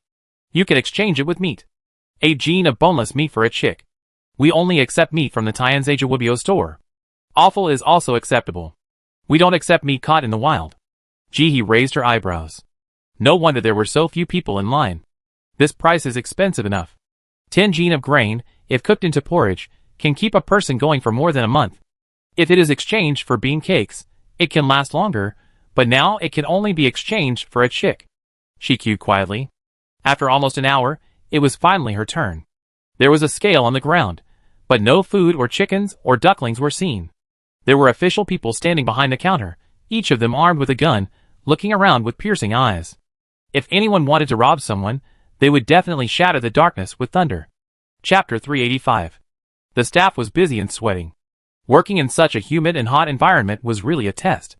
Seeing he asked hoarsely, Do you want to exchange seeds or chicks and ducklings? 2 chicks. Both need females. Hearing this, the staff's expression remained unchanged. Many people came here to exchange chicks this morning. With millions of people in such a large base, it is normal for some people to have good conditions. She nodded. Do you want to exchange with food or vegetables? Food. After he finished speaking, he took out 20 kilograms of dried sweet potatoes and potatoes from the backpack behind him. These sweet potatoes and potatoes were crooked and looked a little black and dirty. They were completely different from the golden ones before the natural disaster. But everyone was used to it. As long as it was food, no one would dislike it. These dried sweet potatoes were all dried by her when it was extremely hot. She had planted some potatoes and sweet potatoes in plastic boxes at the beginning, and later they all had a good harvest. She had enough food, so naturally she would not eat sweet potatoes every meal. They were all cut into slices and placed in the house to dry. Considering that they might be exchanged, she didn't even wash them, just shook off the dirt on the outside and cut them into slices. The weather was hot at that time, and it only took 1 to 2 days to dry them. Although compared with wet potatoes and sweet potatoes, dry ones are indeed not suitable, but she observed it when she was queuing just now. All the people who came to exchange chickens and ducks brought out dried sweet potatoes, and no one brought fresh potatoes and sweet potatoes. As for vacuum-packed rice, it is even more impossible to have it. Potatoes and sweet potatoes can be grown at home, and it is pure wishful thinking to grow rice and wheat at home. Even if you occasionally get some rice and flour, no one is willing to take it out to exchange. After all, rice and flour are so rare. 1 pound of rice can be exchanged for 2 pounds of dried sweet potatoes. It's a pity to exchange them for chicken and duck seedlings. If there is any, it is kept for yourself. The staff is not surprised by this kind of dried sweet potatoes. When it is extremely hot, there is a lack of water. It is hard to get some water. You have to drink it yourself and save it to water the food. Naturally, there is no extra water to ensure cleanliness. She opened the bag and checked it carefully. They would not accept moldy and hairy food. While waiting, someone shouted, "Why is my meat not good? How can my meat not be meat? How is it worse than the meat in the shop where Xiantian borrowed 50 billion again? Don't you know whether your meat is good or not?" The staff was full of impatience. Every day they could meet such people who were just filling in the gaps, which added a lot of burden to their work. It's all meat. Why do we have to distinguish between high and low? Where is your leader? I want to find your leader. The gifted person was not willing to give up, and looked like he had been wronged. I am their leader. A man in his 50s came out of the house, and the moment he opened the door, the sound of chickens and ducks came. It was hot, and he was sweating all over, and his clothes were divided into 2 colors. He looked very calm, and he didn't mean to overpower others when he spoke.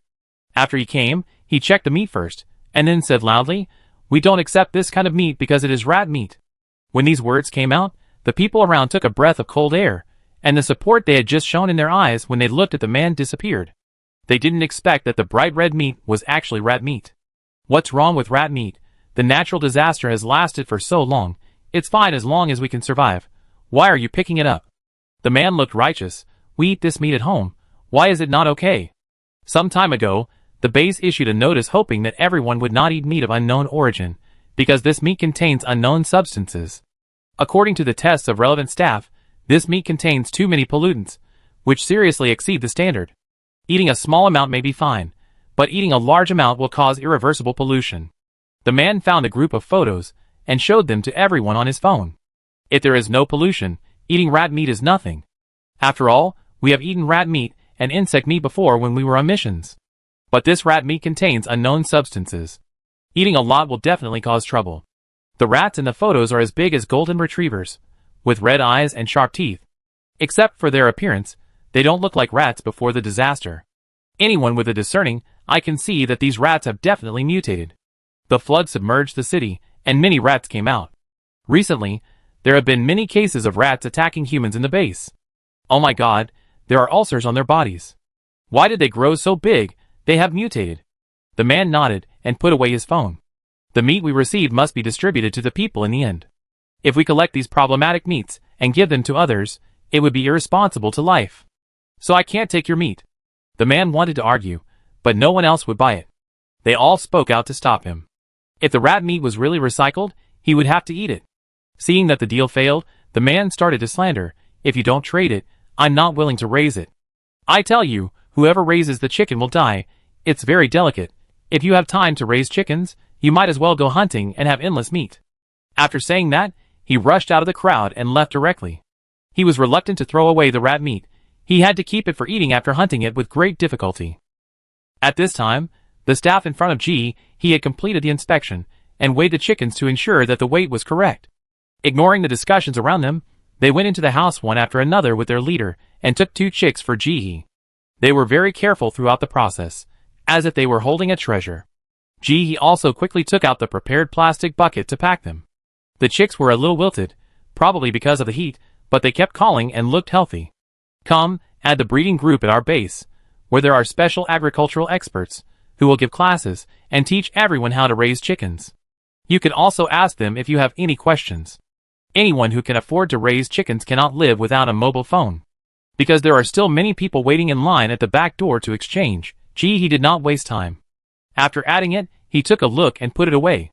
After saying goodbye to the staff, he held the chicken in one hand and held an umbrella in the other, and walked home quickly. The passers-by around, who heard the chickens crowing, showed envy. No one does not know the big news that the base is open to raising chickens. This is a chicken. What kind of family is this? They raise chickens. I envy them so much. At this time, raising a chicken is more enviable than driving a Maserati. After all, Maserati is just scrap metal, but chickens are different. They can lay eggs. He didn't delay much along the way. After entering the house, she found red paint to mark the 2 chicks and threw them into the space. It was too hot outside, and she was afraid that the chickens would die, so she decided to stay in the space. Chapter 386. In order to prevent these 2 chickens from being unhealthy and sick and infecting the other chickens in the space, she specially marked out a small area for them in the orchard. Observe for a period of time, and if they are not sick, then put them in the chicken flock. After releasing the chickens, he started to pick up eggs with a small basket. Chicken eggs, duck eggs, goose eggs, quail eggs. One basket at a time. There are now hundreds of half-grown chickens in the breeding area, which were hatched by this batch of hens. He used to take care of them, but since she found that the hens can independently complete the one-stop service of laying and hatching eggs, she completely let them go. In addition to feeding some food every day, she also picks eggs. After picking up the eggs every day, she also has to use a flashlight to check them carefully, putting the fertilized ones in one pile and the unfertilized ones in another. When she looked up, she found that 2 roosters had grown up and started to fight. He hit one of them and cut its neck directly. "You eat a lot every day, but you are still not honest. Why do I keep you?" While working, he thought, fortunately, there is no need to water or fertilize the vegetables in the space, otherwise the working time will increase by another hour. After finishing her daily farm work, he took a big sip of homemade mango sago, and sighed as she looked at the neat space. She lives worse than a chicken. Chickens don't have to do anything except laying eggs, but she has to spend more than 2 hours doing farm work every day. This doesn't include the extra time needed for picking during the harvest, and the time spent making feed outside the space. She had thought about whether she should go out to work and leave some traces of her life. After all, the people next door and downstairs are basically not idle. Every day, she was busy like a guinea pig. But she gave up after a moment's thought. She really didn't want to suffer. She flashed out of the space. He turned on the computer, put on a variety show, took out the picked vegetable leaves, fruit peels, vegetable roots, and bean cakes to make feed. She was too greedy. It was just that the cattle, sheep, and rabbits were a little easier, but chickens, ducks, geese, pigs, and fish in the water had to make a lot of feed every day. She finally finished all the work. She exhaled, flashed into the space, and started feeding the fish. Both freshwater and marine fish need to be fed. As the feed was sprinkled, countless fish floated to the surface and began to eat it with big mouthfuls. One good thing about the space is that these livestock are very obedient and don't get sick. They eat when they have food and grow meat when they eat. It's quite worry-free. After coming out of the space, she started watering other malnourished plants in the house, turning on the fill light and the air conditioner. She was busy until she lay in bed at night. He always felt like something was missing. Suddenly, she remembered that she hadn't checked the group she had just added to the base. I opened it immediately. I saw that the experts had it several times. The interval was getting shorter each time. They were all asking about the chickens. They didn't just ask her, but every chicken farmer in the group would ask. There were many people showing off their chickens, And I didn't know where they got the materials to make the chicken coops. Some were made of wood, and some were made of iron cages. It was obvious that they really cared about it. But the chickens of these people all looked listless. They kept at the experts in the group to ask questions. It was a lively scene.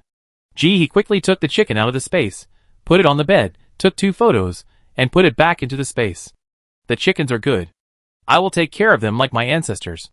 As soon as the message was sent, the expert on the other side seemed to be waiting and replied immediately. You finally replied. Your chickens are very good. Keep raising them. But we should not put them on the bed. It's too hot. It's better to find a special place.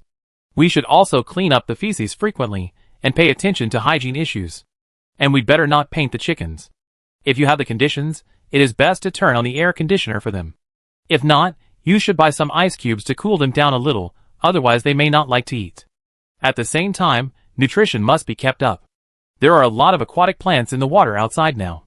He sent a message, and the expert on the other side replied several times, all to help her how to raise chickens, and seemed to care more about it than she did. After that, he also sent her a group. This is a planting group. You can also join it when you have time. There are many experts from the agricultural college who teach everyone how to plant. If they can afford to raise chickens, their family conditions must be good, and they should raise some other vegetables or grains. They are the backbone of the base, and the old expert teaches very seriously on the other end of the phone.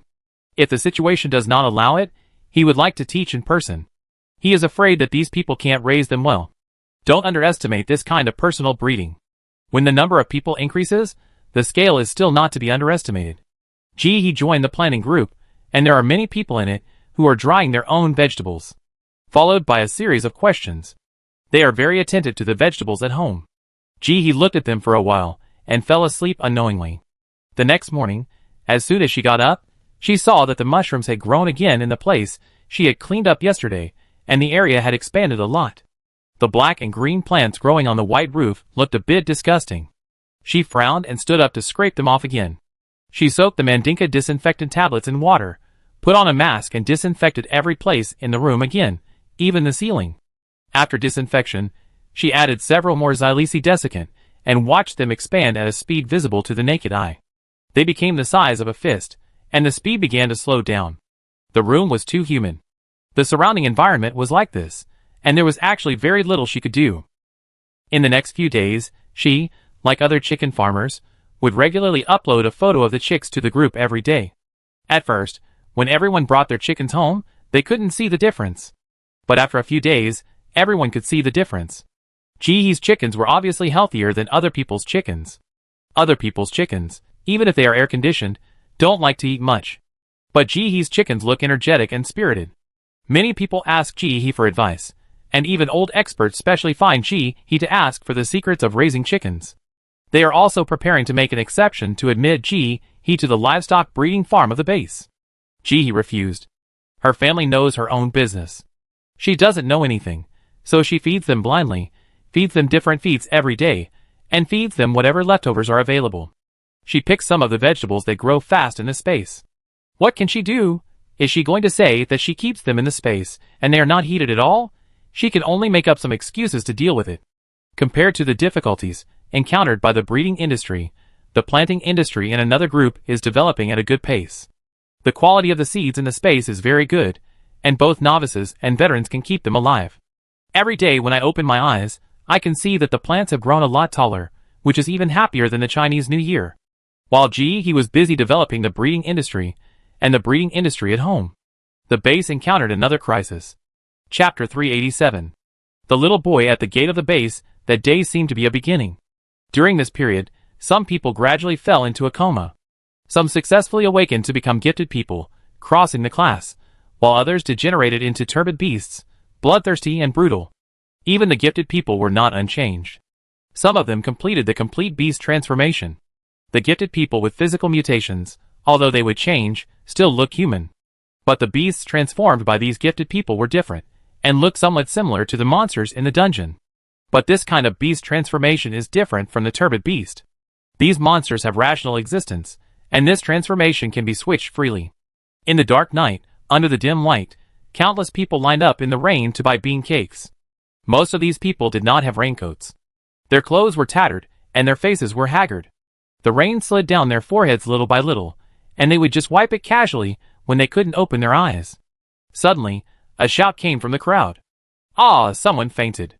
Everyone looked in the direction of the sound and saw a girl lying on her back on the ground, her face buried in the dirty water, and her limbs were twitching constantly.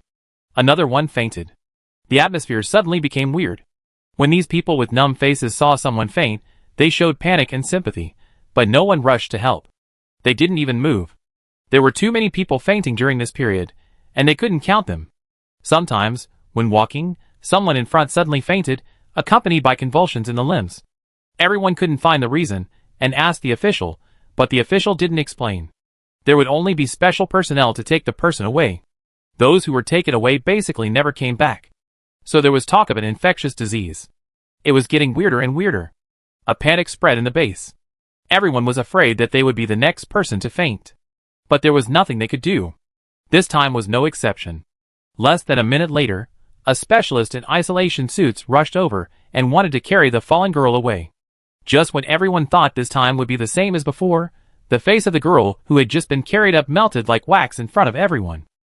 She melted. In the eyes of the crowd, she seemed to be splashed with sulfuric acid. White smoke came out, and then her bones began to deform, and the whole person turned into a pool of gray-brown mud at a speed visible to the naked eye. Ah! The crowd began to scream, and the team that was neat just now was in chaos. The crowd fled in all directions. Many people were originally in poor physical condition, and they were knocked down at this time, and could never get up again, and were trampled to death alive. Blood and wailing spread among the crowd, and the panic could not be stopped. At the same time, the girl who looked like melted wax turned into an ugly turbid beast in front of everyone's horrified eyes. Sharp bones protruded. The moment she opened her eyes again, she killed the 2 staff members standing in front of her. These 2 people were ordinary people, not gifted. They had no power to resist the turbid beast. After killing the staff, the turbid beast swallowed one of them alive on the spot. The cruel and bloody scene made many people present vomit uncontrollably. The crowd was like panicked ants, with no direction. The screams and wails startled the turbid beast that was constantly devouring human bodies. She roared to the sky and rushed into the helpless crowd. This is the Beancake Sales Place in District D. Not many talents would come here. For ordinary people, the turbid beast is like an alien. By the time the talents of Al-Qaeda arrived, the turbid beast had killed hundreds of people. The rain mixed with blood looked like hell on earth. Beast. Accompanied by roars, a team of gifted people rushed forward. He was working at home, and suddenly she felt uneasy. She walked to the window and opened the curtains, but the rain was too loud and she couldn't hear anything. Took out her cell phone. Opened the base forum. The first post on it was, "We will all die. We will all die. No one will survive. Let's go to hell together. Monsters really exist, it's true." Seeing the word monster, Jihee's eyebrows jumped and clicked on a few posts. The man's words were confusing, but she could still see the shadow of the turbid beast between the lines. Twitching, body melting monster, cannibalism. And other words kept appearing in the post. The latest post was a human wall formed by the base staff, holding each other's hands to prevent ordinary people from approaching. Unlike before the natural disaster, there were still high-end items such as fences. The cheapest thing now is people. He wanted to read it again, but the post was deleted completely. She had no choice but to put down her phone. This is just the beginning. This bloody incident directly exposed the secrets that the base had tried so hard to hide to everyone. There were all kinds of speculations. Some said it was an epidemic, some said it was a curse, and some said it was poisoning. Even a cult followed suit and began to spread it. Humanity's sins are unforgivable, and the gods will punish us and cleanse all the evil spirits. At times like this, humans need spiritual support more. At one time, many people threw themselves into the arms of the cult. The whole base was in a state of panic. Many people began to go crazy.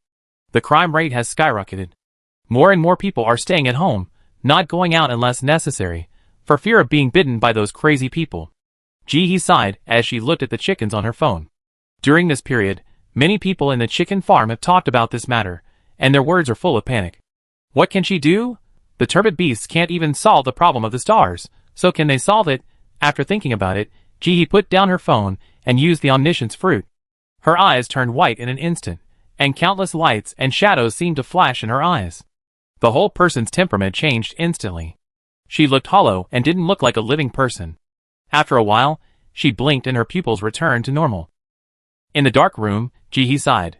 Their world is experiencing a new round of reshuffle, and the explosion of energy is accompanied by the emergence of the dark side. Turbid beasts are the dark side. When the impurities in a person or animal accumulate to a certain extent, they may become turbid beasts. This accumulation of impurities includes many aspects. It could be the accumulation in the food, or it could be the accumulation of some substance in the air, or even the long-term contact with the turbid beasts mentioned by the black giant beast would increase the pollution. This is why if the pollution of interstellar food exceeds a certain level, no beast will eat it. After all, becoming a turbid beast is an irreversible process. And eating highly polluted food is a kind of chronic suicide. But here comes the problem. Now there is no kind of food that is not polluted. Chapter 388. All foods are divided into two types, high pollution and low pollution. Bean cake, a food that more than 90% of the people in the country are eating, has very complex raw materials. There is a small amount of stored grain left before the natural disaster, and a part of the grain grown after the natural disaster, and even some powder made from insects collected from outside. In addition to these, there are some miscellaneous things. People also jokingly call it insect cake. Several raw materials in this bean cake contain a certain degree of pollution, especially insect powder, which contains a very high degree of pollution. But can we not eat it? If the truth is made public and everyone stops eating bean cakes, what will they eat? Although a number of people died after the natural disaster, there are still nearly 1 billion people in the country. What should we do with so many people? Well, even if everyone eats food, everyone can grow crops and grow crops from the talented mall at home. But the plants grown in the talented mall are also polluted. There is pollution in the rain and air outside. How can the plants grown be free of pollution? There is no solution to this. We can only learn from the methods of the interstellar world and eat food with a pollution level of less than 40%. Let's gamble our lives. Those with better luck will not change until the day they die, while those with bad luck may change at any time. But now a new problem has come. The food pollution detector has not been solved yet, and cannot be mass-produced for the time being. Even if the situation is told to the people now, if there is no solution, it will only cause greater panic in the end. So for the time being, we can only deal with it coldly, and let the research institute speed up the development. But this is not right. Ji-hee frowned. She took out the food contamination detector she got from Daewon and began to check the food. The food produced by the space itself does not count.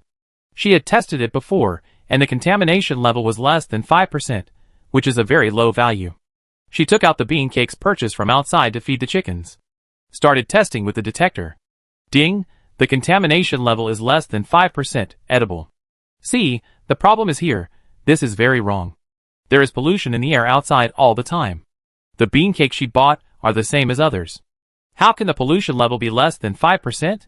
No, there is a difference. She had an idea. She stood up suddenly. She put on her raincoat and went downstairs quickly. She had a guess and wanted to try it out. She hurriedly bought more than 10 bean cakes. Ji-hee returned home and tested them all with the detector. Ding! Pollution level 25%. Edible. She checked all the bean cakes, and the results were exactly the same. The pollution level was around 25%. This is a very normal value, and interstellar people will also eat this level of food. She divided the bean cakes into 3 parts, one for the storage space, one for the planting space, and one by her hand.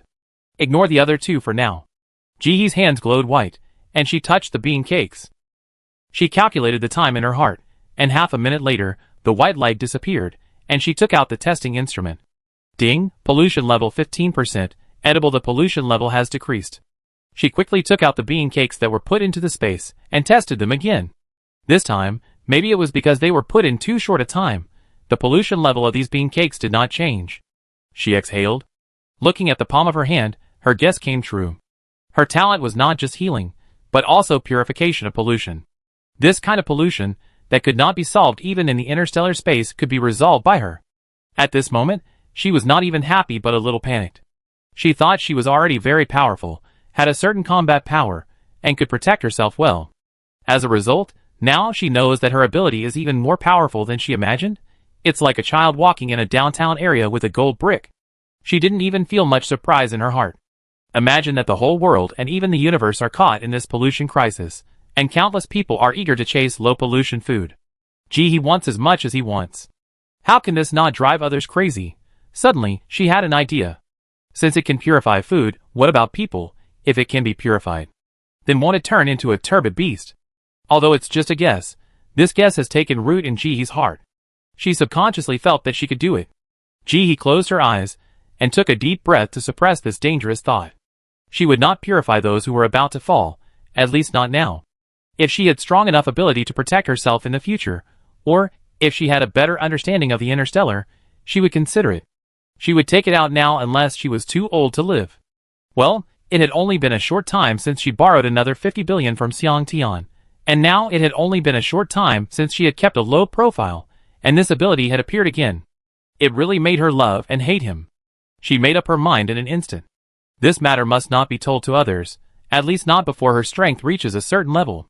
Otherwise, the consequences will be disastrous. After a moment, she suddenly remembered that she had exposed her ability in the star interstellar. But soon she sat down again. It's okay. Those people in the star interstellar only thought she had an ordinary healing talent, and didn't notice it at all. In addition, there is the healing mushroom. Her healing ability is in the healing mushroom. If they use the healing mushrooms. This thought just came to her mind. She quickly rejected it. No. First of all, other people don't know that the healing mushrooms were rushed in by her ability. Secondly, she didn't believe that anyone would be willing to use such precious healing mushrooms to purify food. There is no risk of exposure for the time being. Although she comforted herself, Jihee still felt very flustered. She walked around the room. After thinking for a while, she took out her mobile phone and sent a message to Qili. Is there a coach who can train you? I'm willing to pay. The message came after a while. Looking for a coach now? Yes, no fancy, strong, price is not a problem. I do have one, but he charges a high price. It's okay, high price is fine, as long as the skills are good. Then you can rest assured. The two quickly decided on a time, and agreed to meet at 6 p.m. the next day. After turning off his phone, Jihee was still flustered and no longer in the mood to watch variety shows. The more I think about my slackness during this period, the more I regret it. I slapped myself in the face. Let you swell up. Let you rest. Let you think that being the richest man is awesome. Now it's good. If it's really exposed, it will be even crazier than borrowing another 50 billion from Xiang Tian. Borrowing another 50 billion from Xiang Tian will at most give him supplies, but there are many people with supplies. There are so many countries and political systems in the world, and their supplies are countless times that of Jihee. Although it's crazy, it's not necessary to use all the country's strength to catch him. If this healing ability is exposed, this really requires the whole country to catch her. And more than one country. Chapter 389. Imagine that with Jihee here, everyone can awaken to become a gifted person without risk. How can this not make those big guys who have countless resources crazy, especially those old people who are in their 70s and 80s, and are about to die and have high power? Jihee stood up, and the more he thought about it, the more anxious he became. Just go into the space to work. Have you fed the pigs? Have you fed the chickens? Have you picked the vegetables? The fish in the space are not growing meat, should they be fished out? I have raised bees for so long, why haven't I harvested honey? If she didn't tire herself to sleep, she was afraid she wouldn't be able to sleep all night. Jihee woke up on time at 3 p.m. She was busy until 8 p.m. in the morning, but her biological clock still woke her up at this time. Lying on the bed, she felt dizzy. She sighed, touched her face, got up and drank a cup of black coffee, and then she felt better. She didn't like to drink this kind of thing. She always thought that spending money on this bitter coffee was just a waste of money. However, the long-term reversal of day and night made her feel dizzy every morning when she woke up, so after drinking coffee again, she felt clear-headed. Every time she couldn't wake up, she would have a cup. It didn't matter whether it tasted bad or not, as long as it was effective. And after drinking too much, she felt it was a little fragrant. This bottle in her hand was the last one she had saved. She didn't have much in total before, and she was thrifty. She drank it all in more than a year. Not only coffee, but also snacks, nuts, ice cream, and drinks that she had stored before. These foods have been eaten up long ago. Now if she wants to eat, she can only eat interstellar snacks, or she can ask the chef to make some. Eat a full breakfast. Sweet and sour pork tenderloin, spicy crab, grilled lamb strips, a bowl of rice, and a big bowl of lamb soup. This is the first meal she eats after waking up. Don't tell her that the food is greasy. She has a strong taste, and likes to eat delicious food. She asked the chef to order these dishes. After she calculated the time it would take to cook in the space, she decisively chose to outsource. She only stayed for 6 hours a day, and it took more than 2 hours to do farm work, so she could only save 3 hours a day at most. As the dungeon became more and more dangerous, it took a few extra hours every time she entered. Although outsourcing is a little more expensive, it saves space and time. In general, she saves time, so it is still suitable. After all, when doing business, you have to let others make some money. She is now a VVIP customer of the state banquet chef. She can get whatever she wants with just one sentence. If it were before, he would not dare to think about it. After dinner, he opened the store and started to put supplies on the shelves. Previously, she had agreed with Jijing to put supplies on the shelves regularly every day, but since she no longer needed gold and silver jewelry, she cancelled this matter. Less than half of the supplies on the shelves from the last copy were exchanged, and they were all exchanged to the middle and high-level people. After all, the supplies she needed were not available to the lower-level people. It should be said that the real lower-level people now had nothing to pay for.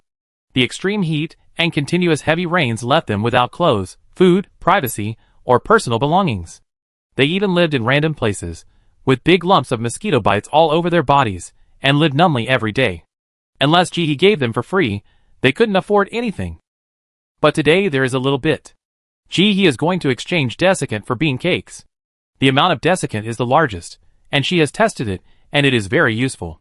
Anyone with eyes knows how cheap bean cakes are. She goes out to buy them every day, but she only buys 6 at most. The official will not sell more, fearing that she will waste food. These bean cakes are far from enough to be used as chicken feed and duck feed. There are so many livestock in the space, and the amount of feed consumed every day is very terrifying. Not counting the cattle, sheep and rabbits that eat grass, just feeding pigs, chickens, ducks, geese, quails, and fish in the water can consume more than 80 kilograms every day. What a terrifying number. The wheat bran she bought before had been eaten up long ago. She mixed grain with corn stalks, vegetable roots, and shell powder every day, and she felt that the rate of grain decline was alarming. If the base now encourages individual breeding, it would be a super large-scale breeding farm with tens of thousands of livestock. I'm afraid that people will starve to death before the harvest. She outsourced the meals before, and a lot of food, including sweet potatoes, potato peels, and spinach roots, were thrown away by default. She even hesitated whether to ask the chef to come back to feed the pigs. But the remaining vanity in her heart and her personality of borrowing another 50 billion in rich materials from the sky made her never open her mouth. Forget it, don't embarrass yourself. Who would hire a chef to cook and ask for kitchen waste? It's really too embarrassing. Chef Sheng, who was cooking enthusiastically, sneezed for some reason. He rubbed his nose with the back of his hand, who was talking about me. After rubbing his nose, he washed his hands and lowered his head to continue cooking. He didn't know what other people were like. He had a deep understanding of the end of the cook. Since he came to this base and was assigned to be the canteen chef, his cooking skills that he had practiced for many years were instantly scrapped. When cooking potatoes in the base canteen, it was good enough to wash them clean and throw them directly into the water, not to mention the potato skins. Sometimes they were not even washed, but directly thrown into the pot to steam, and finally eaten with the skins. Adding oil to stir-frying? It was pure wishful thinking. Boil directly in water. Some were thin and some were dry. If Chung Jun hadn't earned him this extra money, he would probably still be boiling vegetables, potatoes, and everything else. Thinking of this, he worked more seriously. He must let the customers taste his top chef's skills. Just thinking about it, he heard a chirping sound. Fire Phoenix, are you hungry? I have a spinach root here, you try it first. Chef Sheng smiled as he watched the chicks pecking at the spinach roots. Now that he has chickens at home, life will definitely get better and better in the future. After he finished his meal, he was busy for more than 3 hours before he finished all the work in the space and at home. During this period, the plants raised outside are in the lush growth stage, and many plants have begun to get worms. She also has to crush the ugly ghost worms and bury them in the soil. There is one more process than before. Other families can't find a good way, so they catch the worms by hand and give them to other chicken farmers. In this way, when the chickens grow up and can lay eggs, they can just give them an egg. After everything is done, she has to turn on the air conditioner and humidifier. Adjust the temperature and humidity in the house. Otherwise, even if the mall seeds are vigorous, the yield will be affected in this sauna-like environment. It rained every day during this period, so the solar energy could not be charged at all. He also tried in the space, but it couldn't be charged. Fortunately, There was a previous charge, otherwise she could only use gasoline to generate electricity. Put away the empty solar panels, put them in a cardboard box, and mark them. Chapter 390. When the sun comes out, she will be full of it. After doing all this, she still has to wear a mask and step on the ladder to clean the moss. Before, she only found moss on the ceiling of the bedroom, but it has grown all over the house in just a few days.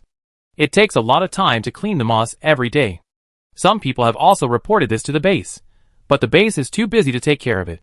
For the time being, let everyone clean it up in time and pay attention to it. If there is no harm, you can ignore it for the time being. It's already difficult to survive. If this kind of moss is just ugly, there's no need to waste too much time on it. He guessed that it was caused by excessive humidity. After all, in such a humid and hot environment, it's normal for bacteria to grow. Usually, it's humid after a week of continuous rain. It's been raining for more than a month. It's strange that bacteria don't grow. After dealing with all the moss in the house, it's time to agree with Chili. She put on a backpack, put on her raincoat and boots, locked the door, and went downstairs. She happened to run into Mengjun and Mengjia, the brother and sister across the street. Mengjia saw Ji and waved enthusiastically, "Come downstairs." Yes, to buy bean cakes.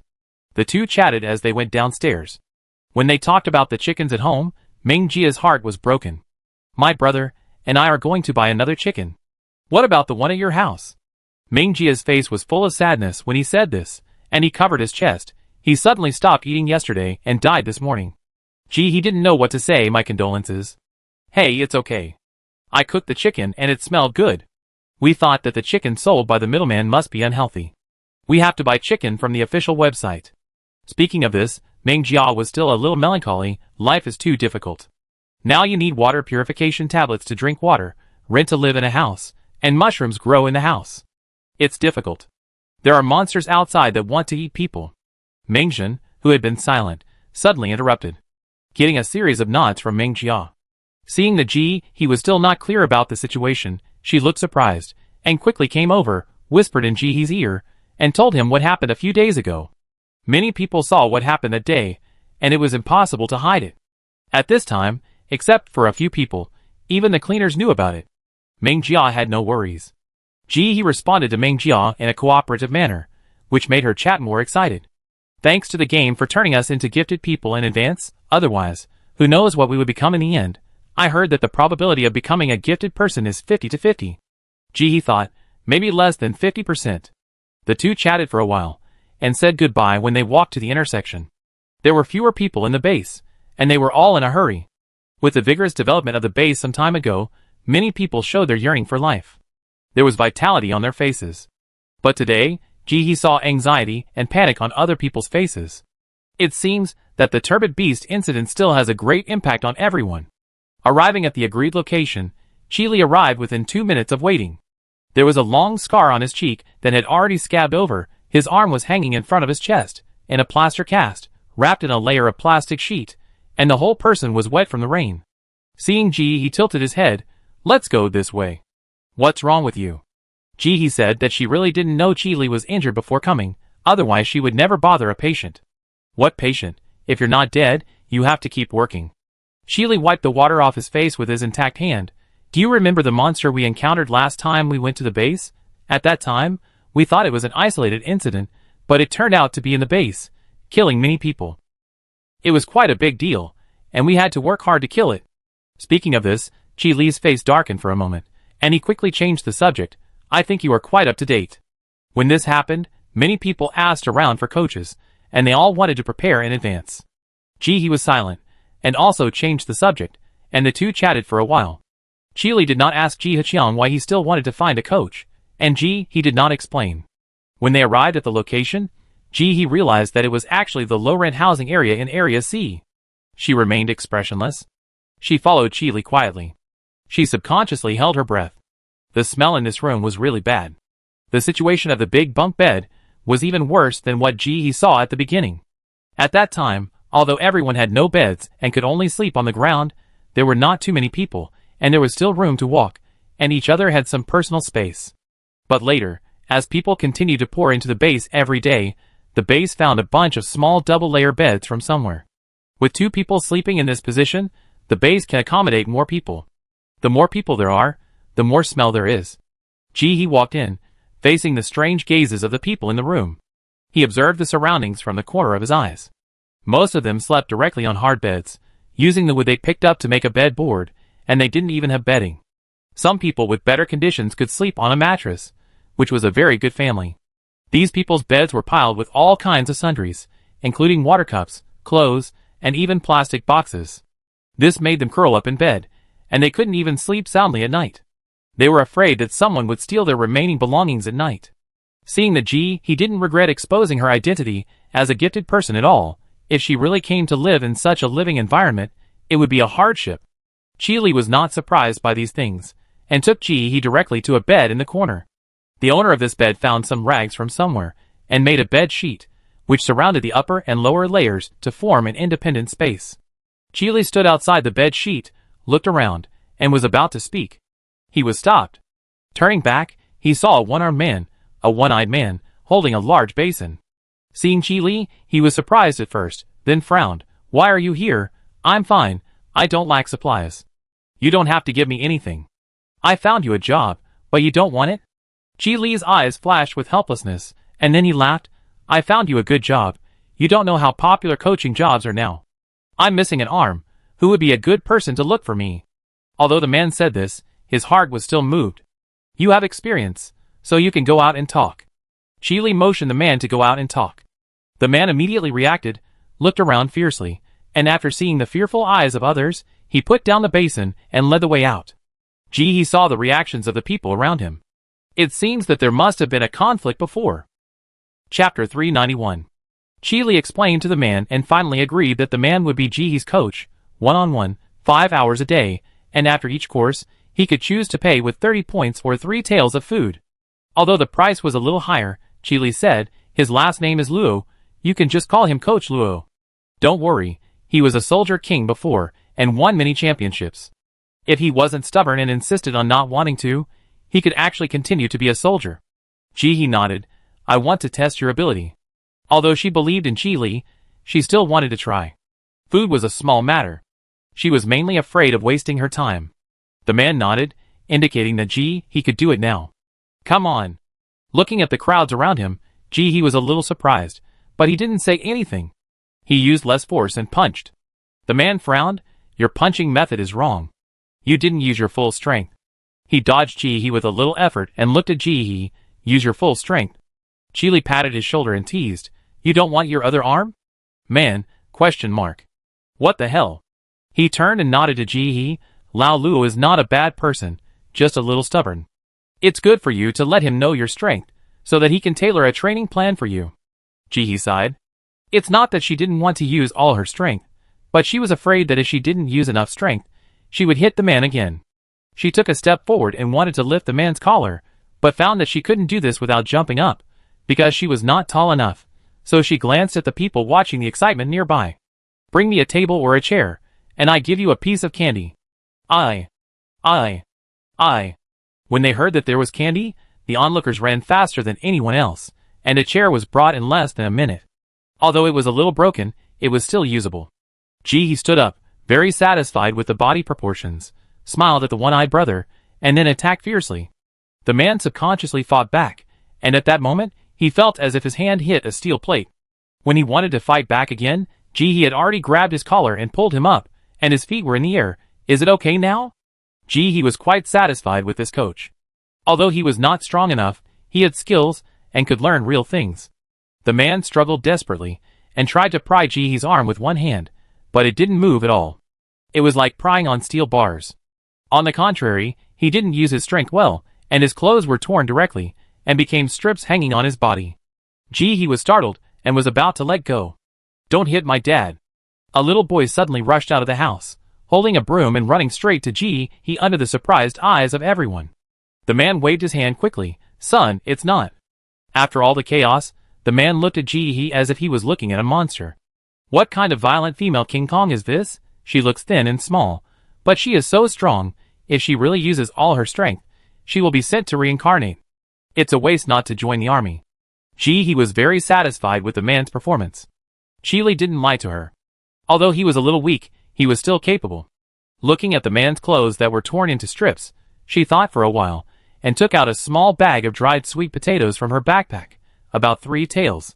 He handed it over. "Today is the first day. I will come to see you at this time tomorrow." The man didn't want it, but he was too strong, and his resistance seemed particularly weak. It was like he was trying to resist but also to welcome. Looking at the little boy who was hugging the man's thigh with a pair of big eyes and a pale face, he handed him 2 candies. "Eat well, and protect your dad when you grow up." After saying that, he rubbed the child's face and left with Chili. The boy was a little at a loss, and his father touched his head. "Don't be so reckless next time. Do you understand? Have you forgotten what your father taught you?" "I want to protect my father too." The boy lowered his head, holding the candy wrapper and reluctant to eat it. The man sighed. "It's all his fault. The child used to have a sunny personality, but now he has made it like this. Eat it. Eat all the delicious food, don't save it."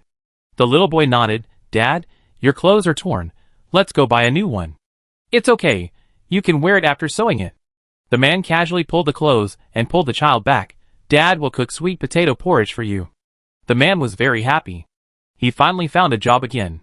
He could save more food with this opportunity. The other people watching the excitement around him dispersed when they saw that there was nothing to watch. They all knew that this man was a ruthless character. Before, someone stole his things and robbed his children. He beat them so hard that they couldn't get up. But after a check, it turned out to be a minor injury. They saw that there were people who came to the man to be a coach. They couldn't help but sigh in their hearts. Sure enough, a capable person can find a way out anywhere. For a period of time in the following period, he came to train with Coach Luo on time every day. He is really good. Although he is not as strong as he is experienced and taught her many useful tricks. If he holds back and fights him, she will not win. That day, she had just finished her exercise, said goodbye to Coach Luo and his son Luo Yu, and walked home. The 5 hours of exercise every day made her feel that her life was particularly fulfilling. She was so busy every day that she had no time to worry. She had just walked out of Coach Luo's building, and suddenly a person fainted in front of her 2 meters away. The people around them immediately made way for a long time and ran away. No one stopped to watch the excitement. Some time ago, the man fainted and turned into a monster and killed hundreds of people. Everyone in the base knew about it. Now when they see someone fainted, their first reaction is to run quickly and find the patrol team. They looked down on this kind of deadly excitement. Ji frowned and stood still. She didn't think this person was going to turn into a turbid beast.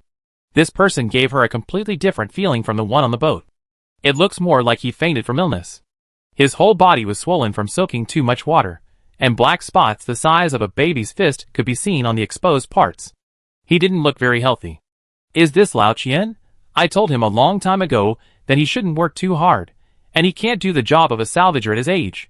How can he be fine if he soaks in dirty water every day and drinks it? Last time I saw him, there didn't seem to be such black spots on his body. What's the matter with these black spots? Hurry up, it will transform in a while and bite you to death." The patrol team came very quickly. It took less than 2 minutes from the man fainting to the patrol to the arrival. They were fully armed and looked very serious. A group of people quickly lifted the man lying on the ground onto a stretcher. The group of people quickly disappeared from everyone's sight. Chapter 392. Ji saw it all, but she continued to walk back without saying a word. Just when she thought this was an isolated case, she saw another person fainting less than 20 meters away. A large area of people around them was vacated instantly. It was like encountering a plague. Ji blinked, and before she could decide whether to bypass it, she saw the patrol team that had just left quickly turn back and lifted the man lying on the ground onto a stretcher and carried him away together with the man just now. Just when she thought it was over. This was just the beginning. As she walked out, more and more people fell down. Some people were even chatting with the people next to them in the previous second, and suddenly fainted in the next second. And everyone's subconscious reaction was to stay away. Ji walked less than 100 meters, and encountered 4 people who fainted. If this continues, it will cause greater panic. She frowned and quickened her pace to leave. On the way back to Area A, Ji saw more than 50 people fainted along the way. This situation gradually eased until we entered Area B. Until we entered Area A. Seeing that the pedestrians inside were not much different from before, and the old lady was carrying a small bag and looking for wild vegetables everywhere, Ji's tense heart finally relaxed a little. The feeling of someone fainting around you when you walk is really bad. It's like an inexplicable panic is spreading. She exhaled, put the idea behind her, went all the way home, and closed the door. She took out the Mandinka disinfectant tablets and started to disinfect the house.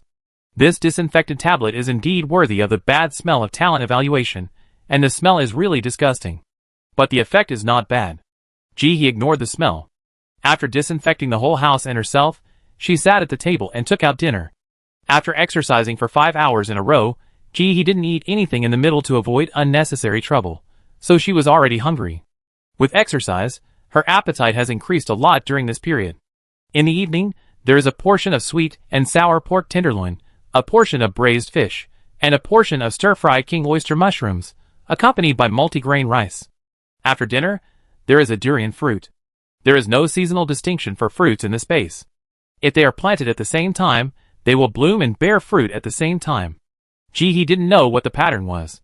She had picked all the ripe fruits from the last batch, and there were still many left in the space for her to eat slowly. She ate while browsing her phone. Many people posted in the base forum. Shocking news, people fainted. It turned out that it was caused by insects. The end of mankind, a new kind of insect. A new type of insect is forcing people to go to the end of the road. Clicking on the first post, there were several photos on it, which were obviously taken in the hospital. Since the shortage of medicines, the hospital has been basically shut down for quite a while. It's not that they don't accept patients, but it's useless for you to go. Without medicine, no matter how skilled the doctors are, they can't help. They can help you see what disease you have, but they can't cure it. There's no other way. People can only go home and make it themselves. Or they can ask the doctor to prescribe medicine and find the right medicine themselves. But from this photo, the hospital is full of people again. The wards and corridors are so crowded that there's no place to stand. Everyone is in a coma, and everyone has huge black spots on their bodies and faces. The poster said later that this is a new disease, and the specific disease is still unknown. But one thing they have in common is that they are all salvagers. Most of them spend more than 10 hours in the water every day. Finally, the poster left a message. Ordinary people have no way to survive on the Doomsday. If they don't go into the water, they will starve to death. If they go into the water, they will die of illness. If I have to choose, I would rather take a gamble. What this gamble is, it is not clear. He was silent. If there is no space, and if she does not become a gifted person, then her best outcome may be to become a salvager. I closed the post and was about to exit, but I saw the official post at a glance. This time, the base's response speed was countless times faster than before. Regarding the incident of many people fainting at the base, please don't panic. Those people were caused by insects. It is not contagious and will not transform. Please treat it rationally. The base has named this insect a rot insect. This insect is non-toxic and edible. If you find someone fainting, please contact the patrol team or send him to the hospital in time. Finally, for everyone's health, please buy water purification tablets on time. Water resources are seriously polluted, and there are a lot of unknown creatures. Boiling water alone can no longer completely solve the problem. He felt that this post was a bit evasive. It only said that parasites can cause diseases, but did not say how parasites enter the human body. It can be speculated that it was transmitted from drinking water. But is it really a coincidence that these people are salvagers? Imagine the corpses, insects, feces, garbage, etc. that have been soaked in the water for a long time outside. What would it be like if so many things were put together? It's not surprising that humans would get some strange diseases if they soaked in it every day. It's not surprising that fewer people got sick in Area B. Because the salvagers basically live in Area C and D. Exit the forum and open the game chat channel. People are also talking about recent events here. It seems that this disease is nationwide, even worldwide, and it's not just a matter of their base. Let me tell you directly, there is pollution in the water, and the pollution rate is very high. People who soak in it every day will have a very high probability of turning into turbid beasts. Turn into turbid beasts? Those who have become turbid beasts at least have a certain chance of becoming gifted. What do you think of the big black spots on their faces? They hide it all day long, afraid of this and that. The big black spots are caused by the salvagers, who drink too much dirty water every day. Just say it directly. Say it directly? Who would go to the water to salvage supplies? Do you know how much damage this rainstorm has caused? Basically all coastal cities were submerged by the tsunami. More than half of the existing cities are submerged in water. But because of the notice of borrowing another 50 billion from Xiongtian, most people survived. Now the number of survivors is much higher than that of foreign countries. With so many people alive, How can they survive if they don't go to the water to salvage supplies? Didn't you find that the shops that borrowed another 50 billion from Xiangtian can't be bought during this period? It seems to be getting further and further away from our lives. Just kidding, you don't have bean cakes? There's nothing we can do about it. We have less and less supplies now. Unless she gives them away for free as a charity, I can't afford them. He looked at it for a while, then quietly opened the store, put up worm-attracting mushrooms and mandinka disinfectant tablets, and chose bean cakes or bean cake powder as exchange items. It's not possible to give it away for free, but it's okay to take what you need. In the next few days, more and more people fainted. Chapter 393. Every day, I can see people posting negative posts on the base forum, which cannot be deleted. This large-scale fainting incident makes the people very scared. But there are also many smart people. Although the official did not directly explain it, everyone still guessed that it might be caused by the water quality. More and more people would rather starve to death at home than go to the water to salvage supplies. The base's salvage of supplies was once suspended. The salvage ship that was usually full of people is often half empty recently. He saw it, but there was no better way. Although her space materials seemed to be abundant, they were only for her personally. With the millions of people in the base, they might be used up in less than a day. She couldn't even hang the fur of the water bear. The system determined that the stuff was good stuff, and the price was very expensive. Those gifted people were very poor, and even if he put it up at the original price, they might not be able to afford it. This tense atmosphere lasted only a few days, and was soon broken. One day, a stranger posted a video on the forum. The man in the video was unconscious and covered with black spots. He was skinny and looked like a mummy. But the black spots on his body were swollen like balls, and it looked like black footballs growing on a mummy. It was still wriggling, as if it was alive. It made people feel creepy. The next second, the football exploded, and countless red bugs crawled out and spread down along the bed. The people in the video gasped, and the screen shook wildly. It can be seen that the person recording the video was running out of the ward quickly. At the end of the video, the patient who had been unconscious on the bed and had not opened his eyes finally woke up, and the painful wails could be heard clearly even if he ran far away from the ward. Just listening to it makes people's scalps numb and their hearts beat wildly. Good news doesn't go out, but bad news spreads 1,000 miles. Only a small number of people in the base have mobile phones, but this matter spread throughout the base in a very short time. Many people who had been soaking in the water and had black spots on their bodies, but had not fainted were completely crazy. They rushed out and wanted to destroy the base. But they found that everyone was equally poor. There was nothing to rob. In the end, they had to rob the bean cake shop. They originally wanted to rob the supermarket.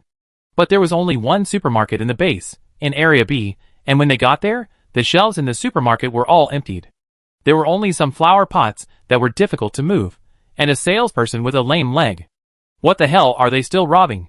Finally, just as they were holding bean cakes and preparing to continue to attack the office building, a group of soldiers with guns rushed out and captured them.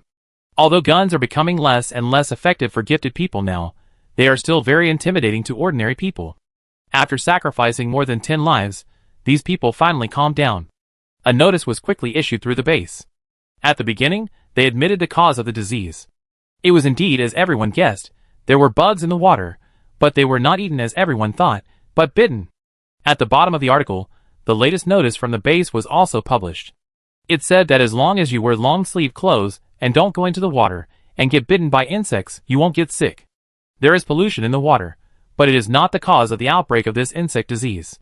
Moreover, this non-toxic insect has a lot of protein, which can replenish energy, is edible, has high nutritional value, and is beneficial to humans.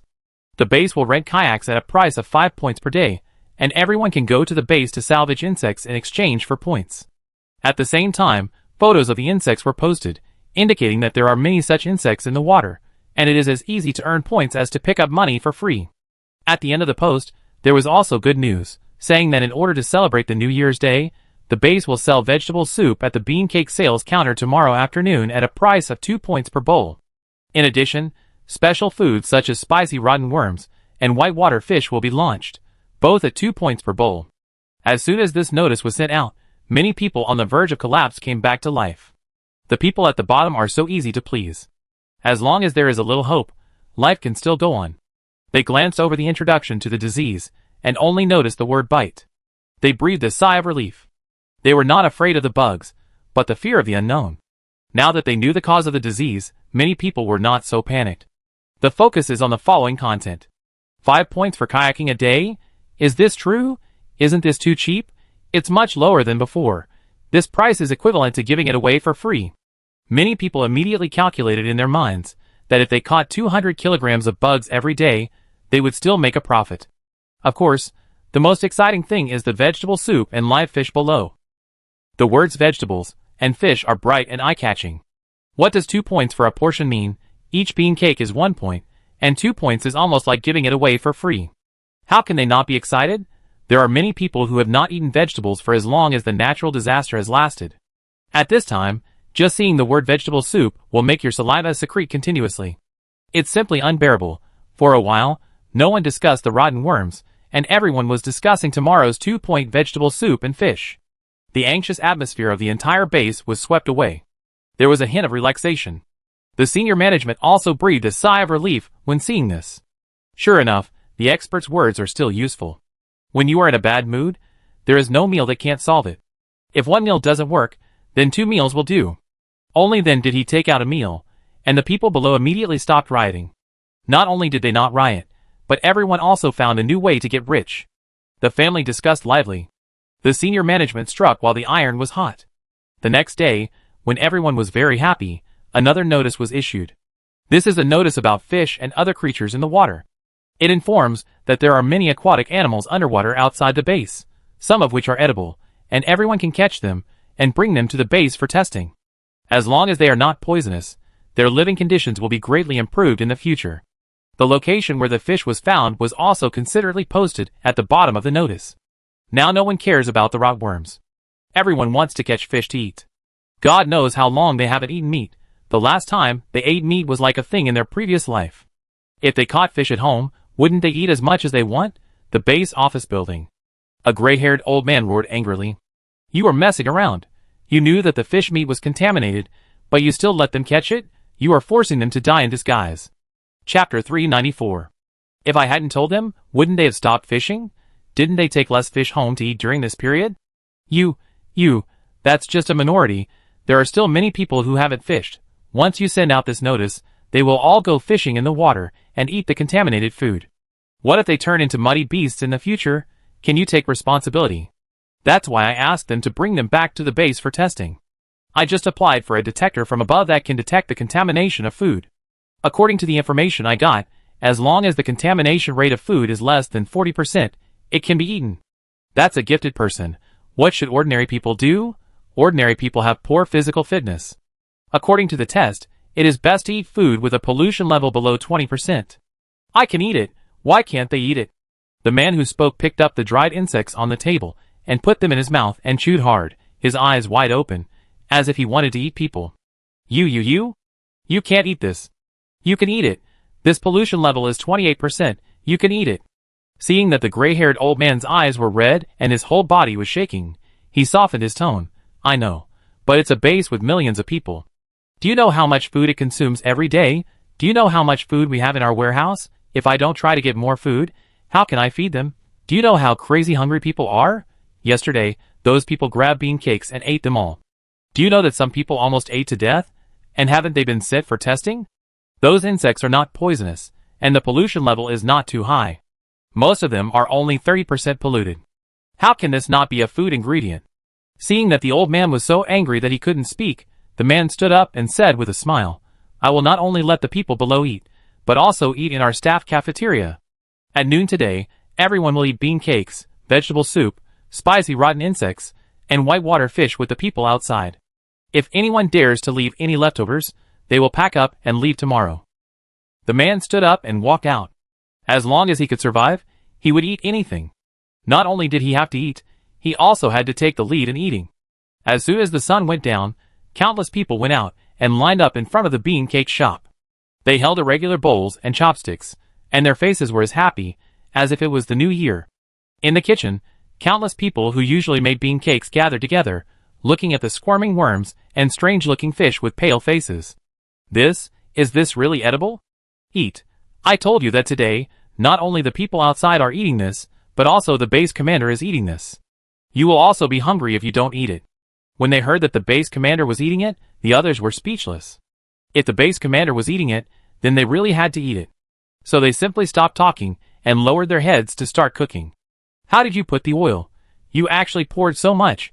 Hurry up and share some with the people next to you. Put less salt and chili powder. I tell you, there are so many seasonings above, just to let you play well. If this makes the masses dissatisfied, go home. You can't throw away the fish entrails. If they are not poisonous, steam them together. It's already so late. Why are you still so particular? Pick them up for me quickly. In order to let the people eat and drink well, some oil and flour were specially transferred over. The oil is used to fry the insects. It should be done step by step. When the people are more receptive, boil them in water. After frying the insects, add some salt and pepper. If you don't look at the ingredients, just smell the smell, it can make the children next door cry, seeing everyone working enthusiastically. The chef still felt a little regretful. Why did they flood the factory? At this time, we should use some technology and survive. We don't need much, just a bottle cap. What flavor do you want? Lamb flavor, beef flavor, chicken flavor, everything is solved for you? What? You said it is harmful to the body? Are you kidding? In this environment, the patient may die before he gets sick. Why worry about the tastelessness? Just live one day at a time. The people outside the door were chatting enthusiastically at first, but soon they smelled the fragrance of food.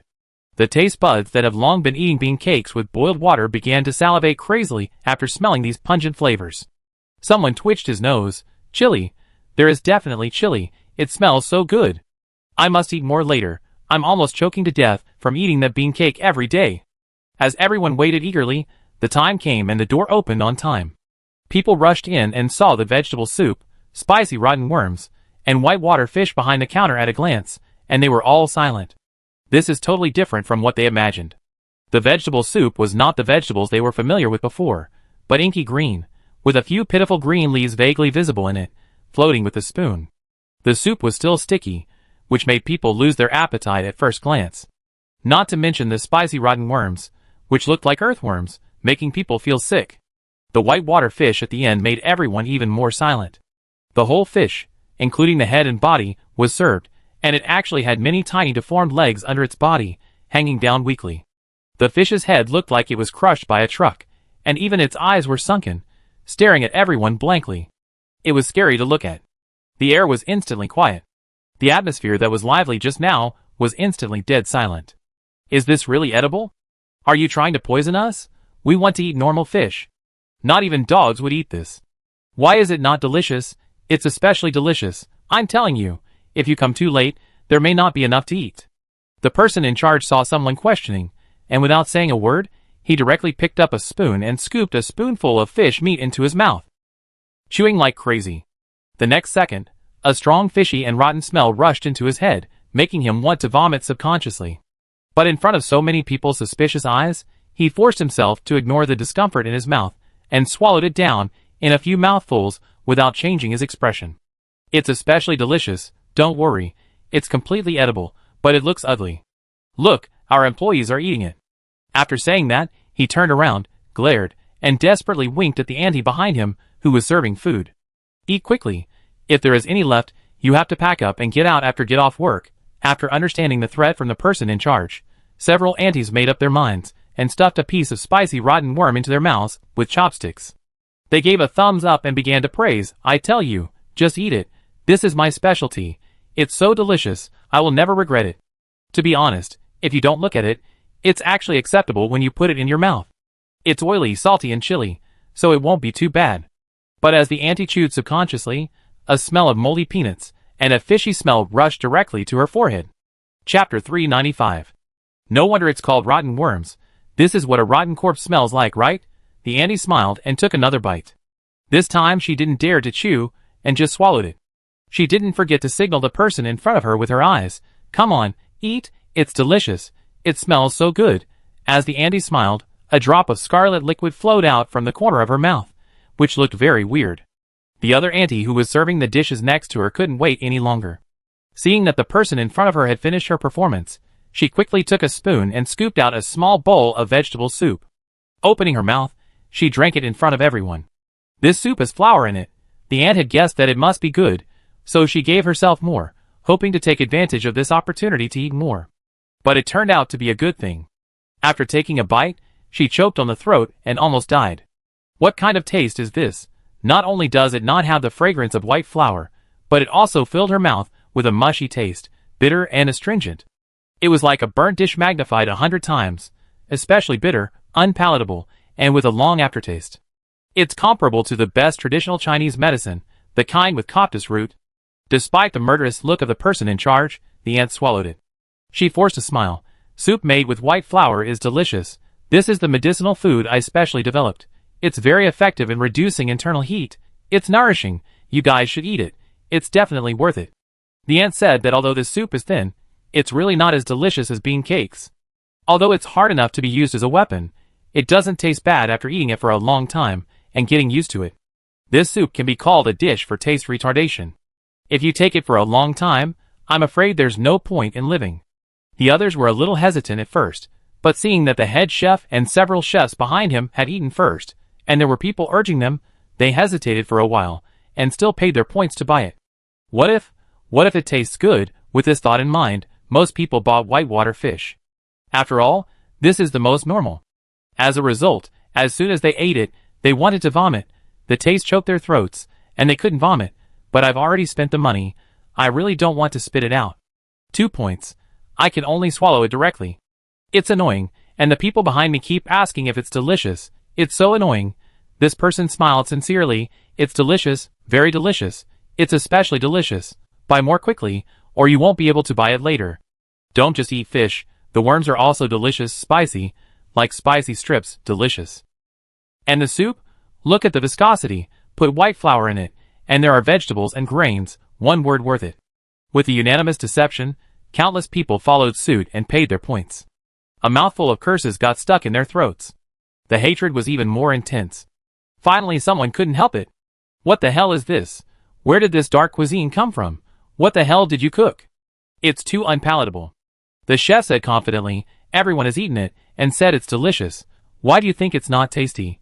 It has meat, vegetables, oil and salt. It meets all the nutritional requirements, and the taste is also amazing.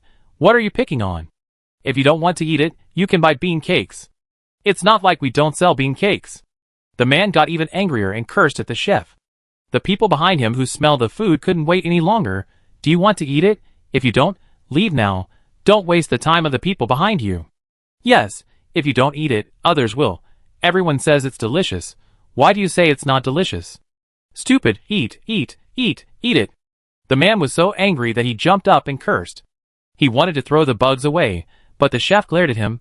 Don't waste food. Anyone who dares to waste food will be blacklisted in the base. Don't even think about buying food in the future. The man was so choked up that his chest couldn't move. Finally, he gritted his teeth and put the bug in his mouth and swallowed it ravenously. The arm can't twist the thigh. Eat it. Haste leaving the kitchen, the man ran to the dock. He also wanted to rent a kayak. He cursed as he walked, saying that even dogs wouldn't eat this dark cuisine. He met many people along the way. Everyone was cursing. While cursing, she found resonance and made several friends at once. He did not join in the fun. She was drying coffee beans in a space. She had finished her coffee, and could only make it herself if she wanted to drink more. She read the tutorial and chose the simplest one and dried it. If it didn't rain, he could dry it outside, but it was too humid now, so she could only dry it in the space. After spreading all the coffee beans, she hurriedly carried the bucket to milk the cow.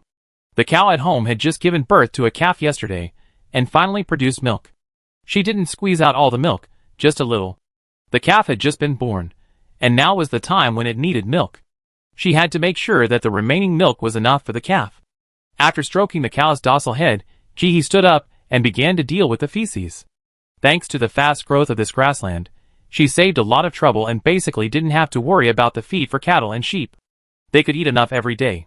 Out of the space. She opened the mall and started to collect bean cakes. In addition to bean cakes, many people with insect diseases in other countries came to her to buy additional insect-attracting mushrooms. Every day, there are too many people who send messages to her in the background asking for medicine.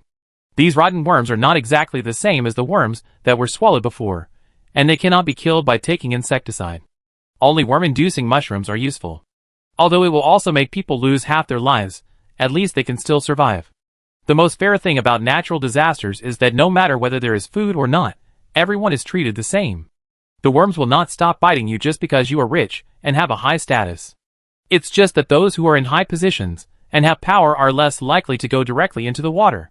Not many people get sick. This kind of rot worm will secrete a substance when it grows, which will make humans fall into a coma and feel no pain.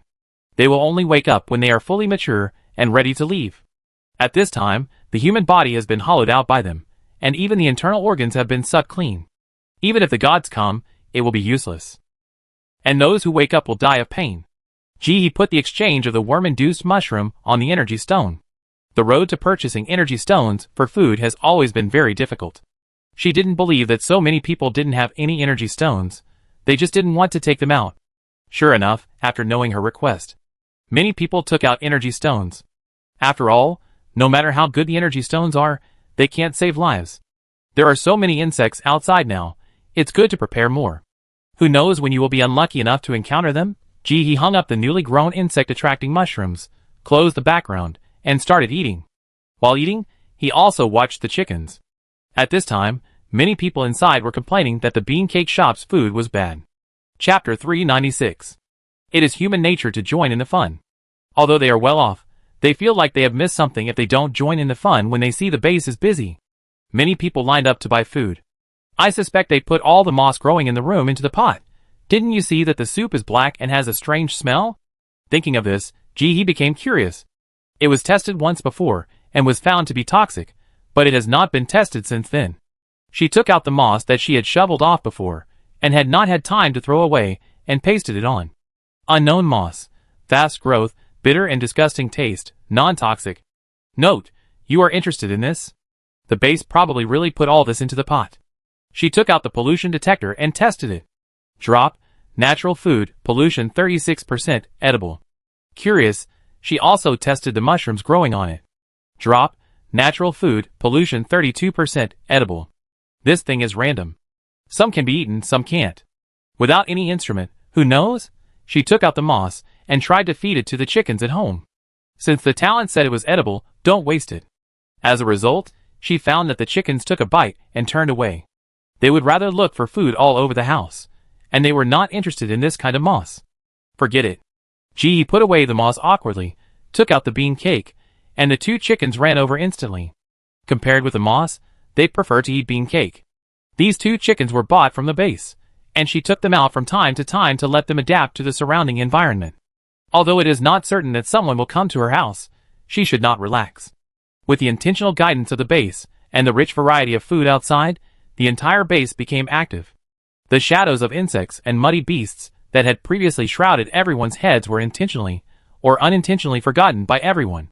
Countless people walked out of the base, and rented boats, to go out to sea for adventure. At first, most of them were still on the sidelines, but later they found that there were more fish and insects in the water than they imagined. As long as you are willing to work hard, it is much better than taking your chances at the base. The base even put up a big sign. 20 gene of insects /1 point. 6 gene of fish /1 point. 4 gene of rat meat /1 point. 15 gene of unknown seaweed /1 point. Unlimited recycling. Everyone calculated that if 2 people rented a boat and worked for a day, each person could earn at least 20 points. If you are lucky, 50 or 60 points are not a problem. This income is several times that of working as a laborer in the base. So what are you waiting for? With such a high income, who would be willing to earn those pitiful points at the base? People who were still living in Area C and Area D also saw hope. Many people got plastic basins, and did not even need to pay 5 points. They just sat in the basins, and went out to catch fish. Although they would sink to the bottom if they could not catch much at a time. But there were no points at the beginning, so this was at least a way out, right? It was better than starving to death at home. All the people who could move were mobilized, and the remaining old, weak, sick and disabled people who could not go out to sea also found jobs. 1 point to 2 points a day help watch the beds in Area D, and ensure that the supplies on the beds are not stolen. In this way, no matter what kind of person, at least there is some income, so they will not starve to death. The base saw it, but did not stop it. At the same time, they took out the boats that had been built with wood a long time ago, saying that as long as you are willing to go to sea, there are plenty of boats. The advantage of this kind of wooden boat is that it can be used as a boat to catch fish, and if it is damaged later, It can be pulled back and burned as firewood. It was perfect. Of course, the main reason was that there were no raw materials and factories to make assault boats. This heavy rain set back decades of human civilization progress. Countless materials and factories were submerged in water. Even if they wanted to build more efficient boats, they couldn't. Anyway, manpower was the least valuable thing after the natural disaster. The upper class waved their hands and just paddled the boats. It was just right to exercise and get sick less in the future.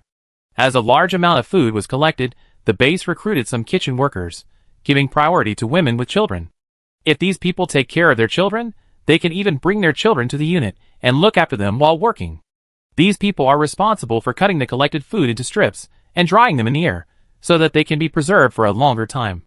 Now the base has no hope that the natural disaster will end, and they just want to store more food. When there is food, the more the better. In this way, if there is no insect to eat in the future, at least they will not starve to death. With the efforts of countless people, the empty food warehouse of the base was quickly filled up. Seeing that it could no longer hold more, the base continued to recruit construction workers and built a large warehouse at an extraordinary speed to store the food collected every day. The heavy rain gave everyone a buffer time. People were busy like ants moving house, filling the warehouse without stopping. As the domestic work was in full swing, there were rumors abroad that the food in Country A could not be eaten up. Every person in Country A could eat their fill. Some people ate one meal and threw it away. So many starving people took the opportunity to sneak into the country. They also wanted to have enough food. The people in this country were originally not as many as in China. With fewer people and more supplies, although the natural disaster came, they had been eating food all the time. At the very least, they can eat potatoes and beans. It was because the heavy rain came too suddenly that they suffered a huge loss of food. Otherwise, with their inventory, they could have lasted for 2 years. In their imagination, they would definitely have a good life after coming here. They can eat whatever they want, and at the very least, they can eat as much potatoes as they want, right? After all, the people of Country A themselves said that they eat very well at home, and they can even eat as much as they want. But when they came here, what the hell is this? Boiled big bugs? The same black pancakes that are harder than baguettes and can be used as weapons? Smelly radioactive fish? When you can't swallow, take a mouthful of black vegetable soup to go down? What the hell is this? Who would cross thousands of mountains and rivers to eat your crap that even dogs wouldn't eat? The people who sneaked in quickly turned around and ran back. They said they would rather go back and eat sprouted potatoes than eat your crap. But it's too late. You're here now, and you still want to leave. What good things are you thinking about? There are not enough workers on the construction site. How can you leave so easily? It's just a dream. Wishful thinking. Come on, take as many as you want, and let them dig holes underground. The smugglers were crying so hard that they couldn't find a tune. After being caught, the few sprouted potatoes on them were confiscated.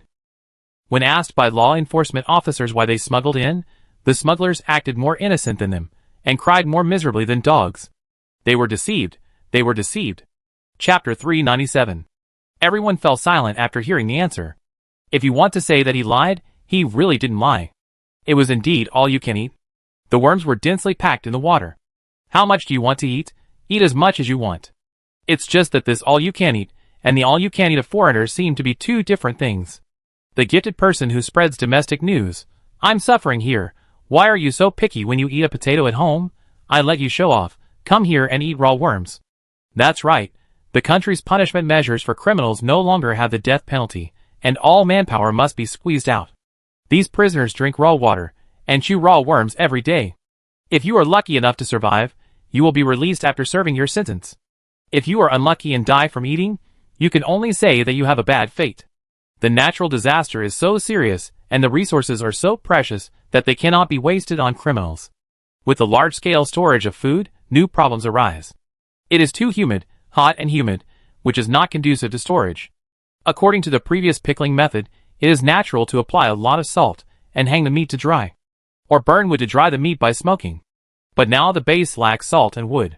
It is impossible to guarantee such a large-scale food storage, so we can only start recruiting fire talents to work in the base to barbecue. But the problem comes again. Most of the talents, who have not joined the base team until now, are ready to work alone. If the points are low, no one will work. If the points are high, it is not worth it. If it is like this, it will be fine, but now most talents do not want points. If you want them to work, you can only take food or silver and copper coins, otherwise they will not work at all. Looking at the high appearance fee, the leader of the base was so angry that he slammed the table, but he used too much force and accidentally broke the table. I felt so distressed at that time. The subordinate said cautiously, "Leader, have you noticed that you are much stronger now? Last time you patted Jean Lau's shoulder, and he got a herniated disc." "Nonsense. What does my patting his shoulder have to do with his waist? He was sick when he got sick. It has nothing to do with me. Don't even think about blaming me." "Ahem, Mr. Jean doesn't think so. He's still lying on the floor downstairs. You're responsible." The head of the base waved his hand, indicating that this was a small matter. As he walked, he kept muttering, "Now these gifted people are getting more and more excessive.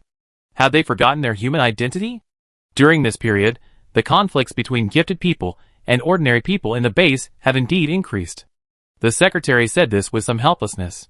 If ordinary people go out to find a job and meet gifted people competing for the same position with them, they will have no advantage at all, and will basically be eliminated. After all, whether in terms of physical strength or fitness, with the same salary, gifted people can do twice as much work as ordinary people. Many people think that gifted people should not compete with them for the same job, which is unfair. Correspondingly, if they encounter danger when they go out, they will immediately run to the gifted people for shelter. Many people also think that gifted people are capable and should protect the weak. On the other hand, the mentality of gifted people is also changing. As they become gifted for a longer time, they look down on ordinary people and think that they are incompetent, useless, and a drag. In order to ensure the survival rate of ordinary people, the base has some policies that are biased towards ordinary people, which will also make the gifted people feel dissatisfied.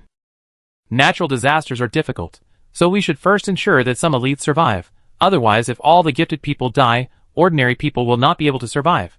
Due to various factors, the conflicts between gifted people and ordinary people began to increase. In addition, most of the people who survive now have changed a lot mentally compared to before. More anxious, sensitive, and irritable.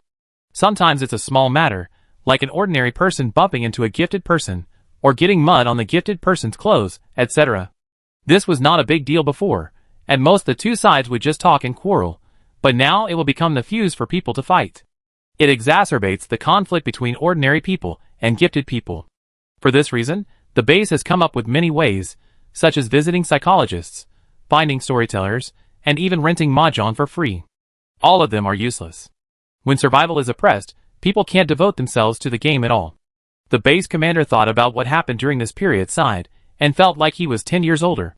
"Forget it, let's find someone to go to the beach. The sea water there is salty, so it would be nice to get some salt." "Yes." The secretary nodded and turned away quickly. The base commander sat back at the repaired table and picked up the documents to read. After the natural disaster, the heavy rain hindered people's understanding of the beach.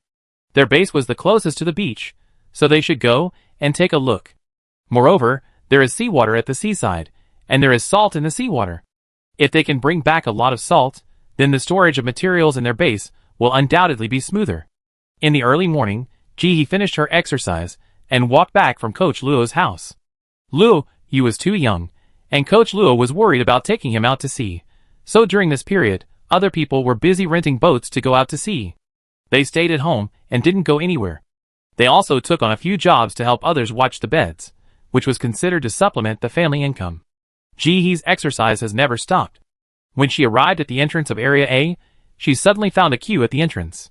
You know, the threshold for moving into Area A is not low. This is the first time I have seen people queuing up to enter since Jihee moved in. During the inspection, she casually asked, "Why are there so many people moving into Area A during this period?"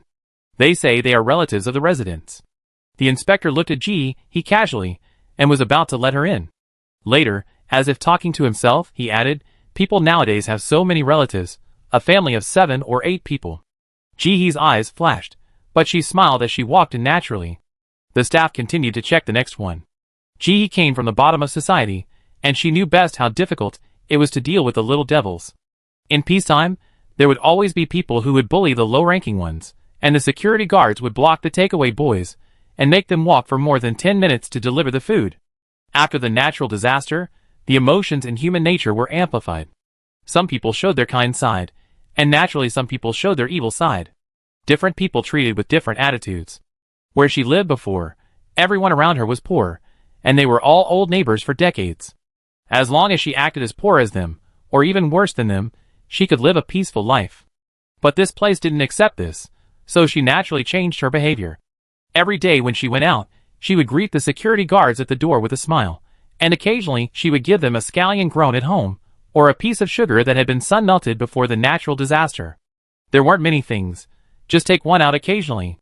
Chapter 398. Ji-hee's attitude was natural and friendly, and naturally won the favor of these people. Now that there is a change, these people are naturally not stingy to tell her. But the relative mentioned here should be put in double quotation marks. It is probably a shared rental.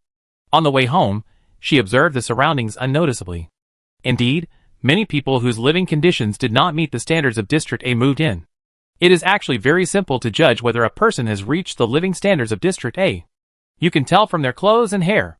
The most obvious thing is that there are very few bald people in Area A, but most people outside are bald. Let alone what they eat at home. The clothes of people in Area A are actually not much different from before the disaster, and most they are a little more damp. Most of them have no patches and no mold spots. But it is different for people outside. Due to the long-term rain and humidity, many people's clothes are moldy, and green spots are all over their clothes.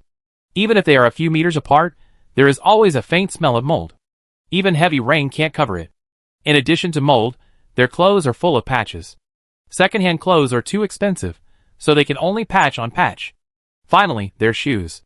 It is impossible for these people to bring 10 or 8 pairs of shoes to the base. It is good to have 2 pairs to change. Now many people simply walk barefoot in the mud without even wearing shoes. According to them, it rains every day anyway, so the shoes will get wet when they wear them. The base is full of mud, and there are no glass shards or other objects that can cut the feet. It is better to go barefoot. After returning home, you can just wash it with rainwater, which is convenient and saves money. So it is natural to walk barefoot. There are many more besides. People are divided into 2 classes invisibly. One is like Ji-hee, who wears normal clothes and shoes without patches or holes. Some people even carry umbrellas and wear raincoats.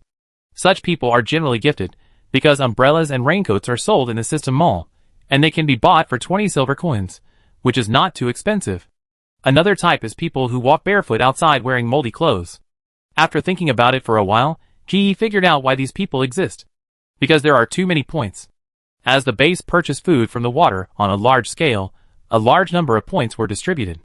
Points are practical, and everyone in the base is using them. With points, you can buy bean cakes and not starve to death. But on the other hand, they are not very useful. Points cannot buy food endlessly. It is possible to buy a little bit, but no one will buy a large amount. Including the supermarket in the base, which is now open, it is more formal than practical. What is sold there is not food, but post-disaster products, dried fish, and dried insects. So these people who have accumulated points, but cannot spend them simply try to find a way to rent a place to live in Area A. After all, Area A has good public security, and is well known throughout the base. It can be said that living in Area A is like living a decent life. At least you don't have to worry when sleeping at night. Many residents in Area A are not as glamorous as outsiders think, and they all live here with their families. The starting point of the base is also good, hoping to have more people living there, so there is no limit on the number of people. Not to mention buying a house, the rent in Area A alone is very high, and the residents in Area A have to set aside at least 1/3 of the materials and points they earn to pay rent every time. In addition to these people, there are also technical talents, who contribute to the base. Although the house is free and 3 meals are provided, they also have families and need to eat and drink, so naturally they need points. This is a perfect match. Ji-hee sighed. She always felt that there would be chaos if there were too many people. Something would happen sooner or later. After all, if someone watched others eat porridge and vegetables every day, the bean cake in his hand would be more difficult to swallow. But this matter had nothing to do with her, and she couldn't do anything about it. Who would have thought that just as she had this idea, someone came to her door in the early morning of the same day. At that time, Ji-hee was eating grilled fish with green pepper at home to celebrate the good sales of her flame mushrooms during this period. She had tested the flame mushrooms she grew herself before, and they could indeed explode, but the power was about the same as that of a shoulder-fired rocket launcher, far from being comparable to those that 2mo had brought out. So when Chung Jun came to her 2 days ago and proposed to buy a large amount for drying food, she readily agreed. Anyway, there was a lot of space. She took out a bunch of flame mushrooms, desiccant, disinfectant and disinfectant tablets in exchange for a lot of energy stones. Although they are all low level, it is better to have them than not. As expected of the country, it gave out hundreds of them at once. Just when she was in a good mood to eat, there was a knock on the door. He didn't even move, and continued to eat with her head down. She lived here, and didn't know the neighbors well, who would come to see her. She didn't intend to pay attention, but the knock on the door kept on, as if she didn't open the door. There was no other way, so she had to recycle the half-eaten grilled fish into the space, and then took out the Mandinka disinfectant tablets to disinfect the room. The smell of this Mandinka disinfectant tablet was very overbearing and particularly unpleasant. As long as it appeared, it would definitely cover the smell of grilled fish in the room. It also made people want to vomit. It can be said to be a typical example of hurting the enemy 800 and hurting oneself 1000. After slowly spraying the disinfectant, there was still knocking on the door outside, and he went to brush his teeth again. Details cannot be ignored. At this time, the knocking on the door was already a little urgent. He looked at the time, and had been knocking for 10 minutes. Nothing good. After brushing her teeth, she checked the surroundings again to make sure there was nothing wrong, and then she opened the door calmly. The person standing outside the door was a woman that he had no impression of at all. She was very sure that today was the first time they met. "Who are you looking for?" The woman's face was immediately full of smiles. "Hello, sister, I am your neighbor downstairs. I moved in a few days ago, but we have never run into each other." He nodded, said nothing, and motioned her to continue. The woman's face froze. In this case, shouldn't she ask something? She had a bad feeling in her heart. This trip might not be as smooth as they imagined, but since she was here, she had to bite the bullet and continue. "I came up this time because I need to trouble you." Since you know it's troublesome, don't say it." He interrupted her, showing no curiosity at all, and raised his hand to close the door. As a result, the woman squeezed her body into the crack of the door. He was not unable to force the door shut, but the woman would be broken in half by her. Glancing at the neighbors, who came to watch the excitement, because the woman knocked on the door for too long, she gave up this tempting idea. She kicked the woman out, just as she was about to close the door again. As a result, the woman actually knelt down, put her hands on the door, and said quickly, "Please, it's just a small matter." Chapter 399. I have accepted the mission from the base, and need to go out to collect salt, but I have a chicken at home, and I am worried about leaving it to others. I heard that you also have a chicken, so I would like to ask you to help raise it for 3 days. I will provide compensation and bring my own food. I will definitely not burden you. Hearing her say this, he hadn't spoken yet, but the neighbors who were watching the excitement softened their hearts first. I thought it was a life-threatening matter, but it turned out to be helping to raise chickens? Is it worth kneeling down to beg for such a small matter? She kept sighing in her heart. How could such a good thing not happen to her? Although she couldn't eat chicken, raising chickens was not troublesome. The owner brought his own food, and they also got paid. What a good thing. "No, I'm afraid the chickens will die, and I can't afford the compensation." He refused. In all the things she had seen in her life, as long as she knelt, it would be bad. A domestic violence cheating man kneeled down and begged for mercy after beating his wife in order to continue beating her next time. A person who resold company secrets or became a traitor kneeled down and begged for mercy when the matter was exposed in order to find an opportunity to kill. Small matters are not worth kneeling down for. In other words, kneeling down must be a big matter, and it is not a good thing. So he did not want to be involved in any scandal. "No, please, my chicken is very healthy, not sick. If you are worried, I can show it to you." After that, the woman took out a chick from her arms. It was the kind that had just shed its feathers, and it kept walking on the ground after it was taken out. It really looked very healthy. "Please, I have no choice but to come to you. I have no relatives anymore. My child is only 5 years old, and weighs only more than 20 pounds. I rely on this chicken to supplement the child's nutrition. If I hadn't been desperate, I wouldn't beg you like this. I just hope you can be kind and help me raise it."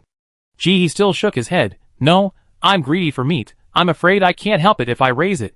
Don't test me. I can't stand this kind of test." Her heart was as hard as steel. In her opinion, if the woman really valued this chicken as much as she said, it would be safest to bring it with her when she went on a mission.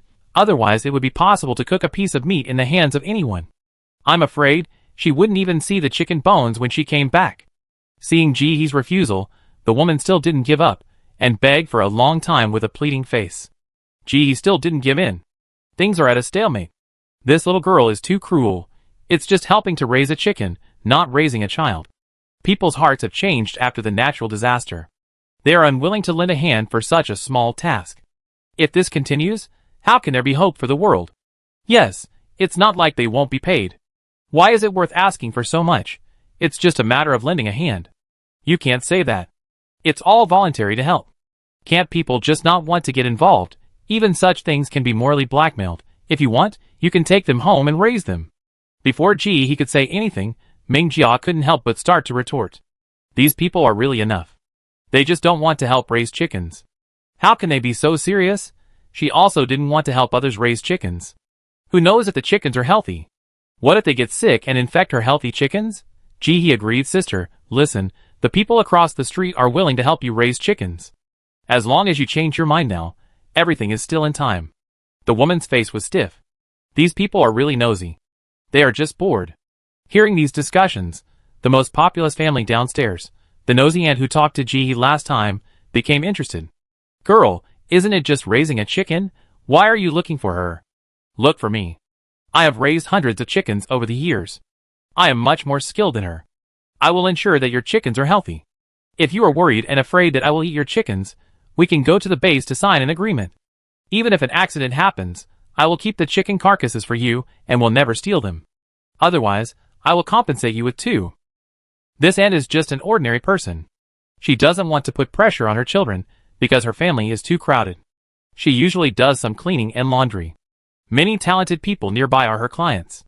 In addition to these, she also grows a lot of vegetables and raises 2 chickens. She lives a prosperous life. The woman's face became more and more stiff. Aunt, my chicken is timid and afraid of seeing too many people. She knew the situation of this aunt's family. There were too many people, so she was not her target customer. If she had a choice, any family would be better than hers. Big sister, don't worry. This chicken lives in my house in a single room and drinks filtered water. Its living conditions are better than mine. I even fanned her. Look at my chicken. It's fat. The aunt got excited and squatted down to take out an old mobile phone. She found the video she had taken and showed the woman the living environment of her chicken. Although these mobile phones cannot connect to the internet and cannot be used at the base, they can still be used to take daily photos. The woman was not happy at first, but after looking at the photos, she saw something and her eyes flashed. Her attitude softened. After all, she had come to this point. If she didn't agree, others would be suspicious. The main reason was that she didn't expect that such a young girl would be so hard to deceive. She was unyielding. Helping to raise chickens was not to steal her chickens. Most people would agree. Why did she have such a strong sense of defense? In the end, he insisted on not agreeing, and the downstairs invited her very enthusiastically. The woman nodded and agreed to let the chickens be fostered downstairs for the next 3 days. The fostering fee was 3 taels of dried sweet potatoes, and the food was brought by herself. After hearing the reward, many people who had not spoken just now regretted it. If they had known the reward was so good, they would have taken this business. It's not troublesome. Just raise a chicken. If the owner regrets and doesn't pay, you can keep the chicken as compensation. It won't be lost. Many people came up to the woman and offered themselves. Next time you go out and there's no one to take care of your chickens, choose me. I can help you take care of them. And me, I have a water talent at home. I can also give your chicken some water for free. The woman listened to the group of people talking, smiling. But she was secretly curling her lips in her heart. Need you tell me, if someone asked her to raise chickens under this condition, she would be happy. He leaned against the door, watching the woman being surrounded by people and going downstairs, without saying a word. She always felt that this woman was not right, but she had no evidence. Ming Jia from the next room came over and whispered, "You didn't agree. My mother always said at that time that taking advantage of small gains will lead to big losses.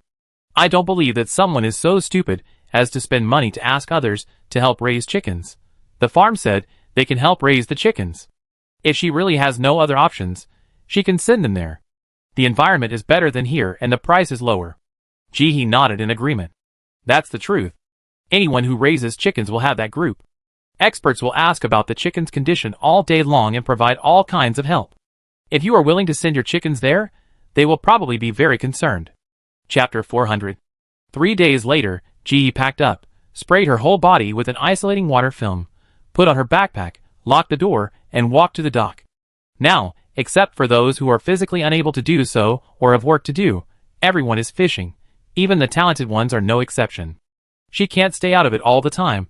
That would arouse suspicion. She contacted old you 2 days ago to ask for the boat to be free for a day, but it wasn't until today that she was given the chance to vacate it. This is because she is the owner of the boat. Otherwise, there is no chance. Others who have booked speedboats have been booked for a week later, and the boat is in short supply every day.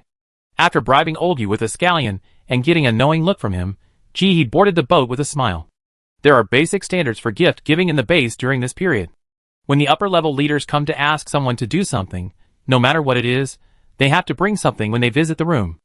The lowest level ones are a handful of soybeans and dried vegetables, and the highest level ones are a small dish of garlic sprouts or a few scallions. Otherwise, if you go empty-handed, you may not even be able to get in the door.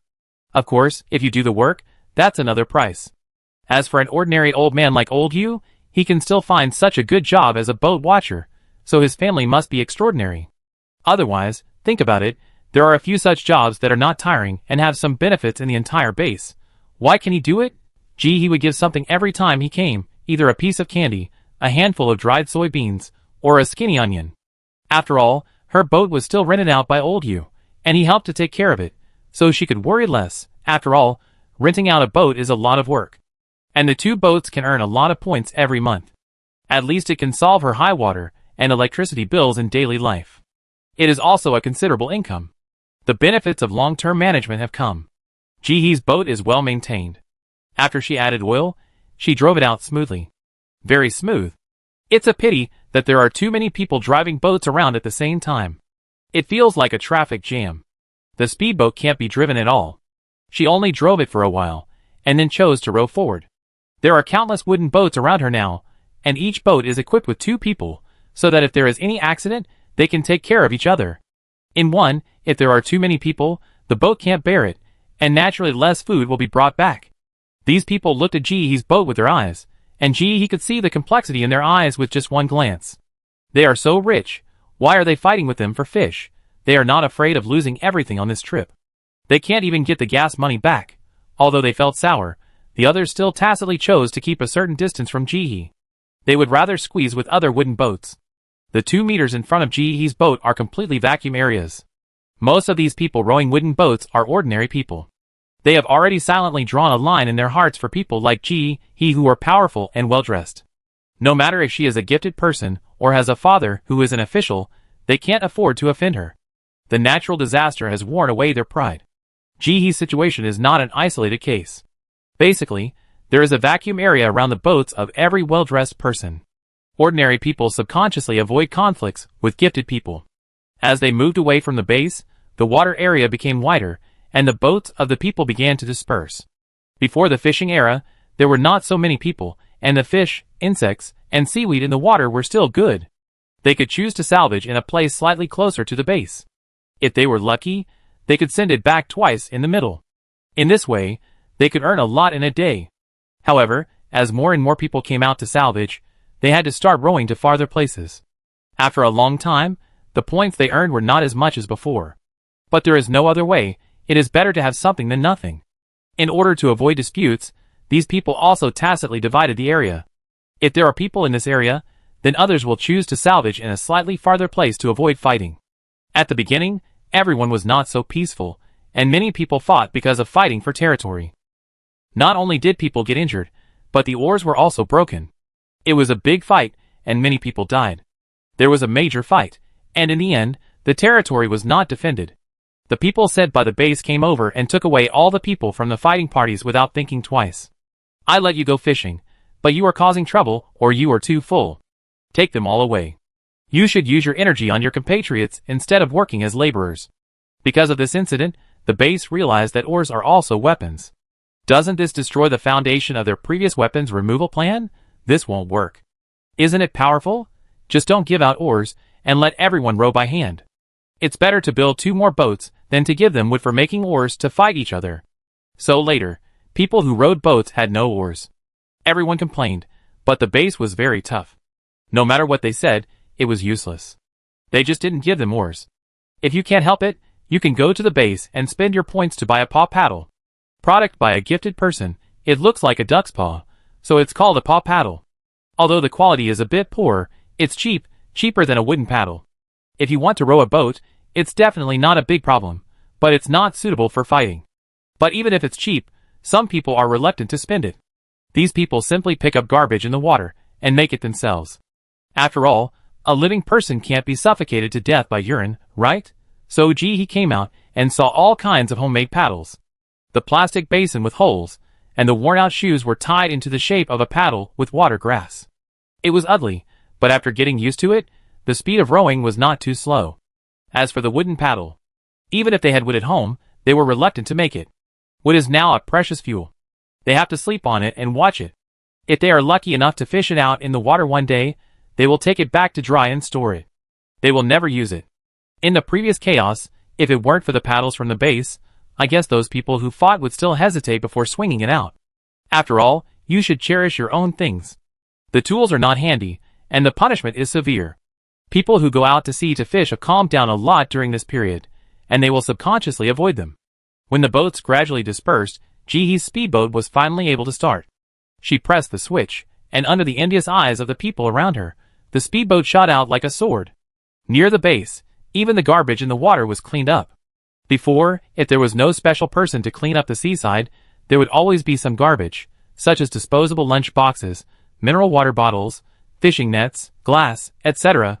But now, they are all picked up and reused. Chapter 401. A year of extreme heat and continuous heavy rain. Now even disposable lunch boxes are good things. As long as they are not broken, you can go back and wash them and drink water. Don't worry if they are broken, you can save them and use them as bed pads, or even burn firewood if things don't work. It doesn't matter if they are hard or smelly, as long as they can be used. Natural disasters have smoothed out human hypocrisy and made people burst out with tenacious vitality. There are many speedboats that move in the same way as Jihee. These speedboats tacitly move away from the base and go to farther places to catch fish. As they moved away from the base, more and more speedboats stopped and the people on the boats began to jump into the water to catch fish. Jihee had good eyesight. She watched two people transform into scaly creatures. Some of them looked like fish and some like frogs. After they transformed, they jumped directly into the water, without any protective measures or oxygen tanks.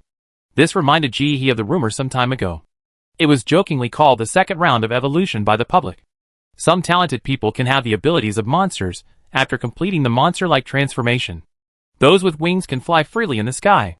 Those that look like fish can swim underwater without worrying about drowning. This transformation is somewhat different from the transformation of the physical mutation talent.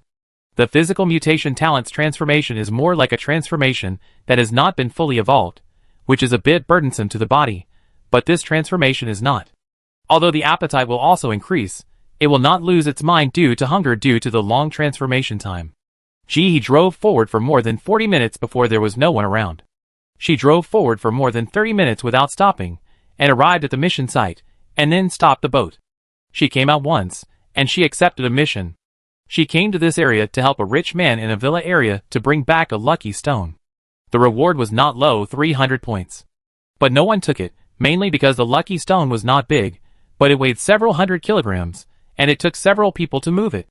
And they didn't give her food. So she just hung there.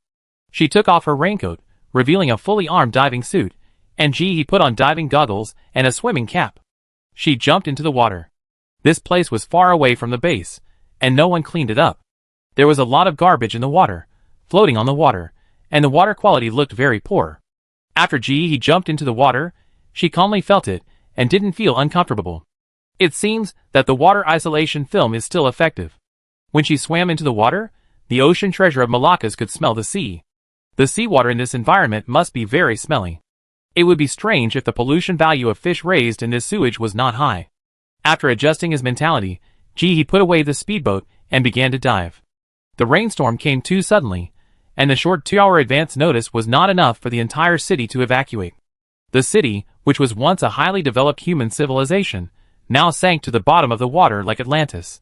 It was sleeping quietly underwater.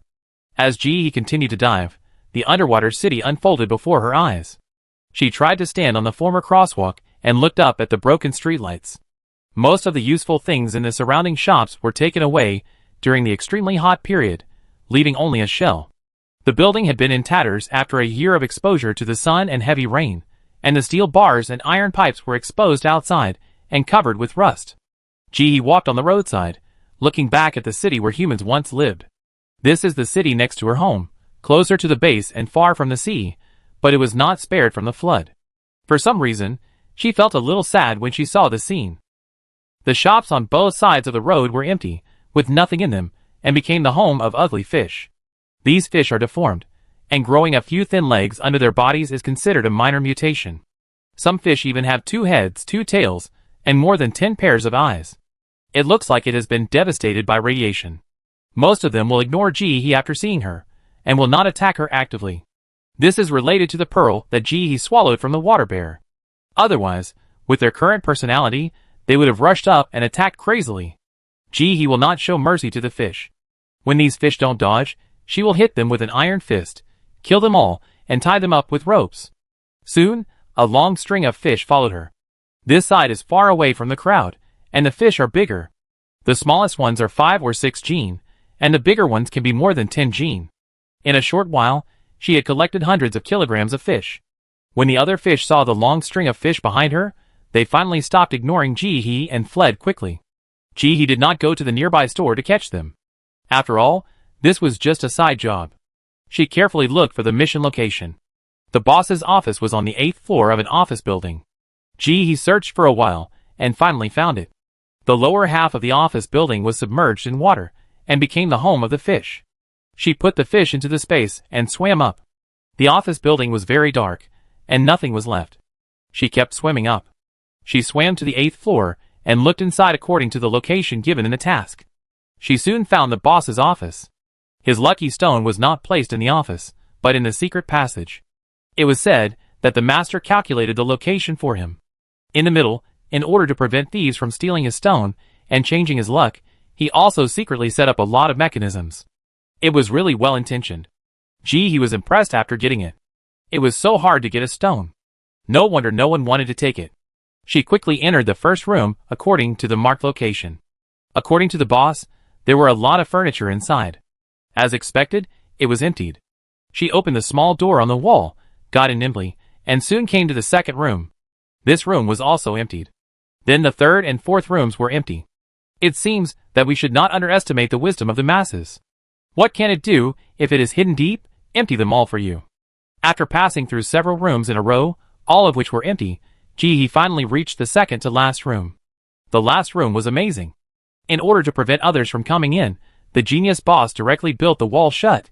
Even he himself was not going to go in again. Ji looked at the wall, her mouth twitching, and sighed again. No wonder no one was willing to come even if they gave her 300 points, and for 300 points, this person had to work hard to smash the wall. She clenched her fist, gathered all her strength, and punched down. A big hole suddenly appeared in the solid wall, and water quickly poured in. It seemed that the room had been well preserved. Ji went in through the big hole, and then took out a stone to block the hole. He turned around and looked. He was suddenly stunned. The layout of the whole room was completely different from what the rich man described. There were a lot of miscellaneous supplies thrown in the room, which looked like a garbage dump, messy and full. Chapter 402. She opened one at random and took a look. She didn't take it seriously at first, but it turned out to be food, white rice and golden millet, all vacuum-packed. After putting it down, she opened the black plastic bag next to it. As soon as she opened it, she found that it was full of brine-dried meat in the bag. She turned over another bag, and found that the vacuum-packed salt was at least 20 kilograms. Cloth, men's clothes, shoes, etc., all useful supplies. This is simply a small warehouse. Who threw it here? While she was flipping, she suddenly heard footsteps coming from above her head. Hurry! She looked up suddenly, but could not see anything except a white wall. She quickly restored the room to its original state, and rode on the green elf to hide on the roof. But her ears were sensitive to the footsteps of the person coming. 1, 2. Finally, the person stopped at the upper right corner of the room. Ji quickly hid in the blind spot of her vision without making a sound. She felt that she had discovered a secret. Then she watched with her own eyes as a corner of the roof was lifted up, revealing a small hole.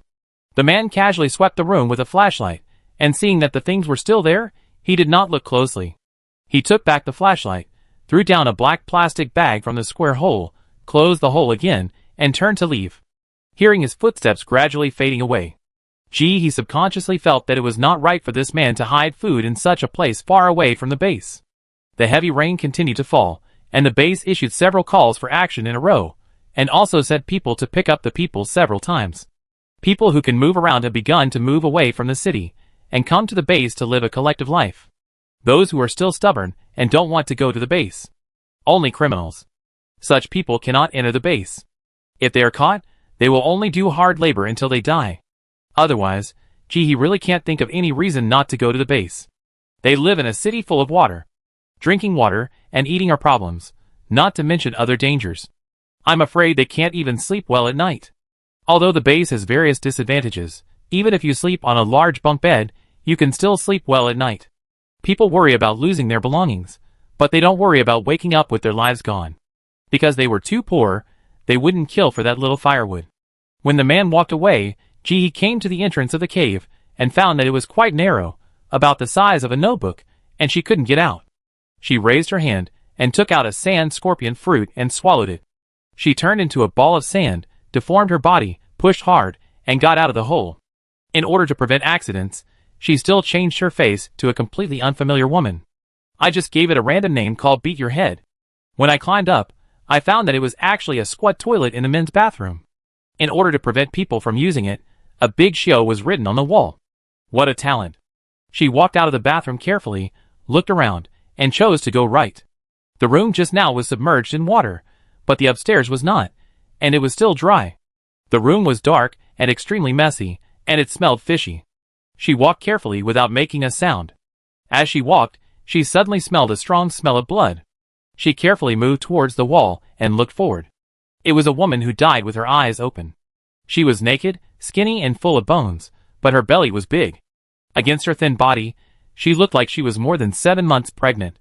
The flesh on her thigh was cut off, but the wound was no longer bleeding. It looked particularly tragic. He observed the wound and touched the woman's body. It was still warm, so she must have died not long ago. Old people, children, and women, natural disasters are always particularly cruel to these three. After the natural disaster, there were several riots, most of which were robberies, but under the government's severe measures, the chaos did not last for a few days. At that time, the internet in various places was not interrupted, and with the issuance of a bounty order, Country A became a forbidden zone for criminals. The biggest dispute was that when picking up garbage outside, they punched each other because of uneven distribution. But even in this environment, there is a darker side lurking. He pursed her lips, suppressed the complicated emotions in her heart, stood up, helped the woman close her eyes, and walked in quietly and silently. This group of people actually eat people. At this moment, she felt angry and sad. This made her feel very conflicted, and the white scales on her arms were looming. She turned into sand and walked without making any sound. She was as quiet as the god of death in the dark night. All floors below the 9th floor of this high-rise building were flooded, except for this floor and the upper floor. These people gathered in the front, and they didn't seem to think that someone would come from behind. There were 3 people in total, playing cards together, and occasionally uttering a series of curses. He did not approach, but stood quietly behind the pillar. Her hearing was very sensitive now, so there was no need to risk approaching. She wanted to kill them directly, but after hearing their conversation, she found that things were not that simple. No good thing will come to us, and we have missed this opportunity to make a fortune. That's right, this place is full of scavengers. Even if they cut their hands, they can't find this place. I really don't understand why they need to guard it. Ouch, it seems like a bug is biting me. I told you to wear long sleeves, but you didn't. Didn't you listen to the notice issued by the base saying there were bugs in the water? It's hot to be naked, why wear anything? I won't get wet. Hey, have you noticed that there are more flying bugs recently? Damn it. Several people complained and cursed. It was a lot of nonsense. But there was something useful in it. He suppressed his impatience and looked for useful clues in the nonsense. This is an organized group. These people are planning an action. Everyone else went to the base to implement it, and they stayed here to watch the house. And this action will happen today. She lowered her eyes and thought silently. The nearest base to this place should be the base where she is now. If she guessed correctly, the base these people were talking about was the base where she lived now. As for what happened, inexplicably, she thought of the chicken and the woman that day. After the natural disaster, let alone other people's chickens, even the chicken she raised, when taken out for a walk for 3 hours every day, did not grow much meat, and had some alopecia, which was extremely ugly. The chicken of that woman was a little too healthy. This was not right. Chapter 403.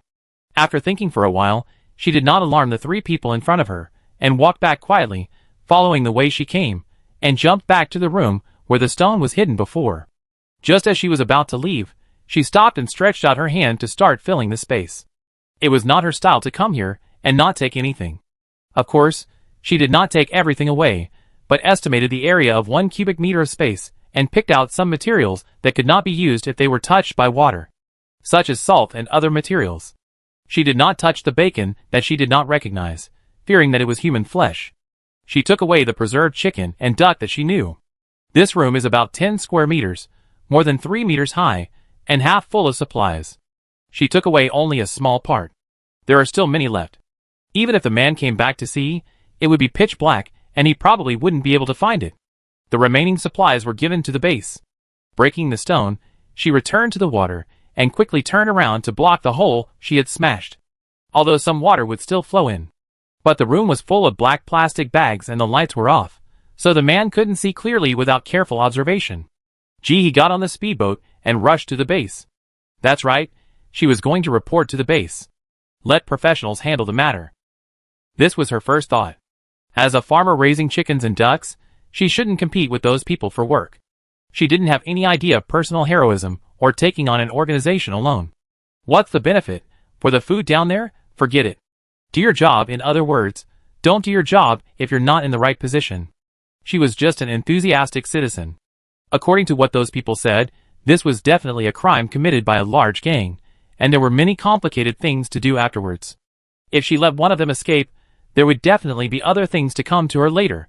Why bother? Besides, if she reported it, according to the base's style of doing things, she would definitely get points and food. In order to promote positive energy, the base would never let her feel disappointed. Ahem, of course, the most important thing is to have confidence in one's own strength. It doesn't matter if she feels disappointed, as long as she can get justice for herself. She could just think of a way to raise the price and get it back. She wasn't stubborn. More than an hour later, He finally sailed back to the base. She didn't go back to the base dock directly, but found a place with signal and took out her cell phone. She contacted Chile. The line was always busy. After calling several times in a row, Chile finally answered. But before she could say anything, a series of words came out from the other end. I'm telling you, you'd better have a big problem. If it's a dead chicken and a duck, you'd better hang up as soon as possible. The collapse in Chile's tone was obvious. If he hadn't called him, he wouldn't have answered the phone. I found a small group of people at the gathering point outside. They said they were going to cause trouble at the base today. He said a bunch of things in a row, without taking a breath. There was silence on the other end of the phone for a moment, and then Chile walked to a quiet place and said in a serious voice, "Tell me in detail." I accepted a mission today. I was asked to move the stone back to him for 300 points. When I arrived at the mission location, I found a dead pregnant woman in the house. The meat on her legs had been cut off. There were also a few men who were discussing coming to the base to cause damage today. I didn't bring them. As he spoke, Chile's expression on the other end of the phone gradually became serious. Someone was indeed sabotaging the base today. I don't know how they got several turbid beasts, killing everyone they saw in the base, and countless people were killed and injured. They were busy dealing with the turbid beasts when they received a notice that Area A was robbed. Not just one house, but many houses. Even 2 villas were attacked, and the losses suffered by the top management were not small. It is said that most of them were attacked from the inside. Not to mention the things that were lost, those people killed everyone who was found alive in the house. No one was seen alive. The base was in a state of panic. But there were no clues.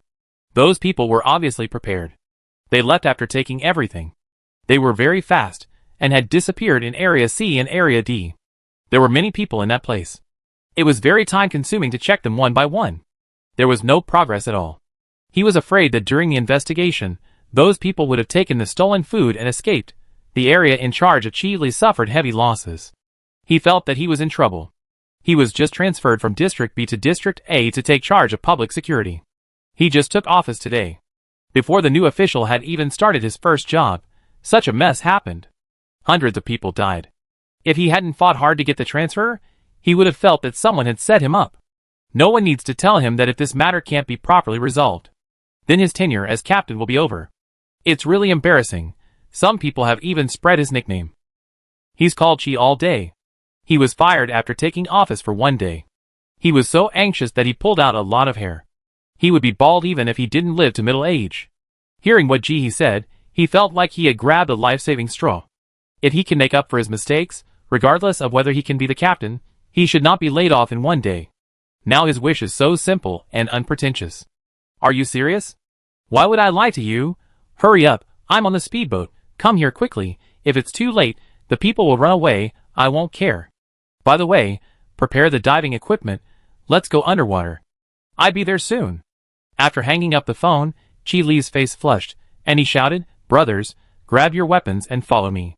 After hanging up the phone, Ji opened the game chat channel to see if there was any news. The people inside were joking, and there were constant messages, but no one really talked about what happened at the base. This is normal. After all, there are so many bases, and this is not a unified event, so it's normal for everyone to have other things to talk about. After closing the chat channel, Ji opened the store, first collected the materials that had been sold, and then rehung the solvent. Just happened to see the message from Chef Sheng in the backstage. Someone asked me to ask you, are you still accepting winter supplies?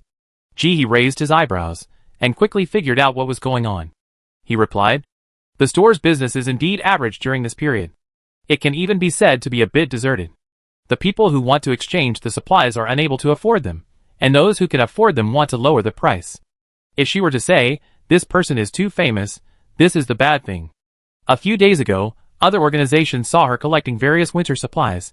Just like sharks smelling blood, the price of the things that were originally cheap and no one wanted instantly increased several times. Not only coal, gasoline, and diesel, which are already expensive, but also many cheap supplies such as heaters, coal, and fan heaters have increased several times.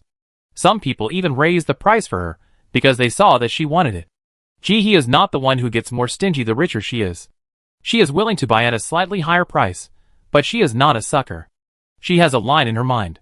If the price of winter supplies exceeds this, it is definitely not worth it. She will not spend extra money for no reason. After all, she had brought all the supplies back with her hard work. Why should you buy as much as you want? And this cannot be opened, otherwise these people will only sell at higher and higher prices in the future. Otherwise, it will really be like they are coming to her team to take advantage of her. She stopped the rhythm of collecting winter supplies without a second of hesitation. Anyway, there are still several months. It will definitely be in time. That is the next big disaster, not now. Before the next big disaster comes, there is another small disaster. She just wants to be prepared. If these people don't mind taking up space, then continue to hold it in their hands.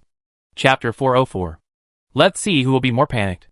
Anyway, her current supplies, whether it is solvents, desiccants, or disinfectant tablets and disinfectant water, are all very much needed by these organizations. And they are overstocked with warm materials, and are reluctant to throw them away, so they can only leave them there to take up space. Of course, if they can wait, they can naturally make more money in a few months, but it depends on what they think. Her behavior of stopping recycling made all those who followed the trend of raising prices dumbfounded. What's going on? Why didn't they collect it for no reason? Will they follow suit? Everyone was confused. Originally, these heating materials, including bottom mats, door curtains, and other things, were piled up in the warehouse like chicken ribs. They couldn't bear to throw them away, but they couldn't use them for the time being. The upper echelons of the base were not stupid. With the planet in its current state, whether it would be extremely cold in the future was hard to say. Everyone agreed that it would definitely come in the future, but when it would come was hard to say. This pile of materials would definitely be used, no doubt about it. But the problem is that they also need the materials that 50 billion is going to be exchanged for. This is very tangled. Countless people from all over the world have specially held meetings to discuss Xiang Tian's behavior of borrowing another 50 billion, and to study her motives and intentions. Analyze from multiple aspects, and try to find the underlying logic of her behavior. The base of country A is no exception, but Chung Jun couldn't help it after just a few minutes of the meeting. Don't you think we are wasting time? Why don't you ask directly if you have this time? Someone directly retorted, who are you to him? You asked him for 50 billion, and he said it? You are not as good as a cook. The truth hurt Chung Jun's ears. Then why don't you ask Chef Sheng to ask? What if he still doesn't want to tell me about 50 billion? If you don't want to tell me, then don't tell me.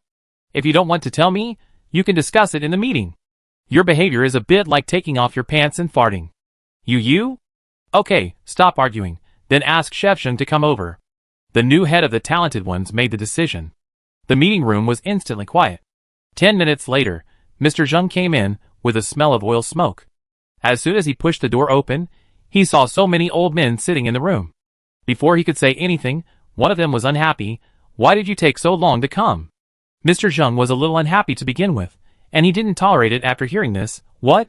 Is your business a big deal? My dishes are not a big deal? What national affairs can be used by a chef like me? What?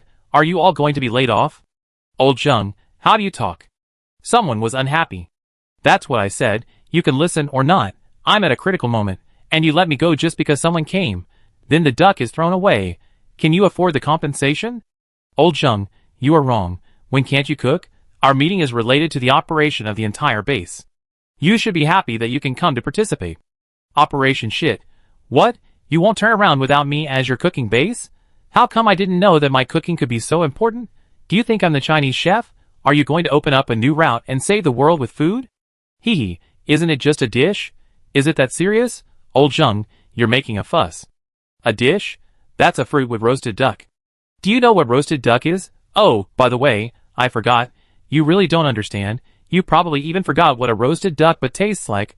I don't blame you. Tell me, what do you want from me?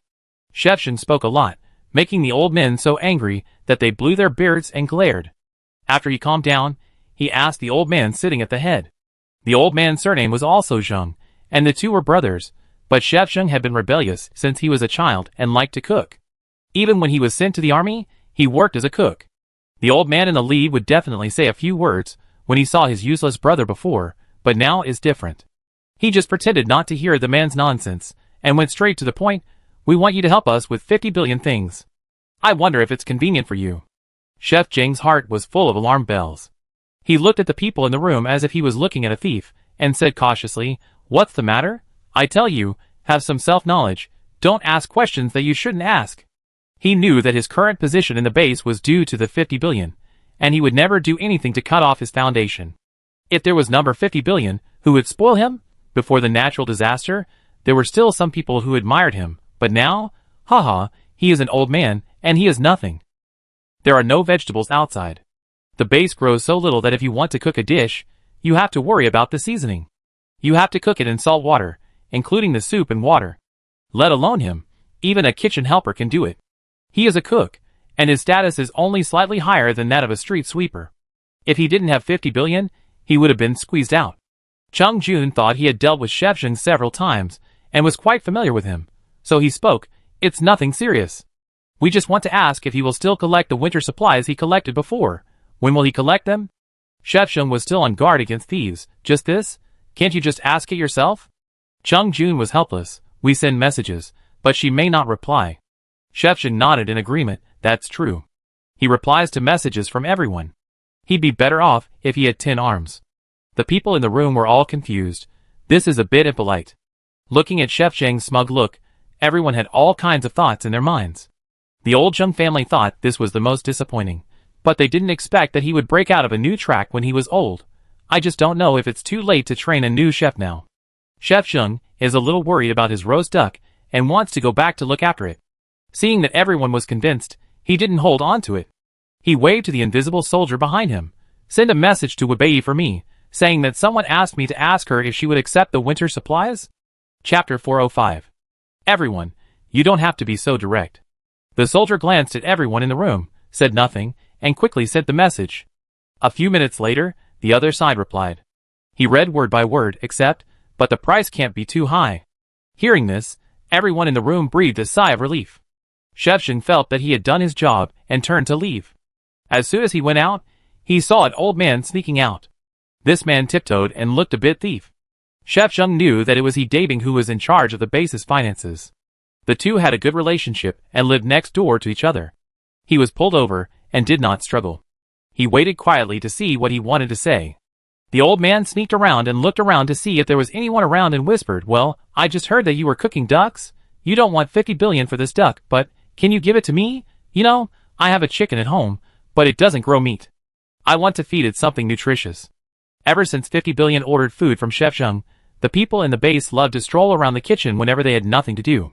Now it has become a check-in spot. Occasionally, they can catch the chef cooking in the transparent glass kitchen, and they can watch for a while. Although they can't eat it, they can smell the food while watching the cooking. With the aroma, it seems that the bean cakes in their mouths are not bad. Legend has it that once the chef fried a pot of yellow croaker, he saw that the 18 or 19 little soldiers were too greedy, so he kindly gave each of them a fish head. The fried fish head, which was fragrant and oily, immediately captured the taste buds of these people. This is so fragrant. How can it be so delicious? This is what people eat. Does the 50 billion boss really not eat it? This fish head is so delicious after being fried. TSK, look at you, you are so useless. The boss has yellow croaker meat to eat. Why would you eat fish head? Hee, if he doesn't eat it, I will. I wish I could eat fish head every day, it's so delicious. The chef sighed in his heart when he saw these little soldiers holding the fish head and eating it bite by bite. These are all newly recruited soldiers. The youngest is only 18 years old, and the oldest is only 20. Natural disasters are ruthless. Countless soldiers sacrifice every day, and these soldiers don't know if they can survive until the disaster ends. Now they are so happy to eat a fish head. No matter what others say, he has been in contact with Wubei so many times and has made his own judgment. These kitchen waste parts, such as fish heads and fish viscera, she can take them, but she tacitly left them to him and gave him extra salary. His 10% reward for supplies does not include these positions. What a good man. After the natural disaster, he saw too much indifference of human nature, but felt the hidden kindness of 50 billion, and now he is willing to help others as much as he can. Since the news that the chef gave a yellow croaker head spread, more people went to the kitchen to punch in every day, hoping that the chef would be in a good mood to give them a bite. Although it doesn't happen often, it's good to have something to look forward to. When he heard that the old man wanted duck, but he understood and didn't bother about whether the chicken eats meat or not. He just whispered, I can only give you 3. Okay. The old man was satisfied. The duck had a big butt, and 3 were enough for a meal. He smiled and said a few more words to the chef, then turned back. Chef Zheng shook his head and turned back. When he came to the kitchen, the fruitwood roast duck was already fragrant. This time, Wubei gave him 6 ducks and asked him to make them all roast duck. He thought that although he was a good cook, he was not very proficient in roast duck. He specially found someone to learn from him. That's why it's been delayed until now. He smelled the fragrance coming out of the duck, and he was full of confidence. When the time came, the roast duck with golden skin and bulging like a ball was ready and taken out. The people who had smelled the fragrance a long time ago and came to visit couldn't help swallowing their saliva when they saw these ducks. How delicious it must be. The chef had prepared it long ago. The roast duck is delicious when it is hot. He took out a knife and gently scraped the skin, making a crisp sound, which attracted a lot of swallowing sounds. Then he cut directly and cut off the crispy skin in the belly, which was the most crispy. This piece was to be eaten with sugar. The assistant chef beside him quickly took out the lunch box that Wubei had prepared in advance, and the chef carefully put the duck skin in it. As the duck meat was cut, transparent fat was left, and the audience next to him sighed. It would be a pity to waste so much oil. It would be better to drip it into their mouths. The chef was prepared in advance, and the oil was steadily caught by the large bowl below, without wasting a drop, but this is a good thing. People are starving now, and the workload is heavy. Later, he will chop up the duck fat and a few other duck butts, and put them in today's soup, so that these people can taste the duck flavor. After he fillets all the ducks, the duck bones cannot be wasted. The boss wants to eat them with pepper and salt. After removing the duck bones, he carefully peeled off the duck neck skin. The boss of 50 billion will not eat this. A chef must find out the boss's preferences, and can't send everything to the boss. The boss would not eat chicken buttocks, duck buttocks, chicken neck skin, and duck neck skin. If he sent them to him, he would look a little petty. He could just cut them off, and put them in the soup made at noon at the base, which would be considered a little meaty.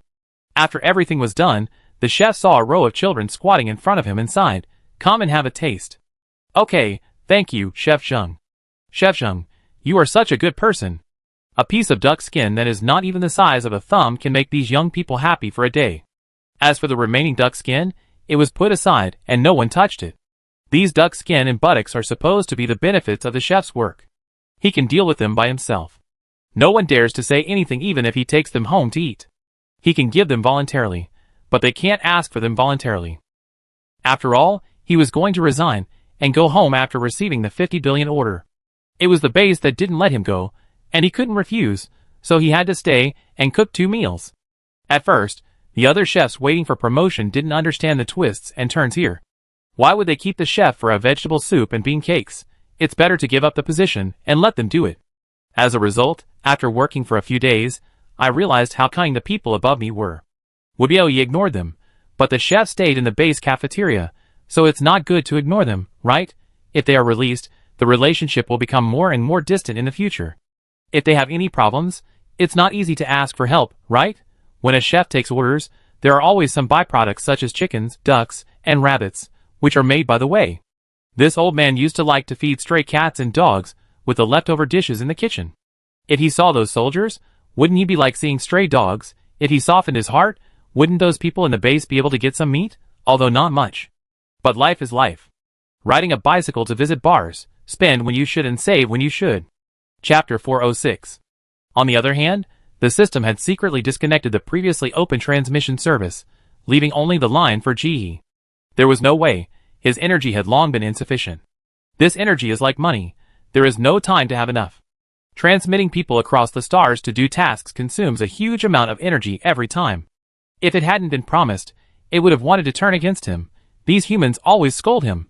They don't know what's good for them. In order to help as many species on planet M survive as possible during the extremely hot period, he teleported most of the creatures to another dimension. There was not enough energy during this period, and the rainstorm period was a transitional disaster, so it was relatively mild, so he put these creatures back. Let them evolve naturally. The strong prey on the weak, and the fittest survive. Some of these creatures are destined not to survive. But others will evolve quickly, and eventually survive in another form. Looking at those lives that have become stronger and smarter, the system felt a little comforted. As a result, when he turned around, he saw a Tibetan antelope turned into a muddy beast, destroying the land environment crazily, and he was so angry that he cursed bad luck. What the hell, it's so disgusting rubbish. Thinking of his beloved baby, he quickly looked at Ji to calm down. Fortunately, his baby has successfully awakened. The latest mentality is not bad. Sunny, optimistic and cheerful.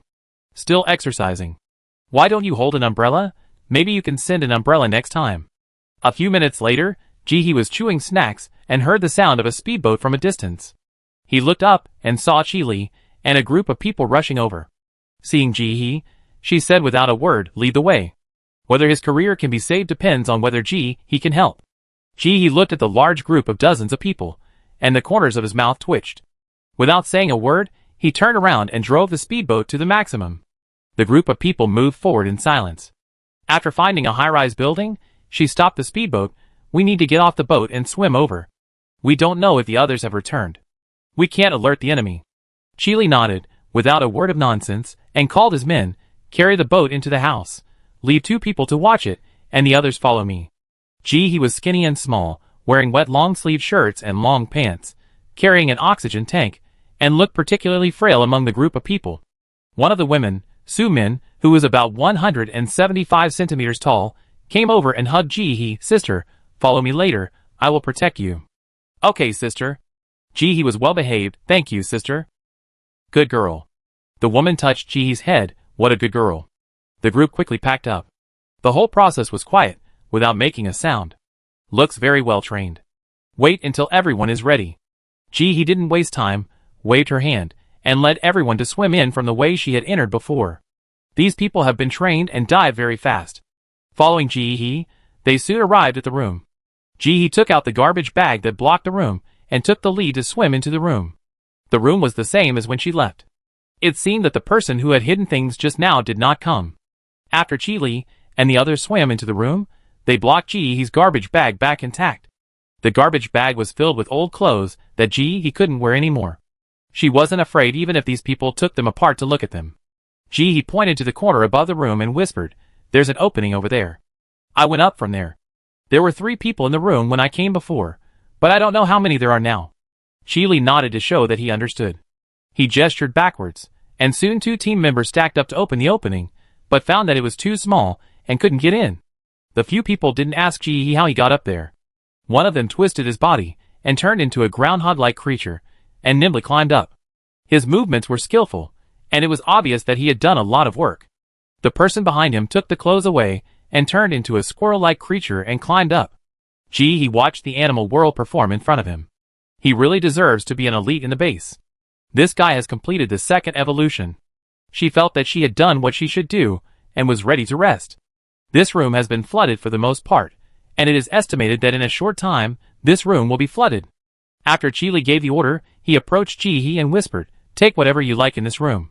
With so many people watching, the supplies in this room must be confiscated, and then the base will reward Ji-hee according to his performance. But this does not prevent him from letting Ji-hee get some benefits. He has a space ring, and has made such a great contribution. As long as he takes a little, the base will not be too picky as long as it is not excessive." Ji-hee smiled and nodded, then turned around and picked up a bag of rice, and put it into the space. Chili didn't care about Ji-hee after he finished speaking, and prepared strategies with other team members. Before leaving, he also told Ji-hee, "It's risky for you to leave now, so you wait for us in this room. If the water spreads, you jump up and hide, but it's best to stay here." Then he turned and ran away. Whether he could keep his job depended on this move. Ji-hee looked at the disappearing backs of these people, and found a corner against the wall, and sat down again. "Yeah. The space is a bit messy, and hasn't been cleaned up yet. Now I have nothing to do, so I tidy it up. There are also shops. Chung-jun and his friends want to exchange winter supplies for disinfectant and disinfectant tablets, so they have to hang them up. A group of people abroad who are still holding a meeting to discuss whether they will stock up on winter supplies after borrowing another 50 billion from the government. When they see that the shops are still recycling supplies, their first reaction is that the meeting was in vain. As a result, when they look at it, why is the price lower? Wasn't it higher than this price before? After refreshing again, the goods have been taken off the shelves, bought with coal? Who is so uncivilized? Didn't everyone agree that we would not sell it for 50 billion and raise the price together? Why did a traitor appear? No. I think we should buy some too. These disinfectants are very precious. It can effectively prevent wound infection. Bye." The alliance had not been established for 3 days, and they fell out with each other. Chili went up and never came back. The upstairs was also as quiet as death. As the whole room began to be gradually flooded by water, Ji-hee sighed, stood up and prepared to climb upstairs. Chapter 407. She would not drown in the water, but Chili would be scared to death if he saw her. Before leaving, she looked at the supplies in the room. After thinking about it, she decided to move them upstairs. Never mind whether she wants them or not, it would be a waste to soak the food in dirty water. After climbing up, she pricked up her ears and listened. It was quiet, without any sound. Looking at the wide-open corridor, which was connected all the way, Ji-hee turned around and walked in the opposite direction without hesitation. She had walked to the right before. This time she would walk to the left. It would be midnight. The room was very dark, without any light. Ji-hee did not turn on the light, and stepped on the ground covered with stolen goods with her hands behind her back. She was very used to this dark environment. The environment here was not much better than the right side, a typical example of dirtiness and messiness. As she walked, she suddenly heard a strange sound, and pricked up her ears to listen, as if it was the cry of some animal. She walked in the direction of the sound without making any sound. As they got closer, the sound became louder and louder, accompanied by the sound of flapping wings. With some guesses in mind, Ji-hee turned her head. She saw several hens locked in cages. They were not the small chickens she raised at home, but big chickens, covered with black hair, with their mouths tied with ropes, locked in several wooden cages. They were enjoying the single-room service. They were ugly and thin, with some bald spots on their bodies. Ji-hee's first reaction was that this chicken was quite sensible. The feathers had all fallen off, so wouldn't it be easier to pluck them when eating chicken? She walked over. The chickens were obviously hungry, and looked a little unhappy. Ji-hee tilted her head and looked around. The surroundings did not look like a special environment for raising chickens. It seemed that they were just caught and placed in a random place. There were old plastic bags, broken plastic bottles, broken glass, etc. in the house. In addition, she did not think that these people had the patience to raise chickens. After a brief consideration, Ji-hee still did not feed them food. If they died after eating, and someone put the chicken in the pot, and found food in its stomach after opening it, wouldn't it be a waste of trouble? It all depends on how tough these chickens are. If they can hold on, they will probably survive back at the base. She counted and found that there were 6 chickens in total. She decided to take 3 of them with her, and hand over the remaining 3. This is more in line with normal people's logic. Now there is a shortage of meat, How could anyone not hand over all the chickens when they see them? This is half and half, not bad. He happily made a life plan for the chicken in front of her. Until now, there was still no sound outside, and it was quiet. It is estimated that those people have not returned yet. Li is squatting there to guard. He has given up hope that there will be a slightly cleaner place. She is just going to guard the chickens here. She stood up and kicked away the garbage around with her feet, cleaned up a relatively clean place for herself, put down the black plastic bag she was carrying and opened it. She took out a torn piece of clothing, turned on the night light, and started to patch it. On the way here just now, he simply asked Li about what happened. Li didn't want to hide it from her, so he simply told her what happened. After all, it was such a big deal, she could find out by just asking when she got home, so it wouldn't make much difference if she told it earlier or later. He then knew that Area A had been robbed. Many families had been robbed, and many people had died. Her first reaction was that the woman, who had just moved in that day and asked her to help raise chickens, was not right. Would you put your money in a completely unfamiliar neighbor's house for safekeeping just because you were worried about the safety of your home when you went out? This is illogical. This goes against human nature. But the woman did it, and that was wrong. He also realized that even in Area A, with security guards at the door and patrols on the street, it was not as safe as she imagined. So she should keep a low profile. Others wore patched clothes, so she shouldn't wear two new clothes. Wear good clothes at home, and wear torn clothes outside. He couldn't make a hole in new clothes yet, and she would feel bad when mending them. In the end, she decided to find the old clothes and sew up the damaged parts. Although it looked a little dirty, it was okay. She would soak them in cleansing fruit at home and take them out. They were cleaner than new ones. As for moving to District B, he had never thought about it. The population density of District B is several times that of District A. There are many people and things to do. There are many pairs of eyes staring at her every day when she goes in and out of the door. It is impossible for her to write the word poor on her body. Besides, even if she wrote it on her body, others would not believe it. She can survive the natural disaster alone, which proves that she has the ability and materials. This is not the group of easy-to-please old neighbors around. No one will believe it.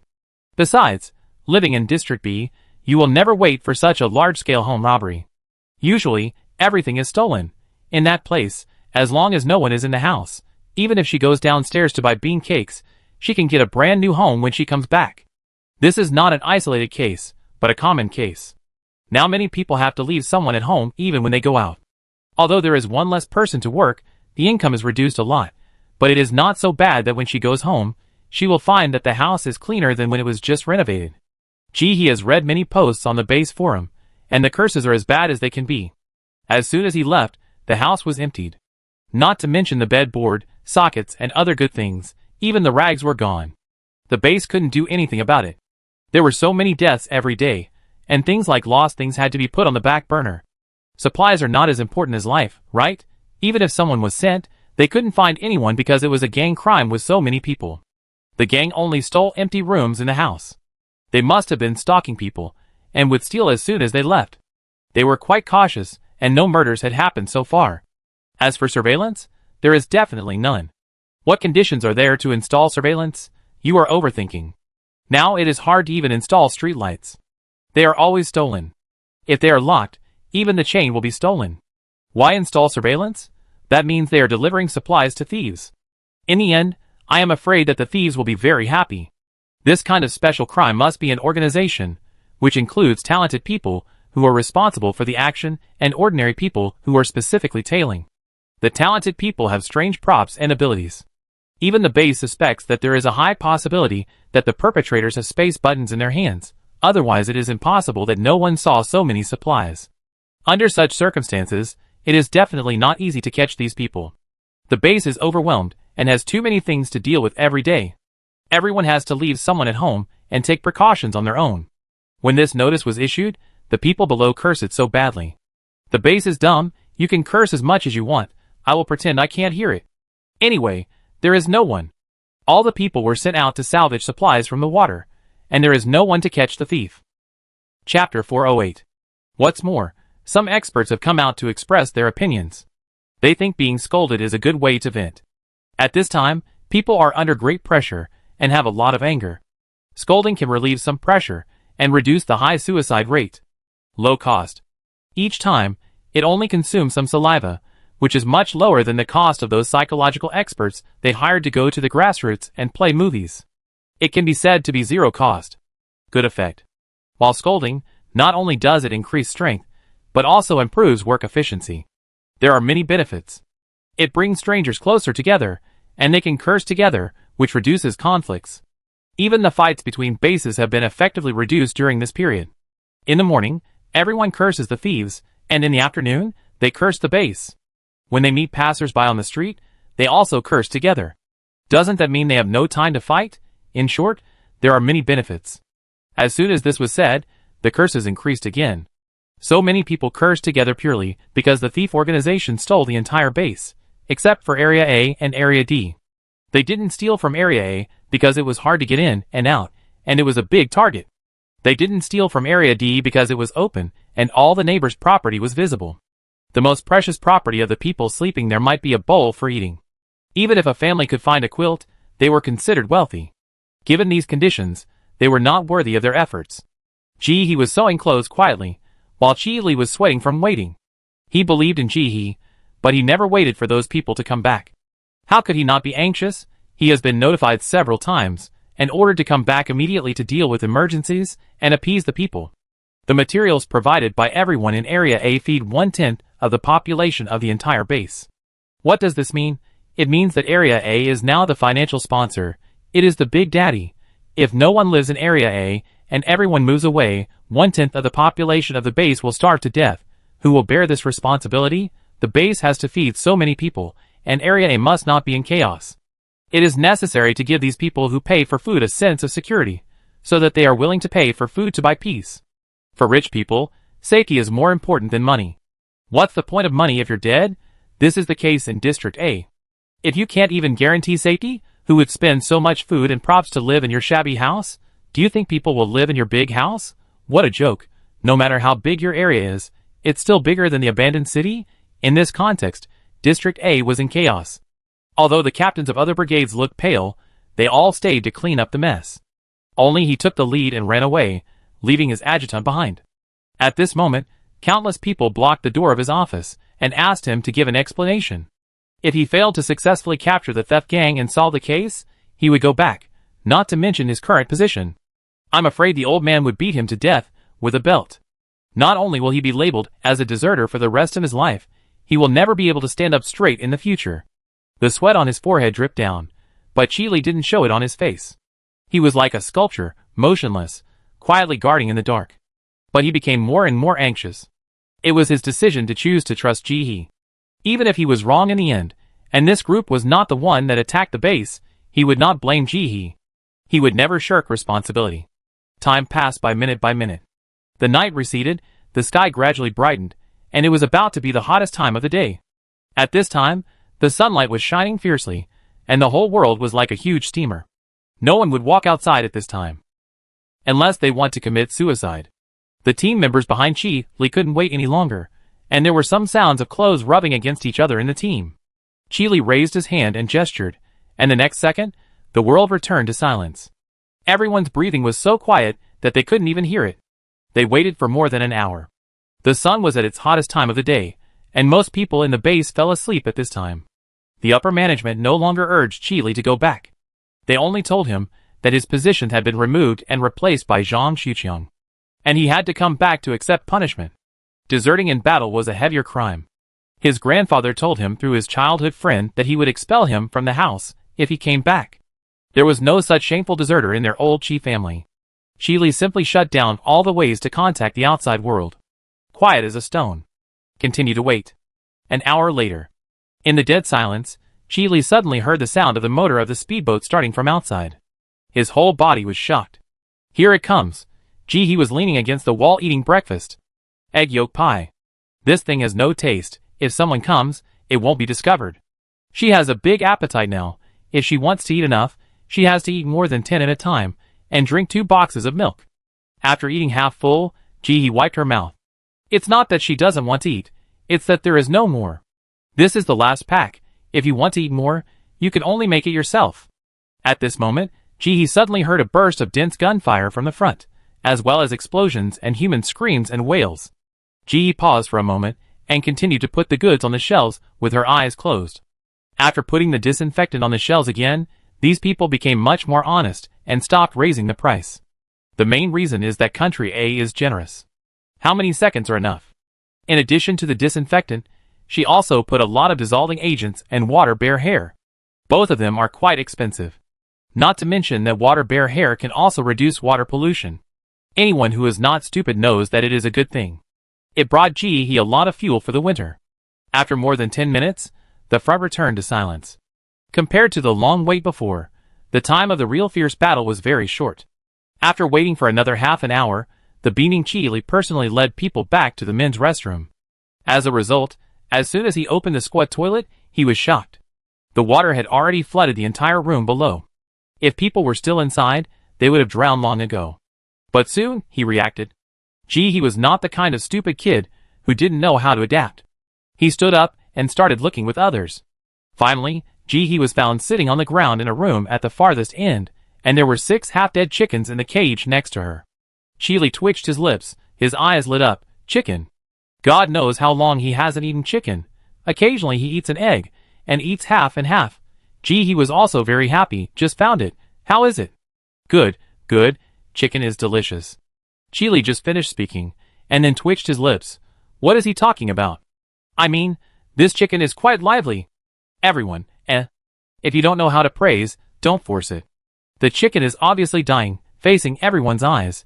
Chi-Li felt his face a little hot. He put his hands behind his back and coughed. I think I heard someone calling me.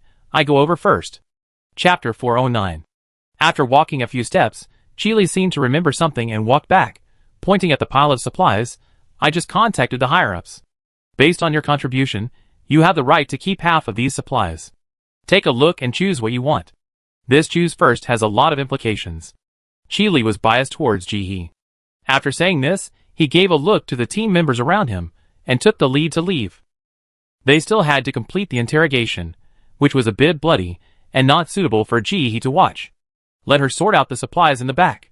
Behind him, Muyu smiled at Ji-hee, and ran after Chi-Li with a grin. Ji-hee watched them come and go like a gust of wind, shrugged, and began to pack up. Since he said he would give her half, it would be a bit hypocritical for her to refuse. In front, after Chi-Li caught everyone, he briefly interrogated them, and found that this group of people was indeed the evil gang that stole from Area A yesterday. Pulling out the carrot brought out the mud, Chi-Li also learned that this group of people belonged to an organization called the Gods Help Society. It sounds good, to save the world. The slogan of this action is to take the ill-gotten wealth of the rich, and use it for the people. In fact, it is just a hypocritical cover for their despicable behavior. No matter whether the property is accumulated by their ancestors, or by themselves, as long as they don't steal or rob, they should not be deprived. Especially in this way. This organization has been divided into several groups, which are quite formal, including Intelligence Group and Action Group. The people Chi-Li caught were from the Action Team, but only part of the team. It was very different from what he had imagined. These people in the Action Team knew very little about the Intelligence Team, and had no contact with each other. It was very difficult to catch all the Intelligence Team members through them. Chi-Li sighed, feeling helpless, but there was no better way for the time being. He reported the situation to his superiors, who responded by asking them to keep an eye on the criminals, and wait for the sun to set. They also said that they would redetermine the reward and punishment results based on the actual situation after returning. Chi-Li sighed. This was a little worse than he had imagined, but this result was the best. Even if he had stayed in the base at that time, these people had escaped, he could not catch the criminals, and he could not keep his position. Now he has at least caught some of the criminals, which can be regarded as making up for his mistakes. Thinking of this, he got angry and kicked the person in charge in the stomach hard, and the person he kicked groaned. You got such a good prop, but you don't use it in the right place, and you just do some sneaky things. Your mother would have given birth to a barbecued pork if she had given birth to you. The reason why these people were able to return by boat under the sun was because this person got a large prop that could block the sun's rays and protect against ultraviolet rays. Under the prop, everyone would be a little hot, but they would not be sunburned to death. And this prop can only be used once within 24 hours. Now they can't use it. He kicked a few more times, and the man didn't say a word, with sweat all over his head. Other people in the team thought that this was the leader's ignorance. Why kick the stomach, hang them up and whip them? These guys usually do all kinds of bad things. Using this prop, they often go out to do bad things during the day, raping and looting, and are good at everything. With their swollen desires, they think no one can control them, and now they have even sneaked into the base. These are all scum, the kind that will be caught to eat live insect sashimi. The person who was kicked breathed a sigh of relief, raised his head, and stared at Chi-Li with red eyes. He couldn't believe that he was caught until now. How did it get exposed? He spat out a mouthful of blood, and lay on the ground, revealing a ferocious smile. If you are a man, let me die knowingly. How did you find our base? He was unwilling to accept it. Since the flood, they have lived in this base for more than half a month. They have searched the surroundings several times. Not to mention living people, except for a few newly caught chickens, they even killed a breathing livestock. Even if they were discovered, it couldn't be so sudden. Or they were blocked when they just made a big profit from the base, and were happily going home. He didn't believe it. Someone must have betrayed him. If he had the chance, he would skin the traitor alive. Chi-Li kicked him hard in the mouth, and the man's teeth mixed with blood flew out. The next second, a foot stepped on his head. Why should I let you die knowingly? Chi-Li had a blank expression on his face. Do you know how those bugs bit you a while ago? They will bite a hole, get in, and then flow through your body along with your blood and reproduce. Do you see those big black bags? Those are insect eggs. They will make you die of pain. Seeing the disdainful smile on the man's mouth, Chi-Li also smiled. Do you think this is the cruelest? Muyu, take the insects. Muyu quickly found a small round box and opened it. Inside was a fiery red beetle. Muyu first bit his finger, and blood dripped onto the insect. The red beetle quickly enlarged and became as big as a millstone in the man's horrified eyes. Muyu touched it. Go ahead, don't kill it. The bug flew over obediently, opened its mouth, and bit through its skin in front of the man's horrified eyes. The next second. Ah, kill me! Kill me! Chi-Li had no expression on his face. This bug likes to eat alive, and when it bites people, it will secrete stimulating juice from its mouth.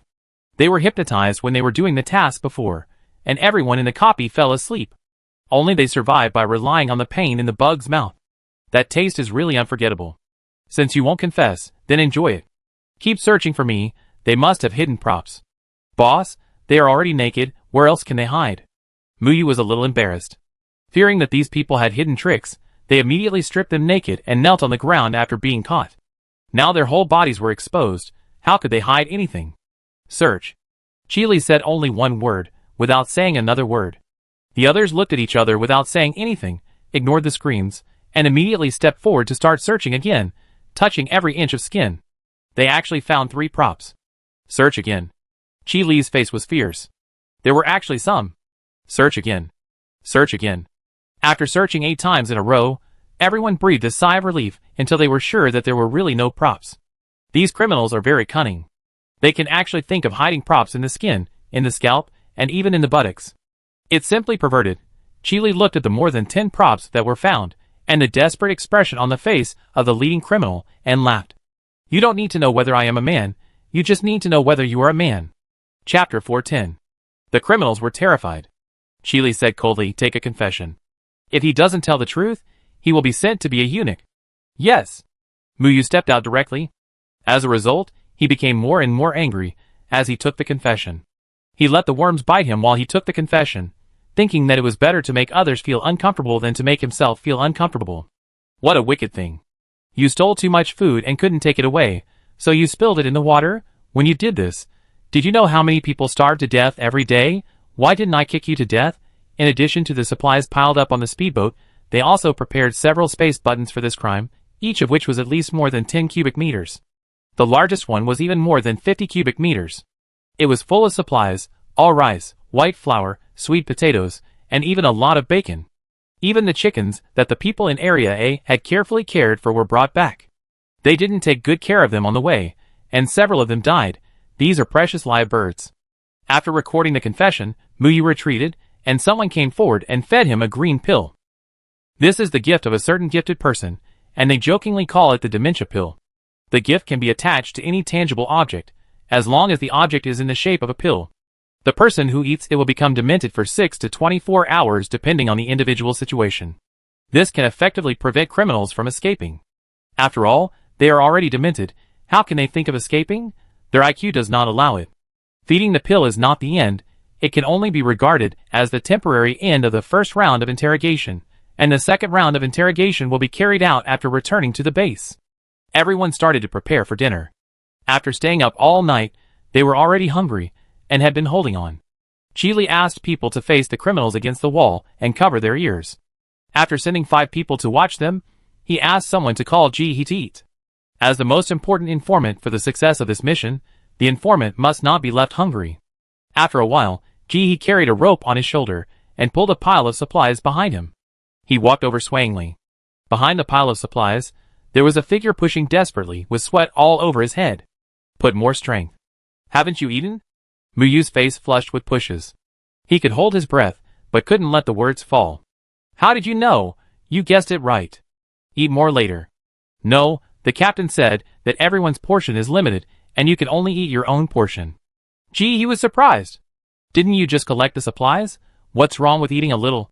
This is stolen goods. Chili glared at Ji-hee. This is a work-style issue that cannot be violated. Ji-hee glared back. What are you pretending for? Next, Ji-hee watched helplessly as others took out food from their bodies as if by magic. Vacuum-packed bean cakes, bagged water, dried vegetables, and extremely salty and hard dried meat. They wanted to give Ji-hee a portion, but she refused. After persuading her several times, seeing that Ji-hee really didn't want to eat, they sat together and started eating. Ji-hee stared blankly at them biting the meat until her face was distorted, afraid that her teeth would break. Try it? Muyu looked at Ji-hee's eyes and thought she wanted to eat it, so he took out a piece that he had never eaten before and wanted to give it to her. I don't want to eat. Ji-hee shook her head. She had just eaten and was not hungry. People around were laughing and eating jerky, as if they had eaten something delicious. Muyu even persuaded Ji-hee to eat. This is dried poultry meat raised in the breeding area. Don't look at it ugly, it tastes good, much better than fish caught in the water. Yes, if it weren't for the mission, we wouldn't be able to eat it normally. Su-min sat over. Even the loose clothes couldn't hide her good figure. Sitting next to Ji-hee, she could fit her whole body. Really not going to have one.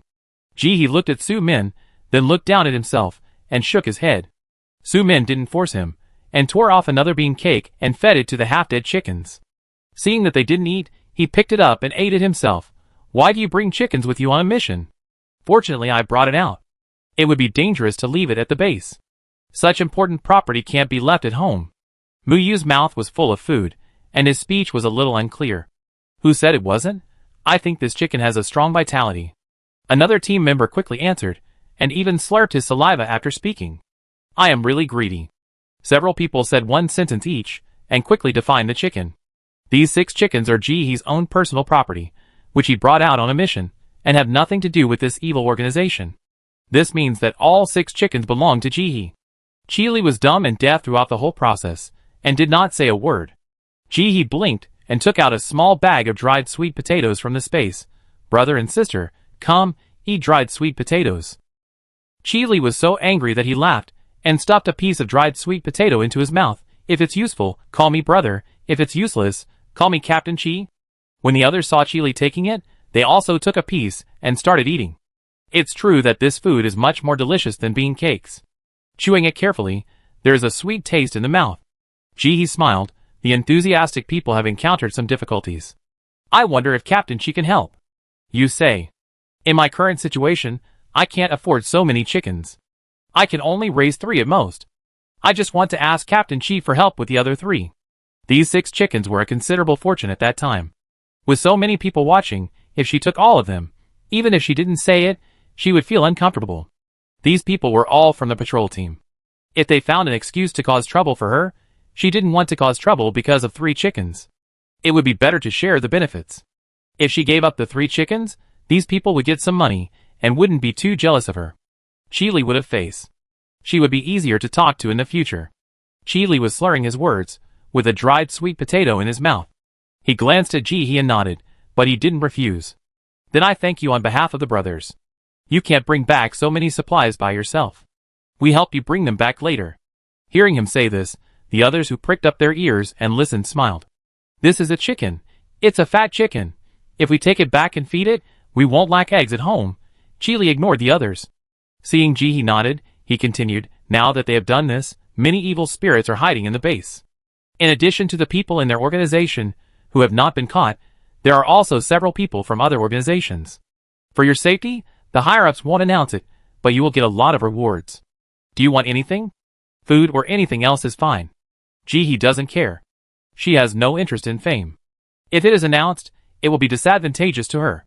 I am still renting this house. I have to pay the rent every month. It's a bit stressful.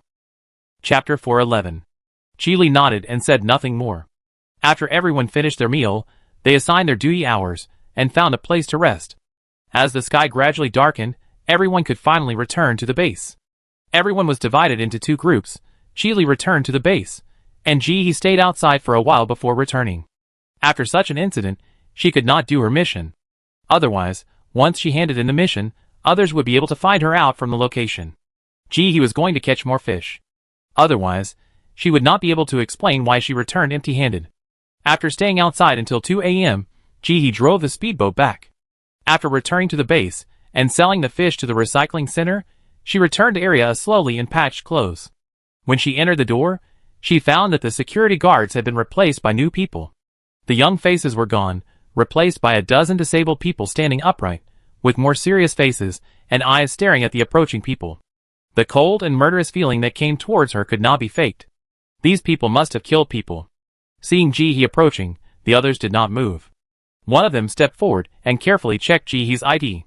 He chatted, "Where are those guys from before?" The man who checked he had lost one eye. He didn't even raise his head when he heard it, dead. He was silent. We could still chat a few words every time we went out. He was just gone like that. The one-eyed man was very serious. After checking the ID, he also checked his face and fingerprints before letting He in. Facing the gazes of more than 10 people, He walked into Area A without changing his pace. Entering Area A, He found that the atmosphere was completely different from when she left yesterday. Before, the people in Area A were quite relaxed and smiling, but now they were alert, hurried, and occasionally glanced at the people around them. Even the old lady, who used to carry a plastic bag and search for wild vegetables everywhere, was gone, and there were basically no pedestrians on the street. He pursed her lips and walked home quickly with a heavy heart. Entering the corridor, he just walked up a few floors and heard a fierce quarrel. She quickly squatted against the wall and pricked up her ears. Upstairs, a familiar voice cried, "Auntie, how can you be so unfaithful to me? I trusted you and gave you the chickens to raise. What did you promise me at that time? You said that even if the chicken died, you would give me the body of the chicken. How can you turn your face against me now? You said that the chicken died. I don't blame you, but you should at least give me the body. Sister, it's not that I don't want to return your chicken. My house was robbed. Not to mention your chicken, even my 2 chickens were stolen. How can you ask me to return it?" The aunt cried so hard that she almost fell down. He could feel the despair in her words even though they were 5 floors apart. He could tell that the crying aunt lived on the 15th floor and was visiting her grandmother. "You said you were robbed, so you were robbed? I also said that you didn't want to return my chicken and deliberately found someone to trick me. I'm telling you, if you don't return the chicken to me today, I will report your family to the patrol team, saying that you colluded with those people to rob." The woman's voice was sharp and could be heard from far away. He could tell that this was the woman who came to her house that day and asked her to raise chickens. He touched her chin with one hand. Her mysterious sixth sense from years of hanging out with old ladies told her that there must be something hidden here. Pulling out her cell phone, he sent a message to Li. 15th floor. The aunt cried bitterly. She was really sad. Yesterday they went out to buy bean cakes, and the third daughter-in-law didn't want to move, so she said she would stay at home for a day, and then they encountered a robbery. When they heard the news and rushed back home, they found that the house had been robbed and the third brother's wife was dead. Her third brother fainted on the spot because he couldn't bear the shock. Not to mention her third brother, they couldn't bear it either. They had a very good relationship with each other. They lived in the front and back buildings before the natural disaster, and after the natural disaster, they huddled together for warmth and relied on each other. They never thought that the family members, who were not defeated by the natural disaster, would die in a man-made disaster. The most terrifying thing was that there was no sign of theft in the house, and all the doors were open from the inside. The patrol team came, but couldn't find any clues. She didn't understand. Her life had obviously improved. How could she have suffered such a disaster? But the person opposite her couldn't understand her feelings. "Auntie, I feel sorry for you, but who will feel sorry for me? I'm away on a business trip for a few days. I put the chickens in your house because I trusted you. Now you tell me that your house was robbed. What do you want me to do? My child is only 5 years old.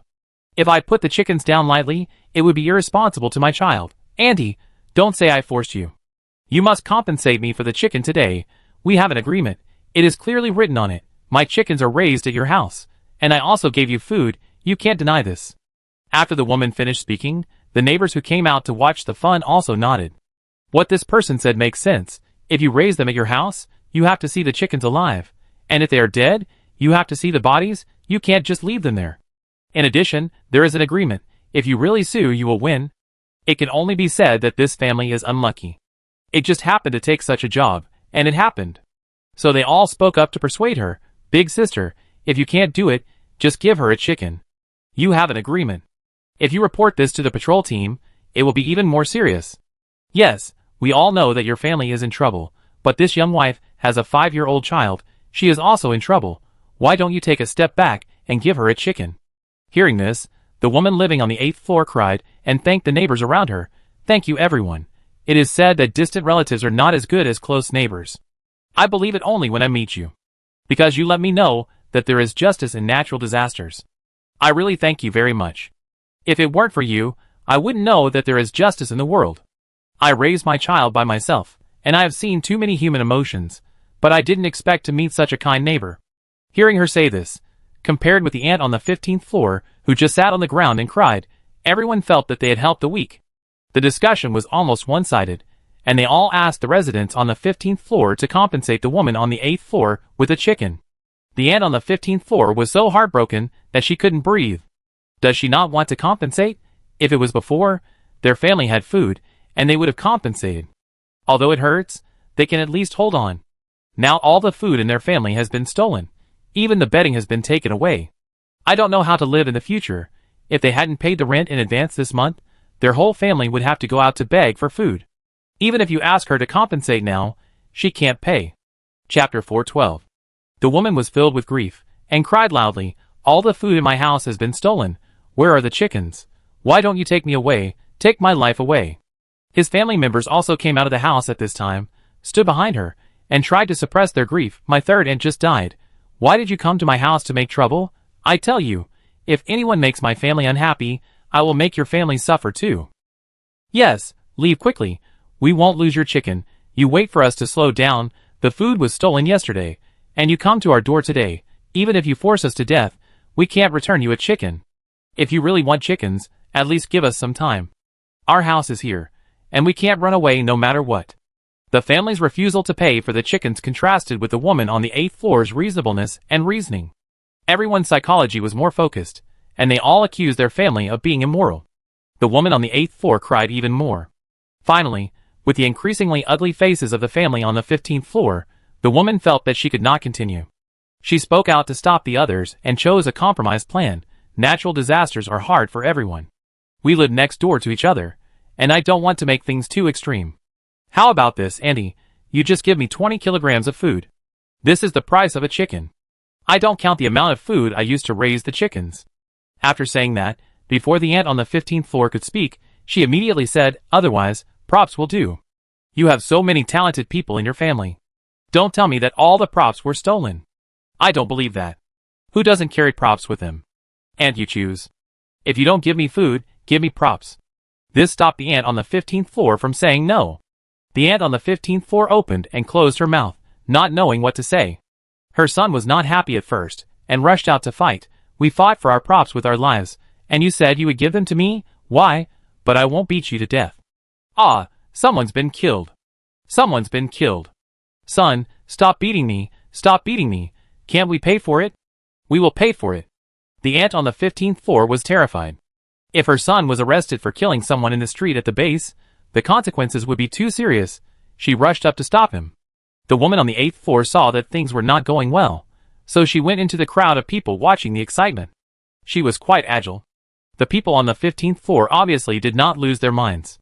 They did not want to kill the neighbors, who were watching the excitement, so naturally they could not do anything to the woman for a while. Just as the scene was in chaos, a loud shout reached everyone's ears. Stop! Gathering to fight, take everyone away. Then, there was a series of sounds of bullets being loaded. Everyone present had heard this sound more than once, and it was inexplicably familiar. The last time the gifted person came back, he was surrounded once. The screaming and arguing crowd seemed to have been paused, and the scene suddenly became silent. The woman on the 8th floor bit her lip, subconsciously feeling that something was wrong, and frantically thinking of countermeasures. This shouldn't be the case. She, the victim, didn't call the police, so how could someone be so nosy as to call the police? Besides, is the patrol team so idle? Why are they here if they are not busy catching thieves? Big Yang stood there with a gun in his hand, and everyone raised their hands and squatted against the wall. The onlookers were no exception. The woman on the 8th floor did not want to go to the patrol station, so she spoke carefully. Do you have a misunderstanding? This is just a small dispute between neighbors. She thought that since she was the victim, the people on the other side would not want to go to the patrol team. Sure enough, after hearing what she said, the aunt on the 15th floor also spoke up. Yes, we are just joking, there is no dispute. Hearing what they said, other neighbors followed suit. Yes, it's all a small matter. There's no need for you to come out. It has nothing to do with us. We just came out to watch the fun. De Yang's face was serious. Shut up, raise your hands, and come with us now. Whether it's a misunderstanding or not is not up to you to say. Hurry up and come with us. After he finished speaking, the people behind him made way and signaled others to go downstairs. Woman on the 8th floor. I don't know what happened, I was a little panicked. Watching the people in front of me go downstairs one by one, she swallowed her saliva, stood up, tried to calm herself, and walked out. She told herself silently in her heart, don't panic, it's okay, she is a victim. Only then did she barely calm down. Others don't know about the patrol team, but she knows it well. They are all talented and combat-oriented. If you go in, ordinary people can't expect to come out unscathed. Others also looked sad and followed behind to line up and go downstairs. What bad luck, watching the fun and then being arrested. It's really bad luck to open the door for bad luck. It's really bad luck. De Yang held the gun the whole time, with a cold face, motioning them to go downstairs quickly, with a vigilant expression, not a hint of relaxation, as if he was ready to shoot at any time. He squatted on the side of the building, sneaking around, holding a piece of grass in his mouth, looking at these people's expressions at this time, which was exactly the same as the expressions of those who were arrested for gambling before. Sad and helpless. Muyu squatted beside Ji and looked over there. The captain is in trouble this time. He will be suspended when he returns. He said he made a serious mistake. Didn't he make amends? Luckily those people were caught, otherwise they would have been fired. Now he is just being punished. After the punishment comes, he will be responsible for patrolling in Area B. Muyu also sighed, holding a piece of grass he found from somewhere in his mouth. It was not easy to be promoted to Area A, and now he has to start all over again. He looked at those people who walked past her, but did not notice the two people squatting on the roadside in the rain, and said with a hint of meaning, that's not certain. Whether Captain Chi can keep his job depends on whether you can pry open that woman's mouth. Can you elaborate? Muyu was sneaking around and looked around to see that no one was approaching, so he leaned over. He leaned over and whispered, think about it. Chickens are so expensive now, aren't they equivalent to Maserati before? When you go out to work, would you leave so much money at your neighbor's house? She also said that she has a son, and the child is 5 years old. He can't do other things. Can't he feed the chickens? She would rather put the chickens in someone else's house than let her son raise them. There must be a problem. Another thing is that livestock are not healthy at this time. No matter how carefully my chickens are taken care of, they are bald here and there. But her chickens are so beautiful, they are simply fairies among chickens. There is something wrong at first glance. If she has the ability to raise chickens, why didn't the Animal Husbandry Bureau admit her? It's unscientific to think about it. Looking at Muyu's thoughtful expression, he retracted his head. The last sentence, the above are all made up by me. Chapter 413. Muyu had a complicated expression. Looking at he was something hard to say. He smiled. Let's go upstairs. If we don't go upstairs, my chicken will be suffocated to death. Yes. The neighbors who were watching the fun were all arrested, and the corridor was very quiet at this time. The two of them went upstairs without meeting anyone. Muyu delivered the chicken and supplies to her, and turned around and left without even entering the house. Although he looked careless, he was very sensible. He knew from chatting with Muyu just now that not all the houses in her building were robbed, only 2 were robbed. 15th floor, 8th floor. Except for the 15th floor, no one was home at the other 2 floors when the incident happened. Although all the things were lost, the lives of the family members were not in danger. Moreover, all the doors were open from the inside, and there was no sign of prying. It was obvious that the crime was committed by an acquaintance. When Ji-hee went upstairs, she saw that her door was intact. But she was a little worried. Just now, she had a hunch that the woman was coming for her, but she didn't fall for it, so she chose the 15th floor as a second choice. Anyone with eyes can see that the 15th floor has a lot of people, and it is far less easy for her to deal with it alone. But for the time being, she couldn't think of a better solution, so she had to suppress the idea in her heart and take it one step at a time. Close the door. The 3 chickens were lying still, breathing more and less. Ji-hee waved his hand, put them into the space, and released the 2 bald chickens.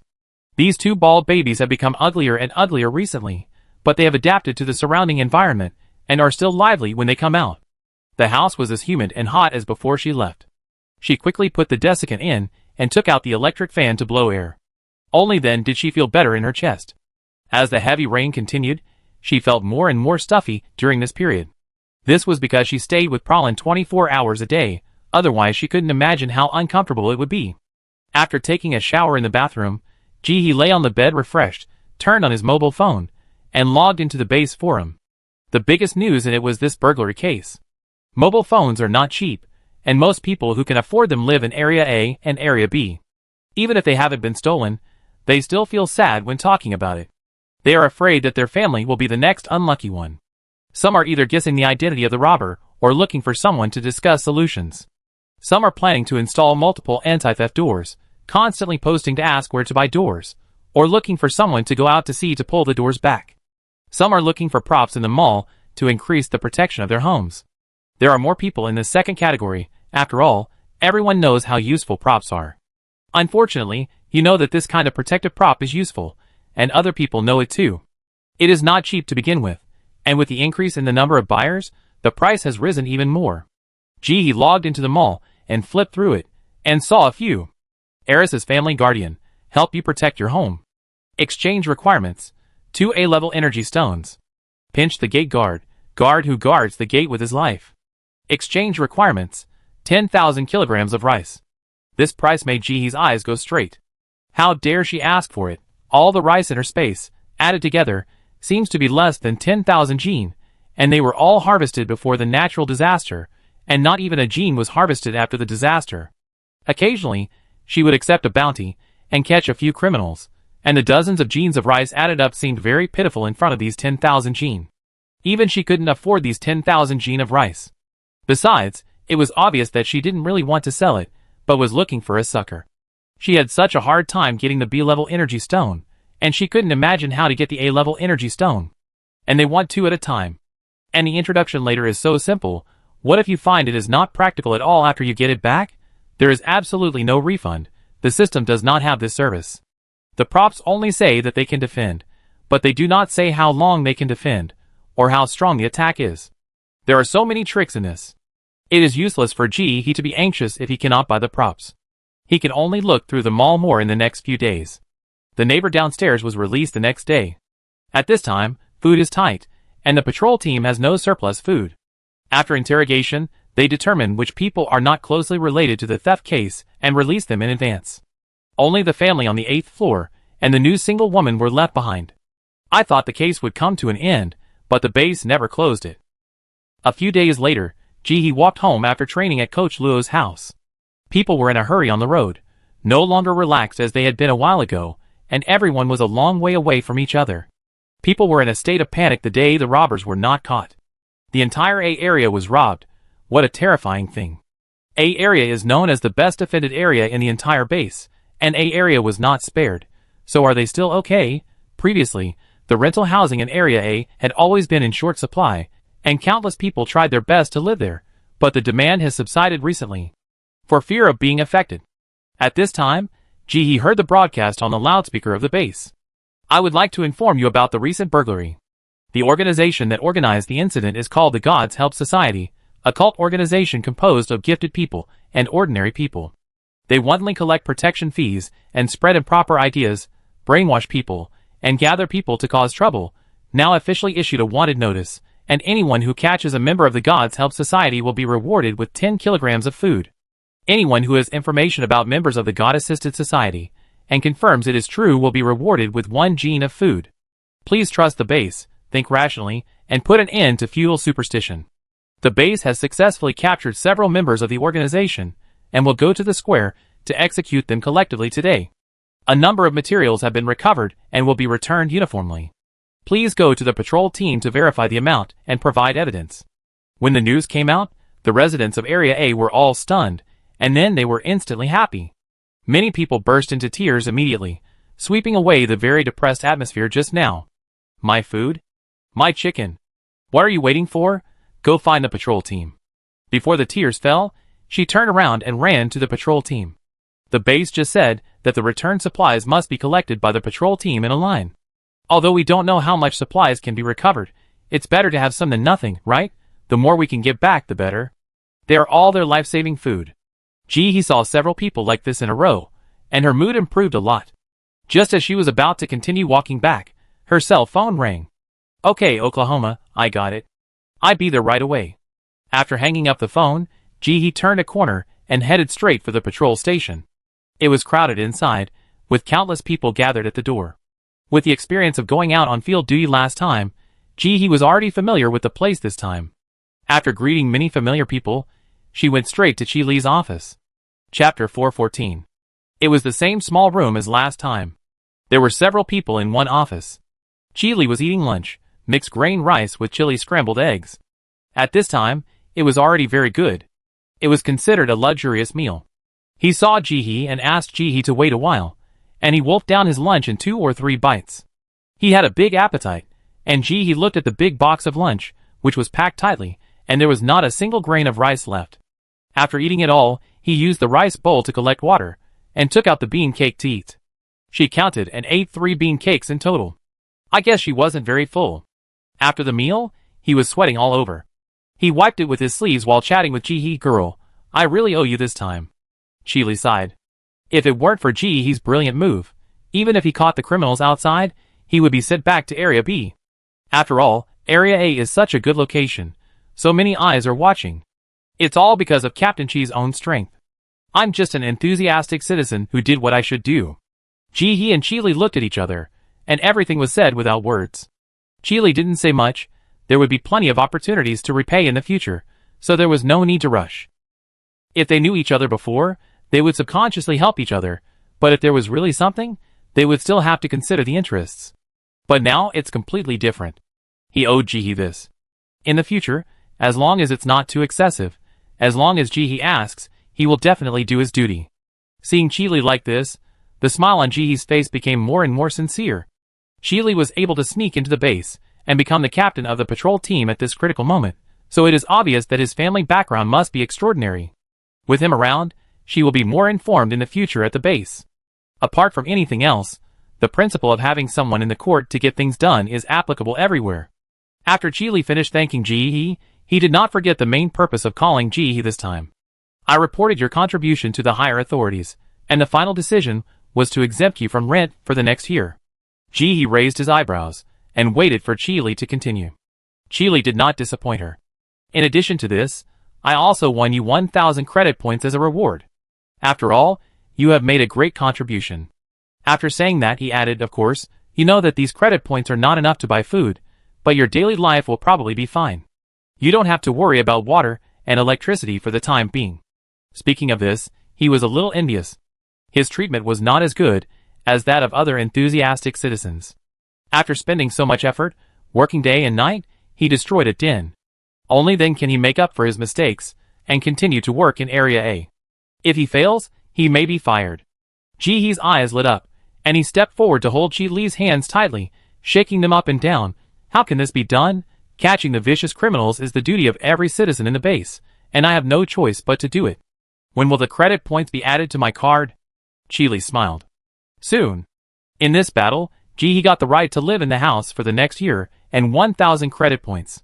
Chi Li secured the position of captain of the patrol team in Area A. The base caught the tail of the evil organization and cleared a group of criminals. Win-win-win situation. The two chatted for a while, and Ji-hee got some inside information about the case. It was just as she guessed. The gifted people turned into livestock such as chickens or piglets, and were sent to someone's home for foster care for various reasons. Then, they would work together inside and outside. Most of the targets they chose were those with good conditions and small population. The family on the 15th floor below Jihee's house had too many people. If they hadn't insisted on fighting for it, they would really look down on their conditions. It can only be said that their awareness of prevention is a bit weak, and they should not touch the cheap things that they shouldn't be greedy for. Soon it was time for everyone to enter the game. With the experience from the last time, everyone was mentally prepared this time, and was teleported into the game smoothly. When Jihee opened his eyes again, he saw a thick vine that reached the sky. It was as green as jade and towered into the clouds. The vine was thick, and it must be at least as thick as 10 people hugging it.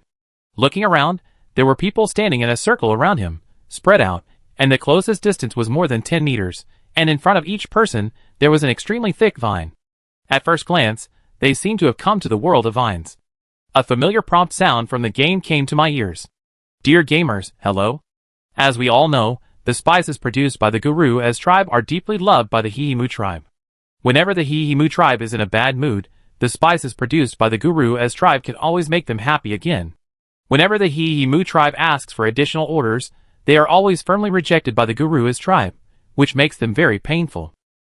Therefore, we have hired all the detectives to investigate the reasons why the ACI tribe did not increase production. Note, feedback the reasons to the Hihimu tribe within 2 days. The system finished speaking, and a light screen appeared on the back of Jihee's hand.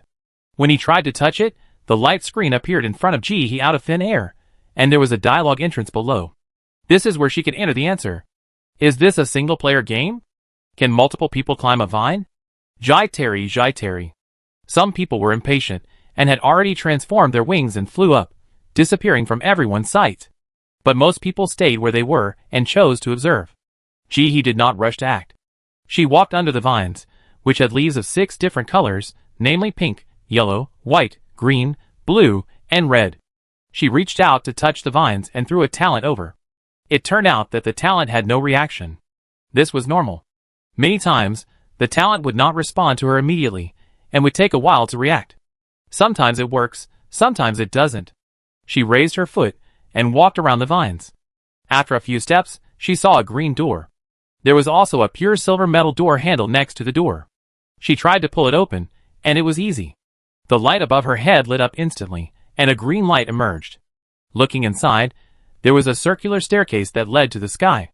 Looking up, there was no end in sight.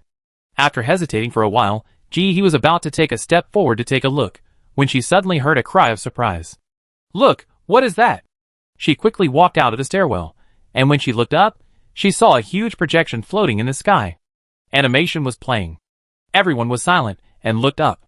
The animation clip at this moment was a little man whose face could not be seen clearly, sitting at a table and drinking wine or drinks.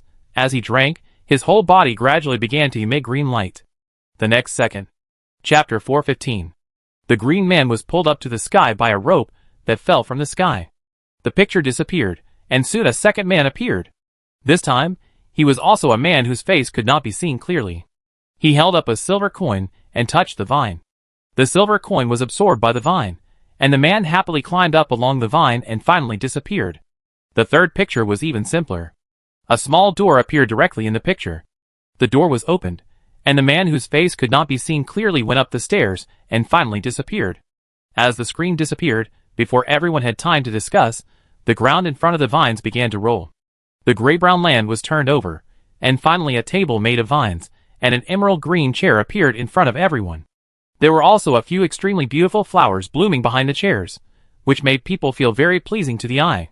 Then a huge wooden barrel appeared out of thin air on the table. It looked exactly the same as in the video, but the model was different. It looked very big. Everyone understood immediately. This means that there are only 3 ways to climb up the vines: drinking, money, and climbing. Just looking at the appearance of the little people in the cartoon, everyone doesn't think that this drinking is drinking beverages or water. It is very likely drinking. That's it. The surroundings exploded instantly. The discussion was endless. But now it was all shouts of joy. Wine. This is wine. They lived tenaciously, watching someone in the chat channel bragging about eating fried insect meat buffet, and tears of envy flowed from the corners of their mouths. But they finally waited for this day. We must firmly grasp the gift of fate. Let's drink a big bucket. The longer the natural disaster has been, the longer they haven't had a drink. This stuff is brewed from grain. Now the world's grain is not enough to eat, and it is impossible to use it to make wine. Even the cheapest wine has become a special supply for the rich. They can't afford it. But now it's different. Is it so smooth at the beginning? Maybe they are going to work in a winery? Isn't this just letting a mouse into a rice jar and a black bear into a honey pot? Bubbling with happiness, some people couldn't help but sit down at the table, pick up the barrel, put their heads in and started drinking. After drinking, they shouted, "Good wine." Then, they kept drinking. Some people were more cautious and wanted to discuss with their teammates, but they didn't dare to leave. The towering vines around them grew densely, and looked very similar at first glance. Who knows if you can find your own vine once you leave and come back again? And if you choose to climb to the top with a vine that doesn't belong to you, will you be eliminated directly? Then, he heard a series of shouts. Zhang where are you? Swan Yozi, what should we do? Do you want to drink? The advantage of being a lone ranger is that you don't have to worry about others. She walked slowly to the table and tried to touch it. The surface was smooth and slightly rough, and it felt a bit like the rhizome of a sunflower. The chair behind her felt similar to the table. Throwing a talon on it, no reaction. He tried to sit down, and picked up the wooden barrel with both hands, and said it was a wine glass, but in Jihee's opinion, it looked more like a wine barrel. It looks like at least 100 L, the liquid inside is light green, and it is constantly increasing. Just like the fairy tales I read when I was a child, the wine in the cup can never be finished. Jarrow's wine, made from the leaves of the Jarrow's family, it is extremely mellow, has a long aftertaste, and has its own fragrance. Long-term soaking of food can reduce the degree of food contamination.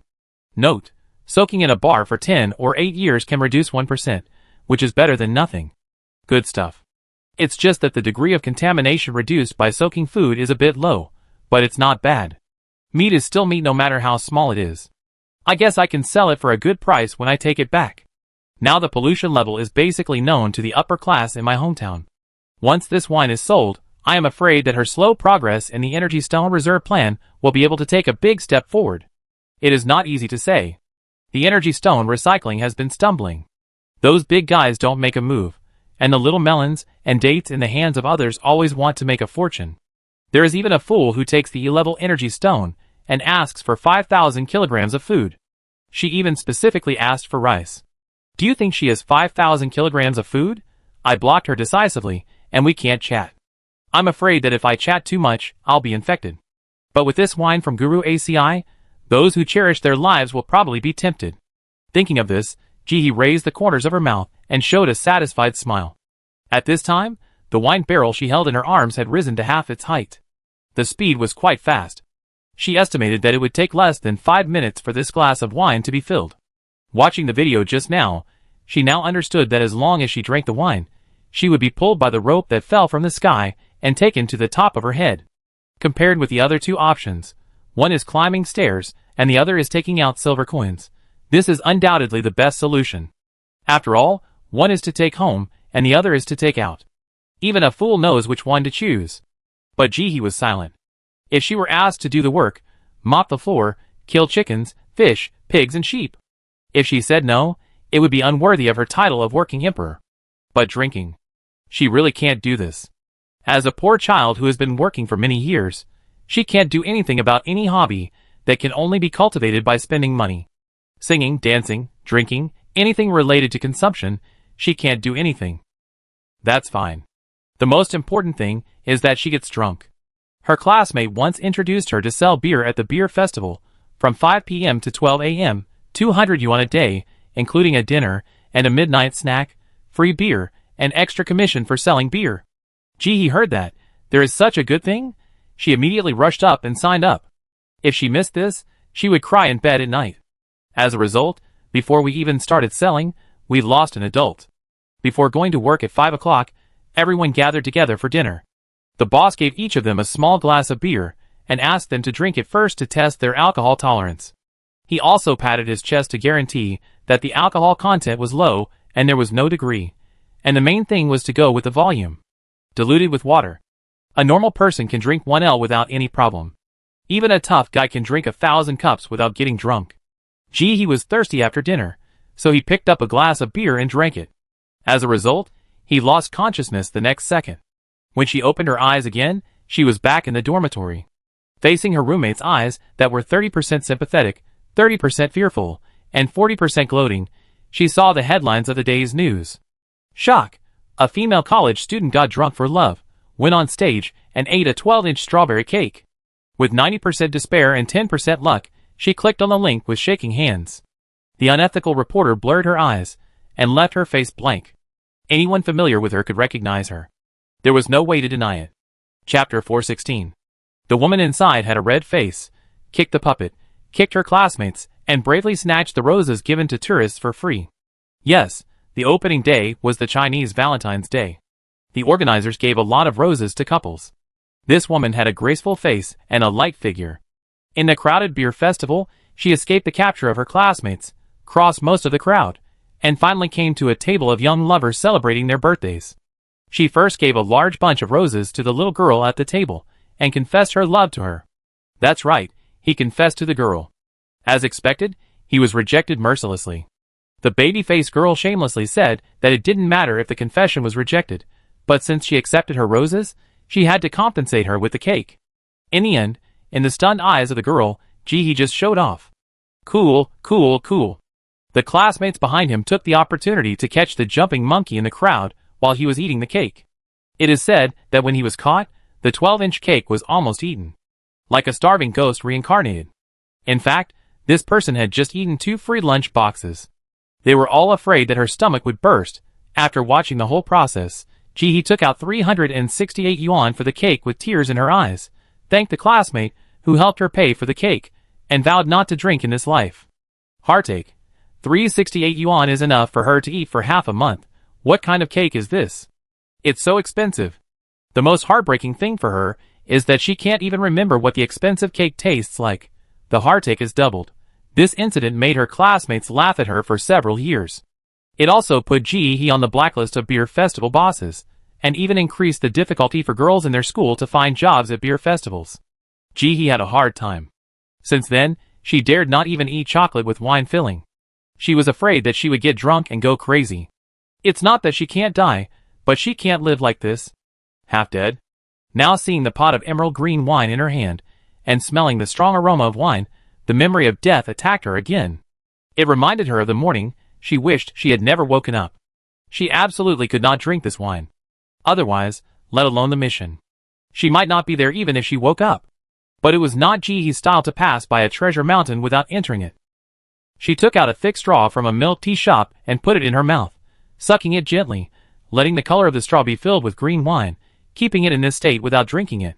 At the same time, she reached her other hand into the wine barrel, and began to smuggle wine in the open with the cover of the wine barrel. Just kidding. This is wine. It smells like it has a high alcohol content. Take it back, it's money. At this time, many people around he have been drinking and are very involved. Some people are born with a good alcohol tolerance and can drink 1,000 cups without getting drunk. Some people have a normal alcohol tolerance and haven't drunk for a year. Now they have a red face after drinking a lot of wine. But there is no sign of turning into the green man in the video. They are anxious and see that the wine barrels in their hands are automatically refilled with wine. These people start to drink the second barrel. After the second bucket, even the people who just boasted that they could drink 1,000 cups without getting drunk began to feel dizzy. This wine is at least 25 degrees.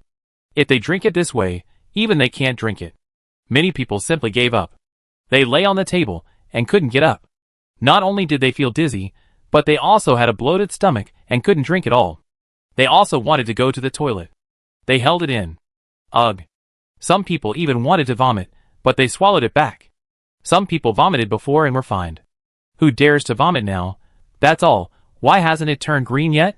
Everyone hurriedly looked for signs of greening on their bodies, and finally, after unremitting efforts, they found that the front half of their nails had turned green. It wasn't even the whole nail that turned green, but only half of the nail turned green. At this rate, if you want to turn the whole body green, you have to drink at least 50 barrels, right? What a joke. After drinking 50 barrels, can that person really still survive? When they thought of this result, everyone backed out. Alcohol poisoning can also kill people. Only he was thinking, if she drank 50 barrels and still didn't turn green, would the rope above her head still fall? She had reservations. No matter how entangled everyone was, there must be a solution to the problem. Between paying to climb the vines and taking the stairs for free, they almost didn't hesitate and chose to take the stairs. It was so dangerous outside. The vines were so high that you couldn't see the top. Who knew how high you had to climb? Although it was a bit stuffy inside, it was safe after all. It was just climbing stairs, so I would consider it as exercise. So everyone got up and left the table and started to climb the stairs. He watched coldly as fewer and fewer people stayed and eventually disappeared. She was the only one left around her. Everyone else chose to climb the stairs and leave. He looked down at her watch. Only more than an hour had passed. The mission lasted for 2 days, so she still had time. She could still fill the wine for a while. Just now she had thought about which way to choose. Unlike others who chose to climb the stairs, she decided to spend money to climb the vines outside without much hesitation. Nothing else. As a poor person, she used too many cheap things. It is very clear that good things are good in every way except that they are expensive. And cheap things are not good in every way except that they are cheap. There are 2 ways, one is expensive and the other is free. There is basically no need to think about it. The one that costs money is definitely better than the one that doesn't cost money. As for what is better, although she has not discovered it yet, she is not in a hurry now. We will know after we climb up. While he was sitting quietly on the stool and pretending to drink, the people inside the vines had already felt the badness inside the vines. When they first climbed up, they felt relaxed. It was just climbing stairs. At most, they could stop for a while. They could always reach the top without being blown by the wind or wet by the rain. But soon, they found that they were too careless. The stairs inside were actually movable. If they kept moving forward, it would be fine. This staircase would be motionless like a dead body. But as soon as they stopped, the stairs would automatically go down. It was like taking an automatic elevator down. It took them without stopping. They didn't even dare to rest. Climbing stairs was a very tiring thing, and the environment inside the plant was very hot and stuffy. After climbing for more than an hour, they felt a little breathless. Sweating like rain turned from an adjective to a noun. But they didn't dare to stop, so they had to go up. They were afraid that if they stopped, they would have climbed the stairs for nothing. Chapter 417. The people climbing the stairs were in a dilemma. If they retreated, not only would they waste more than an hour, but they also had to decide what the other option would be. Thinking about the 2 options waiting for them below, one was to win gold and the other was to lose their lives. Everyone gritted their teeth. Not tired at all, they could still hold on. It was okay for them to spend their physical strength, but it was absolutely not okay for them to spend money. The last time they went back, they saw someone doing a task in the game chat channel and spent 50 silver coins. This news caused a huge uproar. It was like a tsunami sweeping the world. It shocked everyone. The thought of falling down and losing the silver coins in their pockets made everyone feel a surge of strength. Their waists were no longer sore, and their legs were no longer weak. They could still climb. He sat quietly on a stool alone, collecting wine, and watched the wine tables of others begin to tremble half an hour after everyone disappeared. First, the stool approached the wine table, and the 2 were entangled into a hole. Then the wine barrel shrank and flattened to fill the gap between the 2, and finally the wine table twisted and deformed like a vine, shrinking back into the ground. The only thing left in the world was a table in front of Ji. Now even if other people wanted to come back to drink, they couldn't. She blinked, held the wine barrel and sat on the stool, and moved her butt was numb. 2 hours passed. Ji took a look, and the amount of green wine in the space became considerable. She put down her hand and gently put the wine barrel back on the table. It was time for her to do the task. When she came to the green vine, Ji had no intention of paying money. She took out the green elf, sat on it, and sprinkled 2 tails of small white sugar. Didn't you climb the wall to enter the park when you were a kid? Who would climb the wall if you have a mount? It's not like she's stupid. 2 tails of white sugar, the green elf can comfortably send her to the sky. As a result, just after flying to 10 meters high, he felt a strong wind blowing over her head, pressing her down with the clouds. After trying 2 or 3 times in a row, no matter how she tried to find the angle, she failed. The green elf said that he was a bit too much. Helpless, he had to reach out and touch the green vines. A system prompt sounded in my ears. Please pay for the sightseeing special ticket of 33 silver coins. Yes or no? Sure enough. He still has more than 20 gold coins in his account. If he uses a little now, it won't hurt. After clicking the payment button, a green leaf logo appeared on the back of Ji's left hand. I touched it curiously, but there was no change. This should be something similar to a ticket. Just as he was about to continue to go up, he heard several consecutive sounds of thump. It was the person who climbed up the stairs before. I don't know what happened, but I was thrown out directly from the small door. Now I lie on the ground in a big letter shape and can't even stand up. He looked at it for a few times and stopped paying attention. Sitting on the green elf, he controlled it to fly up.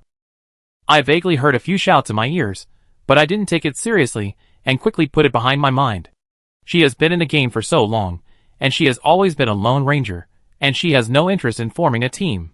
She doesn't have much friendship with the people around her. Even if she heard the shouts, she didn't plan to stay. If she wanted to read gossip, she could go back to reality. There was a lot of excitement over there. Don't think that people will live like a stagnant pool of water after the natural disaster. In a world without the internet, real life has become particularly colorful. Every time she went to Area C, she could encounter several stories of love, hate, and vengeance. More explosive than TV dramas. This is something that even the end of the world can't erase. On the ground, the two girls, who finally got up and watched He's back, stomped their feet in anger. Damn the straight man, he deserves to be single for life. He didn't even turn his head back after being called that. They were so angry. The two looked at each other. Their faces were extremely ugly. What should they do if the potential stock they chose flies away, the wine barrel is gone, and they can't climb up the stairs? Is it just to pay? Some time ago, his hair grew longer, and he cut a tomboy haircut in front of the mirror at home. From the front, it is not difficult to tell whether it is a man or a woman, but from the back, it is really hard to tell. In addition, she was wearing a black jacket that made it difficult to tell whether she was male or female from a distance. He didn't think about the shouts just now. She was sitting cross-legged and flying up on the clouds. The temperature was comfortable, and the breeze was gentle. Comfortable. This was the treatment that a distinguished VIP should enjoy. He happily took out a steamed bun and stuffed it into her mouth. As she was chewing, she suddenly heard a sound at the tip of her ear. She moved her ears and looked up. There was a green streak in the distance that was gradually expanding. She couldn't help but frown, sitting up straight and carefully distinguishing. The green became clearer and clearer. He's eyes widened. There was actually a waterfall left from the sky. She hurriedly controlled the green elf to fly away, wanting to fly away. As a result, she suddenly found that at some point, an invisible barrier rose up around the green vines to restrict her from moving away. She could only fly about 1 meter away from the vines, and she could no longer leave. It could only go up and down. Listening to the sound of the waterfall rushing down, he made a decision in his heart. He was unwilling to let the 33 silver coins he spent go to waste. Since he had come here for nothing, he could bring back some local specialties, right? He had already spent the money, and it would be a bit immoral to use water to wash her. Then he couldn't blame her for taking the water away. As for drowning, he had never thought of this possibility. With the ocean treasures of Malaccas, it would be more difficult to drown her than to fall to her death. With this thought in mind, he watched the green water approach her little by little. The closer the water got to her, the more familiar it looked to her. Why did this water look so much like the wine she had just put into the space? They were the same color, as transparent as green jade, and would look even more beautiful under the sunlight. With this feeling in mind, he tried to reach out and put the green wine into the space, and at the same time threw a talent up. Shock. It turned out to be wine? What kind of family is this, taking out wine as a waterfall? Could it be that she has come to a rich second-generation family business again? She likes it. Stretched out her hands and began to put things into the space frantically, more than 10 times faster than before. I thought she would keep this action until the waterfall was over. Who would have thought that before 10 minutes had passed, the green elf under he was so drunk that the whole cloud could not hold on and fainted. He took the green elf into the space as soon as she sensed its fall. The next second, she followed the water flow and began to shuttle through the invisible tunnel in the air. Chapter 418. Sometimes up, sometimes down. The water flows continuously, carrying he at a high speed. At first, her mind was not on these entertainments, but at a certain moment, she saw the beautiful flowers engraved on the white clouds above her head, and felt the green jade-like wine under her body, which brought her the excitement and the joy of being tipsy. The whole person soon relaxed completely. She had never done whitewater rafting, but she had seen others do it when she was pretending to be a doll, and selling balloons in the amusement park. It must be very similar to this feeling, right? He thought, and a happy smile appeared on the corner of her mouth. She didn't notice that the white scales on her arm were looming. For the growth of Bichilin, not only does it need enough energy, but also the mentality is very important. It is not a sudden enlightenment that makes one become a saint. It is the best fortune when the ability and the mind match. He has been suppressed for a long time, and lacks a kind of release. This is not a good thing in the eyes of the system. The awakening of Baiqilan's ability and the sunny mentality are more important. The emerald green wave washed He for more than half an hour before it stopped completely. The Miracast ocean treasure he wore gave her the ability to breathe freely in the water, which meant that she more or less inhaled some alcohol into her body. When the alcohol sent her back to a leaf on the vine, she felt a little dizzy. Although she was not drunk, she felt a little listless and wanted to sleep. She closed her eyes, and a white light appeared in her hand. After a while, the light went out, and she opened her eyes to regain consciousness, as if she had just slept, and her whole body was relaxed.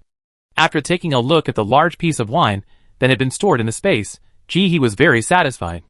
Wouldn't she be so fascinated by granite when she returned? To prevent the monotony of the goods, she could also put some snakes, ginseng, and cordyceps in it. I'm afraid the price could go up a few levels. After arranging a place for the wine, he stood up and looked around. The wine was delivered to her on a green leaf. She couldn't see the ground when she looked down, and she couldn't see the top when she looked up.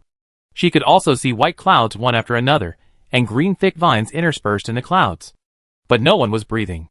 She retracted her sight, found the green elf, and was about to sit on it, but she found that the green elf was dizzy and heavy to lift, so it couldn't fly at all. She twisted it hard to squeeze out the wine absorbed by the green elf. She picked it up and turned it around. It still didn't work, and it turned a little. It couldn't distinguish things. She waved her hand to put the green elf into the space, and took out the pink elf. This little pink was still on the first day of work, and he was curious about everything and flew around Jihi. Jihi touched it, sprinkled 2 tails of sugar on it, and then sat on it, and continued to fly up along the vine. Maybe the drifting in the air just now was too exciting, and she flew very quietly for the next half an hour. The only sound left was the wind blowing past her ears. It made people feel peaceful. Jihi took out the fresh meat dumplings that she had not finished eating before, and continued to eat. After eating 3 steamed buns, she felt a little thirsty, so she took out another portion of tremella soup and drank it. This tremella soup was made by her, with jujube and wolfberry in it, and it tasted sweet and delicious. After a bowl of tremella soup, Jihi keenly heard a gust of wind. She looked up and looked around, but there was no obvious change.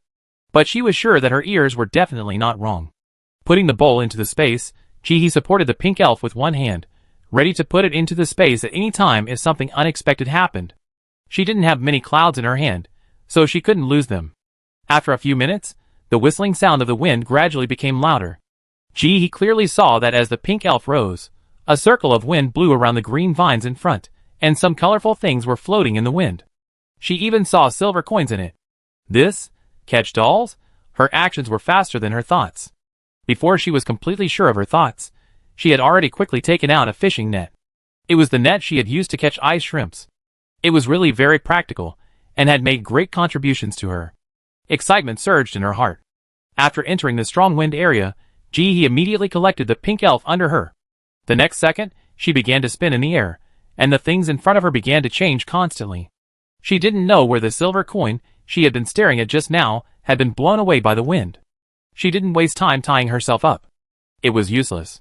With such a strong wind, even if she tried hard to tie herself up, she would still be blown away. It would be better to hurry up and catch more supplies. The wind kept blowing in one direction, which made Jihi's big net fishing plan a little difficult. But this was not a problem for her. If the soft method doesn't work, let's try the hard method. Jihi directly took out the huge metal fishing net she made. She bent the metal, and sewed the fishing net on it herself. Although it didn't look good, the quality would definitely stand the test. Let alone this little bit of wind, even a tornado might not be able to blow her steel bar. A tough life requires a tough net. As Jihi continued to salvage, she found that the materials in the net were different. Most of them were food. There were interstellar snacks that I had seen before, some with strange tastes, and some with special functions. There were also drinks. They looked weird, and the colors were also weird.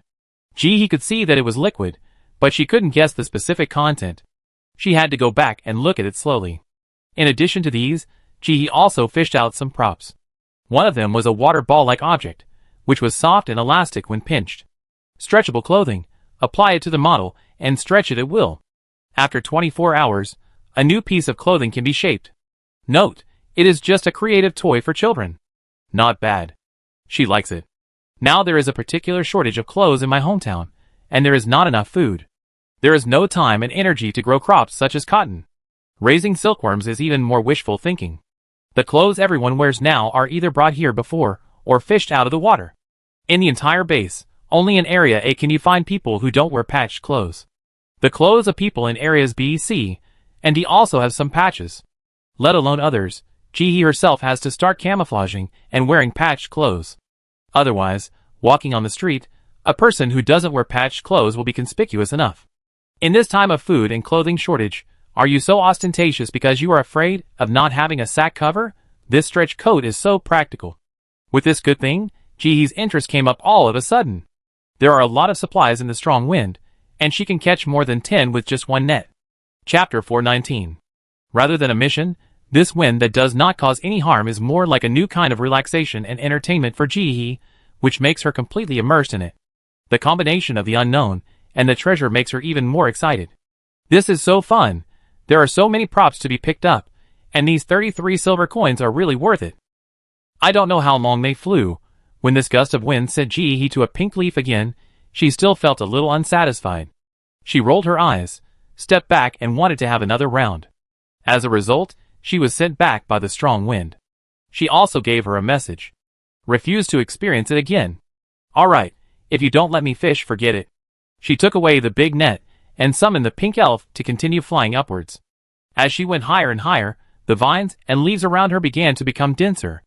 At first, there were only a few sparse leaves, but now she could see many growing around. She tried to touch it, but found that her talent still didn't respond. After struggling for a second between picking and not picking, she gave up this not-so-tempting idea. This is obviously a public facility. If you challenge it now, you may be fined. The first 2 levels gave Jihi a good experience. She sat on the pink elf and looked forward to what she would play next. On the other hand, other talents were not as happy as Jihi. These talents were those who could not go through the other 2 paths. They had no choice but to spend silver coins to pass the level.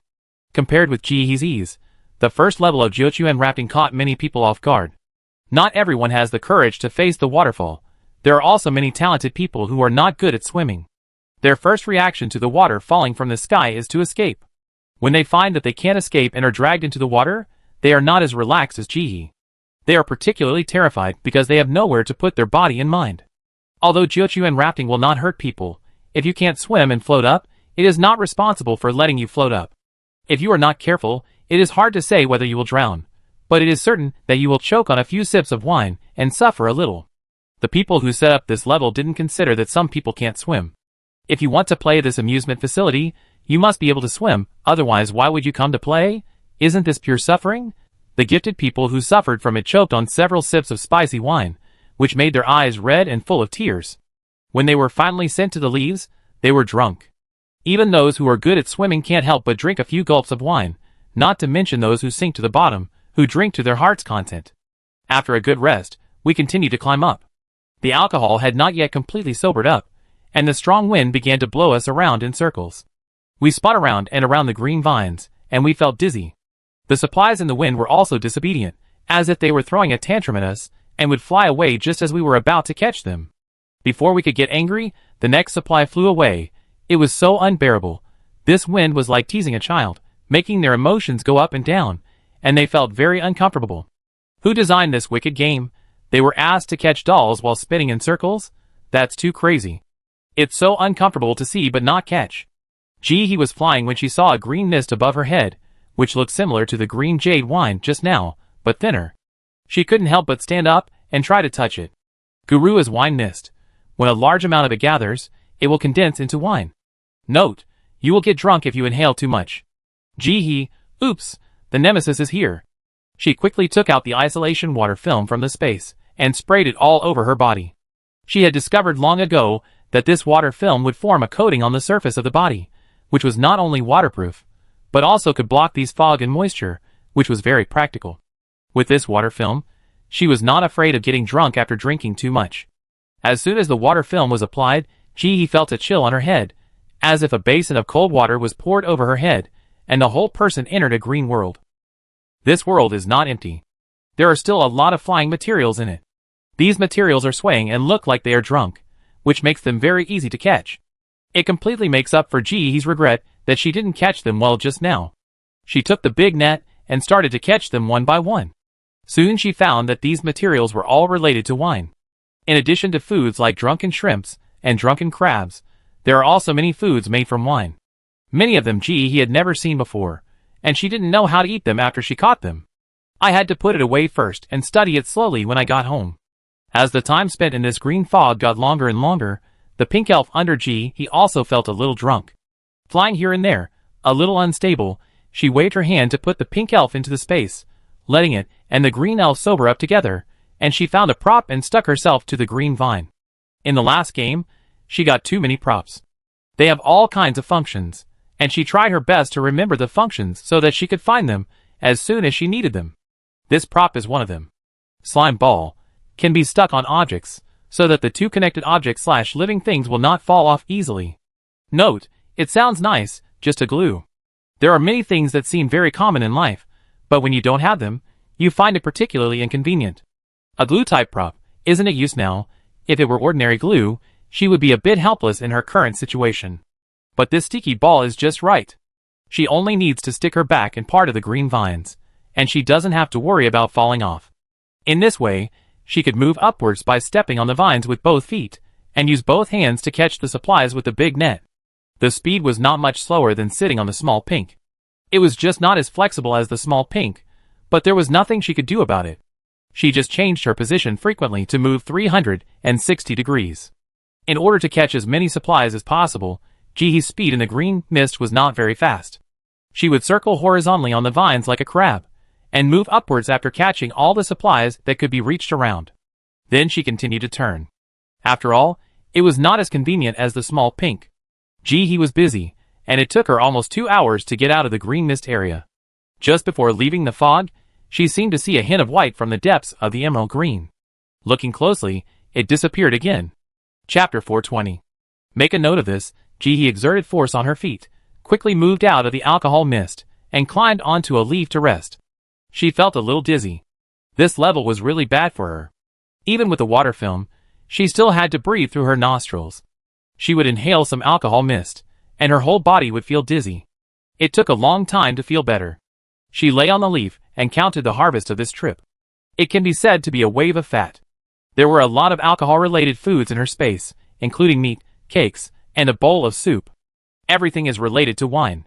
Jihee could tell that this race must love to drink, the kind that loves to drink very much. Since entering this dungeon, she has encountered 4 levels in total, and 3 of them are related to wine. No! It should be said that all 4 levels are related to wine, because the strong wind in the middle is full of the aroma of wine. It's amazing. At this moment, Jihee felt that her whole body was marinated by the wine. She didn't even need to raise her hands. Her whole body was soaked in wine. Even if she used the water film, her whole body was full of wine. At this moment, Jihee thought of a dish. Drunken crabs.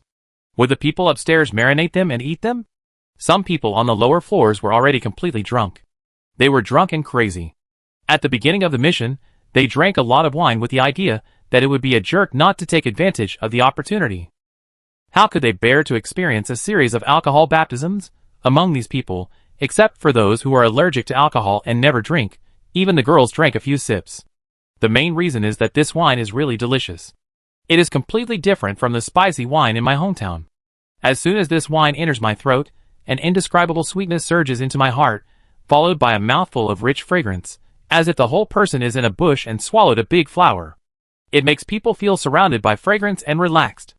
The most amazing thing is that this wine has different tastes for thousands of people, and it can have the most suitable taste for each person in their mouth. By the time the whole person reacted, he had already drunk several big mouthfuls. Even the person who hates drinking the most can't say that this wine is unpalatable. The food of the guru as tribe has this kind of charm. It is enough to be loved by everyone. After several rounds of baptism related to wine, the person who was originally greedy for alcohol became more or less dizzy, and lay on the leaves unable to get up. The person who progressed the fastest had just passed the wine vortex. There was still a long distance to Jihee. I don't know if it's because he can't drink too much, or the alcohol content is high and the after effect is strong. Jihee lay on the leaves, and didn't get up during the day. She just felt a little dizzy, and the world was spinning. Looking at the sky in the distance, it seemed as if she was floating. She forced herself to sit up and drank a large glass of thick honey water, and then she felt better. She never drank alcohol, and never thought that she would get drunk after a natural disaster. When she stocked up on supplies, she didn't stock up on hangover medicine or hangover soup. Who would have thought that they would be useful now? After drinking the honey water, she felt very thirsty, so she gulped down a large bottle of mineral water, and then she felt a little better. After touching her stomach, she still felt a little uncomfortable. She closed her eyes and gave her brain a treatment, and then she felt sober. The feeling of being tipsy was not uncomfortable, but it was a bit inappropriate to complete the mission. He was refreshed, summoned the rested green elf, and sat on it again. The flight was relatively calm, and the breeze blew slowly, bringing the fragrance of flowers and wine, refreshing her heart.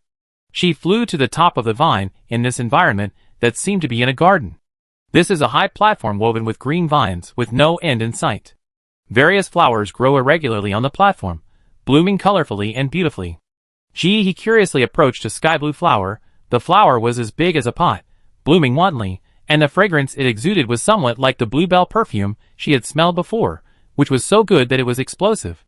Not only this flower, but almost all flowers have a faint fragrance that can only be smelled when you get close. These fragrances come together to form an indescribable floral fragrance that permeates the entire green platform. He didn't intend to destroy the flowers, but she couldn't help but throw a few talents up. As a result, the talents reacted and said that these flowers were poisonous. They looked good but were useless. He felt a little regretful. She wanted to taste the flowers. She was not short of food, but just curious. She was just a greedy girl. She stood up. He continued to move forward. The whole platform was silent, except for a little fragrance. There was only the sound of her footsteps. After walking for about 15 minutes, right in front of her, he saw a few pure green vines with flowers on their heads, lying together in front of a gate and sleeping. These vine people have leaves of 7 colors all over their bodies, and even the flowers on their heads are 7 colors, which looks like rainbow colors, very beautiful. But their beautiful appearance cannot cover up the fact that they are alcoholics. Even though they are far away, he can smell a strong smell of alcohol from them, and there is a faint smell of stench in this smell, combined with the flower fragrance that always lingers around. The 3 smells are combined together, and none of them can suppress the other, but they exist separately, and the stench is more obvious. He wanted to ignore it, but found that the taste was really hard to ignore. She had no choice but to reach out and put a piece of Shandong fruit candy into her mouth. This candy was specially made by her chef. It has a strong fruity aroma, and you want to eat it again after eating it. She usually eats a few pieces when she has nothing to do. As soon as the candy was put into her mouth, the nausea that kept rising up finally faded a little. As she approached, several plants lying on the ground were still sleeping unconsciously. Their bodies were woven from vines, with 1 leg and 4 vines similar to arms. There were many huge flowers growing on their heads and faces, and any one of them was as big as a sunflower at home. The stench came from their feet. You could smell a foul odor even from a distance, and when you get closer, the stench went straight into your nose. It was like it had legs, and it made her want to roll her eyes. It wasn't just one, but many of them were so smelly. When they slept, the flowers on their faces were close together, and their feet were facing outward, so the smell was overwhelming. He bent down and picked up a yellow dead leaf that had fallen on the ground. She felt it as soon as she touched it.